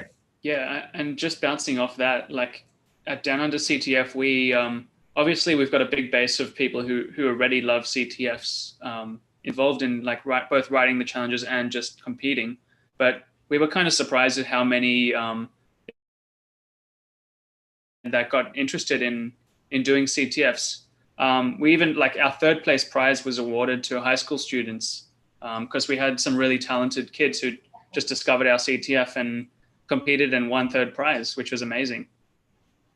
You know, you feel old when a university student calls high schoolers kids. Yeah, I'd like to. So, not knowing, a lot about you guys, where are you at in university? What year are you at this year? You graduated? Yeah, I've just graduated. I just finished my 5th year at university. Wow. But I'm one of the later ones of the group. So a lot of people are doing like 2nd and 3rd year. Scobro, which year are you in? Going into 4th this year, but should be done hopefully. Yeah, nice. So what are you up to now? For me, I've just finished. I just need to wait till I get my degree, and I'm actually off to the US to work there. I'm going to Microsoft. So anyway. No, that's awesome. Actually super interested in, like, clearly you guys are all go-getters, right? Like, that's super obvious. And do you think that the Down Under CTF, really helped you, give you that leg up in, what your career is going to look like next? Yeah, like for me, I really enjoyed running it and also running challenges. And I definitely think like security is where I want to be in the future as well. So I definitely think, yeah, it's a good benefit for your career, but I think also you just do it for fun as well. Yeah. Like that's the main objective. If I wasn't having fun, I wouldn't be in Sydney right now and going to a hotel in the middle of the night.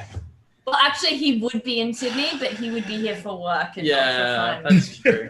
But most definitely, I think most people, hands down, run these kind of things. And Dan's on screen now because he probably typed some keys or something. We all do it for the fun of it. There's not a lot of benefit that we're going to get from running this conference. And even if there was a benefit, we're not doing it for the benefit. No, that's the point. And I think it's really, I think going to a point, and maybe Dan can talk a little bit about this, is, when we run these events, we're not explicitly running these events to get something out of it. Down Under CTF had a gap. Cisco wasn't happening anymore. I'm sure some part of it was potentially that the cons that were going on didn't have CTFs as well, all these kind of things. And so there's always this sense of running something because you're filling in a gap, and so you can work with other people to do something you enjoy. Is that a fair thing to say, Dan? I mean, I get something out of it. It's called the community. Being able to hang out with people and, learn from each other and creating that space for that exchange. So, I mean, it's fun. I love the whole sharing of ideas, and like if there wasn't any benefit, I wouldn't be doing it. I'd rather sit down and sleep. But I love sleep. But the thing is, if the community doesn't exist, I wouldn't be where I am. I wouldn't have known the things I've known. And like it's a gap that needs to be filled. And it definitely comes with the whole, without saying that, the community comes first. And I love our ANZ community, where it's so sharing. There is a lot of sharing and caring here, and the amount of selflessness that everyone has just come together, pitched in. I mean, hey, we have besides Melbourne, besides Canberra, and all the awesome people just chipping in and crikey, TaskCon, like the amount of community run for the community by the community kind of conference, which goes like, yeah, and ComfyCon goes without saying, right? Just being there and supporting and getting more people excited, involved, and exploring new things. Yeah, absolutely, 100%. I guess one question that's kind of interesting on my mind, Dan, probably less relevant to you, but more relevant to the DU CTF guys, who this is obviously the first event you've run. Shannon sort of touched on about how the world has changed, how COVID has stopped a lot of things. Moving forward, if those restrictions and those things went back to normal, what things would you try and do differently, if any? I think that's a good question. I think it was really successful actually running a CTF online. I think they're really inclined to be run online. I mean, it's not like we were the first CTF to be run online only, but I definitely think there is room there to have like a real life presence, like an in-person presence as well. I'm not sure how that would be done, given that we've got so many people across Australia competing and across the world. I definitely have like fond memories of doing CTFs like at university with all the other security people. And I think it really takes the like sense of community and like camaraderie to the next step or to the next level. So I definitely think there's more room to get involved physically with CTFs in general, and also just events like I'm not sure how ComfyCon would be in person or if it ever would, but I really love both in person and online conferences. So how about you, Scobro? Probably just, I guess, being able to get like clubs teams together to like into the one place, because I know my team was a bit like the club members that were participating were a bit spread all over the place, and some of them only got to like look at it for like an hour or two over the weekend because they had stuff going on that they probably wouldn't have had if they were all in the one venue and focusing on it a bit harder. Are we getting rickrolled? Yes, we're getting rickrolled because Dan is a dick. No, it's a really good point. And I'm going to be the first one that's guilty of something like that, where I'll be like, yeah, I'm going to compete in that CTF. And it gets to the weekend and I've got so much else to do. But if I'm in person, then actually, I'm not even going to say that because I've actually been in person at a CTF and had work to do and totally let down my team. So, but in general, if you're there, you're more inclined, you're more present. One of my favorite CTFs actually was at ComfyCon, and being there for the CTF, you do kind of miss the presentations at a conference when it's a conference and CTF at the same time. But being there and working with your team in person is such a great experience that you don't get from, you can meet up on Discord, you can meet up on Slack, but it's so different when you're there in person with people and can share that moment of like, I got it. You don't get hugs. You don't get hugs. ComfyCon hugs. Totally socially distancing. We sanitize beforehand. But yeah, it's a really awesome point that you brought up of, being virtual is harder to be present. Yeah. And just to touch on the second point you brought up, ComfyCon and physical. Never. Yeah. Never. No. We're far too lazy. This is why it's called ComfyCon. The benefit to us of organizing a conference online, quite honestly, is we were a bit slack. And you guys are apparently we're gross with all the love. I'm surprised I haven't got a message saying you're not running a physical conference. Hey, InkSpot, if I say I'm running a physical conference, you're going to abuse me. Yeah, She will. She will. No, so running a virtual conference, I think something we said in the first ComfyCon and something that we haven't really said this time, we're not here to replace other conferences. It was always supposed to be a fill-in. It was always supposed to be a fill-in for conferences. Oh, look, and here she is. Hello, Inkspot. You're live. What would you like? Physical conferences. So for those who don't know, Inkspot is the other organizer. She has made her will. Conferences. Okay. Yeah. We won't do physical conferences. Just attend them. Thank you, darling. Yeah, so for us, the whole point of ComfyCon was filling a gap, and it's not something we want to replicate. You know, there's so many amazing conferences already. You know, Dan mentioned a few. You know, the B-Sides, the Sec Talks, CrikeyCon, TuskCon, KawaiiCon, ChuckCon, like everyone who's potentially watching right now. Hello to all of you. We love all of you. We don't want to take over. We're just here because we've got too much time on our hands. Yeah. But I think also Lydia kind of touched on some of that with her talk yesterday. You know, we can be that conference that provides a little bit of a comic relief. No, like that step up. You know, it's a friendly conference. We're not, and I want to say this in the nicest possible way. The bar is not that high for us. You know, we're not DEF CON. We're not looking for, you know, have you found the latest exploit? Have you found something that nobody else has found? What we're interested in doing is providing a platform for people to share their knowledge. Single talk that's happened over the last 2 days, I've learned something. Like no talk is simple. Like no perspective is simple. So it's you know, that's being completely virtual. We can do that. And ComfyCon, the bar is not I know. God damn you, society. God damn you. I guess how can I say it without saying, yeah, what a tagline. The bar's not that high, just applied.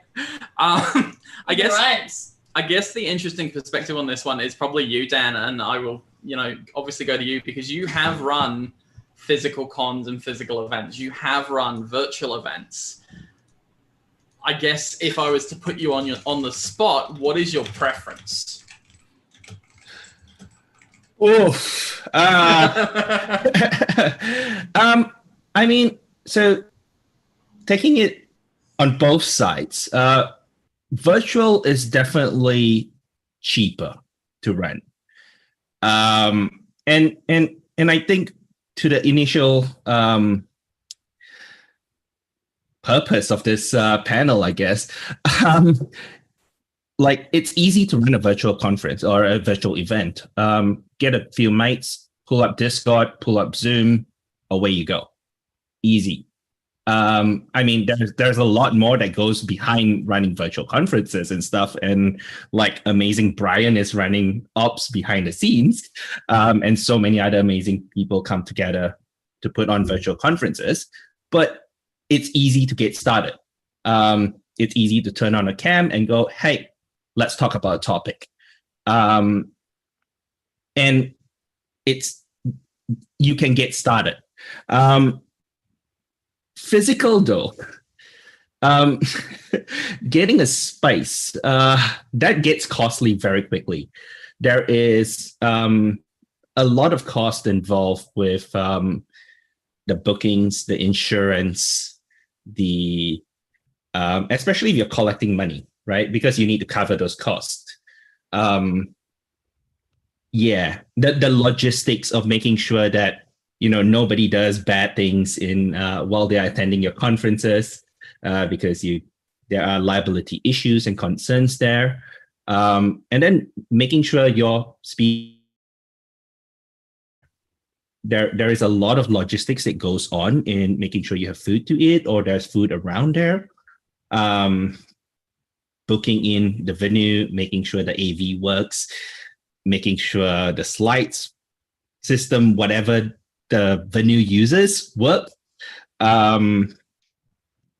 Yeah, the hospitality, the green room. Like the green room for this, show up 5-10 minutes before the event, hop in and like in the comfort of your bedroom and go like, yep, cool.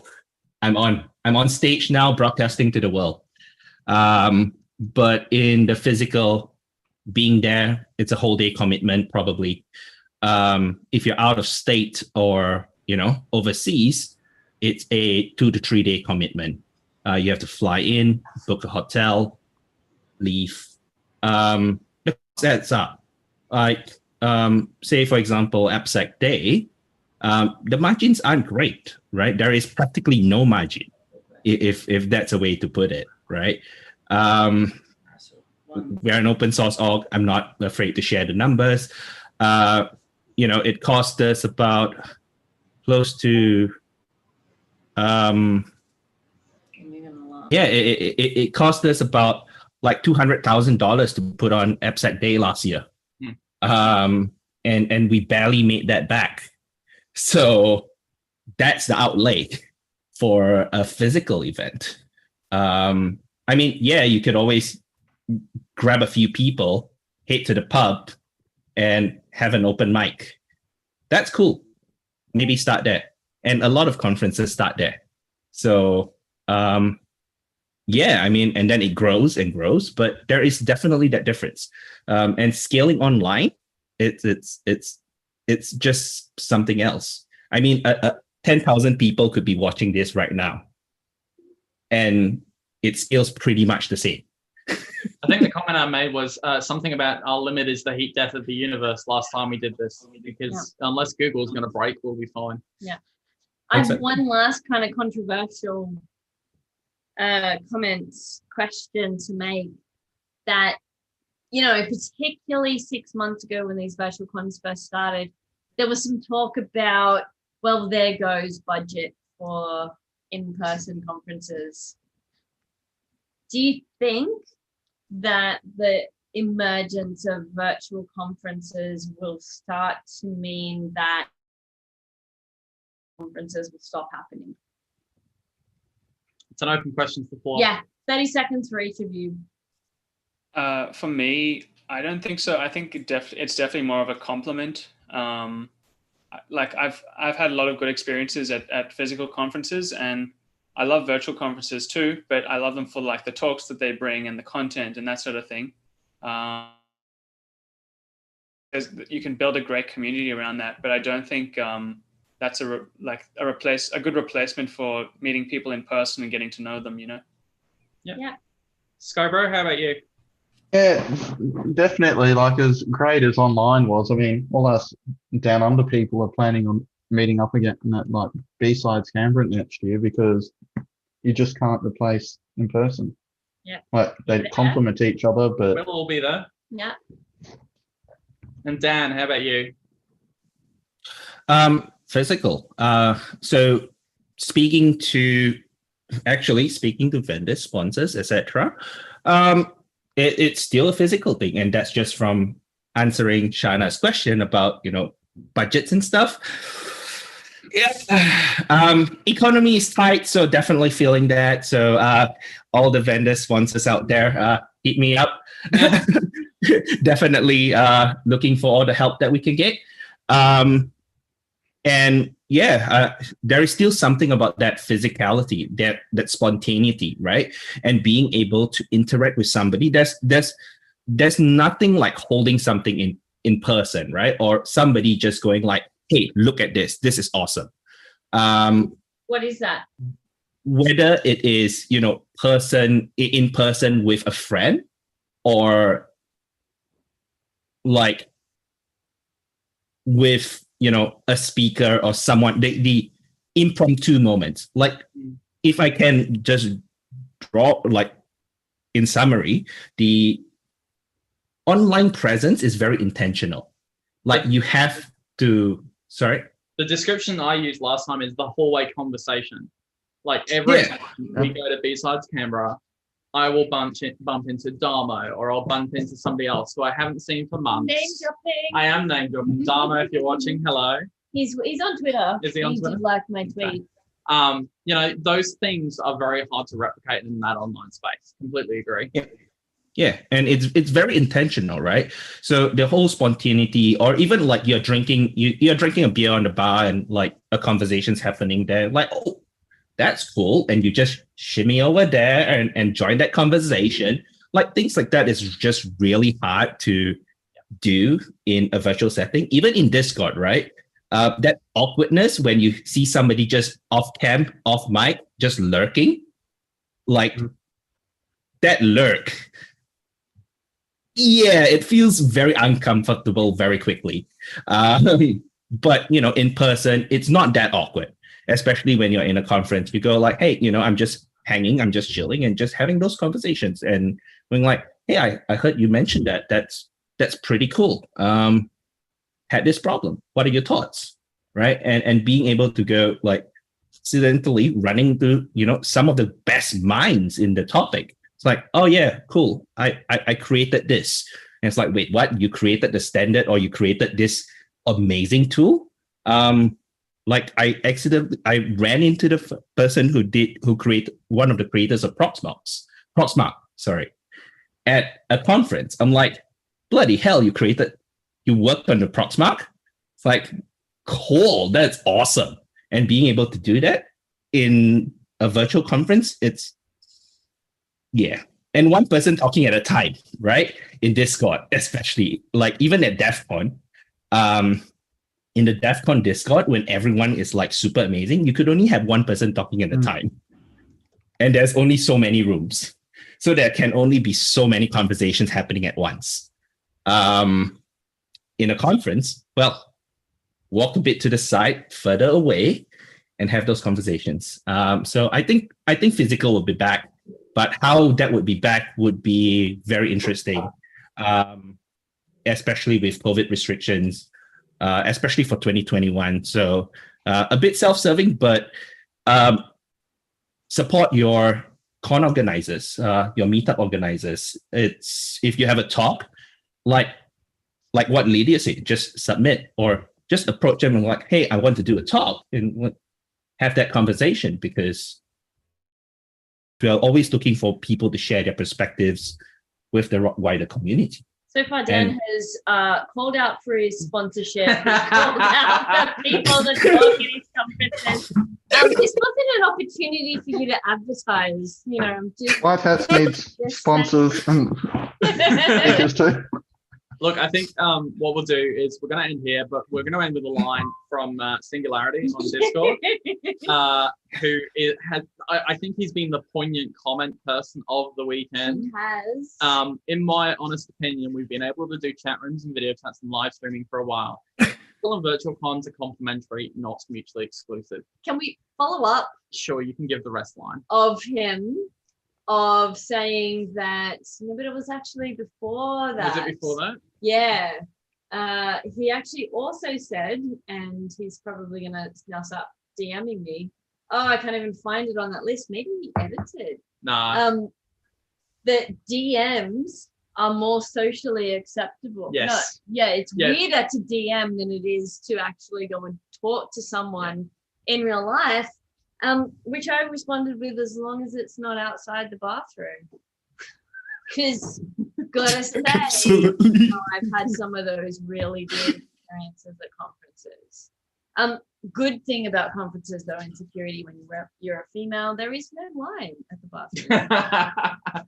And on that note, thank you very much, gentlemen. I think we were trying to say, please run a virtual conference, and we kind of said, yeah, run a virtual conference.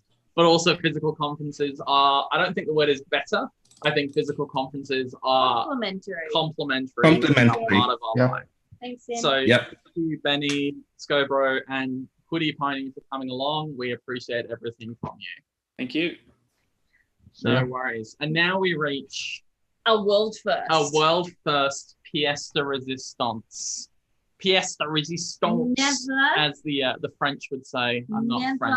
In the realm of virtual conferences run in Australia in cybersecurity, so have many. we ever seen a presentation like this? So I'm going to add the presenter, who hopefully will still actually be alive. And we may have just kind of run over his time. He might actually not still be physically. I think he should be there, hopefully. Mr. Menzies, can you hear us? There's an unmuted microphone. Muted microphone. And a muted Oh, microphone. here we go. There we are. Is that better? That is That's better. better. There we Hello, are. Ben. How are you? Yeah, good. How are you? Good, mate. You're talking me up a bit there. Oh, well, this is a world first. It's true. Oh yeah. Well, it was definitely a challenge, and I really enjoyed sort of putting it all together. So I mean, While there were so many things that could have gone wrong. Yeah. Sorry. While you get ready, because I think you've got a camera turned off. Yeah, your stream is starting. Yeah. We'll just give you guys a bit of it's context. pitch black out here, so you can't see me because I'm on the top of the mountain already, but I can start the stream remotely. So, let me know when you're good to go, and I'll start the stream. All right. So to give some context, I will give some context first. Okay. After ComfyCon, you get another drink. After ComfyCon last time, I think it was Kirk, Ben, and Tim Bishop and I were having a conversation, and we said, wouldn't it be cool? And the worst things that ever happen start when you have those conversations. Wouldn't it be cool? Hold my beer. Wouldn't it be cool if Ben gave a talk going down a hill on a mountain bike? And so I can't go down the hill and do it. That's a bit crazy. Are you going up the hill? Up the hill. I chose to go up instead. Okay, that's fair. Are you going to be able to talk? He'll be fine. I can. You should see me. All right. So Ben Menzies, who I will find the bio for. Let me just get the bio. And I can guarantee you, even if his camera's not up and you can't see him, he is on a mountain bike. I've seen the footage in the back room. We saw him there. Ben Menzies, who's currently a security engineer at, it says TSS, but it probably should say Cyber CX, has been focused in the security. Actually, that's changed since that's changed. I've changed back to consulting. So not a security engineer anymore, a consultant. So there's so many things wrong with this presentation already. Jesus. Sorry. I'm just going to skip to the last sentence. In his personal time. Cybersecurity conference presenter is what Sin has called you. I reckon that's a pretty good one. In his personal time, he enjoys doing CTFs such as OSINT and live stream mountain biking. So today, Ben is going to be doing both mountain biking and talking about OSINT. So Ben, feel free to take it away. Thanks, guys. All right, let me start the stream, and I'll send it over. See you on the other side.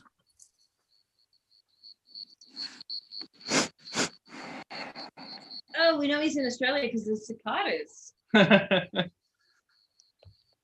good evening, everybody, and welcome out here on the trails. Before we begin, I'd like to give my thanks and acknowledgements to the ComfyCon organisers, Ian, Shana, and Andrea, and everyone else who is tuning in right now. It's always a great opportunity to talk and have passionate people tune in and listen. And this really is the best online conference in the world, and the only online conference that gives me the ability to ride my bike and present to you. Which I really hope that this sets a new standard for virtual conferences.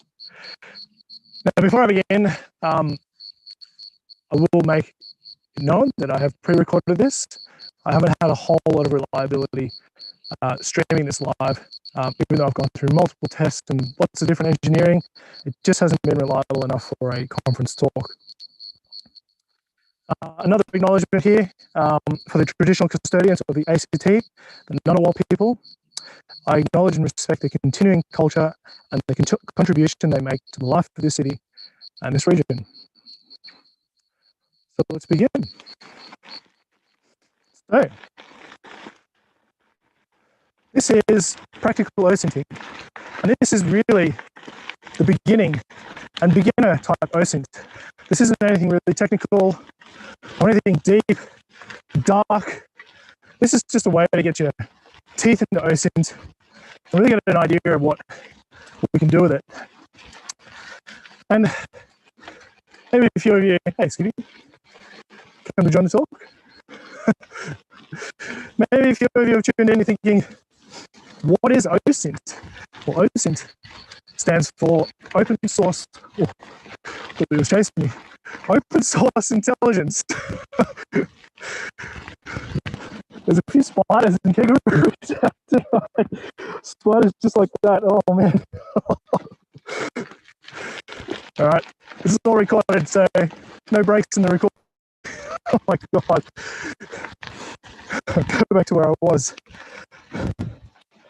And really anybody can get involved with those things. Because it doesn't have to be deep and technical.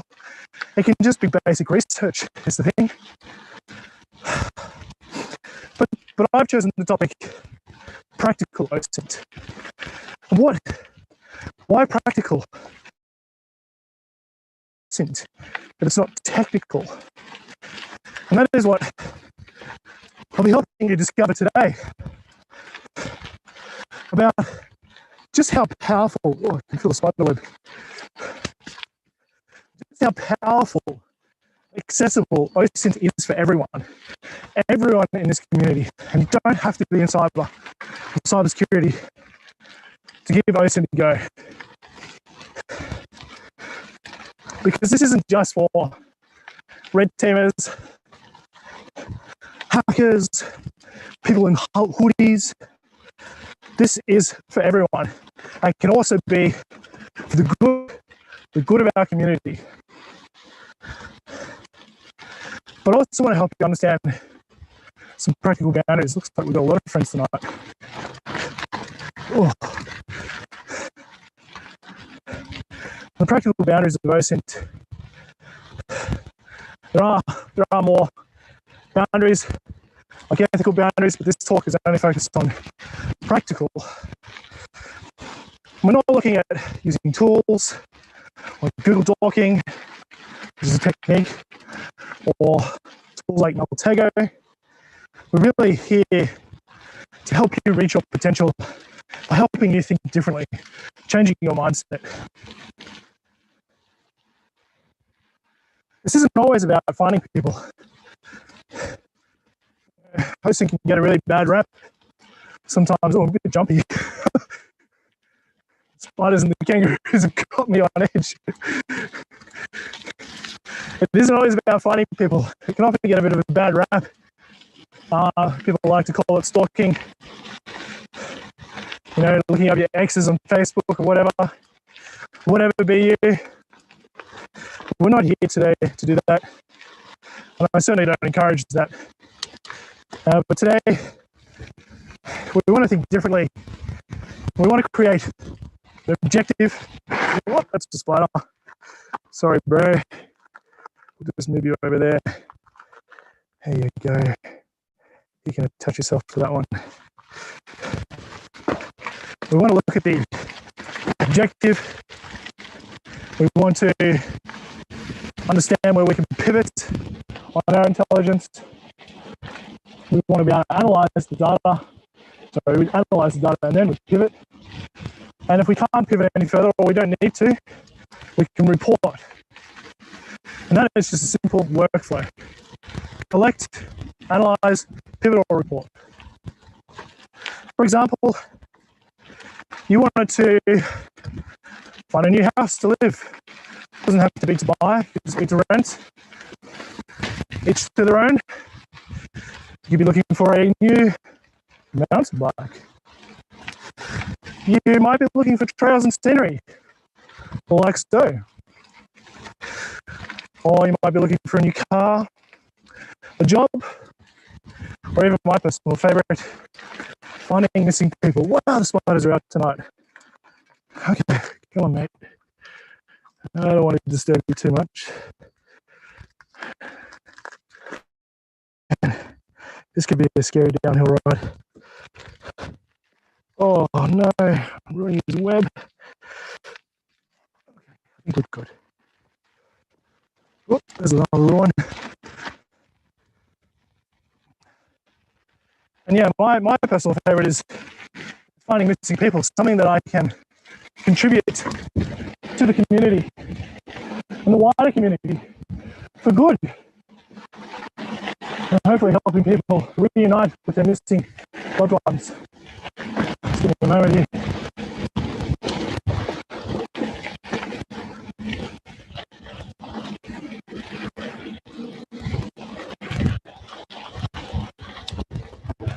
little bit of downhill before we go up again. A little bit more through this next little rock garden. The berms. Some little berms, hopefully no spiders. It's a little bit scary.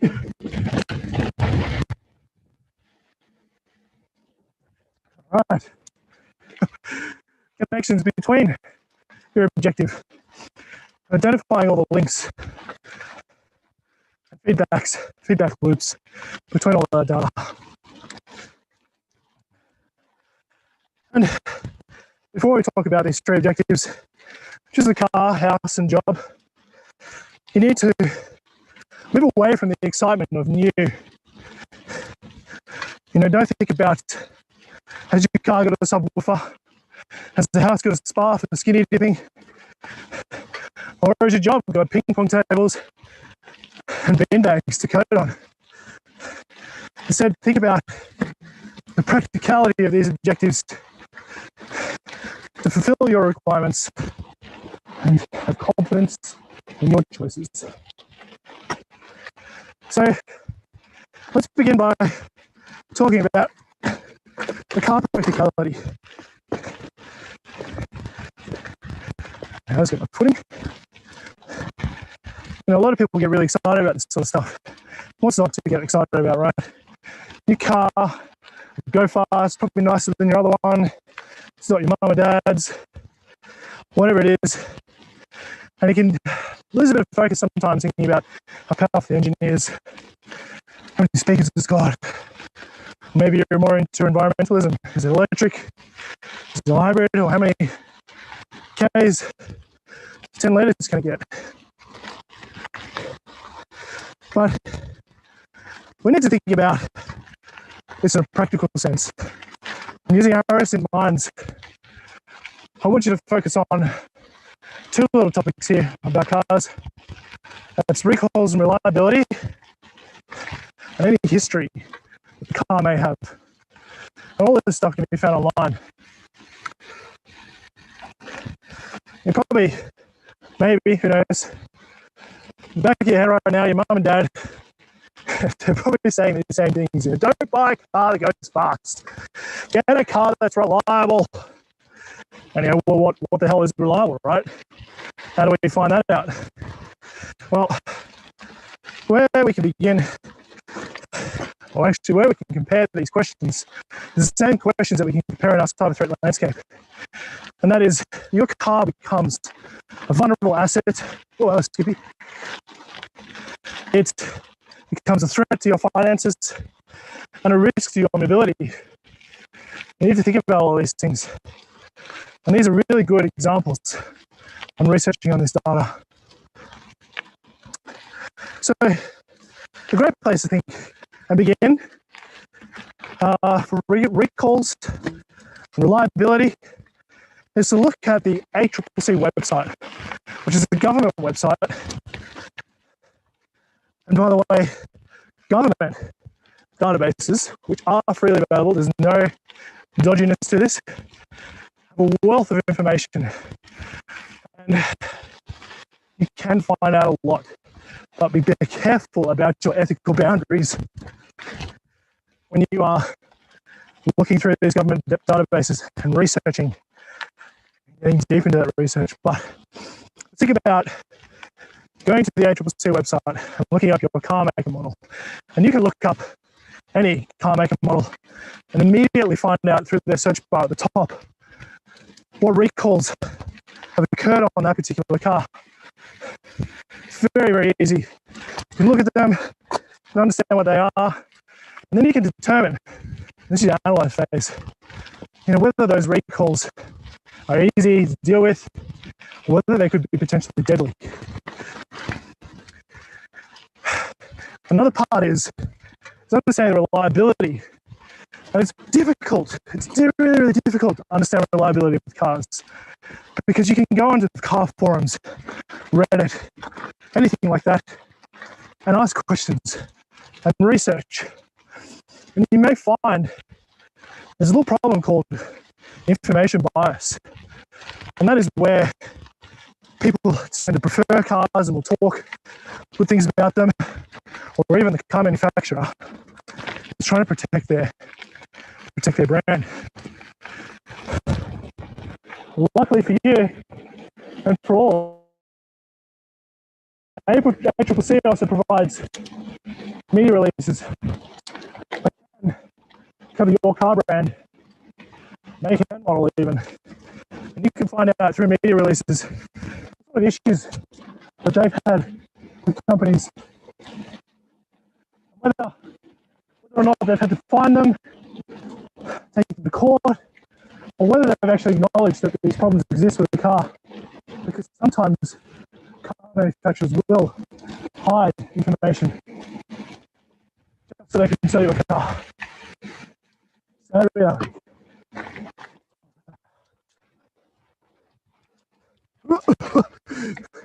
On the climb.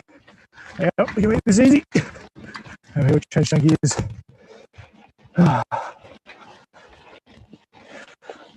finally, the history of the car. What kind of information can you find out about the history of this car? It's not particularly the make and model, but I want you to focus on any identifiers the car has. And the easiest one is the number plate. You know, it's simple enough that you can go to your state, your government state. Wow, that's a big spider web. Where do I get past him? Whoop, oh, broke his web. Sorry, mate. This is really bad. Really scary too. Your local government will actually have a reasonable bit of information online about that particular car. You know, what it is, the year it was made, last 4 digits of the engine number. Oh, hello. Little spiders. Yep, we're good. And whether or not it's been reported as stolen, and even to go as far as to say if the engine has been stolen, which is pretty useful if you're buying a car. You don't want a stolen car. Come with risk and liability. And the last place you can do registration research is to literally type that registration into Google and find out what results you can find on that car. You may come across Gumtree ads and whatnot. Enough about cars. You may have figured out what you want by now. Based on that practical knowledge, you need a place to live. And it's pretty hard finding a place to live. You know, you're going to have some really basic requirements. That is, you need a bathroom, you need a bedroom, you need a place to cook your food, and you probably want a place to park your brand new car. I don't know. You have to assess that risk. And how do we assess the risk? How do we look at where we want to live and what threats may be around us? Whoop. Bugs are everywhere. And again, we want to shift from features. We don't want to think about spa baths, pools, or anything like that. We want to think about, whereabout is it located? What sort of crime rate is in the area? Wow, more spiders. And can we store our car safely? Especially if we have a high Grand Theft Auto crime rate. And a great place to begin, again, is government websites. Things like here in Canberra, we have police news in which we can research not people. We can research an area in which we want to or plan to live and identify the different crime types and the amount of crimes that occur in that particular vicinity. We can even go as far as to filter down to the type of crime and date and time. It really is valuable information, and it is still OSINT, because now we have intelligence on where we want to live. But let's not stop there. We've identified where we want to live.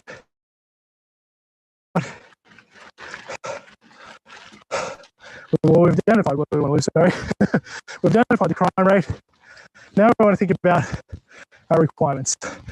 Bedrooms, type, house, apartment, whatever. And the easiest place to do this research is through commercial sites like All Homes and Domains. My personal favourite for OSINT is All Homes. It provides a very, very easy map view to identify all the available houses in your area based on your criteria, room size, bathrooms, car storage, whatever. And once you've identified the map location, you can very easily see on the map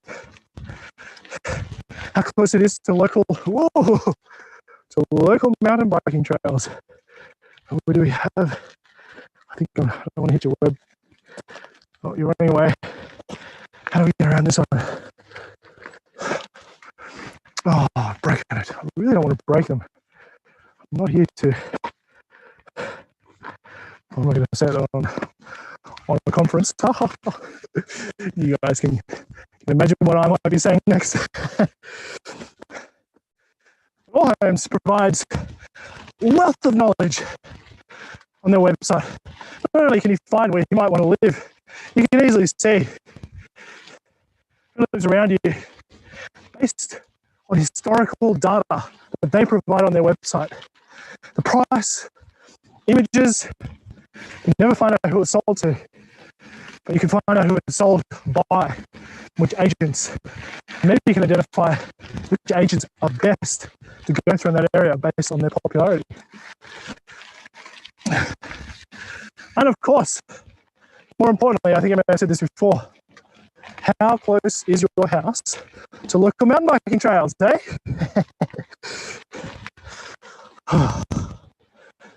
The other thing I love about the crime stuff when you're researching at home is you can actually download that data directly from their website.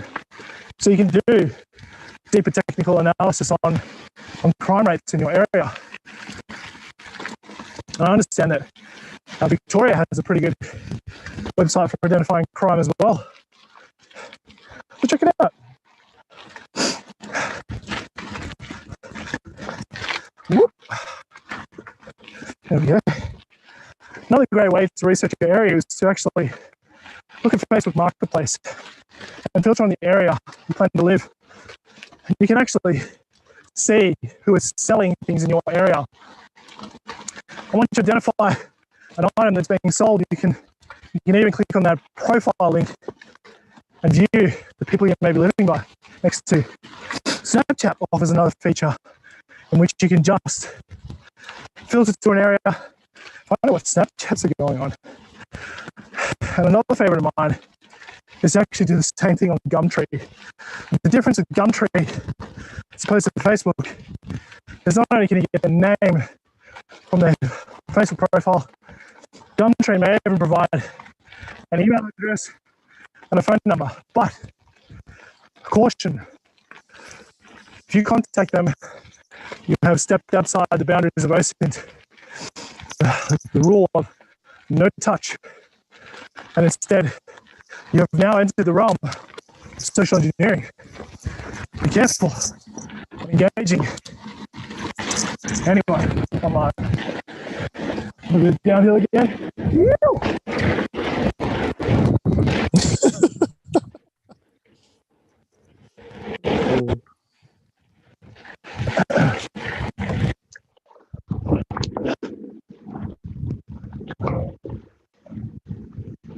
And finally, let's talk about a job.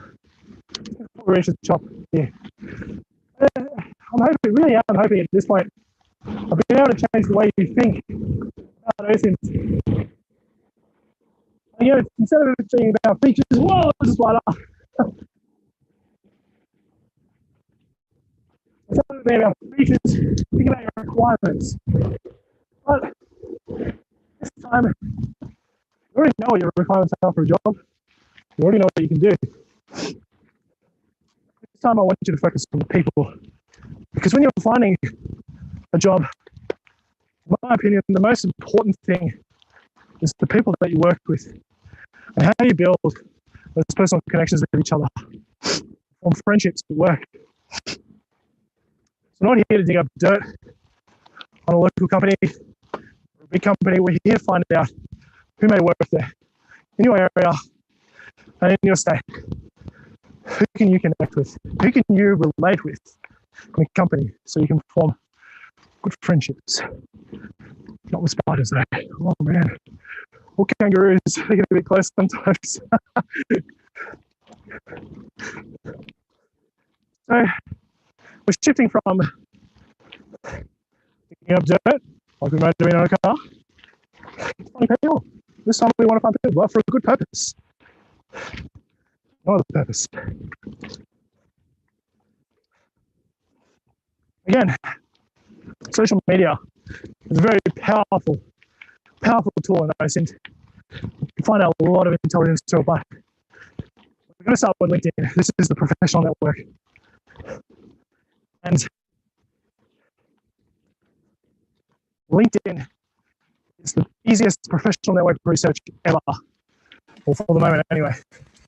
You can easily type in the company name, the location, and you can identify people who work in that company in that area.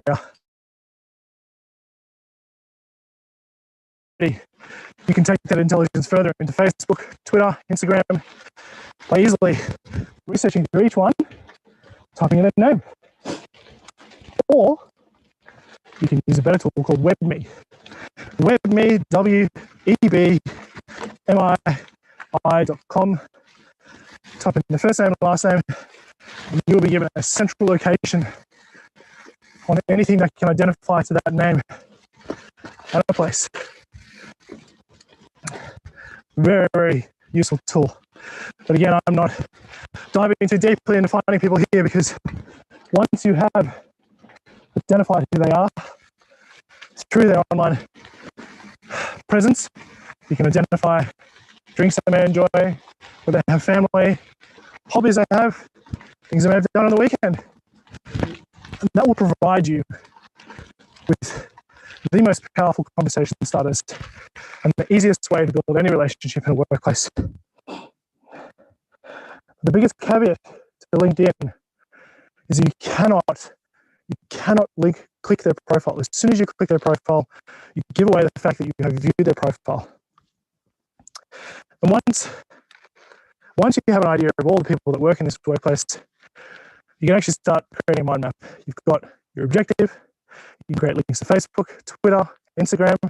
You can find out relationships between your hobbies and their hobbies, and you can easily view this in a way that you can relate with them.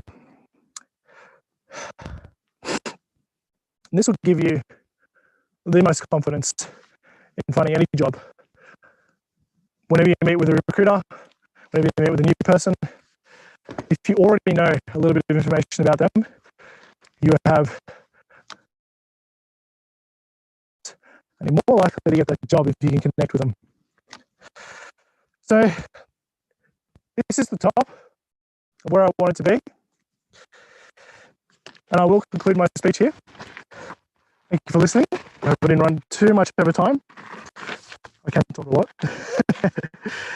But I wanted to, here we go, that's better. I wanted to give you a bit of a conclusion on this, although a lot of this is probably something you should already know, or you feel like you should know, it's not always known, and I really want to just help the practicality of OSINTing. It isn't just about stalking people online, it's about helping yourself and helping others. And just like all that research I shared with you, about finding locations on a map where you can find a house, a place to live, anything like that. I wanted to help you find this ComfyCon little gift pack that I've hidden out here. Now, there are a few clues around here. Of course, I'll give these to you.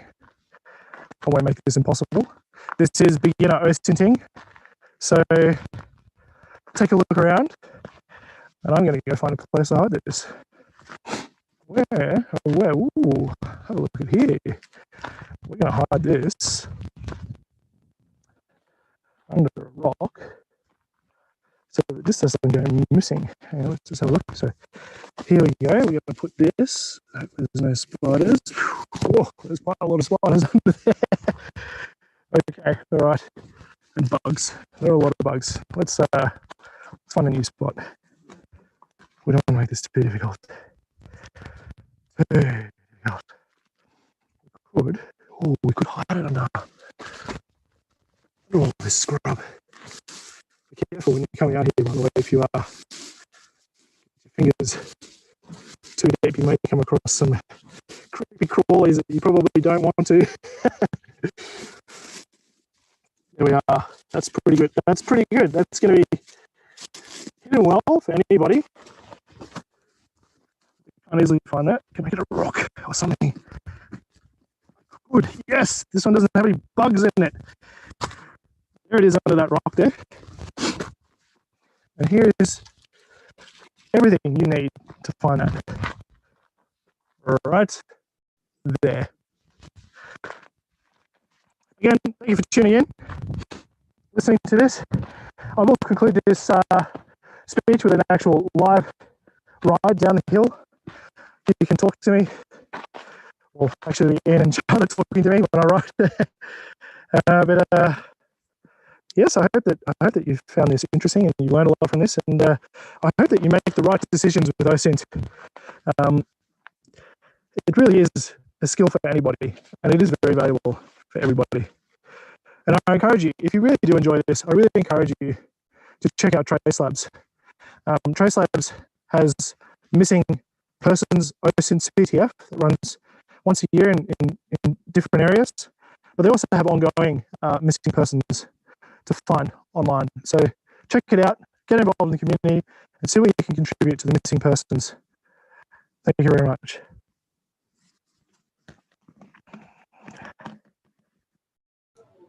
So in theory, if I unspotlight this one, which one are you? The problem is you've named them both Ben Menzies. Yeah. Can you hear me? We can hear you. Oh, great. Can you hear me now? I can hear you. So Ben, I that was an awesome presentation. I heard you're going to go downhill live. Yes, I was just trying to set it up, and my RTMP server has apparently failed. I've just restarted it, so hopefully it's come back up, and I can stream it to you. So we can hear you. We can't see anything right now. Yeah, I know. Which video is it from? It'll come from the same video I just presented on. Okay, so we're just trying to connect at the moment. All right. Please hold on, everyone. This is what I was afraid of. Oh dear. Oh well. If it doesn't work, it doesn't work, hey?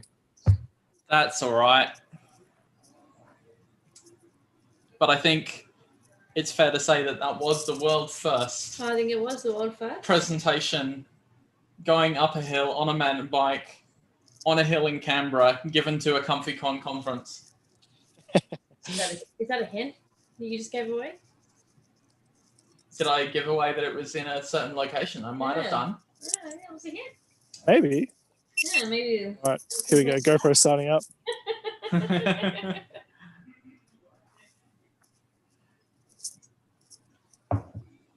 We're hoping. Oh, challenges of technology. Me too, because I had it all prepared and I was so excited. Yeah.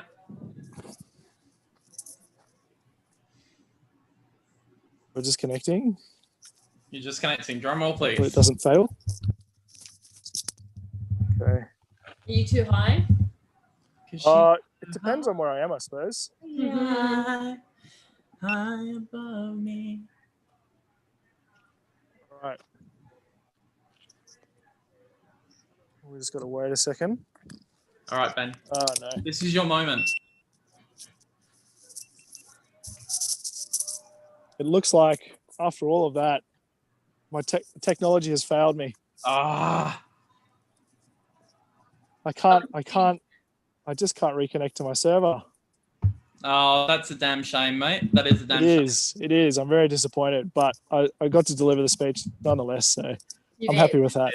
Thank you very much. And for those who are interested, Ben does Twitch stream fairly regularly while mountain biking. It is an exhilarating experience, especially when considering he has a wife and kids at home. And Laura, if you were watching this, I don't know why you married Ben, but anyway, that's another matter entirely. Thank you very much, Ben. This has been an awesome way to close off ComfyCon. Hey, thanks, guys. No worries. I'll catch you all next time. And thanks very much for having me, by the way. And sorry I couldn't show the live stream, but maybe next time. It'll start working as soon as you sign up. I absolutely bet it will, and it's going to frustrate me to no end. So, what happened? If I can get it up, I'll put it up on Twitch, and if anybody wants to watch it on Twitch, then you're more than welcome to. It'll be short, but it'll be fun. So I'll see you there if I can get it working. No worries, mate. Thank you very much. I'm going to say, Crichton. Thanks, guys.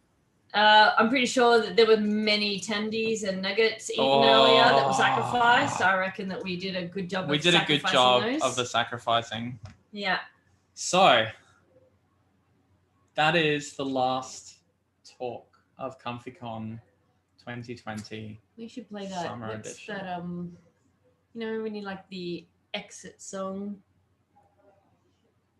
I'm thinking like Slim Pickens on a nuclear bomb, from Doctor Strangelove, when he's like going down and it's like, we'll meet again. Yeah, exactly. Don't know where, don't know when. I think we know. We'll meet again. We may meet again. All right. I think it's fair to say we've had an amazing 2 days. We are friggin' exhausted, but let's do a bit of a sign off.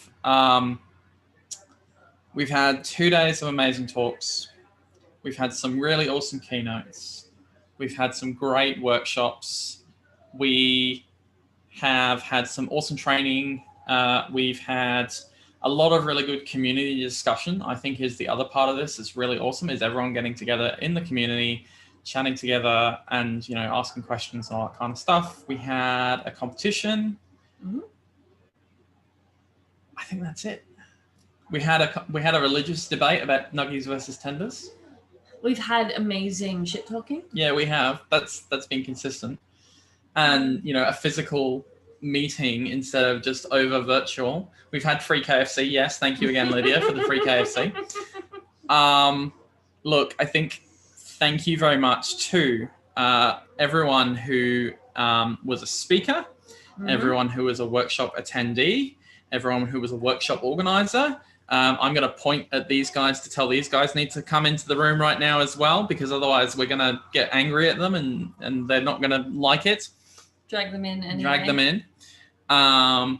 We've had, so thank you again to, thank you to our sponsors.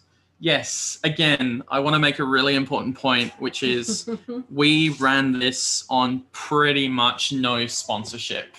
So everything has been either free or has been donated without any sort of requirements to mention them. But what I will say is thank you to Paraflare, specifically Adam and Shanna for the Zoom license. Thank you to Retrospect for running the competition. Yeah. Massive props to Retrospect for running that with absolutely no benefit back to them. Yeah. We don't give away anyone's. If you signed up to our mailing list to get the URL, that doesn't go to anyone else. Yeah. In fact, it gets deleted basically straight after the conference. Yeah. So thanks so much to Retrospect for spending that time and putting effort into running that competition as part of ComfyCon. We really appreciate it. We've had a world first. We have had a world first. So thank you to Ben. Might also be the world last. Last. It's not a great idea. Thank you to Michelle Price specifically for coming along to talk about the Australian cybersecurity industry. Thank you to Tom Prunier for coming along and talking about some of his amazing experiences with building SOCs. I'm going to forget someone to thank you, but thank you to everyone. Thank you to Shanna. Thank you to InkSpot. I think the most important people I'm going to say thank you to right now is I'm going to say thank you to Brian. So Brian, if you can say hello to everyone so that you come on screen and say thank you. Yep, I exist. Hi, how are you? I had the easiest job. I was just running down a spreadsheet of like, okay, name, time, cool. Are they here? Yes. Here's a link. Go click it.